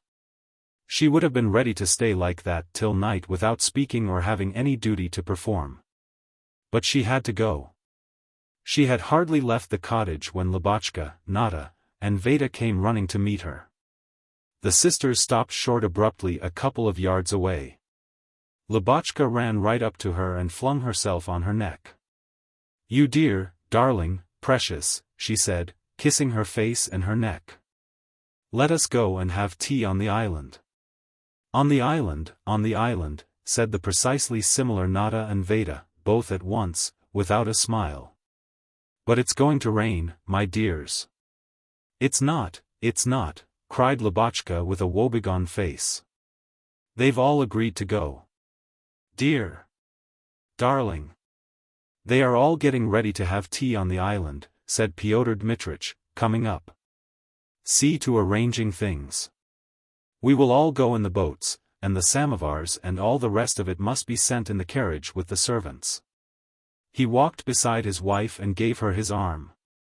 Olga Mihailovna had a desire to say something disagreeable to her husband, something biting, even about her dowry perhaps, the crueler the better, she felt. She thought a little, and said, "Why is it Count Alexei Petrovitch hasn't come? What a pity." "I am very glad he hasn't come," said Pyotr Dmitrich, lying. "I'm sick to death of that old lunatic. But yet before dinner you were expecting him so eagerly." Chapter 3. Half an hour later all the guests were crowding on the bank near the pile to which the boats were fastened. They were all talking and laughing, and were in such excitement and commotion that they could hardly get into the boats. 3 boats were crammed with passengers, while 2 stood empty. The keys for unfastening these 2 boats had been somehow mislaid, and messengers were continually running from the river to the house to look for them. Some said Grigory had the keys, others that the bailiff had them, while others suggested sending for a blacksmith and breaking the padlocks. And all talked at once, interrupting and shouting one another down. Pyotr Dmitrich paced impatiently to and fro on the bank, shouting, "What the devil's the meaning of it? The keys ought always to be lying in the hall window. Who has dared to take them away? The bailiff can get a boat of his own if he wants one." At last the keys were found. Then it appeared that 2 oars were missing. Again there was a great hullabaloo. Pyotr Dmitrich, who was weary of pacing about the bank, jumped into a long, narrow boat hollowed out of the trunk of a poplar, and, lurching from side to side and almost falling into the water, pushed off from the bank. The other boats followed him one after another, amid loud laughter and the shrieks of the young ladies. The white cloudy sky, the trees on the riverside, the boats with the people in them, and the oars, were reflected in the water as in a mirror. Under the boats, far away below in the bottomless depths, was a second sky with the birds flying across it. The bank on which the house and gardens stood was high, steep, and covered with trees. On the other, which was sloping, stretched broad green water meadows with sheets of water glistening in them. The boats had floated 100 yards when, behind the mournfully drooping willows on the sloping banks, huts and a herd of cows came into sight. They began to hear songs, drunken shouts, and the strains of a concertina. Here and there on the river fishing boats were scattered about, setting their nets for the night. In one of these boats was the festive party, playing on homemade violins and violoncellos. Olga Mihalovna was sitting at the rudder. She was smiling affably and talking a great deal to entertain her visitors, while she glanced stealthily at her husband. He was ahead of them all, standing up punting with one oar. The light sharp-nosed canoe, which all the guests called the death trap, while Pyotr Dmitrich, for some reason, called it Penderaklia, flew along quickly. It had a brisk, crafty expression, as though it hated its heavy occupant and was looking out for a favorable moment to glide away from under his feet. Olga Mihalovna kept looking at her husband, and she loathed his good looks which attracted everyone, the back of his head, his attitude, his familiar manner with women. She hated all the women sitting in the boat with her, was jealous, and at the same time was trembling every minute in terror that the frail craft would upset and cause an accident. "Take care, Pyotr," she cried, while her heart fluttered with terror. "Sit down. We believe in your courage without all that." She was worried, too, by the people who were in the boat with her. They were all ordinary good sort of people like thousands of others, but now each one of them struck her as exceptional and evil. In each one of them she saw nothing but falsity. That young man, she thought, rowing, in gold-rimmed spectacles, with chestnut hair and a nice-looking beard, he is a mamma's darling, rich, and well-fed, and always fortunate. And everyone considers him an honorable, free-thinking, advanced man. It's not a year since he left the university and came to live in the district, but he already talks of himself as, "we active members of the Zemstvo." But in another year he will be bored like so many others and go off to Petersburg, and to justify running away, will tell everyone that the Zemstvos are good for nothing. And that he has been deceived in them. While from the other boat his young wife keeps her eyes fixed on him, and believes that he is an active member of the Zemstvo. Just as in a year she will believe that the Zemstvo is good for nothing. And that stout, carefully shaven gentleman in the straw hat with the broad ribbon, with an expensive cigar in his mouth, he is fond of saying, "It is time to put away dreams and set to work."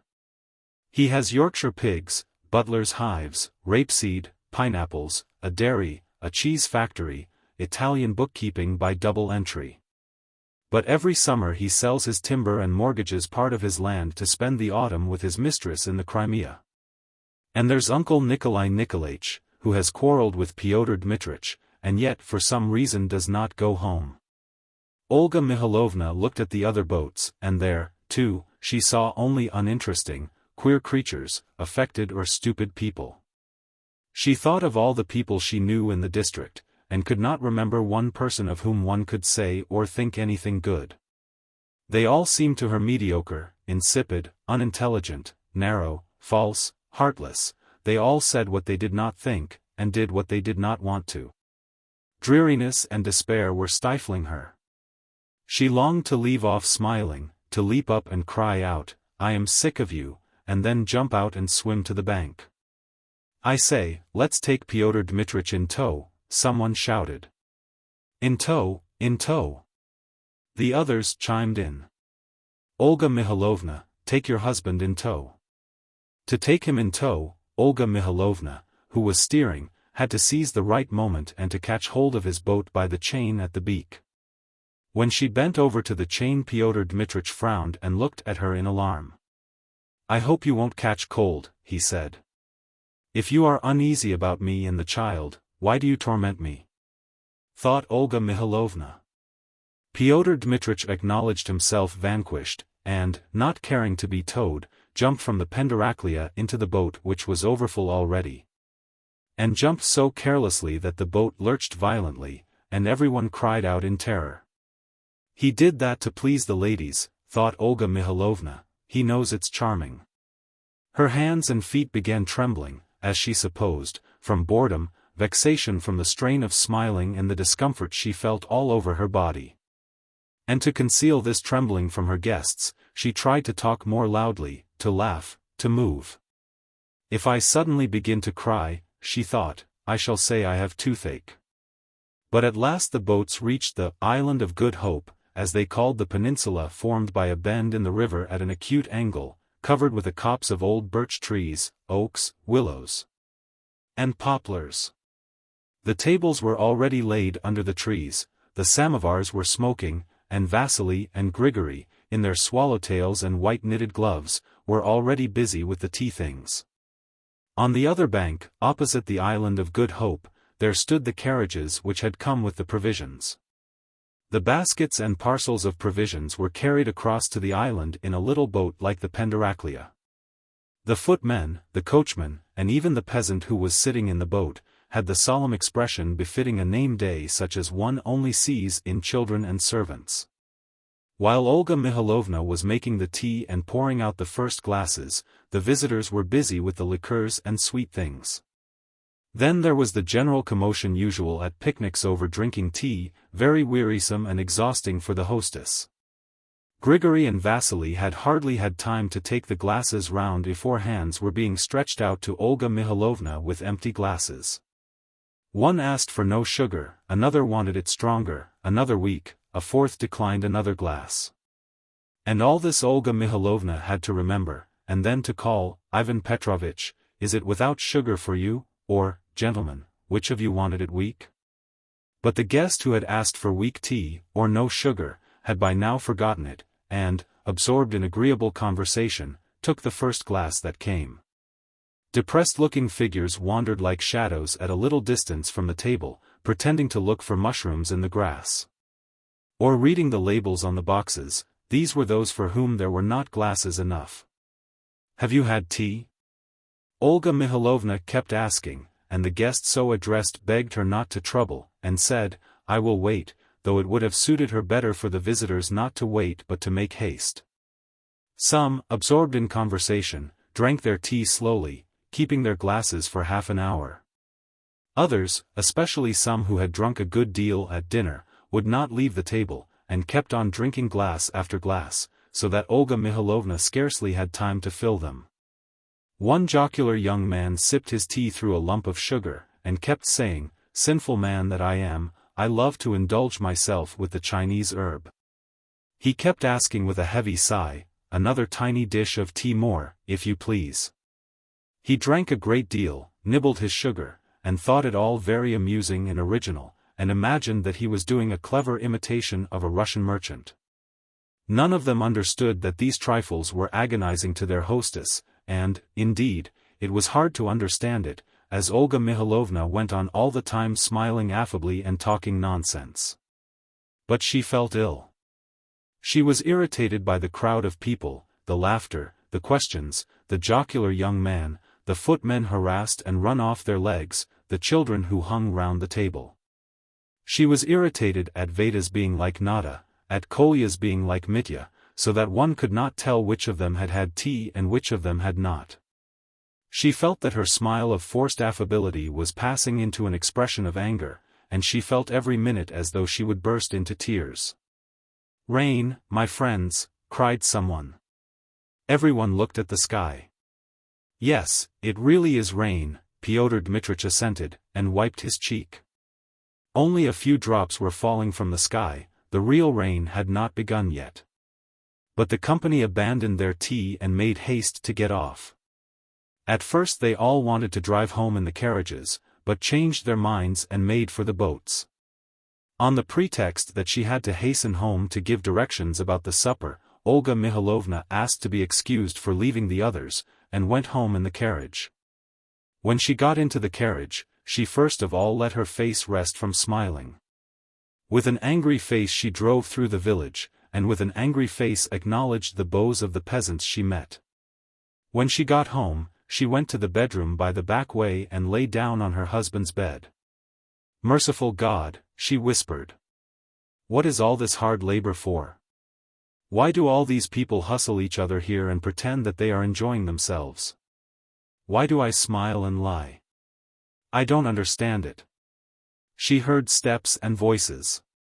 The visitors had come back. Let them come, thought Olga Mihalovna, I shall lie a little longer. But a maidservant came and said, Maria Grigoryevna is going, madam. Olga Mihalovna jumped up, tidied her hair and hurried out of the room. Maria Grigoryevna, what is the meaning of this?" she began in an injured voice, going to meet Maria Grigoryevna. "Why are you in such a hurry?" "I can't help it, darling. I've stayed too long as it is, my children are expecting me home." "It's too bad of you. Why didn't you bring your children with you?" "If you will let me, dear, I will bring them on some ordinary day, but today." "Oh, please do," Olga Mikhailovna interrupted, "I shall be delighted. Your children are so sweet. Kiss them all for me." "But, really, I am offended with you. I don't understand why you are in such a hurry." I really must. Goodbye, dear. Take care of yourself. In your condition, you know." And the ladies kissed each other. After seeing the departing guest to her carriage, Olga Mikhailovna went in to the ladies in the drawing-room. There the lamps were already lighted and the gentlemen were sitting down to cards. Chapter 4. The party broke up after supper about 12:15. Seeing her visitors off, Olga Mikhailovna stood at the door and said, "You really ought to take a shawl. It's turning a little chilly. Please God, you don't catch cold." "Don't trouble, Olga Mikhailovna," the ladies answered as they got into the carriage. "Well, goodbye. Mind now, we are expecting you, don't play us false." "Whoa oh," the coachman checked the horses. "Ready, Denis." "Goodbye, Olga Mikhailovna. Kiss the children for me." The carriage started and immediately disappeared into the darkness. In the red circle of light cast by the lamp in the road, a fresh pair or trio of impatient horses, and the silhouette of a coachman with his hands held out stiffly before him, would come into view. Again there began kisses, reproaches, and entreaties to come again or to take a shawl. Pyotr Dmitrich kept running out and helping the ladies into their carriages. "You go now by Efremovshchkina," he directed the coachman, "it's nearer through Mankino, but the road is worse that way. You might have an upset. Goodbye, my charmer. Mille compliments to your artist. Goodbye, Olga Mikhailovna, darling. Go indoors, or you will catch cold. It's damp. Whoa oh. You rascal. What horses have you got here?" Pyotr Dmitrich asked. "They were bought from Haydarov, in Lent," answered the coachman. "Capital horses." And Pyotr Dmitrich patted the trace horse on the haunch. "Well, you can start. God give you good luck." The last visitor was gone at last, the red circle on the road quivered, moved aside, contracted and went out, as Vasily carried away the lamp from the entrance. On previous occasions when they had seen off their visitors, Pyotr Dmitrich and Olga Mikhailovna had begun dancing about the drawing-room, facing each other, clapping their hands and singing, "They've gone. They've gone." But now Olga Mikhailovna was not equal to that. She went to her bedroom, undressed, and got into bed. She fancied she would fall asleep at once and sleep soundly.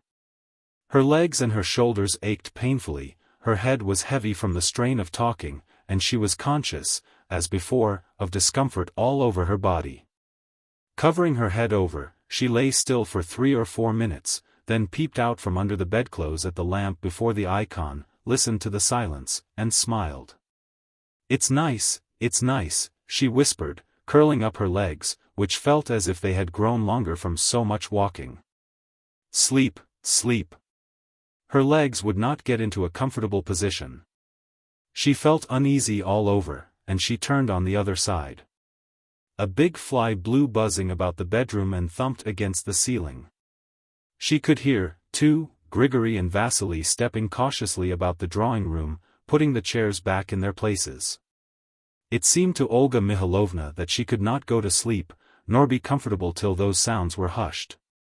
And again she turned over on the other side impatiently. She heard her husband's voice in the drawing-room. Someone must be staying the night, as Pyotr Dmitrich was addressing someone and speaking loudly. "I don't say that Count Alexei Petrovitch is an impostor. But he can't help seeming to be one, because all of you gentlemen attempt to see in him something different from what he really is. His craziness is looked upon as originality, his familiar manners as good nature, and his complete absence of opinions as conservatism. Even granted that he is a conservative of the stamp of '84, what after all is conservatism? Pyotr Dmitrich, angry with Count Alexei Petrovitch, his visitors, and himself, was relieving his heart. He abused both the Count and his visitors, and in his vexation with himself was ready to speak out and to hold forth upon anything.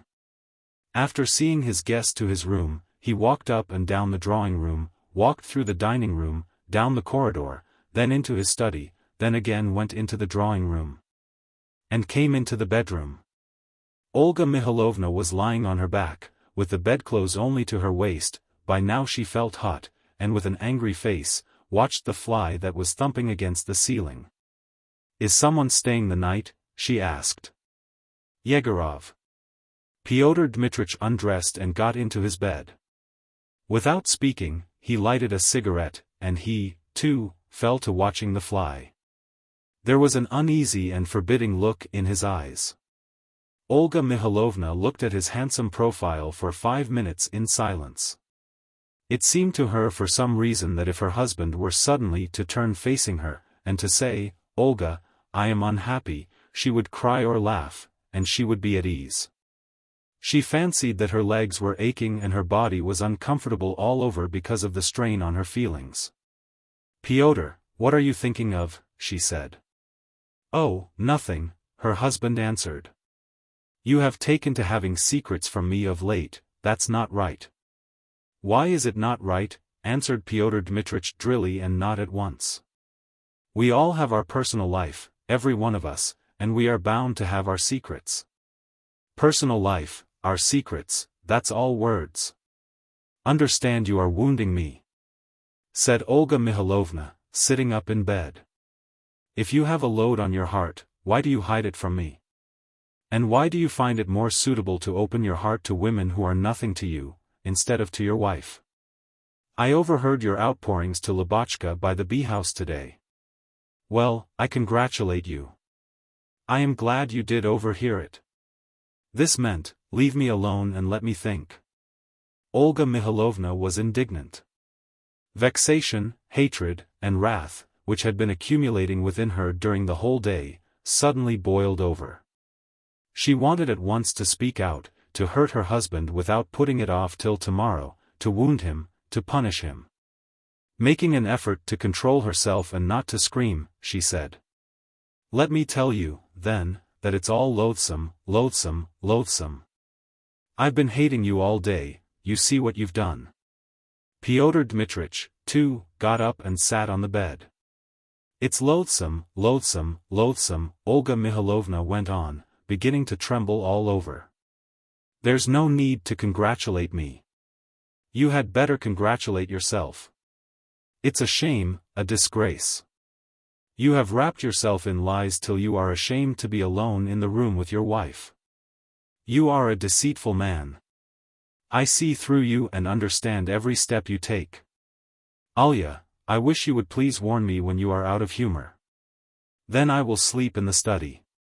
Saying this, Pyotr Dmitrich picked up his pillow and walked out of the bedroom. Olga Mihalovna had not foreseen this. For some minutes she remained silent with her mouth open, trembling all over and looking at the door by which her husband had gone out, and trying to understand what it meant. Was this one of the devices to which deceitful people have recourse when they are in the wrong, or was it a deliberate insult aimed at her pride? How was she to take it? Olga Mihalovna remembered her cousin, a lively young officer, who often used to tell her, laughing, that when his spouse nagged at him at night, he usually picked up his pillow and went whistling to spend the night in his study, leaving his wife in a foolish and ridiculous position. This officer was married to a rich, capricious, and foolish woman whom he did not respect but simply put up with. Olga Mihalovna jumped out of bed. To her mind there was only one thing left for her to do now, to dress with all possible haste and to leave the house forever.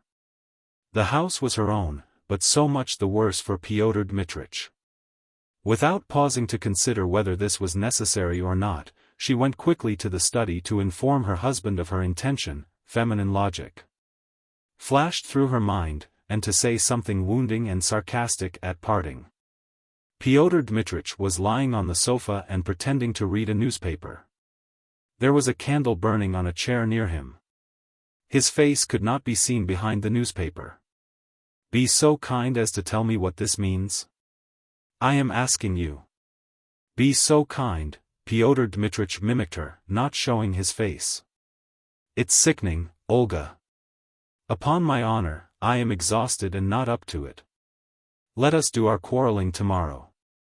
"No, I understand you perfectly," Olga Mikhailovna went on. "You hate me. Yes, yes. You hate me because I am richer than you. You will never forgive me for that, and will always be lying to me."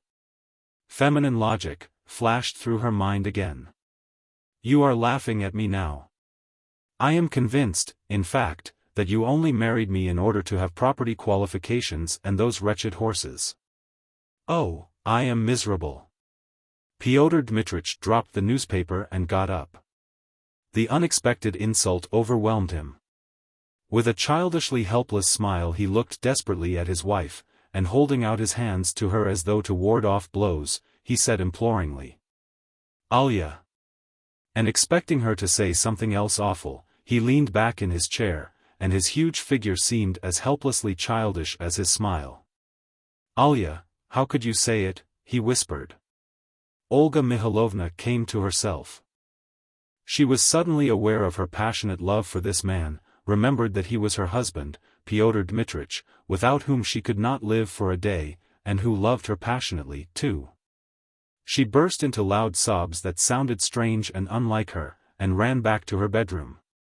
She fell on the bed, and short hysterical sobs, choking her and making her arms and legs twitch, filled the bedroom. Remembering there was a visitor sleeping 3 or 4 rooms away, she buried her head under the pillow to stifle her sobs, but the pillow rolled on to the floor. And she almost fell on the floor herself when she stooped to pick it up. She pulled the quilt up to her face, but her hands would not obey her, but tore convulsively at everything she clutched. She thought that everything was lost, that the falsehood she had told to wound her husband had shattered her life into fragments. Her husband would not forgive her. The insult she had hurled at him was not one that could be effaced by any caresses, by any vows. How could she convince her husband that she did not believe what she had said? "It's all over, she cried, not noticing that the pillow had slipped onto the floor again. For God's sake, for God's sake." Probably roused by her cries, the guest and the servants were now awake. Next day all the neighborhood would know that she had been in hysterics and would blame Pyotr Dmitrich. She made an effort to restrain herself, but her sobs grew louder and louder every minute. "For God's sake," she cried in a voice not like her own, and not knowing why she cried it. "For God's sake." She felt as though the bed were heaving under her and her feet were entangled in the bedclothes. Pyotr Dmitrich, in his dressing gown, with a candle in his hand, came into the bedroom. "Alia, hush," he said. She raised herself, and kneeling up in bed, screwing up her eyes at the light, articulated through her sobs, "Understand, understand." She wanted to tell him that she was tired to death by the party, by his falsity, by her own falsity, that it had all worked together. But she could only articulate, "Understand, understand." "Come, drink," he said, handing her some water. She took the glass obediently and began drinking, but the water splashed over and was spilt on her arms, her throat and knees. "I must look horribly unseemly," she thought. Pyotr Dmitrich put her back in bed without a word, and covered her with the quilt, then he took the candle and went out. "For God's sake!" Olga Mikhailovna cried again. "Pyotr, understand, understand." Suddenly something gripped her in the lower part of her body and back with such violence that her wailing was cut short, and she bit the pillow from the pain. But the pain let her go again at once, and she began sobbing again. The maid came in, and arranging the quilt over her, asked in alarm. "Mistress, darling, what is the matter?" "Go out of the room," said Pyotr Dmitrich sternly, going up to the bed. Understand, Olga Mihalovna began. "Alya, I entreat you, calm yourself," he said. "I did not mean to hurt you. I would not have gone out of the room if I had known it would have hurt you so much. I simply felt depressed. I tell you, on my honor. Understand. You were lying, I was lying. I understand. Come, that's enough." "I understand," said Pyotr Dmitrich tenderly, sitting down on her bed. "You said that in anger. I quite understand. I swear to God I love you beyond anything on earth, and when I married you I never once thought of your being rich. I loved you immensely, and that's all. I assure you.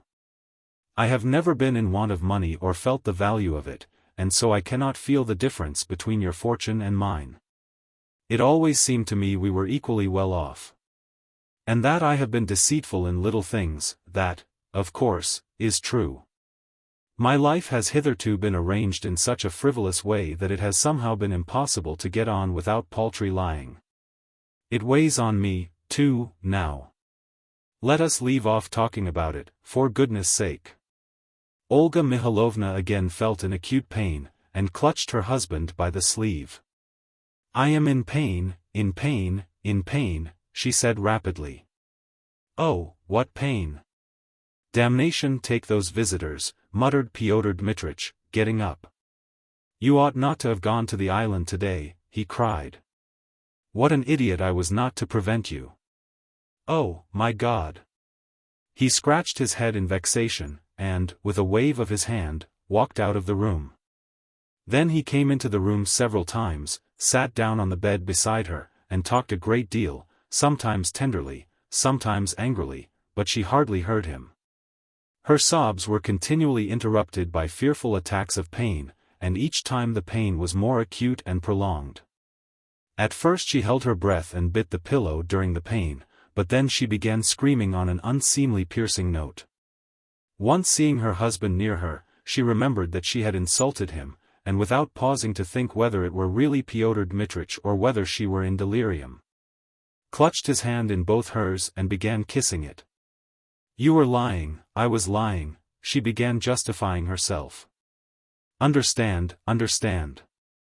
They have exhausted me, driven me out of all patience." "Alya, we are not alone," said Pyotr Dmitrich. Olga Mihalovna raised her head and saw Varvara, who was kneeling by the chest of drawers and pulling out the bottom drawer. The top drawers were already open. Then Varvara got up, red from the strained position, and with a cold, solemn face began trying to unlock a box. "Marya, I can't unlock it," she said in a whisper. "You unlock it, won't you?" Marya, the maid, was digging a candle end out of the candlestick with a pair of scissors, so as to put in a new candle. She went up to Varvara and helped her to unlock the box. "There should be nothing locked," whispered Varvara. "Unlock this basket, too, my good girl." "Master," she said, "you should send to Father Mikhail to unlock the holy gates." "You must." "Do what you like," said Pyotr Dmitrich, breathing hard, "only, for God's sake, make haste and fetch the doctor or the midwife." "Has Vasily gone?" "Send someone else." "Send your husband." "It's the birth," Olga Mihalovna thought. "Varvara," she moaned, "but he won't be born alive."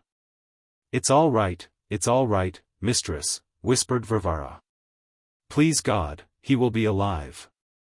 He will be alive." When Olga Mihalovna came to herself again after a pain, she was no longer sobbing nor tossing from side to side, but moaning. She could not refrain from moaning even in the intervals between the pains. The candles were still burning, but the morning light was coming through the blinds. It was probably about 5 o'clock in the morning. At the round table there was sitting some unknown woman with a very discreet air, wearing a white apron. From her whole appearance it was evident she had been sitting there a long time. Olga Mihalovna guessed that she was the midwife. Will it soon be over? She asked, and in her voice she heard a peculiar and unfamiliar note which had never been there before. I must be dying in childbirth, she thought. Pyotr Dmitrich came cautiously into the bedroom, dressed for the day, and stood at the window with his back to his wife. He lifted the blind and looked out of window. What rain, he said. What time is it? Asked Olga Mikhailovna, in order to hear the unfamiliar note in her voice again. 6:15, answered the midwife. And what if I really am dying? Thought Olga Mikhailovna, looking at her husband's head and the window panes on which the rain was beating. How will he live without me? With whom will he have tea and dinner, talk in the evenings, sleep? And he seemed to her like a forlorn child. She felt sorry for him and wanted to say something nice, caressing and consolatory. She remembered how in the spring he had meant to buy himself some harriers, and she, thinking it a cruel and dangerous sport, had prevented him from doing it. Pyotr, buy yourself harriers, she moaned. He dropped the blind and went up to the bed, and would have said something.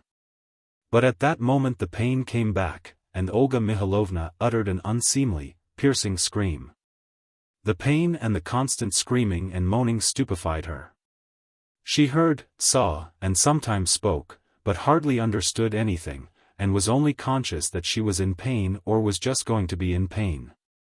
It seemed to her that the name-day party had been long, long ago, not yesterday, but a year ago perhaps. And that her new life of agony had lasted longer than her childhood, her school days, her time at the university, and her marriage, and would go on for a long, long time, endlessly. She saw them bring tea to the midwife, and summon her at midday to lunch and afterwards to dinner. She saw Pyotr Dmitrich grow used to coming in, standing for long intervals by the window, and going out again, saw strange men, the maid, Varvara, come in as though they were at home. Varvara said nothing but, he will, and was angry when anyone closed the drawers and the chest. Olga Mikhailovna saw the light change in the room and in the windows. At one time it was twilight, then thick like fog, then bright daylight as it had been at dinner time the day before. Then again twilight, and each of these changes lasted as long as her childhood, her school days, her life at the university. In the evening 2 doctors, one bony, bald, with a big red beard, the other with a swarthy Jewish face and cheap spectacles, performed some sort of operation on Olga Mikhailovna. To these unknown men touching her body she felt utterly indifferent. By now she had no feeling of shame, no will, and anyone might do what he would with her. If anyone had rushed at her with a knife, or had insulted Pyotr Dmitrich, or had robbed her of her right to the little creature, she would not have said a word. They gave her chloroform during the operation. When she came to again, the pain was still there and insufferable. It was night. And Olga Mikhailovna remembered that there had been just such a night with the stillness, the lamp, with the midwife sitting motionless by the bed, with the drawers of the chest pulled out. With Pyotr Dmitrich standing by the window, but some time very, very long ago. Chapter 5. I am not dead, thought Olga Mikhailovna when she began to understand her surroundings again, and when the pain was over. A bright summer day looked in at the widely open windows. In the garden below the windows, the sparrows and the magpies never ceased chattering for one instant. The drawers were shut now, her husband's bed had been made. There was no sign of the midwife or of the maid, or of Varvara in the room, only Pyotr Dmitrich was standing, as before, motionless by the window looking into the garden.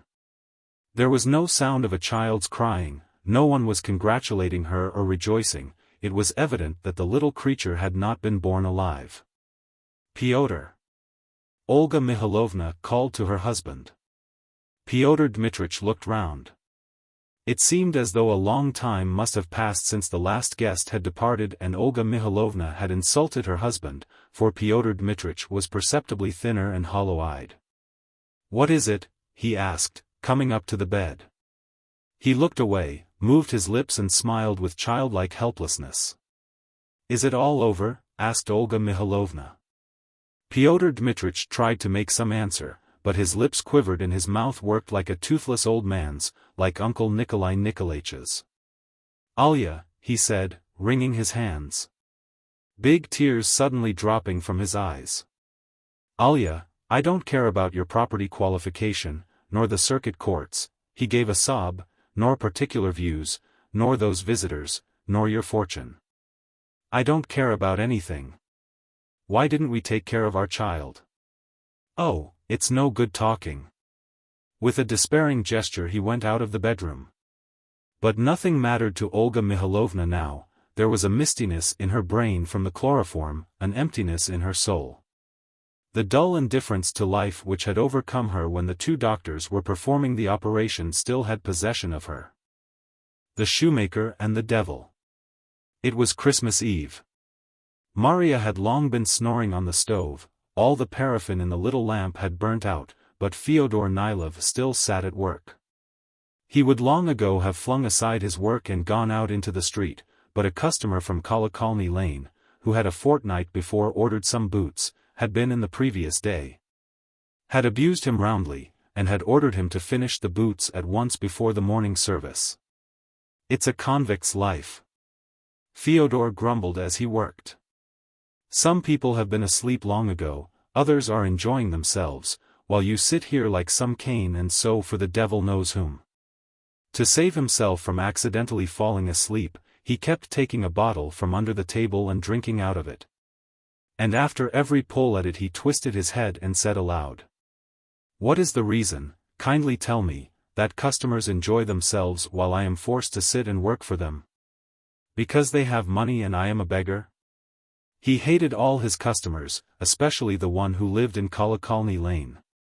He was a gentleman of gloomy appearance, with long hair, a yellow face, blue spectacles, and a husky voice. He had a German name which one could not pronounce. It was impossible to tell what was his calling and what he did. When, a fortnight before, Fyodor had gone to take his measure, he, the customer, was sitting on the floor pounding something in a mortar. Before Fyodor had time to say good morning the contents of the mortar suddenly flared up and burned with a bright red flame. There was a stink of sulfur and burnt feathers, and the room was filled with a thick pink smoke, so that Fyodor sneezed 5 times. And as he returned home afterwards, he thought, anyone who feared God would not have anything to do with things like that. When there was nothing left in the bottle, Fyodor put the boots on the table and sank into thought. He leaned his heavy head on his fist and began thinking of his poverty, of his hard life with no glimmer of light in it. Then he thought of the rich, of their big houses and their carriages, of their 100-ruble notes.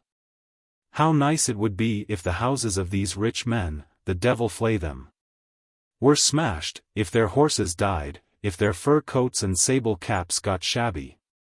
How splendid it would be if the rich, little by little, changed into beggars having nothing, and he, a poor shoemaker, were to become rich, and were to lord it over some other poor shoemaker on Christmas Eve. Dreaming like this, Fyodor suddenly thought of his work, and opened his eyes. "Here's a go," he thought, looking at the boots. "The job has been finished ever so long ago, and I go on sitting here. I must take the boots to the gentleman." He wrapped up the work in a red handkerchief, put on his things, and went out into the street. A fine hard snow was falling, pricking the face as though with needles. It was cold, slippery, dark, the gas lamps burned dimly, and for some reason there was a smell of paraffin in the street, so that Fyodor coughed and cleared his throat. Rich men were driving to and fro on the road, and every rich man had a ham and a bottle of vodka in his hands. Rich young ladies peeped at Fyodor out of the carriages and sledges, put out their tongues and shouted, laughing, "Beggar! Beggar!" Students, officers, and merchants walked behind Fyodor, jeering at him and crying, "Drunkard! Drunkard! Infidel cobbler! Soul of a bootleg! Beggar!" All this was insulting, but Fyodor held his tongue and only spat in disgust. But when Kuzma Lebyadkin from Warsaw, a master bootmaker, met him and said, "I've married a rich woman and I have men working under me, while you are a beggar and have nothing to eat," Fyodor could not refrain from running after him. He pursued him till he found himself in Kolokolny Lane. His customer lived in the fourth house from the corner on the very top floor. To reach him one had to go through a long, dark courtyard, and then to climb up a very high slippery staircase which tottered under one's feet. When Fyodor went in to him he was sitting on the floor pounding something in a mortar, just as he had been the fortnight before. "Your Honor, I have brought your boots," said Fyodor sullenly. The customer got up and began trying on the boots in silence. Desiring to help him, Fyodor went down on one knee and pulled off his old boot, but at once jumped up and staggered towards the door in horror. The customer had not a foot, but a hoof like a horse's. "Aha," thought Fyodor, "here's a go." The first thing should have been to cross himself, then to leave everything and run downstairs. But he immediately reflected that he was meeting a devil for the first and probably the last time, and not to take advantage of his services would be foolish. He controlled himself and determined to try his luck. Clasping his hands behind him to avoid making the sign of the cross, he coughed respectfully and began. "They say that there is nothing on earth more evil and impure than the devil. But I am of the opinion, Your Honor, that the devil is highly educated. He has, excuse my saying it, hoofs and a tail behind, but he has more brains than many a student." "I like you for what you say," said the devil, flattered. "Thank you, Shoemaker. What do you want?" And without loss of time the shoemaker began complaining of his lot. He began by saying that from his childhood up he had envied the rich. He had always resented it that all people did not live alike in big houses and drive with good horses. Why, he asked, was he poor? How was he worse than Kuzma Lebyadkin from Warsaw, who had his own house, and whose wife wore a hat? He had the same sort of nose, the same hands, feet, head, and back, as the rich, and so why was he forced to work when others were enjoying themselves? Why was he married to Maria and not to a lady smelling of scent? He had often seen beautiful young ladies in the houses of rich customers, but they either took no notice of him whatever, or else sometimes laughed and whispered to each other, "What a red nose that shoemaker has." It was true that Maria was a good, kind, hard-working woman, but she was not educated. Her hand was heavy and hit hard, and if one had occasion to speak of politics or anything intellectual before her, she would put her spoke in and talk the most awful nonsense. "What do you want, then?" his customer interrupted him. "I beg you, Your Honor Satan Ivanitch, to be graciously pleased to make me a rich man." "Certainly. Only for that you must give me up your soul. Before the cocks crow, go and sign on this paper here that you give me up your soul." "Your Honor," said Fyodor politely, "when you ordered a pair of boots from me I did not ask for the money in advance. One has first to carry out the order and then ask for payment." "Oh, very well," the customer assented. A bright flame suddenly flared up in the mortar, a pink thick smoke came puffing out, and there was a smell of burnt feathers and sulfur. When the smoke had subsided, Fyodor rubbed his eyes and saw that he was no longer Fyodor, no longer a shoemaker, but quite a different man, wearing a waistcoat and a watch chain, in a new pair of trousers, and that he was sitting in an armchair at a big table. 2 footmen were handing him dishes, bowing low and saying, "Kindly eat, Your Honor, and may it do you good." "What wealth!" The footmen handed him a big piece of roast mutton and a dish of cucumbers, and then brought in a frying pan a roast goose, and a little afterwards boiled pork with horseradish cream. And how dignified, how genteel it all was. Fyodor ate, and before each dish drank a big glass of excellent vodka, like some general or some count. After the pork he was handed some boiled grain moistened with goose fat, then an omelette with bacon fat, then fried liver, and he went on eating and was delighted. What more? They served, too, a pie with onion and steamed turnip with kvass. How is it the gentry don't burst with such meals, he thought. In conclusion they handed him a big pot of honey. After dinner the devil appeared in blue spectacles and asked with a low bow, "Are you satisfied with your dinner, Fyodor Pantelyich?" But Fyodor could not answer one word, he was so stuffed after his dinner. The feeling of repletion was unpleasant, oppressive, and to distract his thoughts he looked at the boot on his left foot. For a boot like that I used not to take less than 7.5 rubles. What shoemaker made it? He asked. Kuzma Lebyadkin, answered the footman. Send for him, the fool. Kuzma Lebyadkin from Warsaw soon made his appearance. He stopped in a respectful attitude at the door and asked. What are your orders, your honor? Hold your tongue, cried Fyodor, and stamped his foot. Don't dare to argue, remember your place as a cobbler. Blockhead. You don't know how to make boots. I'll beat your ugly phiz to a jelly. Why have you come? For money. What money? Be off. Come on Saturday. Boy, give him a cuff. But he at once recalled what a life the customers used to lead him, too, and he felt heavy at heart. And to distract his attention he took a fat pocketbook out of his pocket and began counting his money. There was a great deal of money, but Fyodor wanted more still. The devil in the blue spectacles brought him another notebook fatter still, but he wanted even more. And the more he counted it, the more discontented he became. In the evening the evil one brought him a full-bosomed lady in a red dress, and said that this was his new wife. He spent the whole evening kissing her and eating gingerbreads, and at night he went to bed on a soft, downy featherbed, turned from side to side, and could not go to sleep. He felt uncanny. We have a great deal of money, he said to his wife, we must look out or thieves will be breaking in. You had better go and look with a candle. He did not sleep all night, and kept getting up to see if his box was all right. In the morning he had to go to church to matins. In church the same honor is done to rich and poor alike. When Fyodor was poor he used to pray in church like this, God, forgive me, a sinner. He said the same thing now though he had become rich. What difference was there? And after death Fyodor rich would not be buried in gold, not in diamonds, but in the same black earth as the poorest beggar. Fyodor would burn in the same fire as cobblers.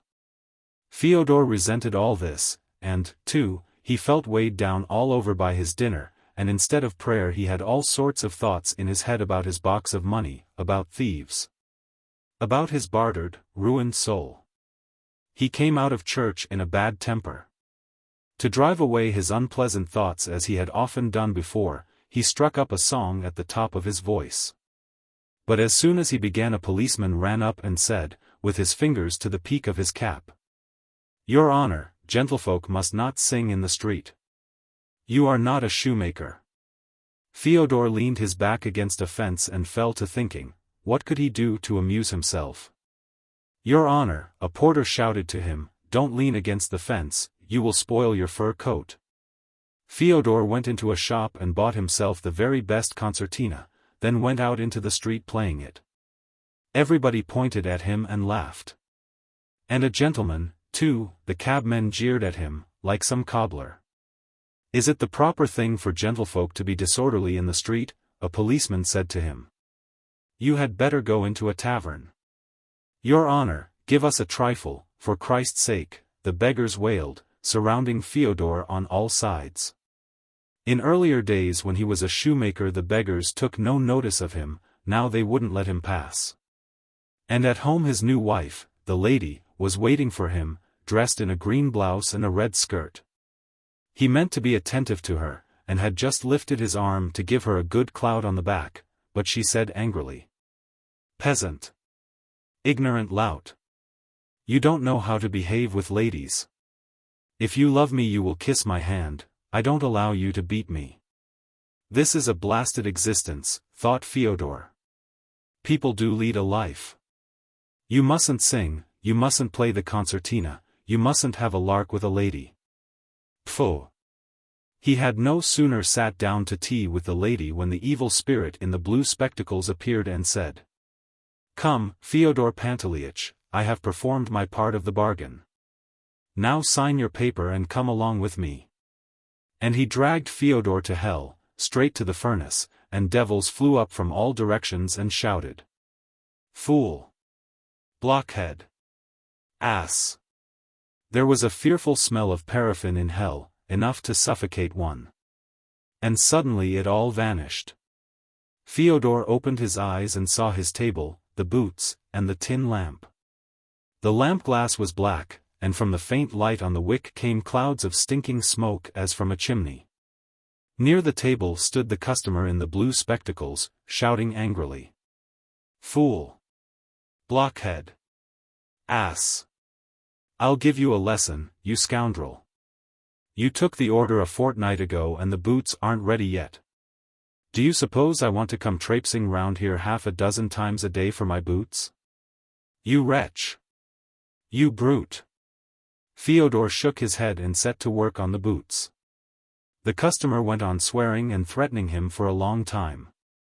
At last, when he subsided, Fyodor asked sullenly. And what is your occupation, sir?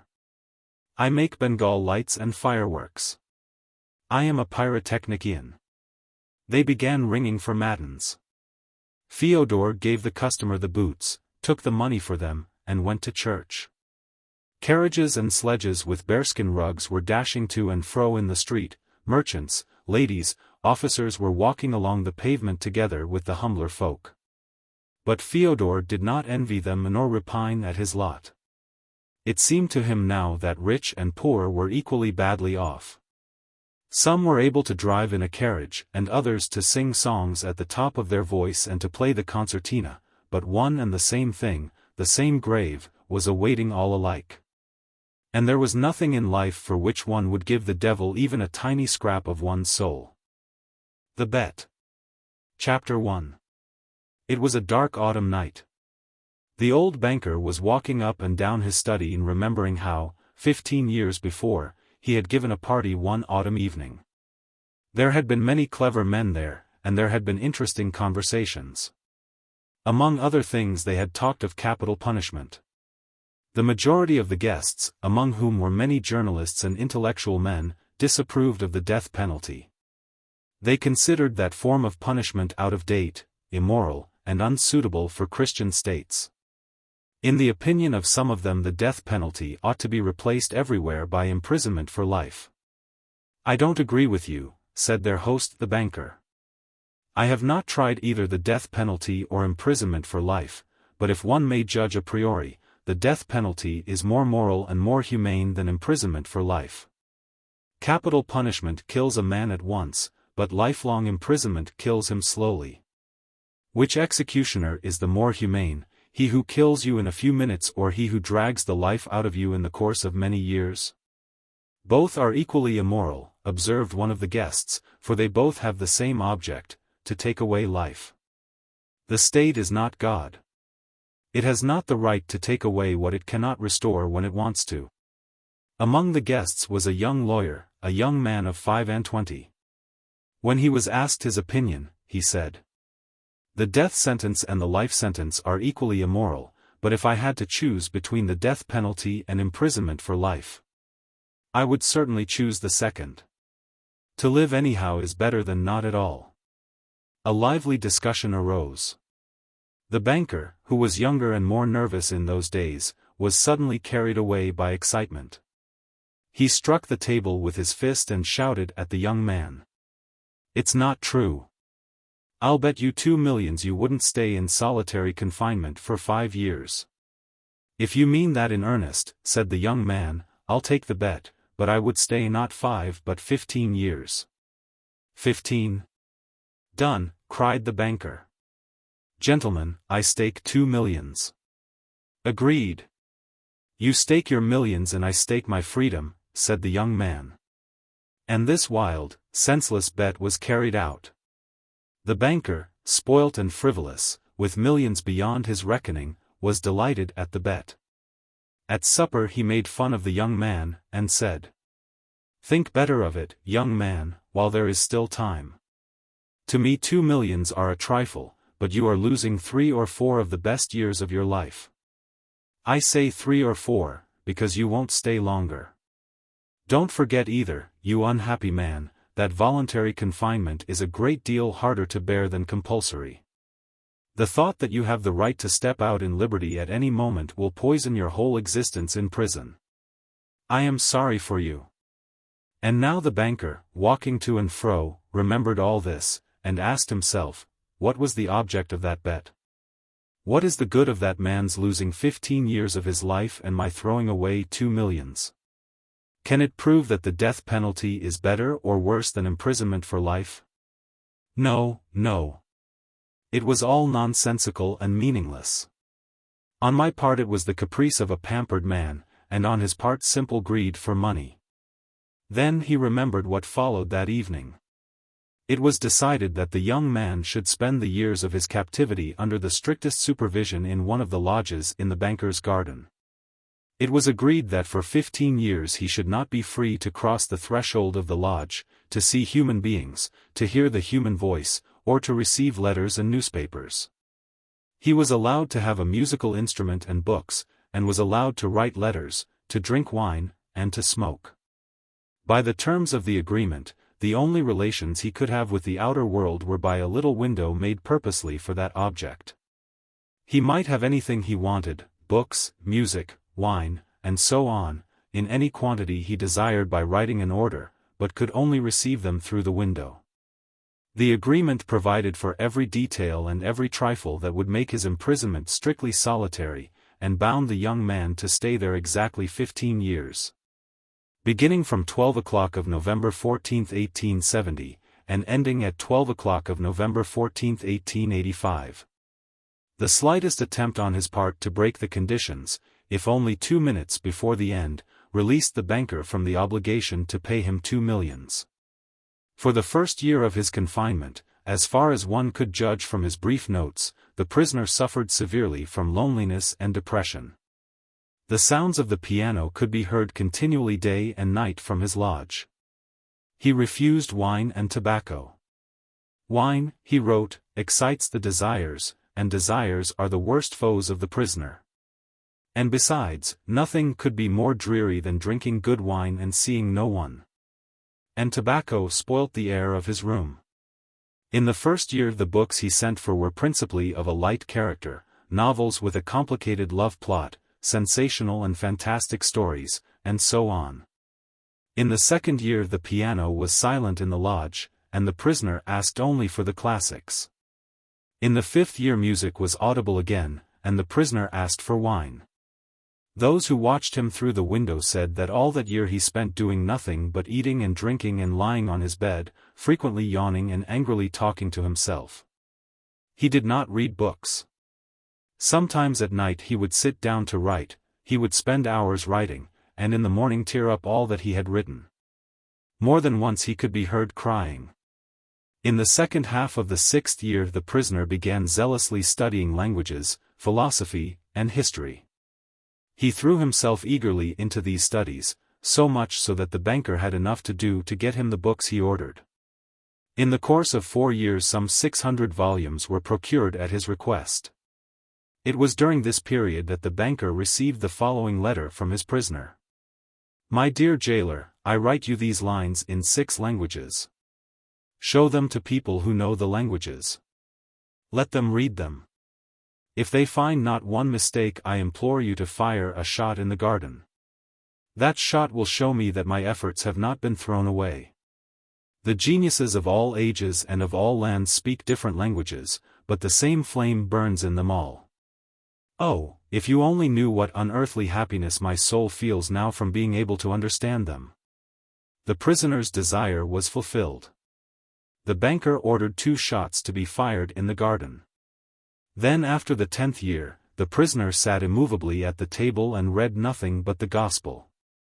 It seemed strange to the banker that a man who in 4 years had mastered 600 learned volumes should waste nearly a year over one thin book easy of comprehension. Theology and histories of religion followed the Gospels. In the last 2 years of his confinement the prisoner read an immense quantity of books quite indiscriminately. At one time he was busy with the natural sciences, then he would ask for Byron or Shakespeare. There were notes in which he demanded at the same time books on chemistry, and a manual of medicine, and a novel, and some treatise on philosophy or theology. His reading suggested a man swimming in the sea among the wreckage of his ship, and trying to save his life by greedily clutching first at one spar and then at another. Chapter 2. The old banker remembered all this, and thought. Tomorrow at 12 o'clock he will regain his freedom. By our agreement I ought to pay him 2 millions.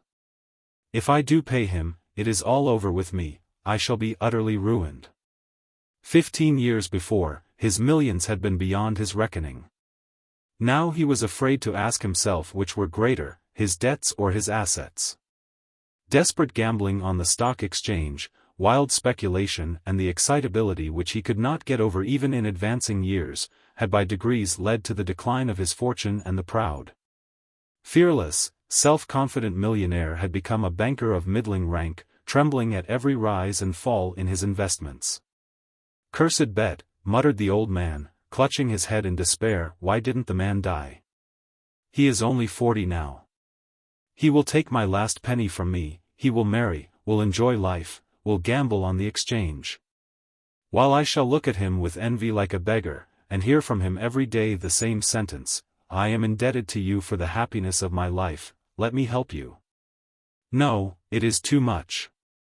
The one means of being saved from bankruptcy and disgrace is the death of that man. It struck 3 o'clock, the banker listened.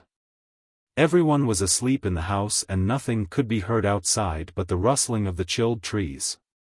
Trying to make no noise, he took from a fireproof safe the key of the door which had not been opened for 15 years, put on his overcoat, and went out of the house. It was dark and cold in the garden. Rain was falling. A damp cutting wind was racing about the garden, howling and giving the trees no rest. The banker strained his eyes, but could see neither the earth nor the white statues, nor the lodge, nor the trees. Going to the spot where the lodge stood, he twice called the watchman. No answer followed. Evidently the watchman had sought shelter from the weather, and was now asleep somewhere either in the kitchen or in the greenhouse. If I had the pluck to carry out my intention, thought the old man, suspicion would fall first upon the watchman.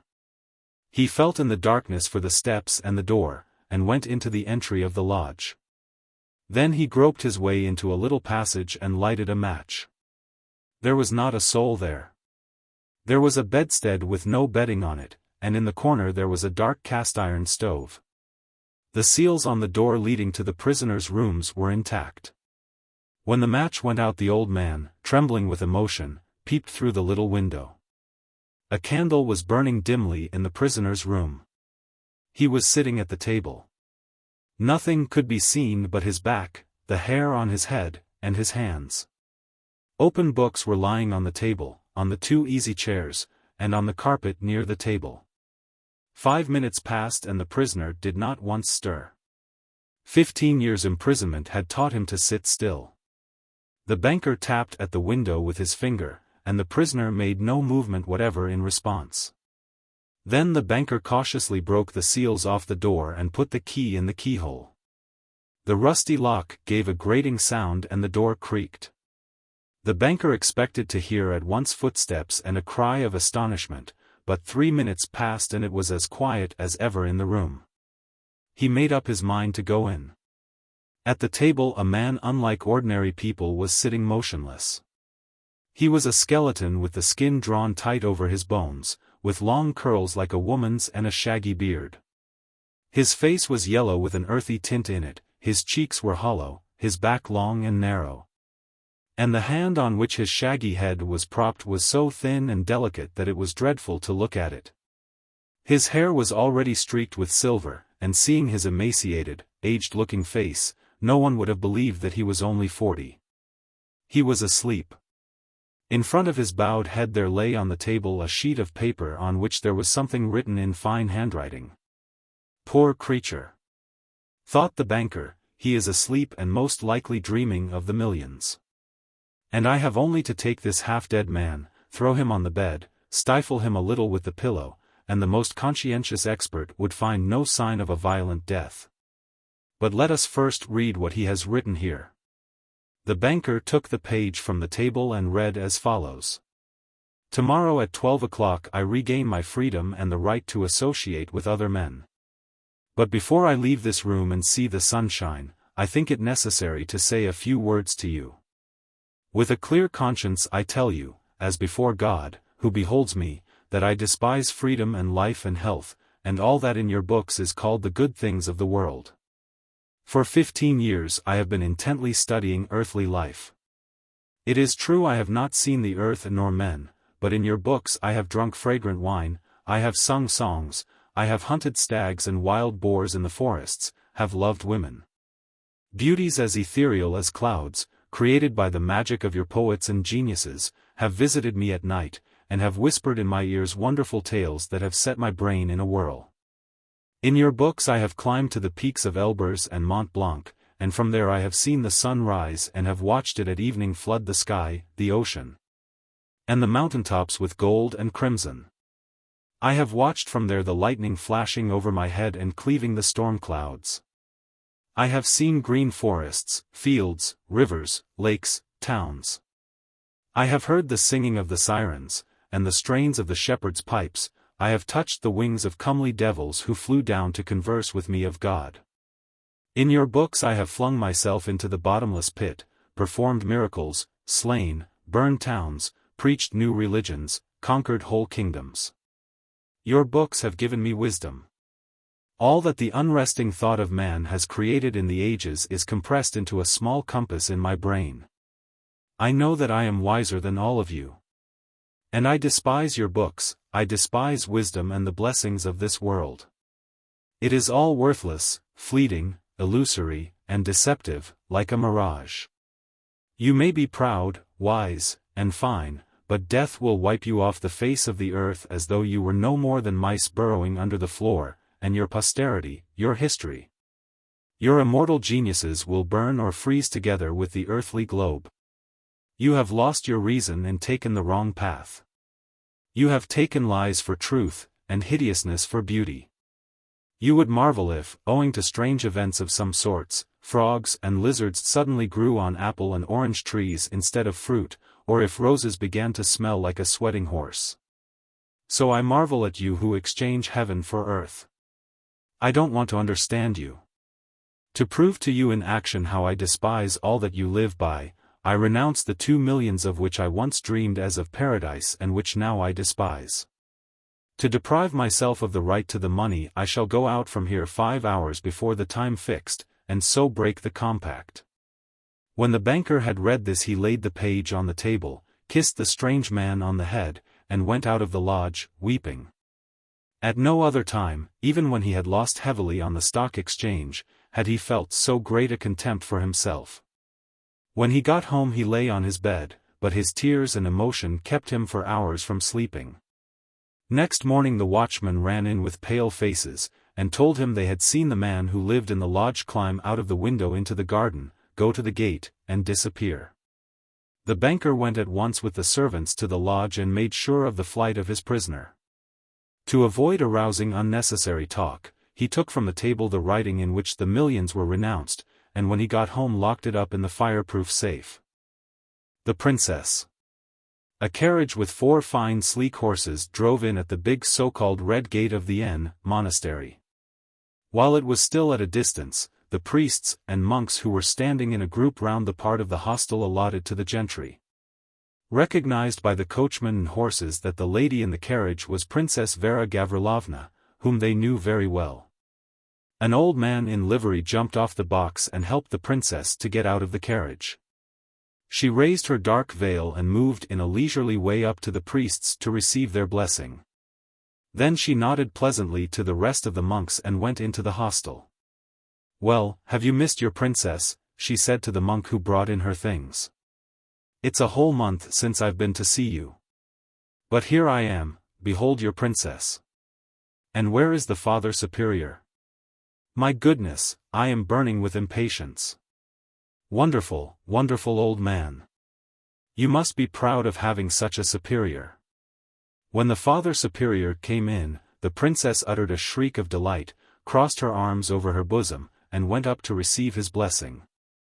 "No, no, let me kiss your hand," she said, snatching it and eagerly kissing it 3 times.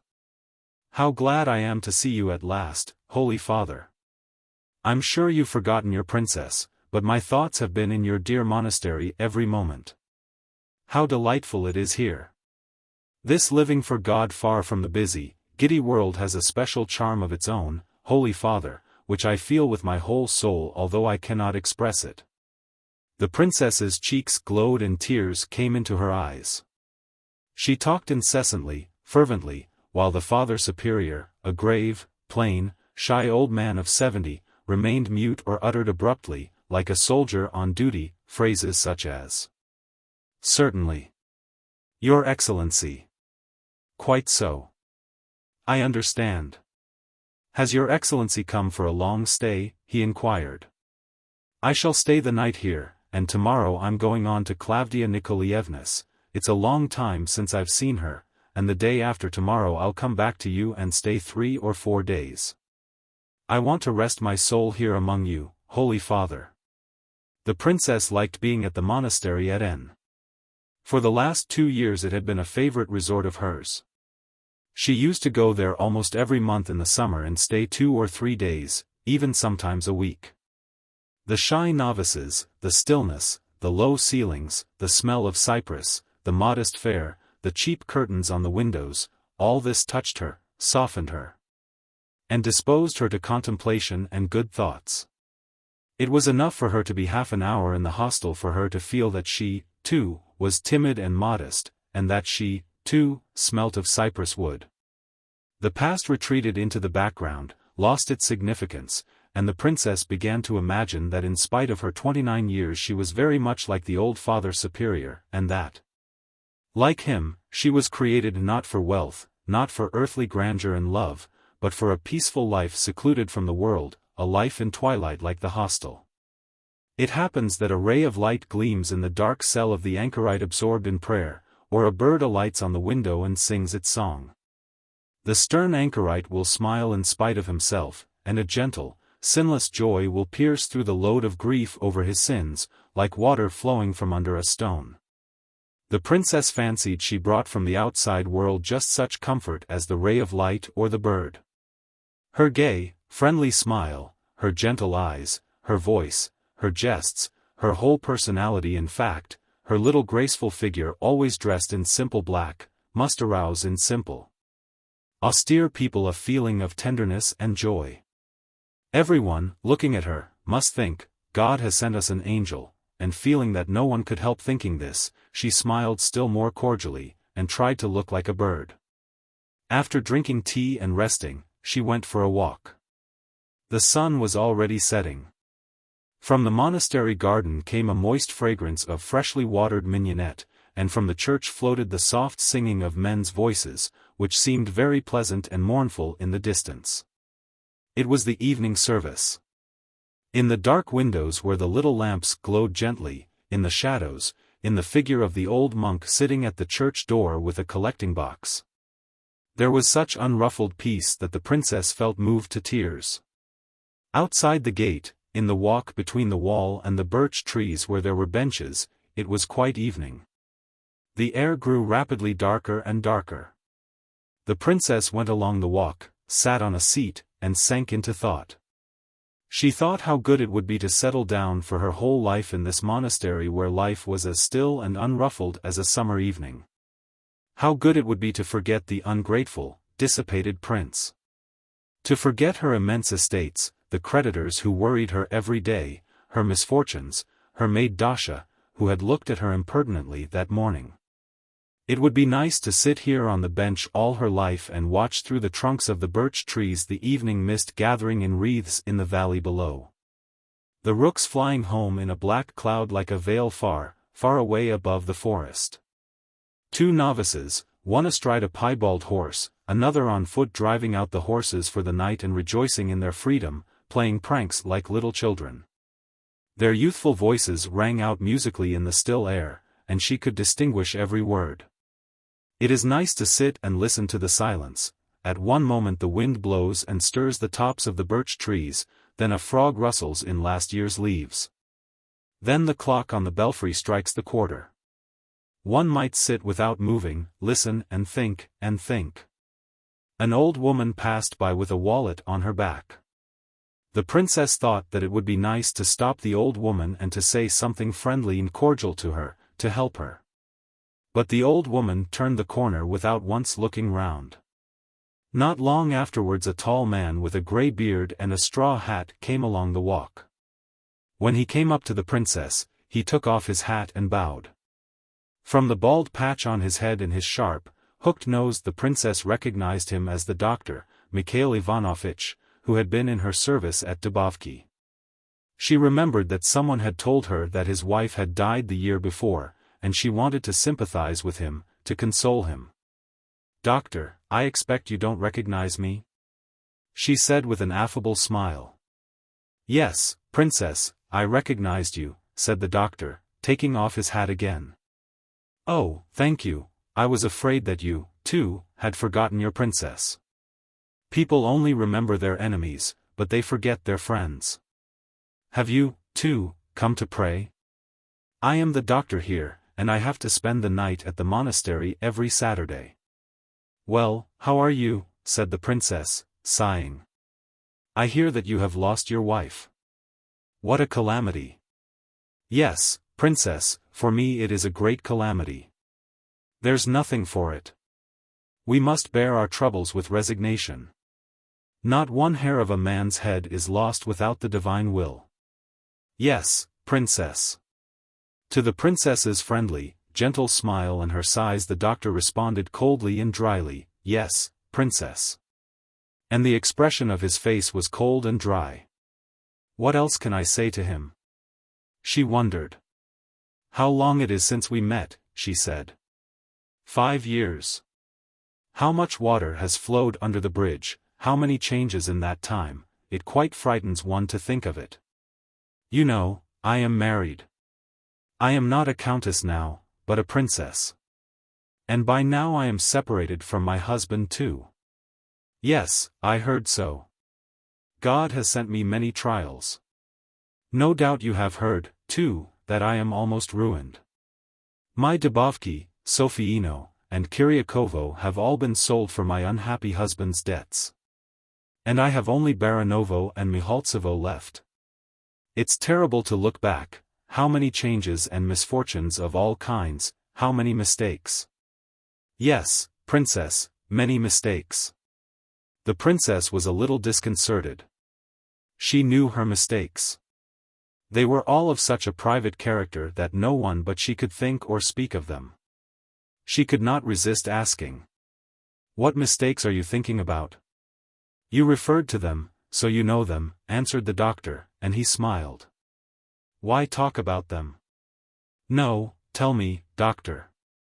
I shall be very grateful to you. And please don't stand on ceremony with me. I love to hear the truth.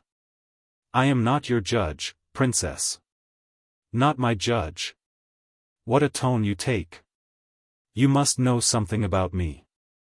Tell me. If you really wish it, very well. Only I regret to say I'm not clever at talking, and people can't always understand me." The doctor thought a moment and began. "A lot of mistakes. But the most important of them, in my opinion, was the general spirit that prevailed on all your estates. You see, I don't know how to express myself. I mean chiefly the lack of love, the aversion for people that was felt in absolutely everything. Your whole system of life was built upon that aversion.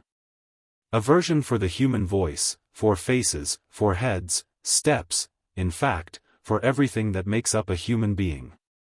At all the doors and on the stairs there stand sleek, rude, and lazy grooms in livery to prevent badly dressed persons from entering the house.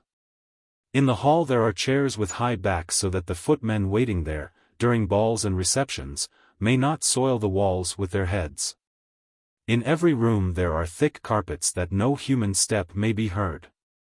Everyone who comes in is infallibly warned to speak as softly and as little as possible, and to say nothing that might have a disagreeable effect on the nerves or the imagination. And in your room you don't shake hands with anyone or ask him to sit down, just as you didn't shake hands with me or ask me to sit down. By all means, if you like, said the princess, smiling and holding out her hand. Really, to be cross about such trifles. But I am not cross, laughed the doctor, but at once he flushed, took off his hat, and waving it about, began hotly, to be candid, I've long wanted an opportunity to tell you all I think. That is, I want to tell you that you look upon the mass of mankind from the Napoleonic standpoint as food for the cannon. But Napoleon had at least some idea, you have nothing except aversion. I have an aversion for people, smiled the princess, shrugging her shoulders in astonishment. I have. Yes, you. You want facts. By all means. In Mihaltsevo 3 former cooks of yours, who have gone blind in your kitchens from the heat of the stove, are living upon charity. All the health and strength and good looks that is found on your hundreds of thousands of acres is taken by you and your parasites for your grooms, your footmen, and your coachmen. All these two-legged cattle are trained to be flunkies, overeat themselves, grow coarse, lose the image and likeness, in fact. Young doctors, agricultural experts, teachers, intellectual workers generally, think of it, are torn away from their honest work and forced for a crust of bread to take part in all sorts of mummeries which make every decent man feel ashamed. Some young men cannot be in your service for 3 years without becoming hypocrites, toadies, sneaks. Is that a good thing? Your Polish superintendents, those abject spies, all those Kazimirs and Katins, go hunting about on your hundreds of thousands of acres from morning to night. And to please you try to get 3 skins off 1 ox. Excuse me, I speak disconnectedly, but that doesn't matter. You don't look upon the simple people as human beings. And even the princes, counts, and bishops who used to come and see you, you looked upon simply as decorative figures, not as living beings. But the worst of all, the thing that most revolts me, is having a fortune of over 1 million and doing nothing for other people, nothing. The princess sat amazed, aghast, offended, not knowing what to say or how to behave. She had never before been spoken to in such a tone. The doctor's unpleasant, angry voice and his clumsy, faltering phrases made a harsh clattering noise in her ears and her head. Then she began to feel as though the gesticulating doctor was hitting her on the head with his hat. It's not true, she articulated softly, in an imploring voice. I've done a great deal of good for other people, you know it yourself. Nonsense, cried the doctor. Can you possibly go on thinking of your philanthropic work as something genuine and useful, and not a mere mummery? It was a farce from beginning to end. It was playing at loving your neighbor, the most open farce which even children and stupid peasant women saw through. Take for instance your, what was it called? House for homeless old women without relations, of which you made me something like a head doctor, and of which you were the patroness. Mercy on us! What a charming institution it was! A house was built with parquet floors and a weathercock on the roof. A dozen old women were collected from the villages and made to sleep under blankets and sheets of Dutch linen, and given toffee to eat. The doctor gave a malignant chuckle into his hat, and went on speaking rapidly and stammering. It was a farce. The attendants kept the sheets and the blankets under lock and key, for fear the old women should soil them, let the old devil's pepperpot sleep on the floor. The old women did not dare to sit down on the beds, to put on their jackets, to walk over the polished floors. Everything was kept for show and hidden away from the old women as though they were thieves, and the old women were clothed and fed on the sly by other people's charity, and prayed to God night and day to be released from their prison and from the canting exhortations of the sleek rascals to whose care you committed them. And what did the managers do? It was simply charming. About twice a week there would be 35,000 messages to say that the princess, that is, you, were coming to the home next day. That meant that next day I had to abandon my patients, dress up and be on parade. Very good, I arrive. The old women, in everything clean and new, are already drawn up in a row, waiting. Near them struts the old garrison rat, the superintendent with his mawkish, sneaking smile. The old women yawn and exchange glances, but are afraid to complain. We wait. The junior steward gallops up. Half an hour later the senior steward, then the superintendent of the accounts office, then another, and then another of them. They keep arriving endlessly. They all have mysterious, solemn faces. We wait and wait, shift from one leg to another, look at the clock, all this in monumental silence because we all hate each other like poison. 1 hour passes, then a second, and then at last the carriage is seen in the distance. Anne. The doctor went off into a shrill laugh and brought out in a shrill voice. You get out of the carriage, and the old hags, at the word of command from the old garrison rat, begin chanting, the glory of our Lord in Zion the tongue of man cannot express. A pretty scene, wasn't it? The doctor went off into a bass chuckle, and waved his hand as though to signify that he could not utter another word for laughing.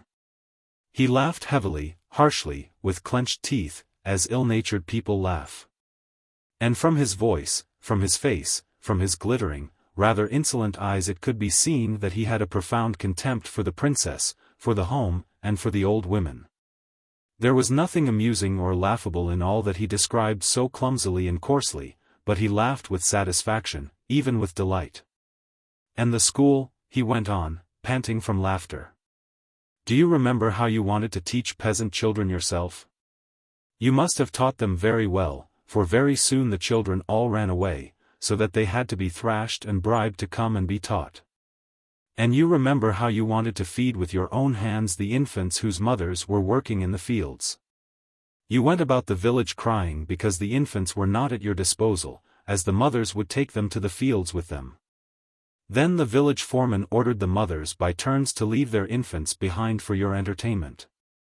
A strange thing. They all ran away from your benevolence like mice from a cat. And why was it? It's very simple. Not because our people are ignorant and ungrateful, as you always explained it to yourself, but because in all your fads, if you'll excuse the word, there wasn't a ha'porth of love and kindness. There was nothing but the desire to amuse yourself with living puppets, nothing else. A person who does not feel the difference between a human being and a lapdog ought not to go in for philanthropy. I assure you, there's a great difference between human beings and lapdogs. The princess's heart was beating dreadfully, there was a thudding in her ears, and she still felt as though the doctor were beating her on the head with his hat.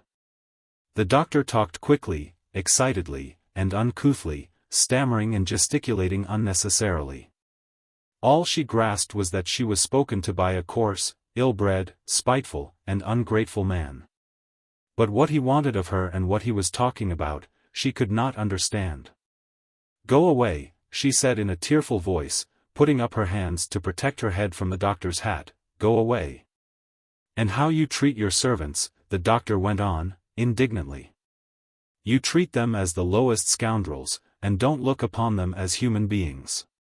For example, allow me to ask, why did you dismiss me? For 10 years I worked for your father and afterwards for you, honestly, without vacations or holidays. I gained the love of all for more than 70 miles round, and suddenly one fine day I am informed that I am no longer wanted.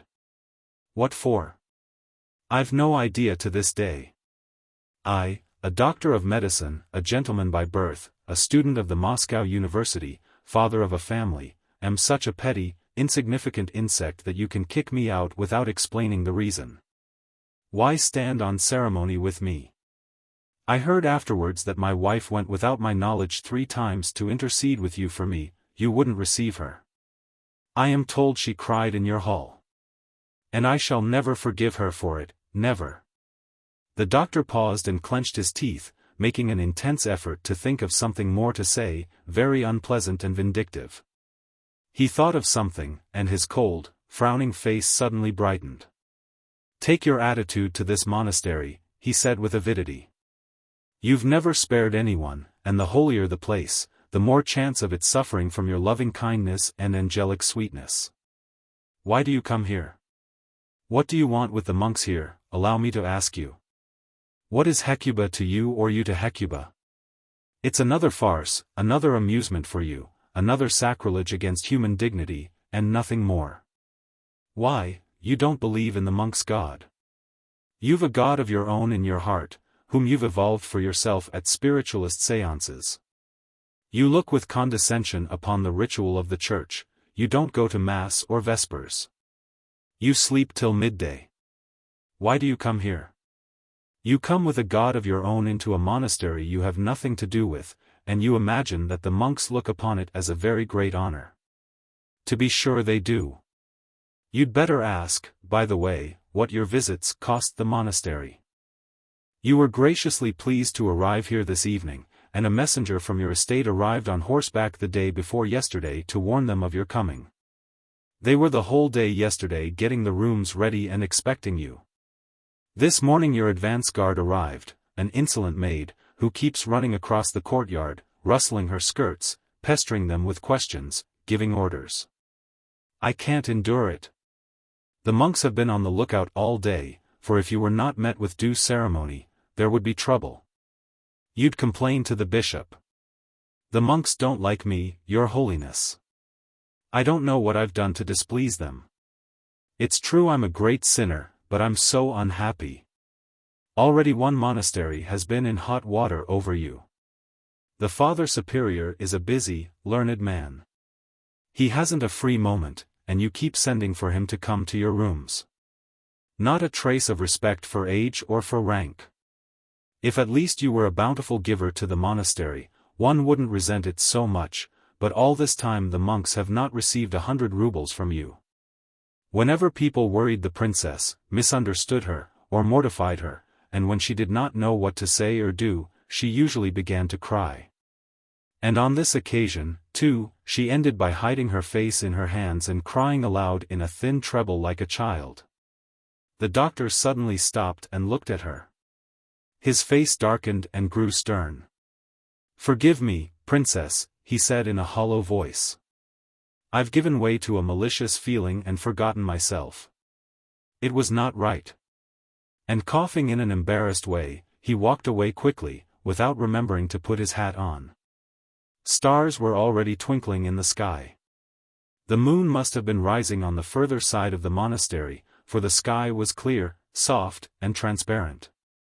Bats were flitting noiselessly along the white monastery wall. The clock slowly struck 3/4, probably 9:15. The princess got up and walked slowly to the gate. She felt wounded and was crying, and she felt that the trees and the stars and even the bats were pitying her, and that the clock struck musically only to express its sympathy with her. She cried and thought how nice it would be to go into a monastery for the rest of her life. On still summer evenings she would walk alone through the avenues, insulted, injured, misunderstood by people, and only God and the starry heavens would see the martyr's tears. The evening service was still going on in the church. The princess stopped and listened to the singing. How beautiful the singing sounded in the still darkness. How sweet to weep and suffer to the sound of that singing. Going into her rooms, she looked at her tear-stained face in the glass and powdered it, then she sat down to supper. The monks knew that she liked pickled sturgeon, little mushrooms, Malaga and plain honey cakes that left a taste of cypress in the mouth, and every time she came they gave her all these dishes. As she ate the mushrooms and drank the Malaga, the princess dreamed of how she would be finally ruined and deserted, how all her stewards, bailiffs, clerks, and maidservants for whom she had done so much, would be false to her, and begin to say rude things. How people all the world over would set upon her, speak ill of her, jeer at her. She would renounce her title, would renounce society and luxury, and would go into a convent without one word of reproach to anyone. She would pray for her enemies, and then they would all understand her and come to beg her forgiveness, but by that time it would be too late. After supper she knelt down in the corner before the icon and read 2 chapters of the Gospel. Then her maid made her bed and she got into it. Stretching herself under the white quilt, she heaved a sweet, deep sigh, as one sighs after crying, closed her eyes, and began to fall asleep. In the morning she waked up and glanced at her watch. It was 9:30. On the carpet near the bed was a bright, narrow streak of sunlight from a ray which came in at the window and dimly lighted up the room. Flies were buzzing behind the black curtain at the window. "It's early," thought the princess, and she closed her eyes. Stretching and lying snug in her bed, she recalled her meeting yesterday with the doctor and all the thoughts with which she had gone to sleep the night before. She remembered she was unhappy. Then she thought of her husband living in Petersburg, her stewards, doctors, neighbors. The officials of her acquaintance. A long procession of familiar masculine faces passed before her imagination. She smiled and thought, if only these people could see into her heart and understand her, they would all be at her feet. At 11:15 she called her maid. "Help me to dress, Dasha," she said languidly. "But go first and tell them to get out the horses. I must set off for Klavdia Nikolaevna's." Going out to get into the carriage, she blinked at the glaring daylight and laughed with pleasure. It was a wonderfully fine day. As she scanned from her half-closed eyes the monks who had gathered round the steps to see her off, she nodded graciously and said, "Goodbye, my friends. Till the day after tomorrow." It was an agreeable surprise to her that the doctor was with the monks by the steps. His face was pale and severe.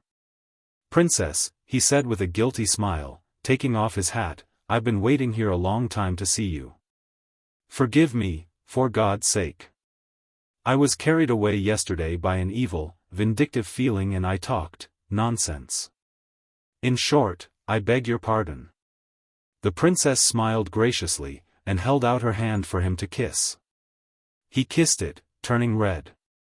Trying to look like a bird, the princess fluttered into the carriage and nodded in all directions. There was a gay, warm, serene feeling in her heart, and she felt herself that her smile was particularly soft and friendly.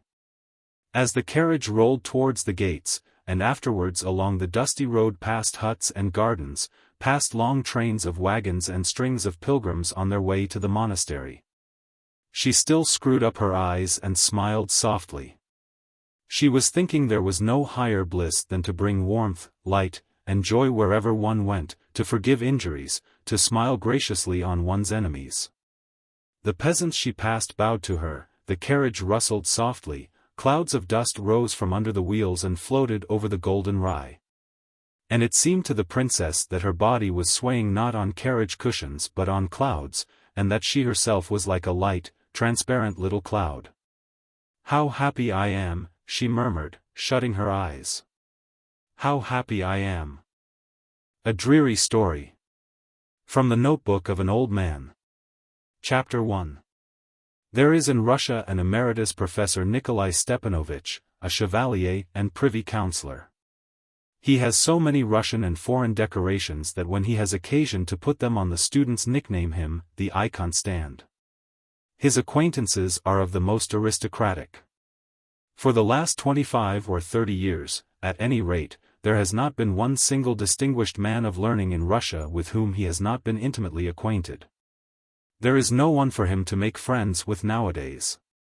But if we turn to the past, the long list of his famous friends winds up with such names as Pirogov, Kavlin, and the poet Nekrasov, all of whom bestowed upon him a warm and sincere affection.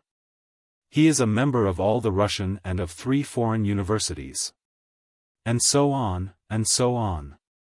All that and a great deal more that might be said makes up what is called my name. That is my name as known to the public.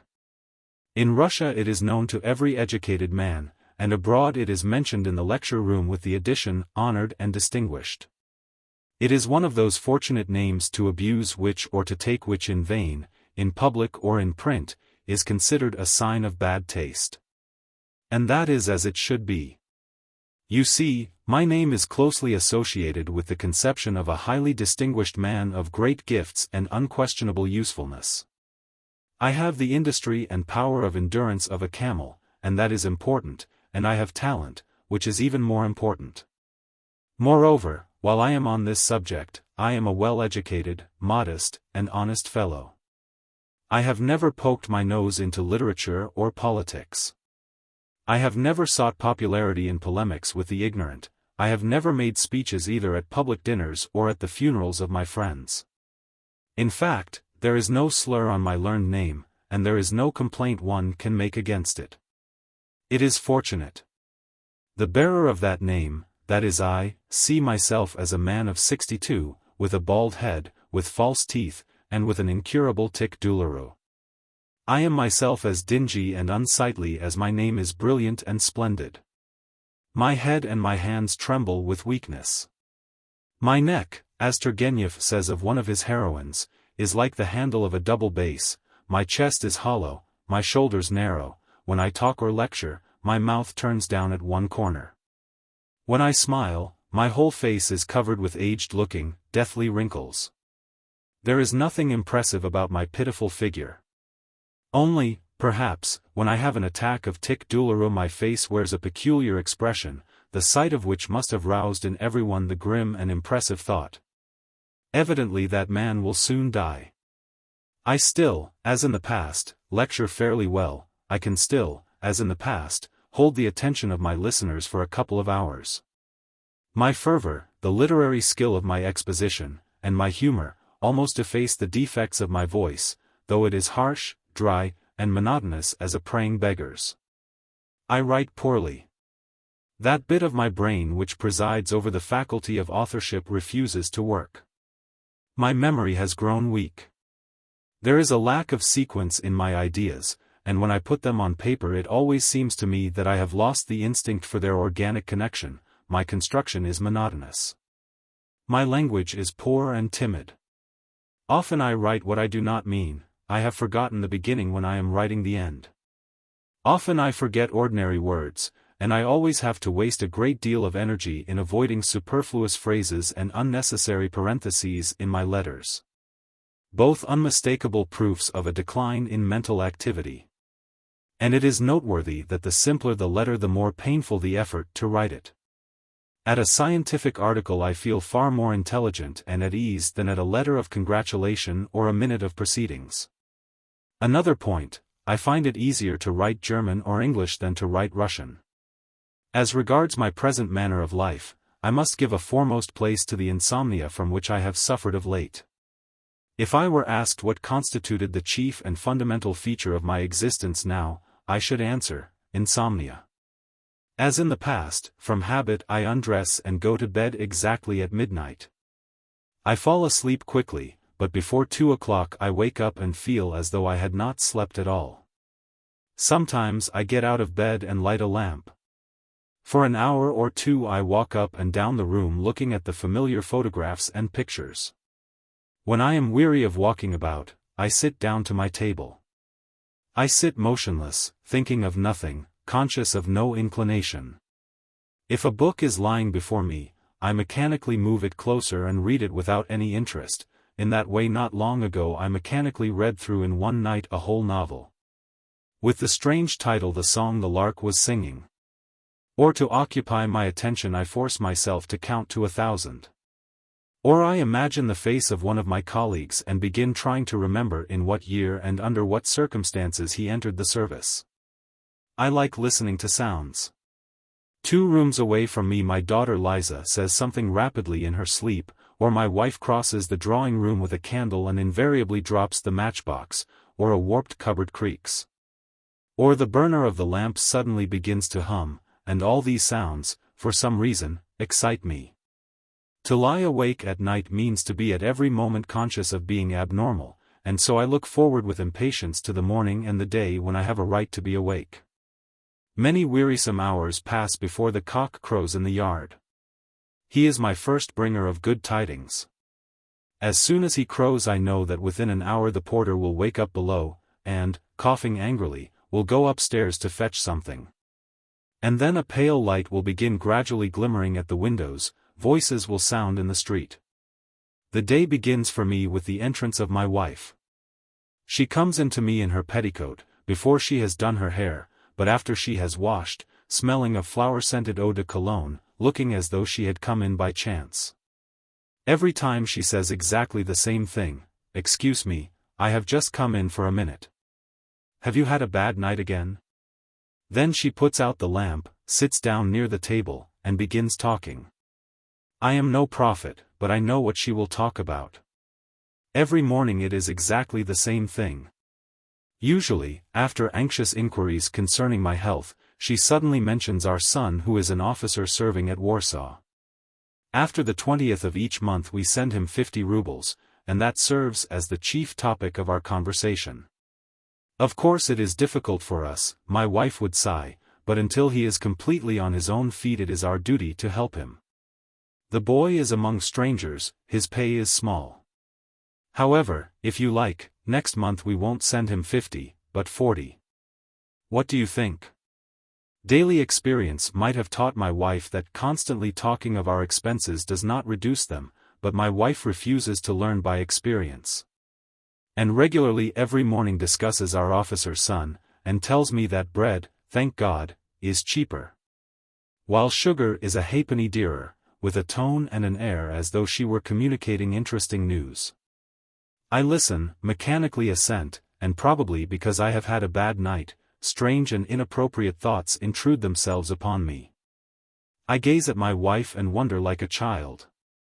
I ask myself in perplexity, is it possible that this old, very stout, ungainly woman, with her dull expression of petty anxiety and alarm about daily bread, with eyes dimmed by continual brooding over debts and money difficulties, who can talk of nothing but expenses and who smiles at nothing but things getting cheaper, is it possible that this woman is no other than the slender Varya whom I fell in love with so passionately for her fine, clear intelligence, for her pure soul, her beauty, and, as Othello his Desdemona, for her sympathy for my studies?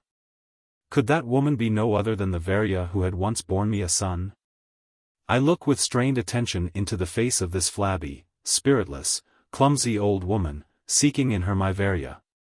But of her past self nothing is left but her anxiety over my health and her manner of calling my salary, our salary, and my cap, our cap. It is painful for me to look at her, and, to give her what little comfort I can, I let her say what she likes. And say nothing even when she passes unjust criticisms on other people or pitches into me for not having a private practice or not publishing textbooks. Our conversation always ends in the same way. My wife suddenly remembers with dismay that I have not had my tea. What am I thinking about, sitting here, she says, getting up.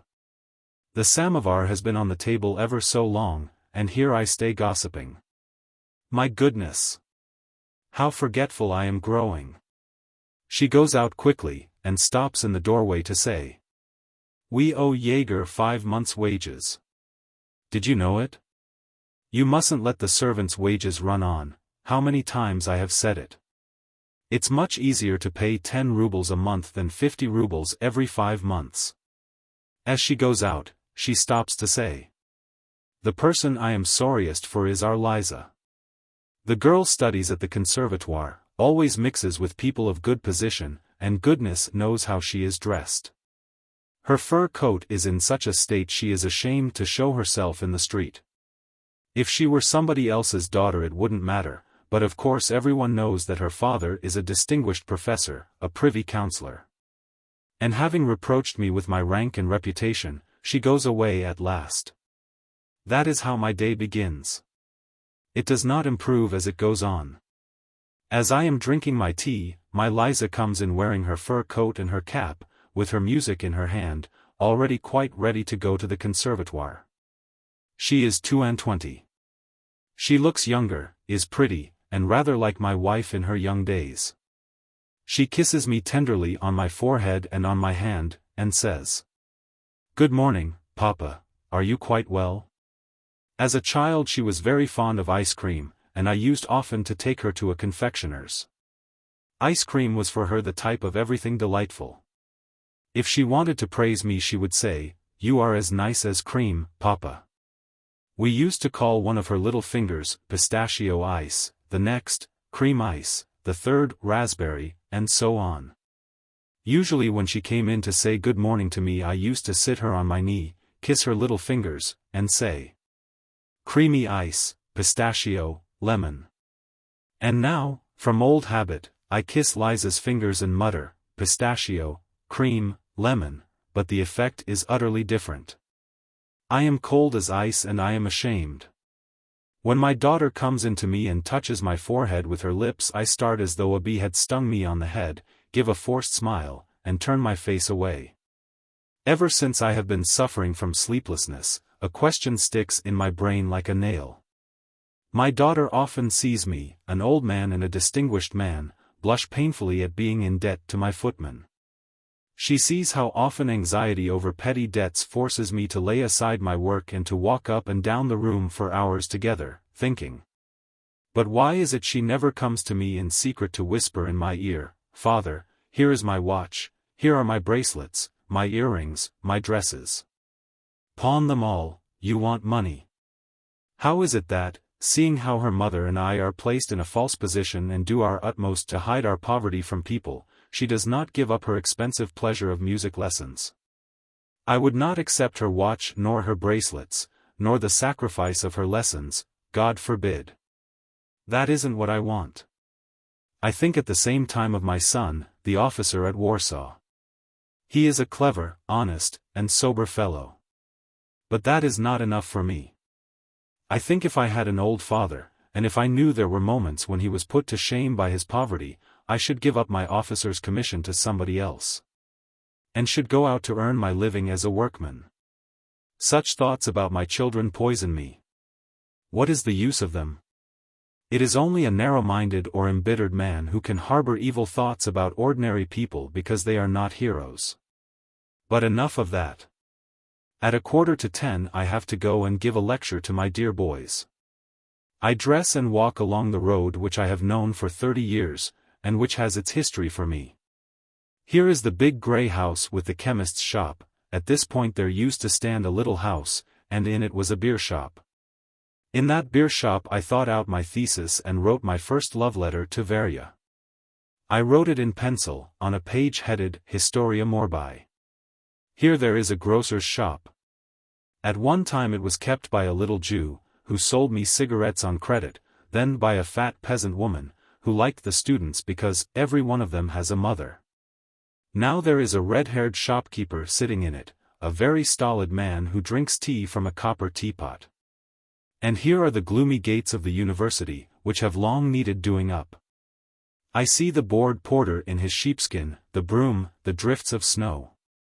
On a boy coming fresh from the provinces and imagining that the temple of science must really be a temple, such gates cannot make a healthy impression.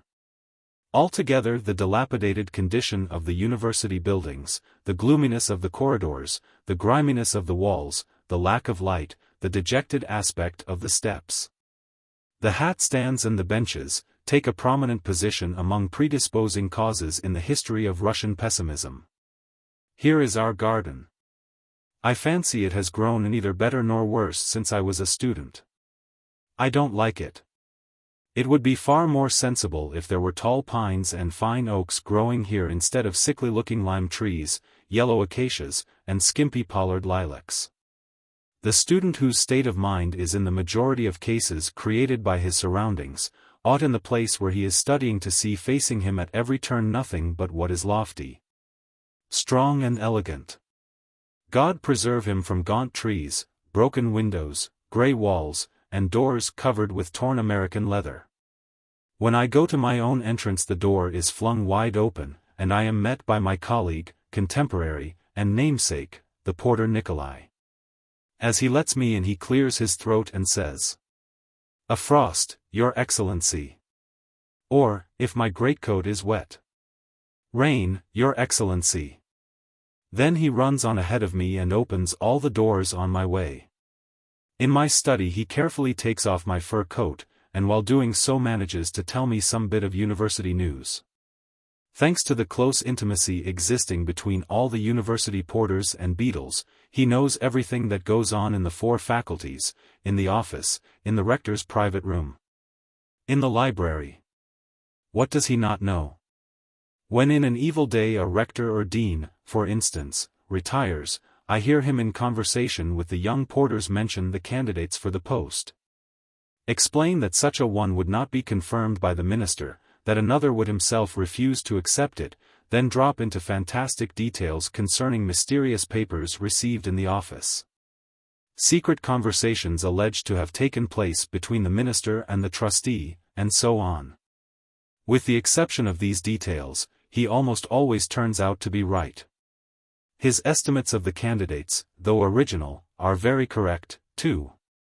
If one wants to know in what year someone read his thesis, entered the service, retired, or died, then summon to your assistance the vast memory of that soldier. And he will not only tell you the year, the month and the day, but will furnish you also with the details that accompanied this or that event. Only one who loves can remember like that. He is the guardian of the university traditions. From the porters who were his predecessors he has inherited many legends of university life, has added to that wealth much of his own gained during his time of service. And if you care to hear he will tell you many long and intimate stories. He can tell one about extraordinary sages who knew everything, about remarkable students who did not sleep for weeks, about numerous martyrs and victims of science. With him good triumphs over evil, the weak always vanquishes the strong, the wise man the fool, the humble the proud, the young the old. There is no need to take all these fables and legends for sterling coin. But filter them, and you will have left what is wanted, our fine traditions and the names of real heroes, recognized as such by all. In our society the knowledge of the learned world consists of anecdotes of the extraordinary absent-mindedness of certain old professors, and 2 or 3 witticisms variously ascribed to Gruber. To me, and to Babukin. For the educated public that is not much. If it loved science, learned men, and students, as Nikolai does, its literature would long ago have contained whole epics, records of sayings and doings such as, unfortunately, it cannot boast of now. After telling me a piece of news, Nikolai assumes a severe expression, and conversation about business begins. If any outsider could at such times overhear Nikolai's free use of our terminology, he might perhaps imagine that he was a learned man disguised as a soldier. And, by the way, the rumors of the erudition of the university porters are greatly exaggerated. It is true that Nikolai knows more than 100 Latin words, knows how to put the skeleton together, sometimes prepares the apparatus and amuses the students by some long, learned quotation. But the by no means complicated theory of the circulation of the blood, for instance, is as much a mystery to him now as it was 20 years ago. At the table in my study, bending low over some book or preparation, sits Pyotr Ignatievich, my demonstrator, a modest and industrious but by no means clever man of 35. Already bald and corpulent. He works from morning to night, reads a lot, remembers well everything he has read, and in that way he is not a man, but pure gold. In all else he is a cart-horse or, in other words, a learned dullard. The cart-horse characteristics that show his lack of talent are these: his outlook is narrow and sharply limited by his specialty. Outside his special branch he is simple as a child. Fancy! What a misfortune! They say Skobelev is dead. Nikolai crosses himself, but Pyotr Ignatievich turns to me and asks, "What Skobelev is that?" Another time, somewhat earlier, I told him that Professor Perov was dead. Good Pyotr Ignatievich asked, "What did he lecture on?" I believe if Paddy had sung in his very ear, if a horde of Chinese had invaded Russia, if there had been an earthquake, he would not have stirred a limb, but screwing up his eye, would have gone on calmly looking through his microscope. What is he to Hecuba or Hecuba to him, in fact? I would give a good deal to see how this dry stick sleeps with his wife at night. Another characteristic is his fanatical faith in the infallibility of science, and, above all, of everything written by the Germans. He believes in himself, in his preparations. Knows the object of life, and knows nothing of the doubts and disappointments that turn the hair of talent gray. He has a slavish reverence for authorities and a complete lack of any desire for independent thought. To change his convictions is difficult, to argue with him impossible. How is one to argue with a man who is firmly persuaded that medicine is the finest of sciences, that doctors are the best of men, and that the traditions of the medical profession are superior to those of any other? Of the evil past of medicine only one tradition has been preserved, the white tie still worn by doctors. For a learned, in fact, for any educated man, the only traditions that can exist are those of the university as a whole, with no distinction between medicine, law, etc. But it would be hard for Pyotr Ignatievich to accept these facts, and he is ready to argue with you till the day of judgment. I have a clear picture in my mind of his future. In the course of his life he will prepare many hundreds of chemicals of exceptional purity. He will write a number of dry and very accurate memoranda, will make some dozen conscientious translations, but he won't do anything striking. To do that one must have imagination, inventiveness, the gift of insight, and Pyotr Ignatievich has nothing of the kind. In short, he is not a master in science, but a journeyman. Pyotr Ignatievich, Nikolai, and I, talk in subdued tones. We are not quite ourselves. There is always a peculiar feeling when one hears through the doors a murmur as of the sea from the lecture theatre. In the course of 30 years I have not grown accustomed to this feeling, and I experience it every morning. I nervously button up my coat, ask Nikolai unnecessary questions, lose my temper. It is just as though I were frightened. It is not timidity, though, but something different which I can neither describe nor find a name for. Quite unnecessarily, I look at my watch and say, well, it's time to go in. And we march into the room in the following order. Foremost goes Nikolai, with the chemicals and apparatus or with a chart, after him I come. And then the cart horse follows humbly, with hanging head, or, when necessary, a dead body is carried in first on a stretcher, followed by Nikolai, and so on. On my entrance the students all stand up, then they sit down, and the sound as of the sea is suddenly hushed. Stillness reigns. I know what I am going to lecture about, but I don't know how I am going to lecture, where I am going to begin or with what I am going to end. I haven't a single sentence ready in my head. But I have only to look round the lecture hall, it is built in the form of an amphitheatre, and utter the stereotyped phrase. Last lecture we stopped at, when sentences spring up from my soul in a long string, and I am carried away by my own eloquence. I speak with irresistible rapidity and passion, and it seems as though there were no force which could check the flow of my words. To lecture well, that is, with profit to the listeners and without boring them, one must have, besides talent, experience and a special knack. One must possess a clear conception of one's own powers, of the audience to which one is lecturing, and of the subject of one's lecture. Moreover, one must be a man who knows what he is doing. One must keep a sharp lookout, and not for 1 second lose sight of what lies before one. A good conductor, interpreting the thought of the composer, does 20 things at once, reads the score, waves his baton, watches the singer, makes a motion sideways. First to the drum, then to the wind instruments, and so on. I do just the same when I lecture. Before me 150 faces, all unlike one another, 300 eyes all looking straight into my face. My object is to dominate this many-headed monster. If every moment as I lecture I have a clear vision of the degree of its attention and its power of comprehension, it is in my power.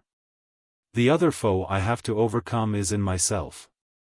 It is the infinite variety of forms, phenomena, laws, and the multitude of ideas of my own and other people's conditioned by them. Every moment I must have the skill to snatch out of that vast mass of material what is most important and necessary, and, as rapidly as my words flow, clothe my thought in a form in which it can be grasped by the monster's intelligence, and may arouse its attention. And at the same time one must keep a sharp lookout that one's thoughts are conveyed, not just as they come, but in a certain order, essential for the correct composition of the picture I wish to sketch. Further, I endeavor to make my diction literary, my definitions brief and precise, my wording, as far as possible, simple and eloquent. Every minute I have to pull myself up and remember that I have only an hour and 40 minutes at my disposal. In short, one has one's work cut out. At one and the same minute one has to play the part of savant and teacher and orator, and it's a bad thing if the orator gets the upper hand of the savant or of the teacher in one, or vice versa. You lecture for a quarter of an hour, for half an hour, when you notice that the students are beginning to look at the ceiling, at Pyotr Ignatievich. One is feeling for his handkerchief, another shifts in his seat, another smiles at his thoughts. That means that their attention is flagging. Something must be done. Taking advantage of the first opportunity, I make some pun. A broad grin comes onto 150 faces, the eyes shine brightly, the sound of the sea is audible for a brief moment. I laugh too. Their attention is refreshed, and I can go on. No kind of sport, no kind of game or diversion, has ever given me such enjoyment as lecturing.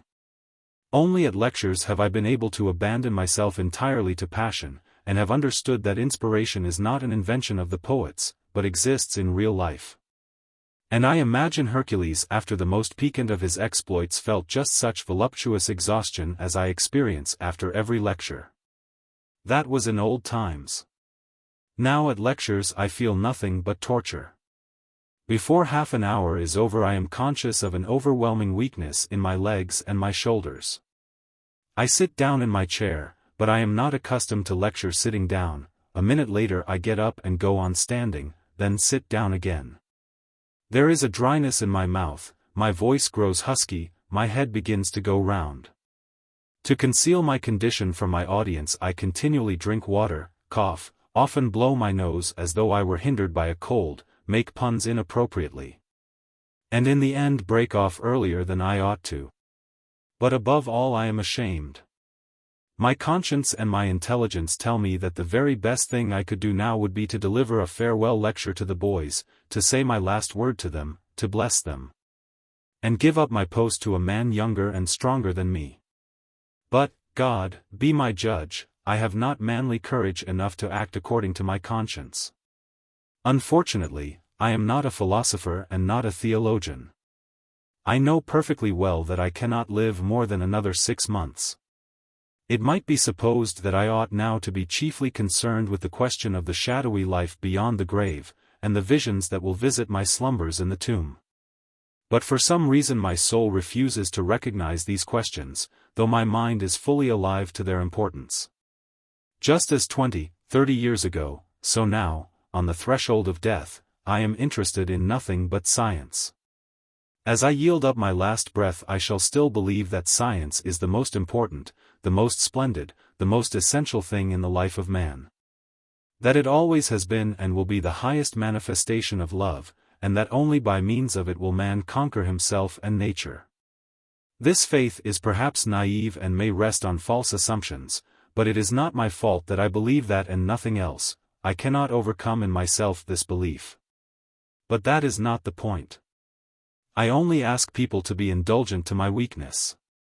And to realize that to tear from the lecture theatre and his pupils a man who is more interested in the history of the development of the bone medulla than in the final object of creation would be equivalent to taking him and nailing him up in his coffin without waiting for him to be dead. Sleeplessness and the consequent strain of combating increasing weakness leads to something strange in me. In the middle of my lecture tears suddenly rise in my throat, my eyes begin to smart, and I feel a passionate, hysterical desire to stretch out my hands before me and break into loud lamentation. I want to cry out in a loud voice that I, a famous man, have been sentenced by fate to the death penalty, that within some 6 months another man will be in control here in the lecture theatre. I want to shriek that I am poisoned. New ideas such as I have not known before have poisoned the last days of my life, and are still stinging my brain like mosquitoes. And at that moment my position seems to me so awful that I want all my listeners to be horrified, to leap up from their seats and to rush in panic terror, with desperate screams, to the exit. It is not easy to get through such moments. Chapter 2. After my lecture I sit at home and work. I read journals and monographs, or prepare my next lecture. Sometimes I write something. I work with interruptions, as I have from time to see visitors. There is a ring at the bell. It is a colleague come to discuss some business matter with me. He comes in to me with his hat and his stick, and, holding out both these objects to me, says, "Only for a minute. Only for a minute. Sit down, collega." Only a couple of words. To begin with, we both try to show each other that we are extraordinarily polite and highly delighted to see each other. I make him sit down in an easy chair, and he makes me sit down. As we do so, we cautiously pat each other on the back, touch each other's buttons, and it looks as though we were feeling each other and afraid of scorching our fingers. Both of us laugh, though we say nothing amusing. When we are seated, we bow our heads towards each other and begin talking in subdued voices. However affectionately disposed we may be to one another, we cannot help adorning our conversation with all sorts of Chinese mannerisms, such as you so justly observed. Or, I have already had the honor to inform you. We cannot help laughing if one of us makes a joke, however unsuccessfully. When we have finished with business, my colleague gets up impulsively and, waving his hat in the direction of my work, begins to say goodbye. Again we paw one another and laugh. I see him into the hall, when I assist my colleague to put on his coat, while he does all he can to decline this high honor. Then when Jaeger opens the door, my colleague declares that I shall catch cold, while I make a show of being ready to go even into the street with him. And when at last I go back into my study, my face still goes on smiling, I suppose from inertia. A little later another ring at the bell. Somebody comes into the hall, and is a long time coughing and taking off his things. Jaeger announces a student. I tell him to ask him in. A minute later a young man of agreeable appearance comes in. For the last year he and I have been on strained relations. He answers me disgracefully at the examinations, and I mark him 1. Every year I have some 7 such hopefuls whom, to express it in the student slang, I chivy or floor. Those of them who fail in their examination through incapacity or illness usually bear their cross patiently and do not haggle with me. Those who come to the house and haggle with me are always youths of sanguine temperament, broad natures, whose failure at examination spoils their appetites and hinders them from visiting the opera with their usual regularity. I let the first class off easily, but the second I chivy through a whole year. Sit down, I say to my visitor, what have you to tell me? Excuse me, Professor, for troubling you, he begins, hesitating, and not looking me in the face. I would not have ventured to trouble you if it had not been. I have been up for your examination 5 times, and have been ploughed.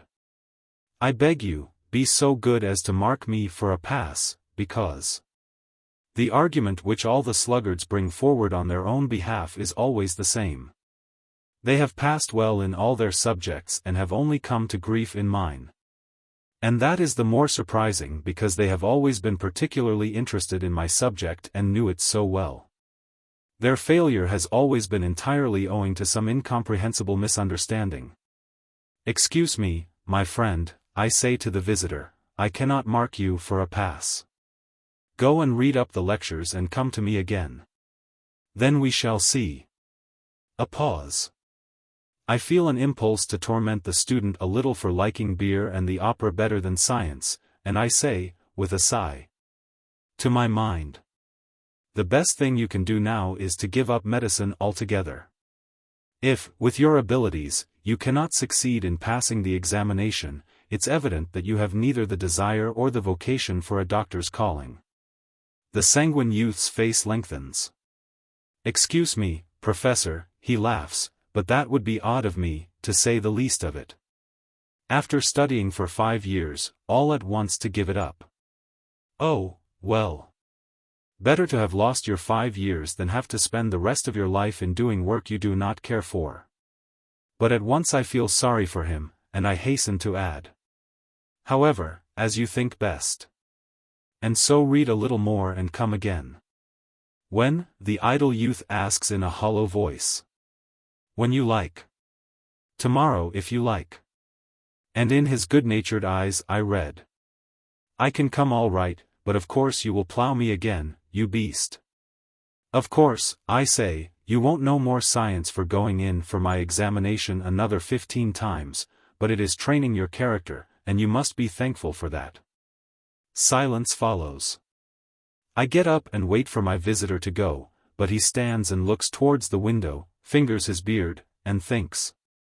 It grows boring. The sanguine youth's voice is pleasant and mellow, his eyes are clever and ironical, his face is genial, though a little bloated from frequent indulgence in beer and overlong lying on the sofa. He looks as though he could tell me a lot of interesting things about the opera, about his affairs of the heart, and about comrades whom he likes. Unluckily, it is not the thing to discuss these subjects, or else I should have been glad to listen to him. Professor, I give you my word of honor that if you mark me for a pass I'll. As soon as we reach the word of honor, I wave my hands and sit down to the table. The student ponders a minute longer, and says dejectedly, "In that case, goodbye." "I beg your pardon." "Goodbye, my friend. Good luck to you." He goes irresolutely into the hall, slowly puts on his outdoor things, and, going out into the street, probably ponders for some time longer. Unable to think of anything, except "old devil," inwardly addressed to me, he goes into a wretched restaurant to dine and drink beer, and then home to bed. Peace be to thy ashes, honest Twaller. A third ring at the bell. A young doctor, in a pair of new black trousers, gold spectacles, and of course a white tie, walks in. He introduces himself. I beg him to be seated, and ask what I can do for him. Not without emotion, the young devotee of science begins telling me that he has passed his examination as a doctor of medicine, and that he has now only to write his dissertation. He would like to work with me under my guidance, and he would be greatly obliged to me if I would give him a subject for his dissertation. Very glad to be of use to you, colleague, I say, but just let us come to an understanding as to the meaning of a dissertation. That word is taken to mean a composition which is a product of independent creative effort. Is that not so? A work written on another man's subject and under another man's guidance is called something different. The doctor says nothing. I fly into a rage and jump up from my seat. Why is it you all come to me? I cry angrily. Do I keep a shop? I don't deal in subjects. For the 1001th time I ask you all to leave me in peace. Excuse my brutality, but I am quite sick of it. The doctor remains silent, but a faint flush is apparent on his cheekbones. His face expresses a profound reverence for my fame and my learning, but from his eyes I can see he feels a contempt for my voice, my pitiful figure, and my nervous gesticulation. I impress him in my anger as a queer fish. I don't keep a shop, I go on angrily. And it is a strange thing. Why don't you want to be independent? Why have you such a distaste for independence? I say a great deal, but he still remains silent. By degrees I calm down, and of course give in. The doctor gets a subject from me for his theme not worth a halfpenny, writes under my supervision a dissertation of no use to anyone, with dignity defends it in a dreary discussion, and receives a degree of no use to him. The rings at the bell may follow one another endlessly, but I will confine my description here to 4 of them. The bell rings for the 4th time, and I hear familiar footsteps, the rustle of a dress, a dear voice. 18 years ago a colleague of mine, an oculist, died leaving a little daughter Katia, a child of 7, and 60,000 rubles. In his will he made me the child's guardian. Till she was 10 years old Katia lived with us as one of the family, then she was sent to a boarding school, and only spent the summer holidays with us. I never had time to look after her education. I only superintended it at leisure moments, and so I can say very little about her childhood. The first thing I remember, and like so much in remembrance, is the extraordinary trustfulness with which she came into our house and let herself be treated by the doctors. A trustfulness which was always shining in her little face. She would sit somewhere out of the way, with her face tied up, invariably watching something with attention.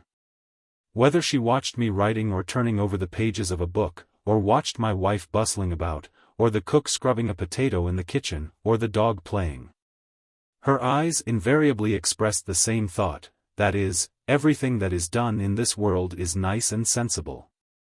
She was curious, and very fond of talking to me. Sometimes she would sit at the table opposite me, watching my movements and asking questions. It interested her to know what I was reading, what I did at the university, whether I was not afraid of the dead bodies, what I did with my salary. "Do the students fight at the university?" she would ask. "They do, dear." "And do you make them go down on their knees?" "Yes, I do." And she thought it funny that the students fought and I made them go down on their knees, and she laughed. She was a gentle, patient, good child. It happened not infrequently that I saw something taken away from her, saw her punished without reason, or her curiosity repressed. At such times a look of sadness was mixed with the invariable expression of trustfulness on her face, that was all. I did not know how to take her part. Only when I saw her sad I had an inclination to draw her to me and to commiserate her like some old nurse, my poor little orphan one. I remember, too, that she was fond of fine clothes and of sprinkling herself with scent. In that respect she was like me. I, too, am fond of pretty clothes and nice scent. I regret that I had not time nor inclination to watch over the rise and development of the passion which took complete possession of Katya when she was 14 or 15. I mean her passionate love for the theater. When she used to come from boarding school and stay with us for the summer holidays, she talked of nothing with such pleasure and such warmth as of plays and actors. She bored us with her continual talk of the theater. My wife and children would not listen to her. I was the only one who had not the courage to refuse to attend to her. When she had a longing to share her transports, she used to come into my study and say in an imploring tone, "Nikolai Stepanovich, do let me talk to you about the theater." I pointed to the clock, and said, "I'll give you half an hour, begin." Later on she used to bring with her dozens of portraits of actors and actresses which she worshipped. Then she attempted several times to take part in private theatricals, and the upshot of it all was that when she left school she came to me and announced that she was born to be an actress. I had never shared Katya's inclinations for the theater. To my mind, if a play is good there is no need to trouble the actors in order that it may make the right impression, it is enough to read it. If the play is poor, no acting will make it good. In my youth I often visited the theater, and now my family takes a box twice a year and carries me off for a little distraction. Of course, that is not enough to give me the right to judge of the theater. In my opinion the theater has become no better than it was 30 or 40 years ago. Just as in the past, I can never find a glass of clean water in the corridors or foyers of the theater. Just as in the past, the attendants fine me 20 kopecks for my fur coat, though there is nothing reprehensible in wearing a warm coat in winter. As in the past, for no sort of reason, music is played in the intervals, which adds something new and uncalled for to the impression made by the play. As in the past, men go in the intervals and drink spirits in the buffet. If no progress can be seen in trifles, I should look for it in vain in what is more important. When an actor wrapped from head to foot in stage traditions and conventions tries to recite a simple ordinary speech, to be or not to be, not simply, but invariably with the accompaniment of hissing and convulsive movements all over his body, or when he tries to convince me at all costs that Chatsky, who talks so much with fools and is so fond of folly, is a very clever man, and that Woe from Wit is not a dull play. The stage gives me the same feeling of conventionality which bored me so much 40 years ago when I was regaled with the classical howling and beating on the breast. And every time I come out of the theater more conservative than I go in. The sentimental and confiding public may be persuaded that the stage, even in its present form, is a school. But anyone who is familiar with a school in its true sense will not be caught with that bait. I cannot say what will happen in 50 or 100 years, but in its actual condition the theater can serve only as an entertainment. But this entertainment is too costly to be frequently enjoyed. It robs the state of thousands of healthy and talented young men and women, who, if they had not devoted themselves to the theater, might have been good doctors, farmers, schoolmistresses, officers. It robs the public of the evening hours, the best time for intellectual work and social intercourse. I say nothing of the waste of money and the moral damage to the spectator when he sees murder, fornication, or false witness unsuitably treated on the stage. Katya was of an entirely different opinion. She assured me that the theater, even in its present condition, was superior to the lecture hall, to books, or to anything in the world. The stage was a power that united in itself all the arts, and actors were missionaries. No art nor science was capable of producing so strong and so certain an effect on the soul of man as the stage. And it was with good reason that an actor of medium quality enjoys greater popularity than the greatest savant or artist. And no sort of public service could provide such enjoyment and gratification as the theater. And one fine day Katya joined a troupe of actors, and went off, I believe to Ufa, taking away with her a good supply of money, a store of rainbow hopes, and the most aristocratic views of her work. Her first letters on the journey were marvelous. I read them, and was simply amazed that those small sheets of paper could contain so much youth, purity of spirit, holy innocence. And at the same time subtle and apt judgments which would have done credit to a fine masculine intellect. It was more like a rapturous paean of praise she sent me than a mere description of the Volga, the country, the towns she visited, her companions, her failures and successes. Every sentence was fragrant with that confiding trustfulness I was accustomed to read in her face, and at the same time there were a great many grammatical mistakes. And there was scarcely any punctuation at all. Before 6 months had passed I received a highly poetical and enthusiastic letter beginning with the words, "I have come to love." This letter was accompanied by a photograph representing a young man with a shaven face, a wide-brimmed hat, and a plaid flung over his shoulder. The letters that followed were as splendid as before, but now commas and stops made their appearance in them, the grammatical mistakes disappeared. And there was a distinctly masculine flavor about them. Katya began writing to me how splendid it would be to build a great theater somewhere on the Volga, on a cooperative system. And to attract to the enterprise the rich merchants and the steamer owners. There would be a great deal of money in it, there would be vast audiences, the actors would play on cooperative terms. Possibly all this was really excellent, but it seemed to me that such schemes could only originate from a man's mind. However that may have been, for a year and a half everything seemed to go well. Katya was in love, believed in her work, and was happy. But then I began to notice in her letters unmistakable signs of falling off. It began with Katya's complaining of her companions. This was the first and most ominous symptom. If a young scientific or literary man begins his career with bitter complaints of scientific and literary men, it is a sure sign that he is worn out and not fit for his work. Katya wrote to me that her companions did not attend the rehearsals and never knew their parts. That one could see in every one of them an utter disrespect for the public in the production of absurd plays, and in their behavior on the stage. That for the benefit of the actors' fund, which they only talked about, actresses of the serious drama demeaned themselves by singing chansonnettes, while tragic actors sang comic songs making fun of deceived husbands and the pregnant condition of unfaithful wives, and so on. In fact, it was amazing that all this had not yet ruined the provincial stage, and that it could still maintain itself on such a rotten and unsubstantial footing. In answer I wrote Katya a long and, I must confess, a very boring letter. Among other things, I wrote to her. I have more than once happened to converse with old actors, very worthy men, who showed a friendly disposition towards me. From my conversations with them I could understand that their work was controlled not so much by their own intelligence and free choice as by fashion and the mood of the public. The best of them had had to play in their day in tragedy, in operetta, in Parisian farces, and in extravaganzas. And they always seemed equally sure that they were on the right path and that they were of use.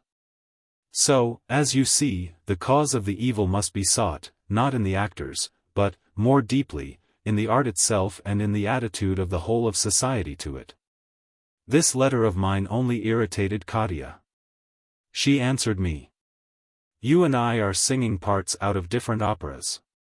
I wrote to you, not of the worthy men who showed a friendly disposition to you, but of a band of knaves who have nothing worthy about them. They are a horde of savages who have got on the stage simply because no one would have taken them elsewhere, and who call themselves artists simply because they are impudent. There are numbers of dull-witted creatures, drunkards, intriguing schemers and slanderers, but there is not one person of talent among them. I cannot tell you how bitter it is to me that the art I love has fallen into the hands of people I detest. How bitter it is that the best men look on at evil from afar, not caring to come closer, and, instead of intervening, write ponderous commonplaces and utterly useless sermons. And so on, all in the same style. A little time passed, and I got this letter. I have been brutally deceived. I cannot go on living. Dispose of my money as you think best. I loved you as my father and my only friend. Goodbye. It turned out that he, too, belonged to the horde of savages. Later on, from certain hints, I gathered that there had been an attempt at suicide. I believe Katya tried to poison herself. I imagine that she must have been seriously ill afterwards, as the next letter I got was from Yalta, where she had most probably been sent by the doctors. Her last letter contained a request to send her 1,000 rubles to Yalta as quickly as possible, and ended with these words. Excuse the gloominess of this letter. Yesterday I buried my child. After spending about a year in the Crimea, she returned home. She had been about 4 years on her travels, and during those 4 years, I must confess, I had played a rather strange and unenviable part in regard to her. When in earlier days she had told me she was going on the stage, and then wrote to me of her love. When she was periodically overcome by extravagance, and I continually had to send her first 1 and then 2,000 rubles. When she wrote to me of her intention of suicide, and then of the death of her baby, every time I lost my head, and all my sympathy for her sufferings found no expression except that. After prolonged reflection, I wrote long, boring letters which I might just as well not have written. And yet I took a father's place with her and loved her like a daughter. Now Katya is living less than half a mile off.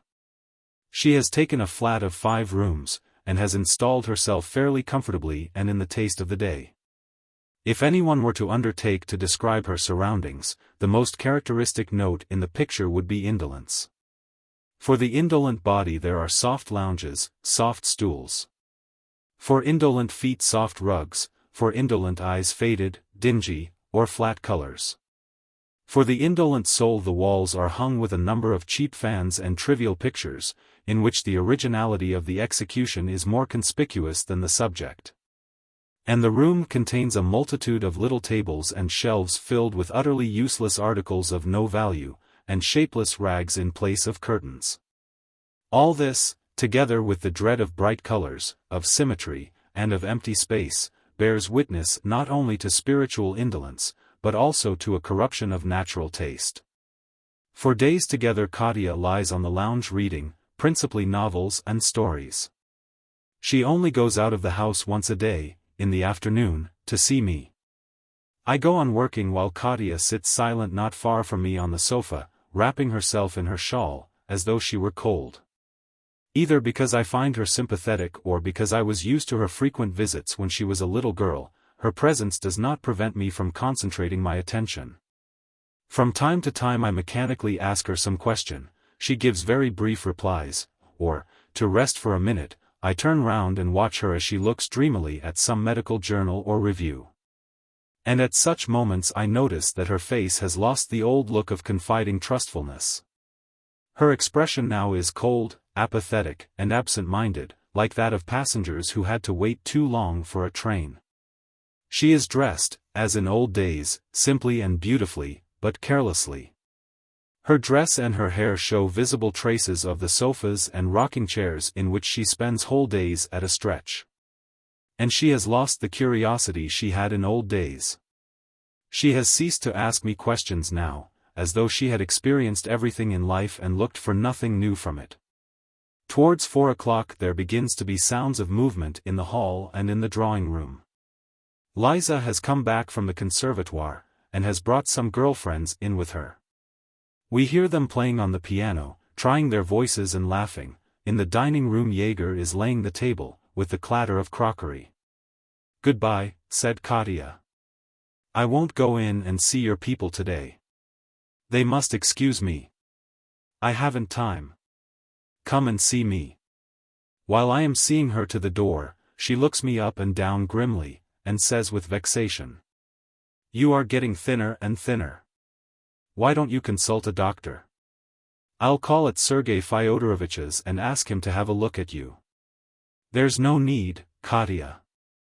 I can't think where your people's eyes are.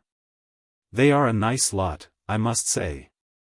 She puts on her fur coat abruptly, and as she does so 2 or 3 hairpins drop unnoticed on the floor from her carelessly arranged hair. She is too lazy and in too great a hurry to do her hair up. She carelessly stuffs the falling curls under her hat, and goes away. When I go into the dining room, my wife asks me, "Was Katya with you just now? Why didn't she come in to see us? It's really strange." "Mama," Liza says to her reproachfully, "let her alone, if she doesn't want to. We are not going down on our knees to her. It's very neglectful, anyway. To sit for 3 hours in the study without remembering our existence. But of course she must do as she likes." Varya and Liza both hate Katya. This hatred is beyond my comprehension, and probably one would have to be a woman in order to understand it. I am ready to stake my life that of the 150 young men I see every day in the lecture theatre, and of the 100 elderly ones I meet every week, hardly one could be found capable of understanding their hatred and aversion for Katya's past, that is, for her having been a mother without being a wife. And for her having had an illegitimate child. And at the same time I cannot recall one woman or girl of my acquaintance who would not consciously or unconsciously harbor such feelings. And this is not because woman is purer or more virtuous than man. Why, virtue and purity are not very different from vice if they are not free from evil feeling. I attribute this simply to the backwardness of woman. The mournful feeling of compassion and the pang of conscience experienced by a modern man at the sight of suffering is, to my mind, far greater proof of culture and moral elevation than hatred and aversion. Woman is as tearful and as coarse in her feelings now as she was in the Middle Ages, and to my thinking those who advise that she should be educated like a man are quite right. My wife also dislikes Katya for having been an actress, for ingratitude, for pride, for eccentricity, and for the numerous vices which one woman can always find in another. Besides my wife and daughter and me, there are dining with us 2 or 3 of my daughter's friends and Alexander Adolphovich Necker, her admirer and suitor. He is a fair-haired young man under 30, of medium height, very stout and broad-shouldered, with red whiskers near his ears, and little waxed mustaches which make his plump smooth face look like a toy. He is dressed in a very short reefer jacket, a flowered waistcoat, breeches very full at the top and very narrow at the ankle, with a large check pattern on them, and yellow boots without heels.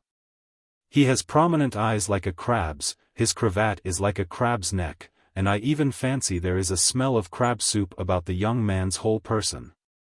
He visits us every day, but no one in my family knows anything of his origin nor of the place of his education, nor of his means of livelihood.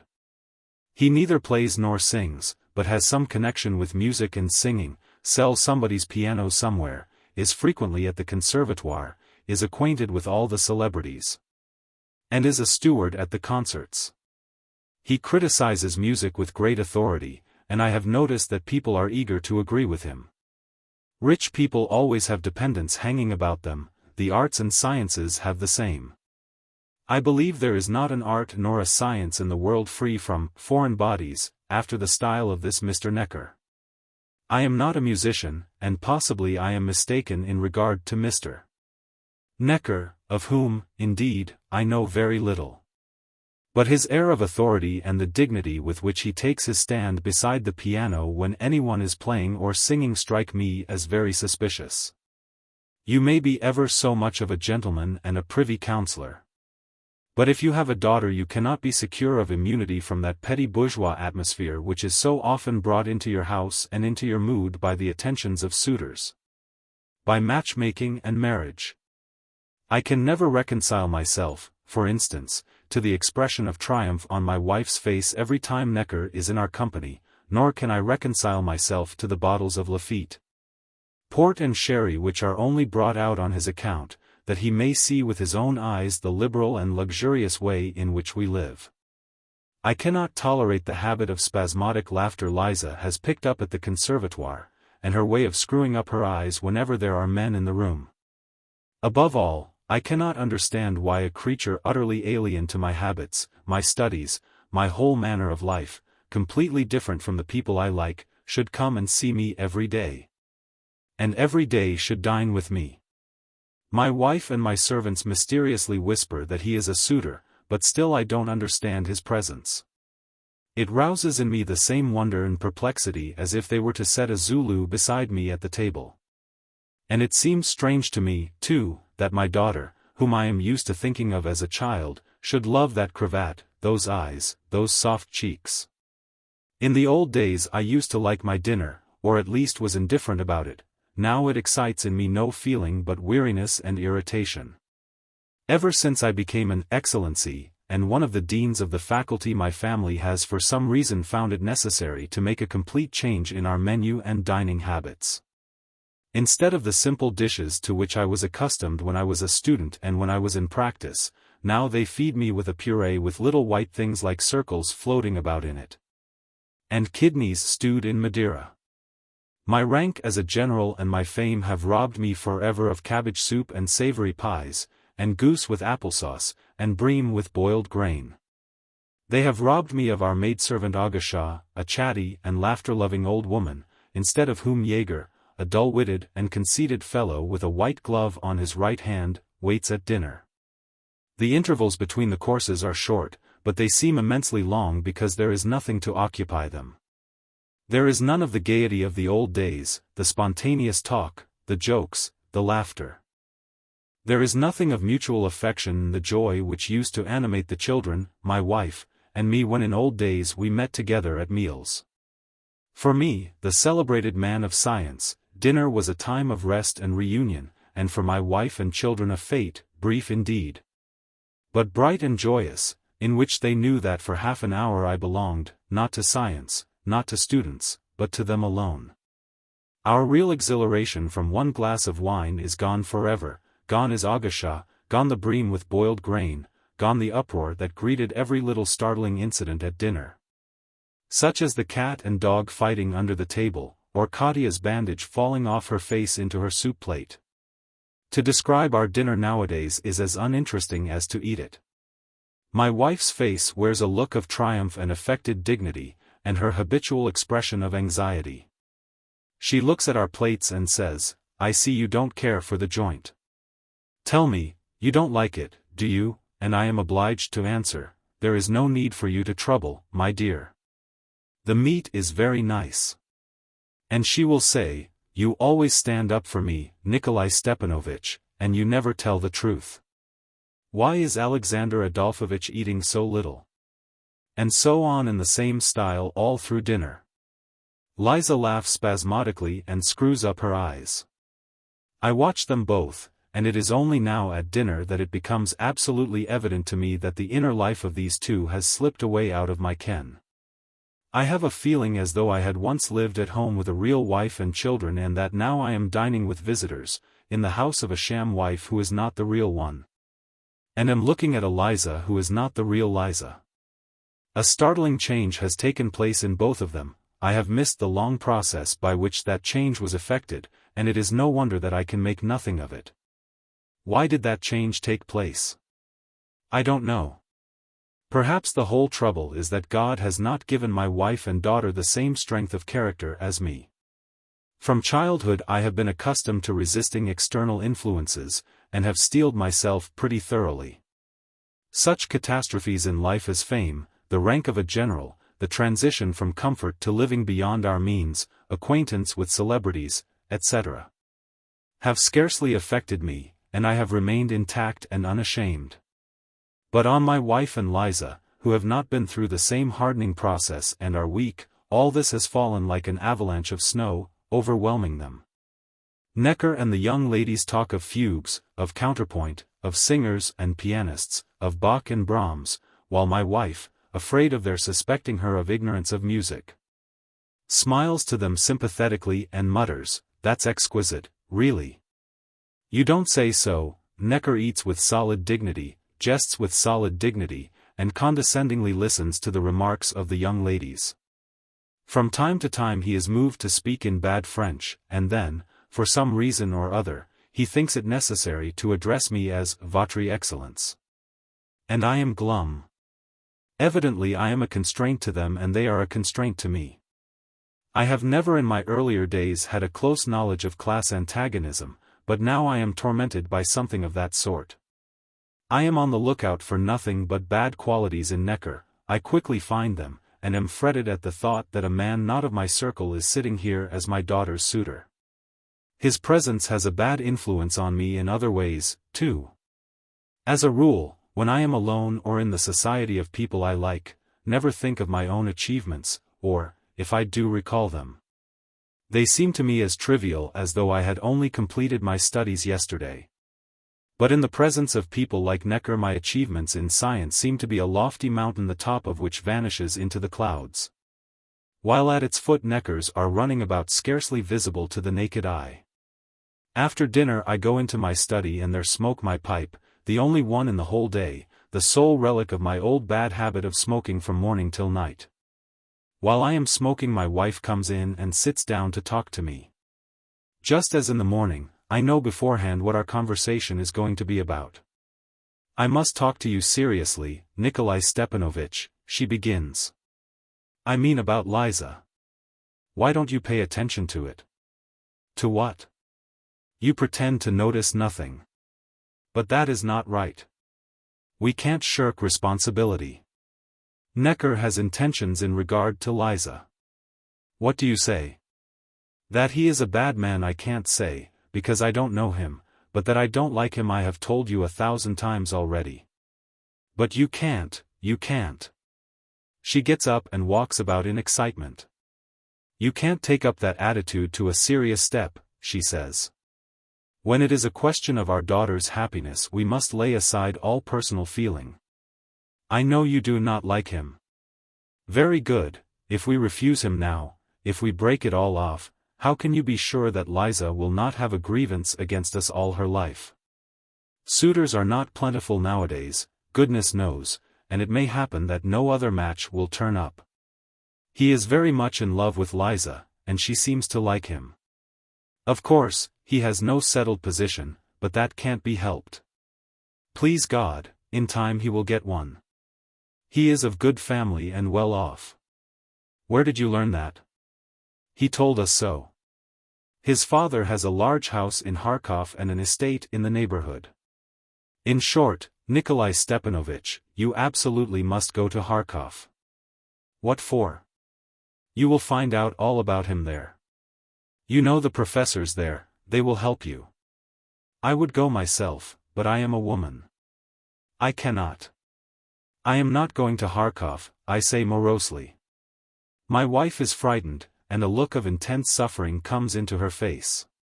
"For God's sake, Nikolai Stepanovich," she implores me, with tears in her voice, "for God's sake, take this burden off me. I am so worried." It is painful for me to look at her. "Very well, Varya," I say affectionately, "if you wish it, then certainly I will go to Kharkov and do all you want." She presses her handkerchief to her eyes and goes off to her room to cry, and I am left alone. A little later lights are brought in. The armchair and the lampshade cast familiar shadows that have long grown wearisome on the walls and on the floor. And when I look at them I feel as though the night had come and with it my accursed sleeplessness. I lie on my bed, then get up and walk about the room, then lie down again. As a rule it is after dinner, at the approach of evening, that my nervous excitement reaches its highest pitch. For no reason I begin crying and burying my head in the pillow. At such times I am afraid that someone may come in, I am afraid of suddenly dying. I am ashamed of my tears, and altogether there is something insufferable in my soul. I feel that I can no longer bear the sight of my lamp, of my books, of the shadows on the floor. I cannot bear the sound of the voices coming from the drawing room. Some force unseen, uncomprehended, is roughly thrusting me out of my flat. I leap up hurriedly, dress, and cautiously, that my family may not notice, slip out into the street. Where am I to go? The answer to that question has long been ready in my brain. To Katya. Chapter 3. As a rule she is lying on the sofa or in a lounge chair reading. Seeing me, she raises her head languidly, sits up, and shakes hands. You are always lying down, I say, after pausing and taking breath. That's not good for you. You ought to occupy yourself with something. What? I say you ought to occupy yourself in some way. With what? A woman can be nothing but a simple workwoman or an actress. Well, if you can't be a workwoman, be an actress. She says nothing.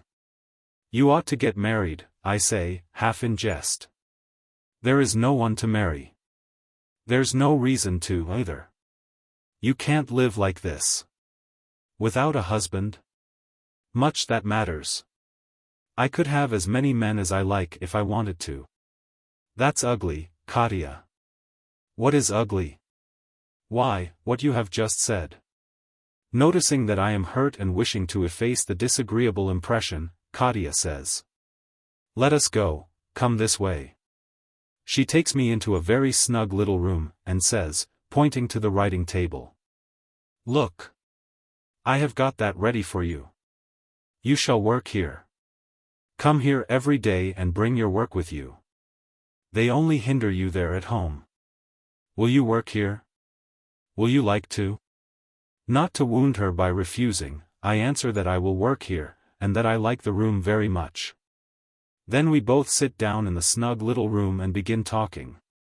The warm, snug surroundings and the presence of a sympathetic person does not, as in old days, arouse in me a feeling of pleasure, but an intense impulse to complain and grumble. I feel for some reason that if I lament and complain I shall feel better. Things are in a bad way with me, my dear, very bad. What is it? You see how it is, my dear. The best and holiest right of kings is the right of mercy. And I have always felt myself a king, since I have made unlimited use of that right. I have never judged, I have been indulgent, I have readily forgiven everyone, right and left. Where others have protested and expressed indignation, I have only advised and persuaded. All my life it has been my endeavor that my society should not be a burden to my family, to my students, to my colleagues, to my servants. And I know that this attitude to people has had a good influence on all who have chanced to come into contact with me. But now I am not a king. Something is happening to me that is only excusable in a slave. Day and night my brain is haunted by evil thoughts, and feelings such as I never knew before are brooding in my soul. I am full of hatred, and contempt, and indignation, and loathing, and dread. I have become excessively severe, exacting, irritable, ungracious, suspicious. Even things that in old days would have provoked me only to an unnecessary jest and a good-natured laugh now arouse an oppressive feeling in me. My reasoning, too, has undergone a change. In old days I despised money. Now I harbor an evil feeling, not towards money, but towards the rich as though they were to blame. In old days I hated violence and tyranny, but now I hate the men who make use of violence. As though they were alone to blame, and not all of us who do not know how to educate each other. What is the meaning of it? If these new ideas and new feelings have come from a change of convictions, what is that change due to? Can the world have grown worse and I better, or was I blind before and indifferent? If this change is the result of a general decline of physical and intellectual powers, I am ill, you know, and every day I am losing weight. My position is pitiable. It means that my new ideas are morbid and abnormal. I ought to be ashamed of them and think them of no consequence. Illness has nothing to do with it, Katya interrupts me. It's simply that your eyes are opened, that's all. You have seen what in old days, for some reason, you refused to see. To my thinking, what you ought to do first of all, is to break with your family for good, and go away. You are talking nonsense. You don't love them, why should you force your feelings? Can you call them a family? Non-entities. If they died today, no one would notice their absence tomorrow. Katya despises my wife and Liza as much as they hate her. One can hardly talk at this date of people's having a right to despise one another. But if one looks at it from Katya's standpoint and recognizes such a right, one can see she has as much right to despise my wife and Liza as they have to hate her. Non-entities, she goes on. Have you had dinner today? How was it they did not forget to tell you it was ready? How is it they still remember your existence? Katya, I say sternly, I beg you to be silent. You think I enjoy talking about them? I should be glad not to know them at all. Listen, my dear, give it all up and go away. Go abroad. The sooner the better. What nonsense. What about the university? The university, too. What is it to you? There's no sense in it, anyway. You have been lecturing for 30 years, and where are your pupils? Are many of them celebrated scientific men? Count them up.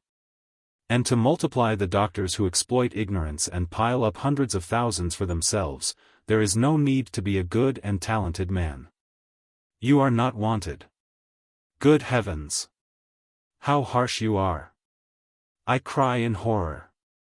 How harsh you are! Be quiet or I will go away. I don't know how to answer the harsh things you say. The maid comes in and summons us to tea. At the samovar our conversation, thank God, changes. After having had my grumble out, I have a longing to give way to another weakness of old age, reminiscences. I tell Katya about my past, and to my great astonishment tell her incidents which, till then, I did not suspect of being still preserved in my memory, and she listens to me with tenderness. With pride, holding her breath. I am particularly fond of telling her how I was educated in a seminary and dreamed of going to the university. At times I used to walk about our seminary garden, I would tell her. If from some faraway tavern the wind floated sounds of a song and the squeaking of an accordion, or a sledge with bells dashed by the garden fence, it was quite enough to send a rush of happiness. Filling not only my heart, but even my stomach, my legs, my arms. I would listen to the accordion or the bells dying away in the distance and imagine myself a doctor, and paint pictures, one better than another. And here, as you see, my dreams have come true. I have had more than I dared to dream of. For 30 years I have been the favorite professor, I have had splendid comrades, I have enjoyed fame and honor. I have loved, married from passionate love, have had children. In fact, looking back upon it, I see my whole life as a fine composition arranged with talent. Now all that is left to me is not to spoil the end. For that I must die like a man. If death is really a thing to dread, I must meet it as a teacher, a man of science, and a citizen of a Christian country ought to meet it, with courage and untroubled soul. But I am spoiling the end. I am sinking, I fly to you, I beg for help, and you tell me, sink, that is what you ought to do. But here there comes a ring at the front door. Katya and I recognize it, and say, it must be Mikhail Fyodorovitch. And a minute later my colleague, the philologist Mikhail Fyodorovitch, a tall, well-built man of 50, clean-shaven, with thick gray hair and black eyebrows, walks in. He is a good-natured man and an excellent comrade. He comes of a fortunate and talented old noble family which has played a prominent part in the history of literature and enlightenment. He is himself intelligent, talented, and very highly educated, but has his oddities. To a certain extent we are all odd and all queer fish, but in his oddities there is something exceptional, apt to cause anxiety among his acquaintances. I know a good many people for whom his oddities completely obscure his good qualities. Coming into us, he slowly takes off his gloves and says in his velvety bass, "Good evening. Are you having tea? That's just right. It's diabolically cold." Then he sits down to the table, takes a glass, and at once begins talking. What is most characteristic in his manner of talking is the continually jesting tone, a sort of mixture of philosophy and drollery as in Shakespeare's Gravediggers. He is always talking about serious things, but he never speaks seriously. His judgments are always harsh and railing, but, thanks to his soft, even, jesting tone, the harshness and abuse do not jar upon the ear, and one soon grows used to them. Every evening he brings with him 5 or 6 anecdotes from the university, and he usually begins with them when he sits down to table. "Oh, Lord," he sighs, twitching his black eyebrows ironically. "What comic people there are in the world." "Well?" asks Katya. "As I was coming from my lecture this morning I met that old idiot N. on the stairs. He was going along as usual, sticking out his chin like a horse, looking for someone to listen to his grumblings at his migraine, at his wife, and his students who won't attend his lectures. Oh, I thought, he has seen me, I am done for now, it is all up. And so on in the same style. Or he will begin like this. I was yesterday at our friend Z's public lecture. I wonder how it is our alma mater, don't speak of it after dark, dare display in public such noodles and patent dullards as that Z. Why, he is a European fool. Upon my word, you could not find another like him all over Europe. He lectures, can you imagine, as though he were sucking a sugar stick, sue, he is in a nervous funk. He can hardly decipher his own manuscript, his poor little thoughts crawl along like a bishop on a bicycle, and, what's worse, you can never make out what he is trying to say. The deadly dullness is awful, the very flies expire. It can only be compared with the boredom in the assembly hall at the yearly meeting when the traditional address is read, damn it. And at once an abrupt transition. 3 years ago, Nikolai Stepanovich here will remember it, I had to deliver that address. It was hot, stifling, my uniform cut me under the arms, it was deadly. I read for half an hour, for an hour, for an hour and a half, for 2 hours. Come, I thought, thank God, there are only 10 pages left. And at the end there were 4 pages that there was no need to read, and I reckoned to leave them out. So there are only 6 really, I thought, that is, only 6 pages left to read. But, only fancy, I chanced to glance before me, and, sitting in the front row, side by side, were a general with a ribbon on his breast and a bishop. The poor beggars were numb with boredom. They were staring with their eyes wide open to keep awake, and yet they were trying to put on an expression of attention and to pretend that they understood what I was saying and liked it. Well, I thought, since you like it you shall have it. I'll pay you out, so I just gave them those 4 pages too. As is usual with ironical people, when he talks nothing in his face smiles but his eyes and eyebrows. At such times there is no trace of hatred or spite in his eyes, but a great deal of humor, and that peculiar fox-like slyness which is only to be noticed in very observant people. Since I am speaking about his eyes, I notice another peculiarity in them. When he takes a glass from Katya, or listens to her speaking, or looks after her as she goes out of the room for a moment, I notice in his eyes something gentle, beseeching, pure.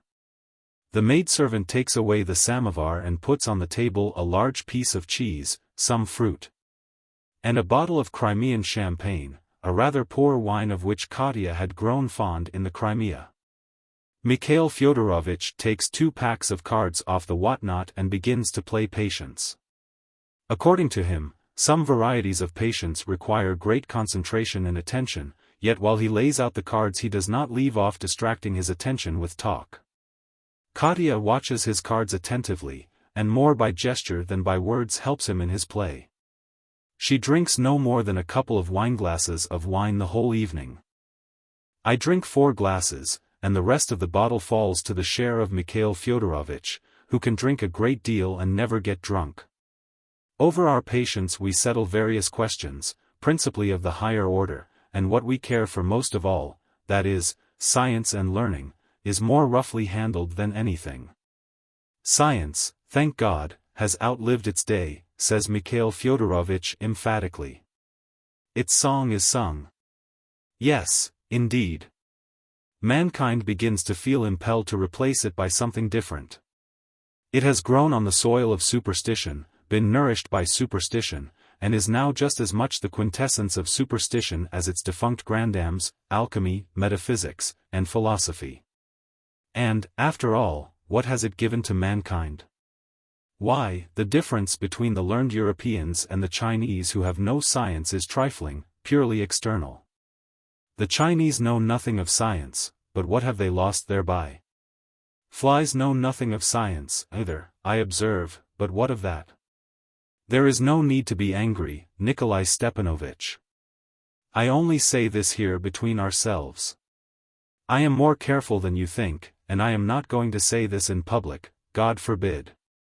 The superstition exists in the multitude that the arts and sciences are superior to agriculture, commerce, superior to handicrafts.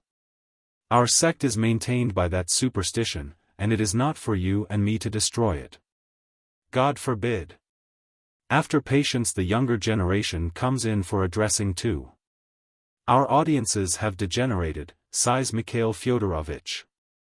Not to speak of ideals and all the rest of it, if only they were capable of work and rational thought. In fact, it's a case of, I look with mournful eyes on the young men of today. Yes, they have degenerated horribly, Katya agrees. Tell me, have you had one man of distinction among them for the last 5 or 10 years? I don't know how it is with the other professors, but I can't remember any among mine. I have seen in my day many of your students and young scientific men and many actors. Well, I have never once been so fortunate as to meet, I won't say a hero or a man of talent, but even an interesting man. It's all the same grey mediocrity, puffed up with self-conceit. All this talk of degeneration always affects me as though I had accidentally overheard offensive talk about my own daughter.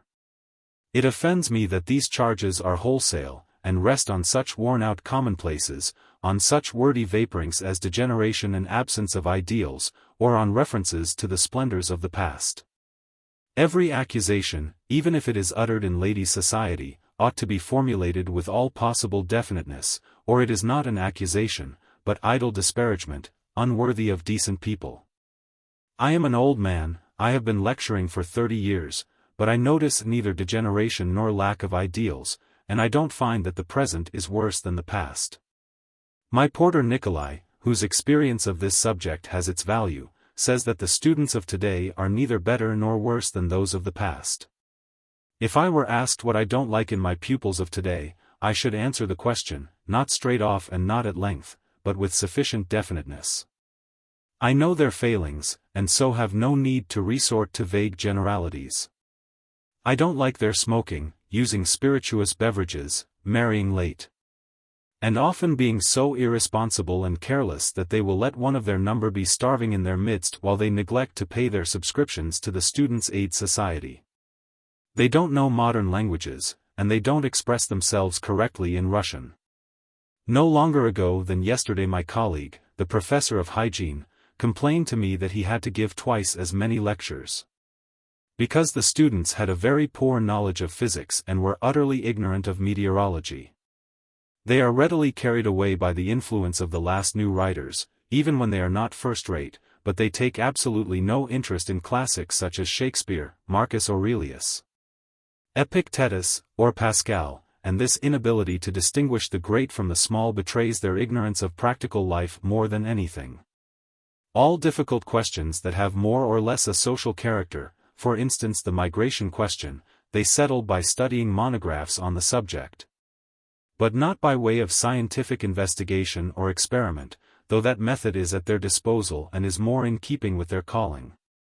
They gladly become ward surgeons, assistants, demonstrators, external teachers, and are ready to fill such posts until they are 40, though independence, a sense of freedom and personal initiative, are no less necessary in science than, for instance, in art or commerce. I have pupils and listeners, but no successors and helpers, and so I love them and am touched by them, but am not proud of them.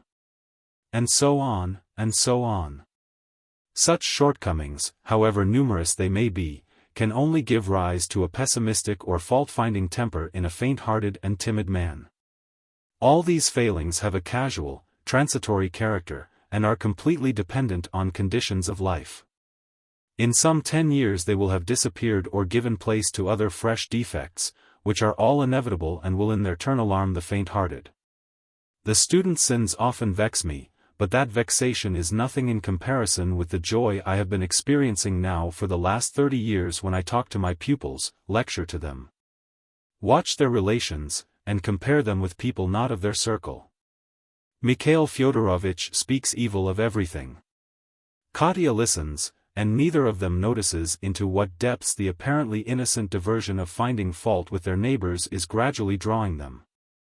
They are not conscious how by degrees simple talk passes into malicious mockery and jeering, and how they are both beginning to drop into the habits and methods of slander.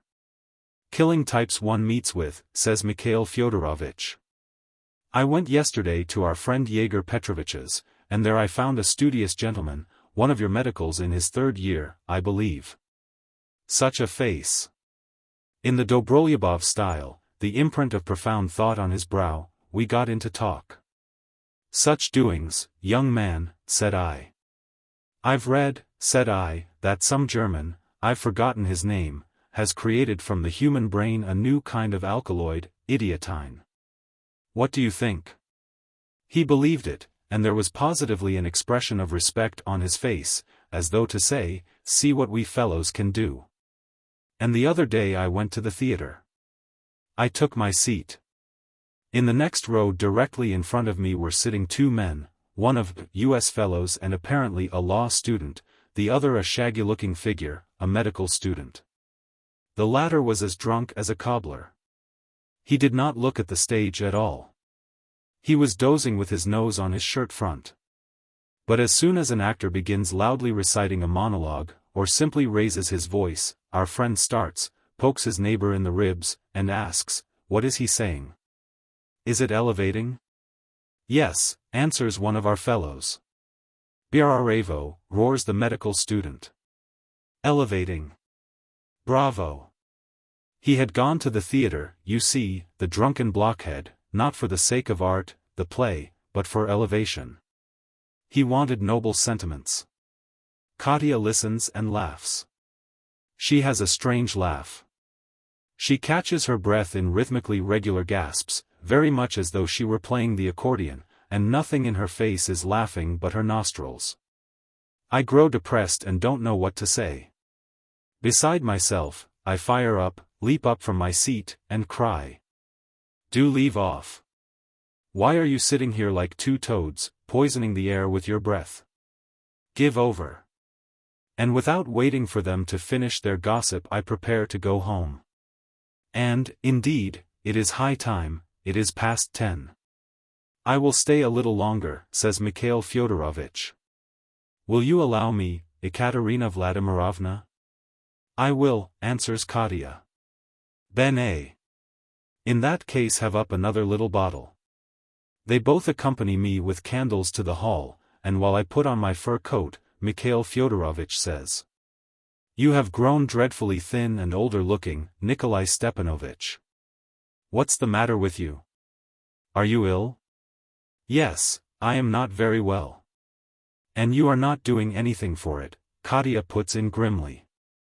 Why don't you? You can't go on like that. God helps those who help themselves, my dear fellow. Remember me to your wife and daughter, and make my apologies for not having been to see them. In a day or 2, before I go abroad, I shall come to say goodbye. I shall be sure to. I am going away next week. I come away from Katya, irritated and alarmed by what has been said about my being ill, and dissatisfied with myself. I ask myself whether I really ought not to consult one of my colleagues. And at once I imagine how my colleague, after listening to me, would walk away to the window without speaking, would think a moment, then would turn round to me and, trying to prevent my reading the truth in his face, would say in a careless tone, so far I see nothing serious, but at the same time, Kollega, I advise you to lay aside your work. And that would deprive me of my last hope. Who is without hope? Now that I am diagnosing my illness and prescribing for myself, from time to time I hope that I am deceived by my own illness, that I am mistaken in regard to the albumin and the sugar I find. And in regard to my heart, and in regard to the swellings I have twice noticed in the mornings. When with the fervor of the hypochondriac I look through the textbooks of therapeutics and take a different medicine every day, I keep fancying that I shall hit upon something comforting. All that is petty. Whether the sky is covered with clouds or the moon and the stars are shining, I turn my eyes towards it every evening and think that death is taking me soon. One would think that my thoughts at such times ought to be deep as the sky, brilliant, striking. But no. I think about myself, about my wife, about Liza, Necker, the students, people in general. My thoughts are evil, petty, I am insincere with myself. And at such times my theory of life may be expressed in the words the celebrated Arakcheev said in one of his intimate letters: nothing good can exist in the world without evil. And there is more evil than good. That is, everything is disgusting, there is nothing to live for, and the 62 years I have already lived must be reckoned as wasted. I catch myself in these thoughts, and try to persuade myself that they are accidental, temporary, and not deeply rooted in me, but at once I think. If so, what drives me every evening to those two toads? And I vow to myself that I will never go to Katya's again, though I know I shall go next evening. Ringing the bell at the door and going upstairs, I feel that I have no family now and no desire to bring it back again. It is clear that the new Arakcheev thoughts are not casual, temporary visitors, but have possession of my whole being. With my conscience ill at ease, dejected, languid, hardly able to move my limbs, feeling as though tons were added to my weight, I get into bed and quickly drop asleep. And then, insomnia. Chapter 4. Summer comes on and life is changed. One fine morning Liza comes in to me and says in a jesting tone, "Come, Your Excellency. We are ready." My Excellency is conducted into the street, and seated in a cab. As I go along, having nothing to do, I read the signboards from right to left. The word tractor reads Ritkart. That would just suit some baron's family, Baroness Ritkart. Farther on I drive through fields, by the graveyard, which makes absolutely no impression on me, though I shall soon lie in it. Then I drive by forests and again by fields. There is nothing of interest. After 2 hours of driving, my Excellency is conducted into the lower story of a summer villa and installed in a small, very cheerful little room with light blue hangings. At night there is sleeplessness as before, but in the morning I do not put a good face upon it and listen to my wife, but lie in bed. I do not sleep, but lie in the drowsy, half-conscious condition in which you know you are not asleep, but dreaming. At midday I get up and from habit sit down at my table, but I do not work now. I amuse myself with French books in yellow covers, sent me by Katya. Of course, it would be more patriotic to read Russian authors, but I must confess I cherish no particular liking for them. With the exception of 2 or 3 of the older writers, all our literature of today strikes me as not being literature, but a special sort of home industry, which exists simply in order to be encouraged, though people do not readily make use of its products. The very best of these home products cannot be called remarkable and cannot be sincerely praised without qualification. I must say the same of all the literary novelties I have read during the last 10 or 15 years, not one of them is remarkable, and not one of them can be praised without a but. Cleverness, a good tone, but no talent, talent, a good tone, but no cleverness, or talent, cleverness, but not a good tone. I don't say the French books have talent, cleverness, and a good tone.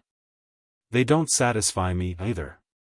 But they are not so tedious as the Russian, and it is not unusual to find in them the chief element of artistic creation, the feeling of personal freedom which is lacking in the Russian authors. I don't remember one new book in which the author does not try from the first page to entangle himself in all sorts of conditions and contracts with his conscience. One is afraid to speak of the naked body, another ties himself up hand and foot in psychological analysis, a third must have a warm attitude to man. A fourth purposely scrawls whole descriptions of nature that he may not be suspected of writing with a purpose. One is bent upon being middle class in his work, another must be a nobleman, and so on. There is intentionalness, circumspection, and self-will, but they have neither the independence nor the manliness to write as they like, and therefore there is no creativeness. All this applies to what is called belles lettres. As for serious treatises in Russian on sociology, for instance, on art, and so on, I do not read them simply from timidity. In my childhood and early youth I had for some reason a terror of doorkeepers and attendants at the theatre, and that terror has remained with me to this day. I am afraid of them even now. It is said that we are only afraid of what we do not understand. And, indeed, it is very difficult to understand why doorkeepers and theatre attendants are so dignified, haughty, and majestically rude. I feel exactly the same terror when I read serious articles. Their extraordinary dignity, their bantering lordly tone, their familiar manner to foreign authors, their ability to split straws with dignity, all that is beyond my understanding. It is intimidating and utterly unlike the quiet, gentlemanly tone to which I am accustomed when I read the works of our medical and scientific writers. It oppresses me to read not only the articles written by serious Russians, but even works translated or edited by them. The pretentious, edifying tone of the preface. The redundancy of remarks made by the translator, which prevent me from concentrating my attention. The question marks and sic in parentheses scattered all over the book or article by the liberal translator, are to my mind an outrage on the author and on my independence as a reader. Once I was summoned as an expert to a circuit court. In an interval one of my fellow experts drew my attention to the rudeness of the public prosecutor to the defendants, among whom there were two ladies of good education. I believe I did not exaggerate at all when I told him that the prosecutor's manner was no ruder than that of the authors of serious articles to one another. Their manners are, indeed, so rude that I cannot speak of them without distaste. They treat one another and the writers they criticize either with superfluous respect, at the sacrifice of their own dignity, or, on the contrary, with far more ruthlessness than I have shown in my notes and my thoughts in regard to my future son-in-law Necker. Accusations of irrationality, of evil intentions, and, indeed, of every sort of crime, form an habitual ornament of serious articles. And that, as young medical men are fond of saying in their monographs, is the ultima ratio. Such ways must infallibly have an effect on the morals of the younger generation of writers. And so I am not at all surprised that in the new works with which our literature has been enriched during the last 10 or 15 years the heroes drink too much vodka and the heroines are not overchaste. I read French books, and I look out of the window which is open. I can see the spikes of my garden fence, 2 or 3 scraggy trees, and beyond the fence the road, the fields, and beyond them a broad stretch of pine wood. Often I admire a boy and girl, both flaxen-headed and ragged, who clamber on the fence and laugh at my baldness. In their shining little eyes I read, go up, thou bald head." They are almost the only people who care nothing for my celebrity or my rank. Visitors do not come to me every day now. I will only mention the visits of Nikolai and Pyotr Ignatievich. Nikolai usually comes to me on holidays, with some pretext of business, though really to see me. He arrives very much exhilarated, a thing which never occurs to him in the winter. "What have you to tell me?" I ask, going out to him in the hall. "Your Excellency," he says, pressing his hand to his heart and looking at me with the ecstasy of a lover, "Your Excellency. God be my witness. Strike me dead on the spot. Gaudimus egitur Juventus." And he greedily kisses me on the shoulder, on the sleeve, and on the buttons. "Is everything going well?" I ask him. "Your Excellency. So help me God." He persists in groveling before me for no sort of reason, and soon bores me, so I send him away to the kitchen, where they give him dinner. Pyotr Ignatievich comes to see me on holidays, too, with the special object of seeing me and sharing his thoughts with me. He usually sits down near my table, modest, neat, and reasonable, and does not venture to cross his legs or put his elbows on the table. All the time, in a soft, even, little voice, in rounded bookish phrases, he tells me various, to his mind, very interesting and piquant items of news which he has read in the magazines and journals. They are all alike and may be reduced to this type: a Frenchman has made a discovery, someone else, a German, has denounced him, proving that the discovery was made in 1870 by some American. While a third person, also a German, trumps them both by proving they both had made fools of themselves, mistaking bubbles of air for dark pigment under the microscope. Even when he wants to amuse me, Pyotr Ignatievich tells me things in the same lengthy, circumstantial manner as though he were defending a thesis. Enumerating in detail the literary sources from which he is deriving his narrative, doing his utmost to be accurate as to the date and number of the journals and the name of everyone concerned.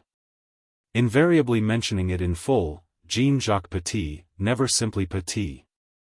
Sometimes he stays to dinner with us, and then during the whole of dinner time he goes on telling me the same sort of piquant anecdotes, reducing everyone at table to a state of dejected boredom. If Necker and Liza begin talking before him of fugues and counterpoint, Brahms and Bach, he drops his eyes modestly, and is overcome with embarrassment. He is ashamed that such trivial subjects should be discussed before such serious people as him and me. In my present state of mind 5 minutes of him is enough to sicken me as though I had been seeing and hearing him for an eternity. I hate the poor fellow. His soft, smooth voice and bookish language exhaust me, and his stories stupefy me. He cherishes the best of feelings for me, and talks to me simply in order to give me pleasure, and I repay him by looking at him as though I wanted to hypnotize him, and think, go, go, go. But he is not amenable to thought suggestion, and sits on and on and on. While he is with me I can never shake off the thought, it's possible when I die he will be appointed to succeed me. And my poor lecture hall presents itself to me as an oasis in which the spring is dried up. And I am ungracious, silent, and surly with Pyotr Ignatievich, as though he were to blame for such thoughts, and not I myself. When he begins, as usual, praising up the German savants, instead of making fun of him good-humoredly, as I used to do, I mutter sullenly, "Asses, you're Germans." That is like the late Professor Nikita Krylev, who once, when he was bathing with Pirogov at Revel and vexed at the waters being very cold, burst out with, "Scoundrels, these Germans." I behave badly with Pyotr Ignatievich, and only when he is going away, and from the window I catch a glimpse of his grey hat behind the garden fence, I want to call out and say, "Forgive me, my dear fellow." Dinner is even drearier than in the winter. Necker, whom now I hate and despise, dines with us almost every day. I used to endure his presence in silence, now I aim biting remarks at him which make my wife and daughter blush. Carried away by evil feeling, I often say things that are simply stupid, and I don't know why I say them. So on one occasion it happened that I stared a long time at Necker, and, apropos of nothing, I fired off. An eagle may perchance swoop down below a cock, but never will the fowl soar upwards to the clouds. And the most vexatious thing is that the foul Necker shows himself much cleverer than the eagle professor. Knowing that my wife and daughter are on his side, he takes up the line of meeting my jibes with condescending silence, as though to say, "The old chap is in his dotage. What's the use of talking to him?" Or he makes fun of me good-naturedly. It is wonderful how petty a man may become. I am capable of dreaming all dinner time of how Necker will turn out to be an adventurer, how my wife and Liza will come to see their mistake, and how I will taunt them, and such absurd thoughts at the time when I am standing with one foot in the grave. There are now, too, misunderstandings of which in the old days I had no idea except from hearsay. Though I am ashamed of it, I will describe one that occurred the other day after dinner. I was sitting in my room smoking a pipe. My wife came in as usual, sat down, and began saying what a good thing it would be for me to go to Kharkov now while it is warm and I have free time. And there find out what sort of person our Necker is. Very good, I will go, I assented. My wife, pleased with me, got up and was going to the door, but turned back and said, "By the way, I have another favor to ask of you. I know you will be angry, but it is my duty to warn you. Forgive my saying it, Nikolai Stepanovich, but all our neighbors and acquaintances have begun talking about your being so often at Katia's. She is clever and well educated. I don't deny that her company may be agreeable, but at your age and with your social position it seems strange that you should find pleasure in her society. Besides, she has such a reputation that—" All the blood suddenly rushed to my brain, my eyes flashed fire, I leaped up and, clutching at my head and stamping my feet, shouted in a voice unlike my own, "Let me alone! Let me alone! Let me alone!" Probably my face was terrible, my voice was strange, for my wife suddenly turned pale and began shrieking aloud in a despairing voice that was utterly unlike her own. Liza, Necker, then Jaeger, came running in at our shouts. "Let me alone!" I cried, "Let me alone! Go away!" My legs turned numb as though they had ceased to exist. I felt myself falling into someone's arms. For a little while I still heard weeping, then sank into a swoon which lasted 2 or 3 hours. Now about Katia. She comes to see me every day towards evening, and of course neither the neighbors nor our acquaintances can avoid noticing it. She comes in for a minute and carries me off for a drive with her. She has her own horse and a new chaise bought this summer. Altogether she lives in an expensive style. She has taken a big detached villa with a large garden, and has taken all her town retinue with her, 2 maids, a coachman. I often ask her, "Katia, what will you live on when you have spent your father's money?" "Then we shall see," she answers. "That money, my dear, deserves to be treated more seriously. It was earned by a good man, by honest labor. You have told me that already. I know it. At first we drive through the open country, then through the pine wood which is visible from my window. Nature seems to me as beautiful as it always has been, though some evil spirit whispers to me that these pines and fir trees, birds, and white clouds on the sky will not notice my absence when in 3 or 4 months I am dead. Katia loves driving, and she is pleased that it is fine weather and that I am sitting beside her. She is in good spirits and does not say harsh things. "You are a very good man, Nikolai Stepanovich," she says. "You are a rare specimen, and there isn't an actor who would understand how to play you. Me or Mikhail Fyodorovich, for instance, any poor actor could do, but not you. And I envy you horribly. Do you know what I stand for?" "What?" She ponders for a minute, and then asks me. "Nikolai Stepanovich, I am a negative phenomenon." "Yes?" "Yes," I answer. What am I to do? What answer was I to make her?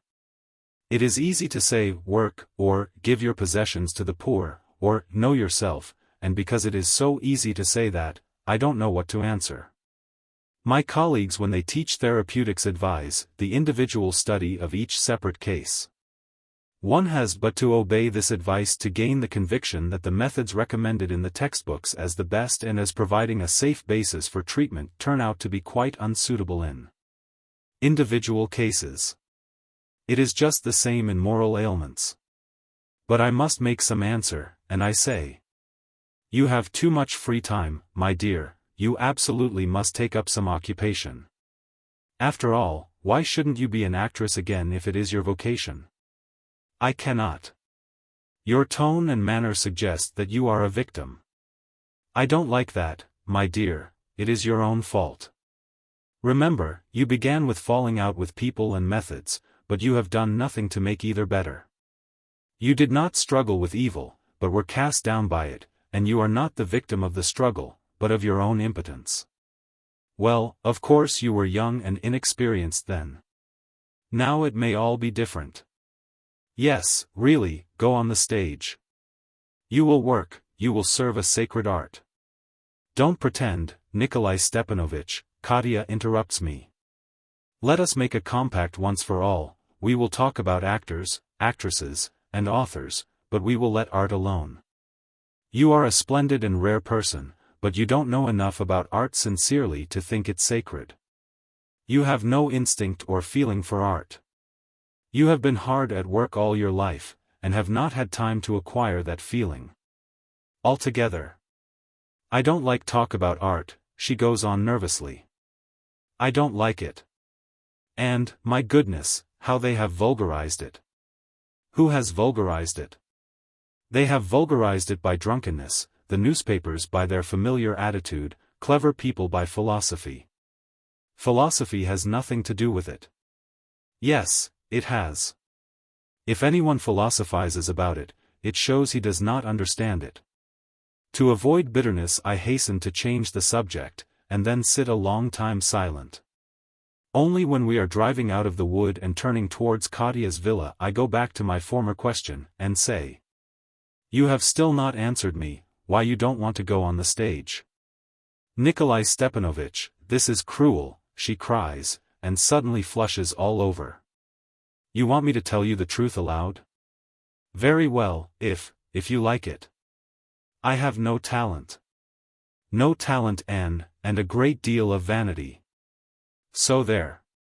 After making this confession she turns her face away from me, and to hide the trembling of her hands tugs violently at the reins. As we are driving towards her villa we see Mikhail Fyodorovich walking near the gate, impatiently awaiting us. That Mikhail Fyodorovich again, says Katya with vexation. Do rid me of him, please. I am sick and tired of him, bother him. Mikhail Fyodorovich ought to have gone abroad long ago, but he puts off going from week to week. Of late there have been certain changes in him. He looks, as it were, sunken, has taken to drinking until he is tipsy, a thing which never used to happen to him, and his black eyebrows are beginning to turn grey. When our chaise stops at the gate he does not conceal his joy and his impatience.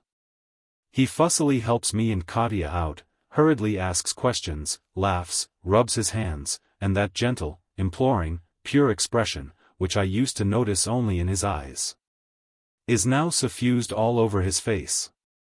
He is glad and at the same time he is ashamed of his gladness, ashamed of his habit of spending every evening with Katya. And he thinks it necessary to explain his visit by some obvious absurdity such as, I was driving by, and I thought I would just look in for a minute. We all three go indoors. First we drink tea, then the familiar packs of cards, the big piece of cheese, the fruit, and the bottle of Crimean champagne are put upon the table. The subjects of our conversation are not new. They are just the same as in the winter. We fall foul of the university, the students, and literature and the theater. The air grows thick and stifling with evil speaking, and poisoned by the breath, not of two toads as in the winter, but of three. Besides the velvety baritone laugh and the giggle like the gasp of a concertina, the maid who waits upon us hears an unpleasant cracked he, like the chuckle of a general in a vaudeville. Chapter 5. There are terrible nights with thunder, lightning, rain, and wind, such as are called among the people sparrow nights.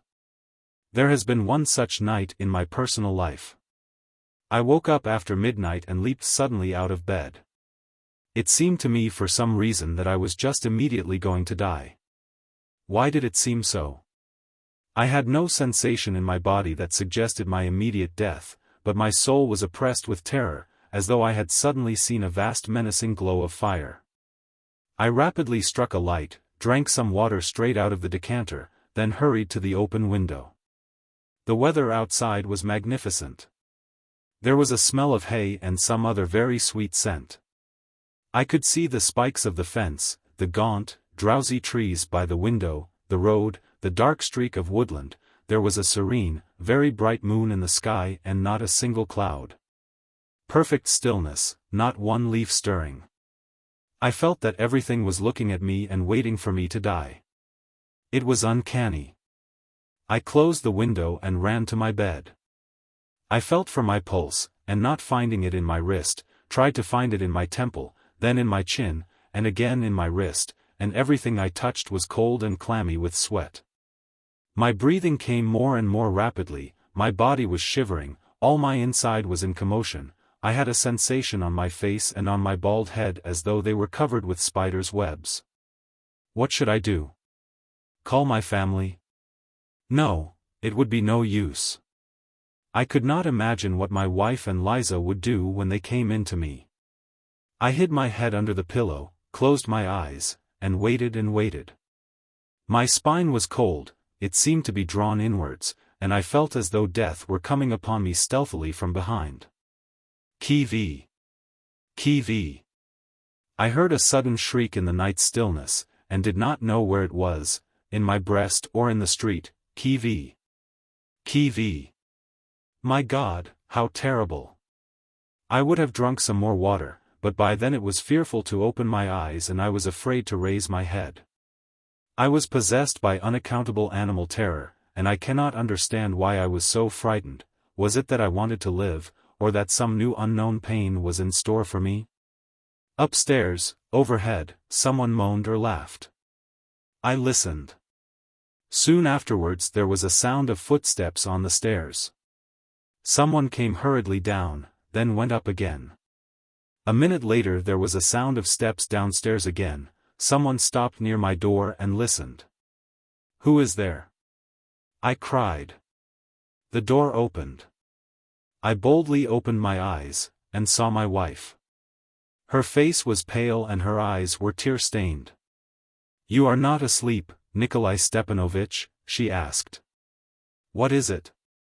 For God's sake, go up and have a look at Liza. There is something the matter with her." "Very good, with pleasure," I muttered, greatly relieved at not being alone. "Very good, this minute." I followed my wife, heard what she said to me, and was too agitated to understand a word. Patches of light from her candle danced about the stairs, our long shadows trembled. My feet caught in the skirts of my dressing gown, I gasped for breath, and felt as though something were pursuing me and trying to catch me from behind.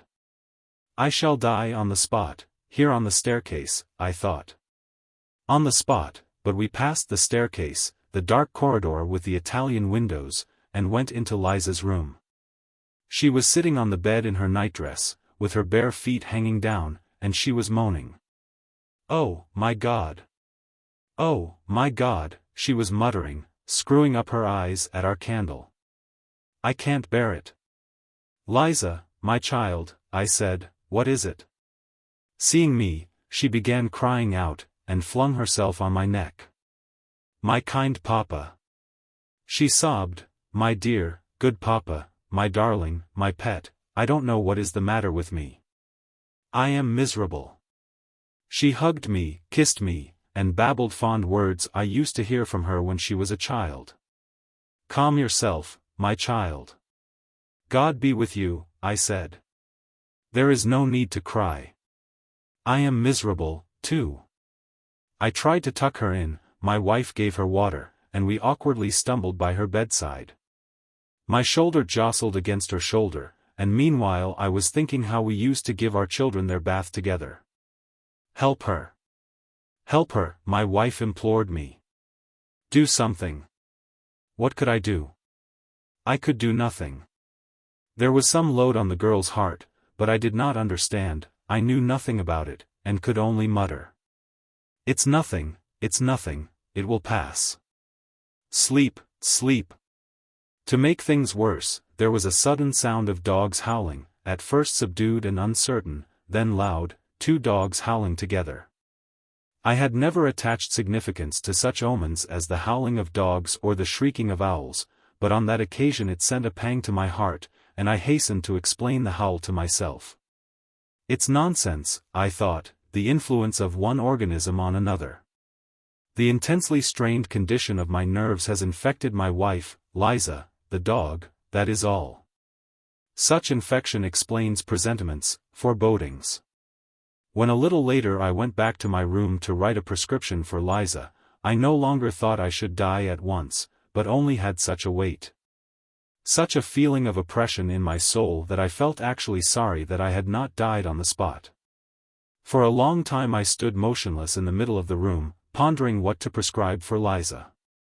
But the moans overhead ceased, and I decided to prescribe nothing, and yet I went on standing there. There was a death-like stillness, such a stillness, as some author has expressed it, it rang in one's ears. Time passed slowly.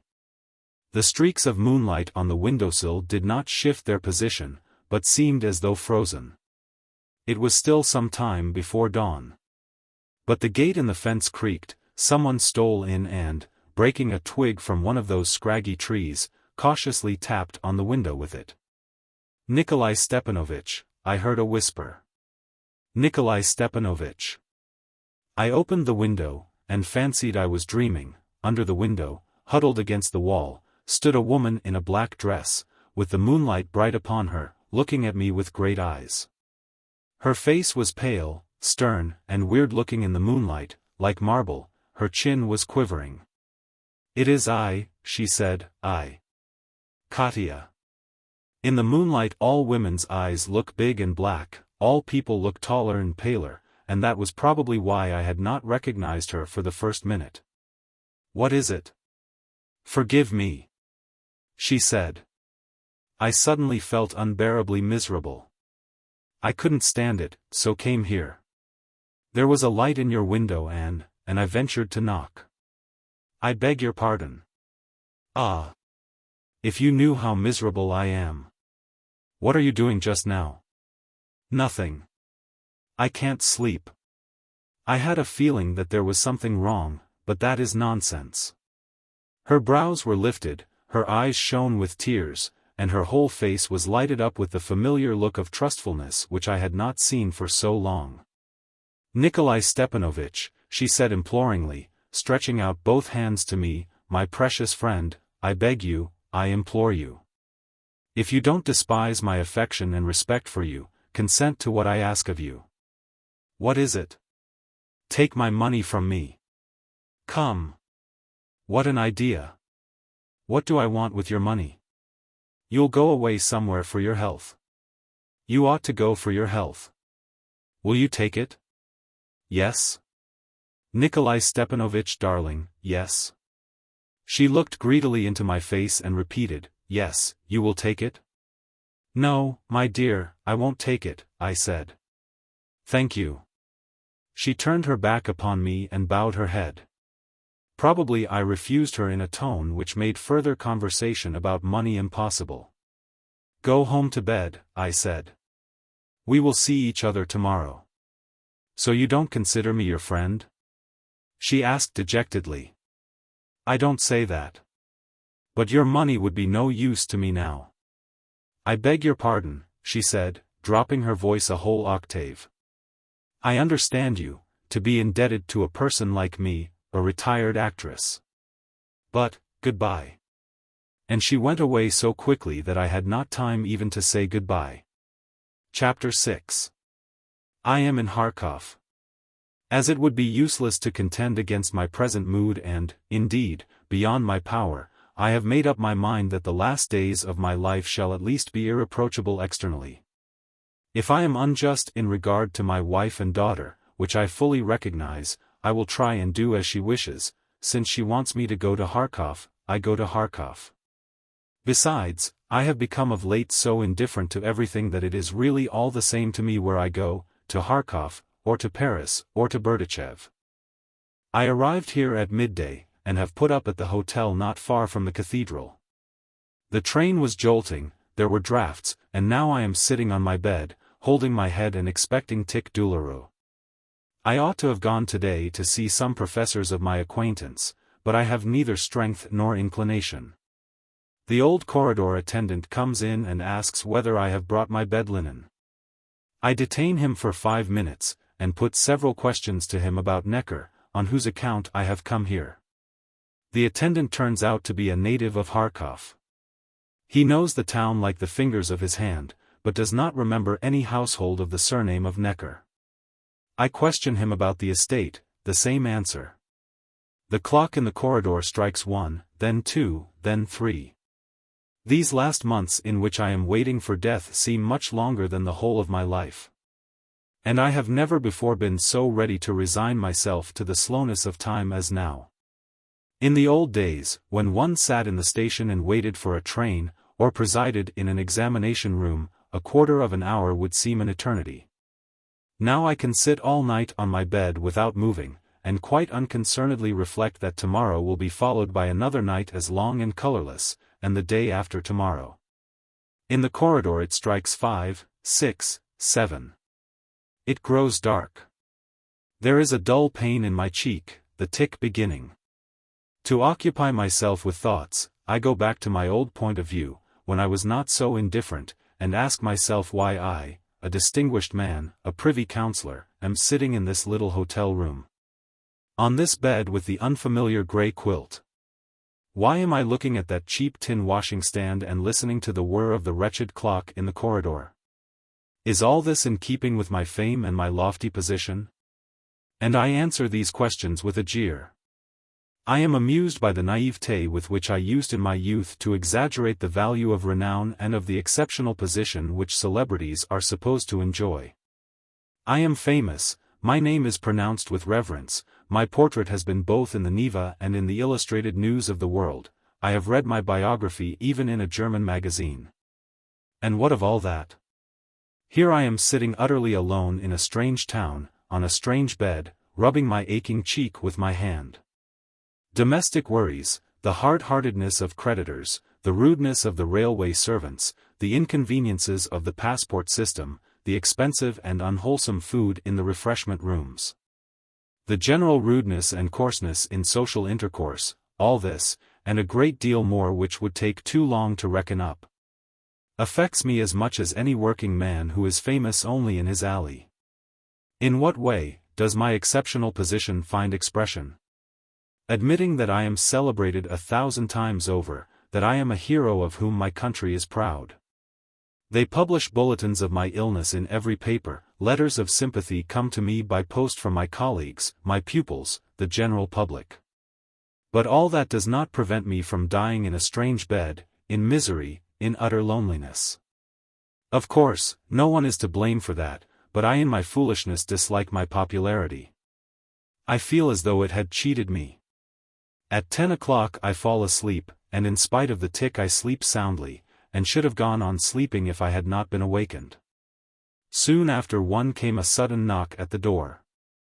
Who is there? A telegram. You might have waited till tomorrow, I say angrily, taking the telegram from the attendant. Now I shall not get to sleep again. I am sorry. Your light was burning, so I thought you were not asleep. I tear open the telegram and look first at the signature. From my wife. What does she want? Necker was secretly married to Liza yesterday. Return. I read the telegram, and my dismay does not last long. I am dismayed, not by what Liza and Necker have done, but by the indifference with which I hear of their marriage. They say philosophers and the truly wise are indifferent. It is false. Indifference is the paralysis of the soul, it is premature death. I go to bed again, and begin trying to think of something to occupy my mind. What am I to think about? I feel as though everything had been thought over already and there is nothing which could hold my attention now.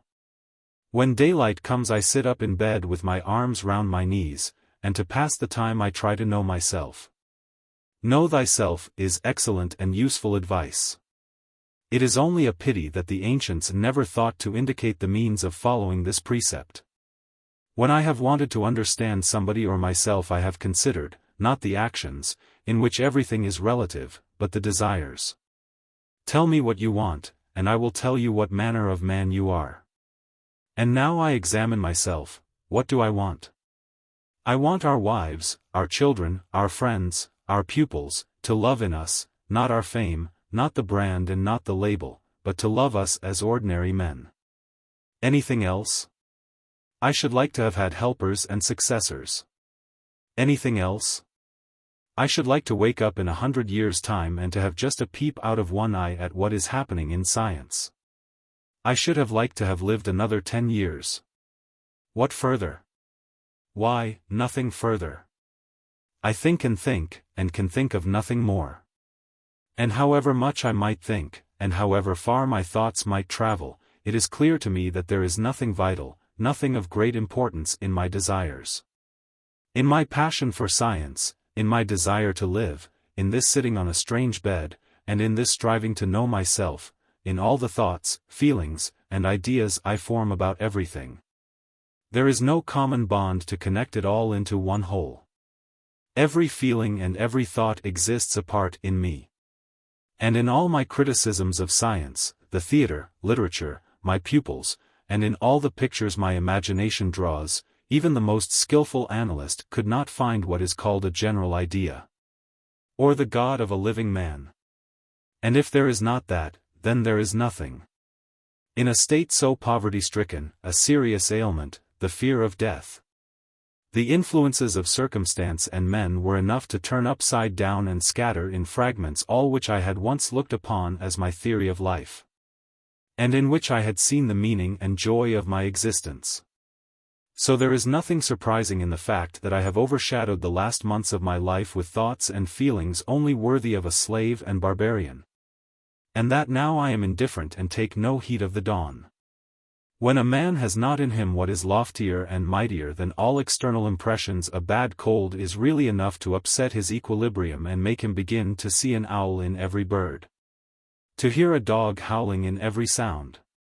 And all his pessimism or optimism with his thoughts great and small have at such times significance as symptoms and nothing more. I am vanquished. If it is so, it is useless to think, it is useless to talk. I will sit and wait in silence for what is to come. In the morning the corridor attendant brings me tea and a copy of the local newspaper. Mechanically I read the advertisements on the first page, the leading article, the extracts from the newspapers and journals, the chronicle of events. In the latter I find, among other things, the following paragraph: our distinguished savant, Professor Nikolai Stepanovich so-and-so, arrived yesterday in Kharkov, and is staying in the so-and-so hotel. Apparently, illustrious names are created to live on their own account, apart from those that bear them. Now my name is promenading tranquilly about Kharkov. In another 3 months, printed in gold letters on my monument, it will shine bright as the sun itself, while I shall be already under the moss. A light tap at the door. Somebody wants me. Who is there? Come in. The door opens, and I step back surprised and hurriedly wrap my dressing gown round me. Before me stands Katya. How do you do? She says, breathless with running upstairs. You didn't expect me? I have come here, too. I have come, too. She sits down and goes on, hesitating and not looking at me. Why don't you speak to me? I have come, too, today. I found out that you were in this hotel, and have come to you. Very glad to see you, I say, shrugging my shoulders, but I am surprised. You seem to have dropped from the skies. What have you come for? Oh. I've simply come. Silence. Suddenly she jumps up impulsively and comes to me. Nikolai Stepanovich, she says, turning pale and pressing her hands on her bosom, Nikolai Stepanovich, I cannot go on living like this. I cannot. For God's sake tell me quickly, this minute, what I am to do. Tell me, what am I to do? What can I tell you? I ask in perplexity. I can do nothing. Tell me, I beseech you, she goes on, breathing hard and trembling all over. I swear that I cannot go on living like this. It's too much for me. She sinks on a chair and begins sobbing. She flings her head back, wrings her hands, taps with her feet, her hat falls off and hangs bobbing on its elastic, her hair is ruffled. Help me. Help me, she implores me. I cannot go on. She takes her handkerchief out of her traveling bag, and with it pulls out several letters, which fall from her lap to the floor. I pick them up, and on one of them I recognize the handwriting of Mikhail Fyodorovich and accidentally read a bit of a word, passionate. There is nothing I can tell you, Katya, I say. Help me, she sobs, clutching at my hand and kissing it. You are my father, you know, my only friend. You are clever, educated, you have lived so long, you have been a teacher. Tell me, what am I to do? Upon my word, Katya, I don't know. I am utterly at a loss and confused, touched by her sobs, and hardly able to stand. Let us have lunch, Katya, I say, with a forced smile. Give over crying. And at once I add in a sinking voice. I shall soon be gone, Katya. Only one word, only one word. She weeps, stretching out her hands to me. What am I to do? You are a queer girl, really, I mutter. I don't understand it. So sensible, and all at once crying your eyes out. A silence follows. Katya straightens her hair, puts on her hat, then crumples up the letters and stuffs them in her bag, and all this deliberately, in silence. Her face, her bosom, and her gloves are wet with tears, but her expression now is cold and forbidding. I look at her, and feel ashamed that I am happier than she. The absence of what my philosophic colleagues call a general idea I have detected in myself only just before death, in the decline of my days. While the soul of this poor girl has known and will know no refuge all her life, all her life. Let us have lunch, Katya, I say. No, thank you, she answers coldly. Another minute passes in silence. I don't like Kharkov, I say, it's so grey here, such a grey town. Yes, perhaps. It's ugly. I am here not for long, passing through. I am going on today. Where? To the Crimea, that is, to the Caucasus. Oh. For long? I don't know. Katya gets up, and, with a cold smile, holds out her hand without looking at me. I want to ask her, then, you won't be at my funeral, but she does not look at me. Her hand is cold and, as it were, strange. I escort her to the door in silence. She goes out, walks down the long corridor without looking back. She knows that I am looking after her, and most likely she will look back at the turn. No, she did not look back.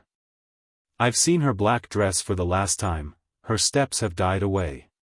Farewell, my treasure.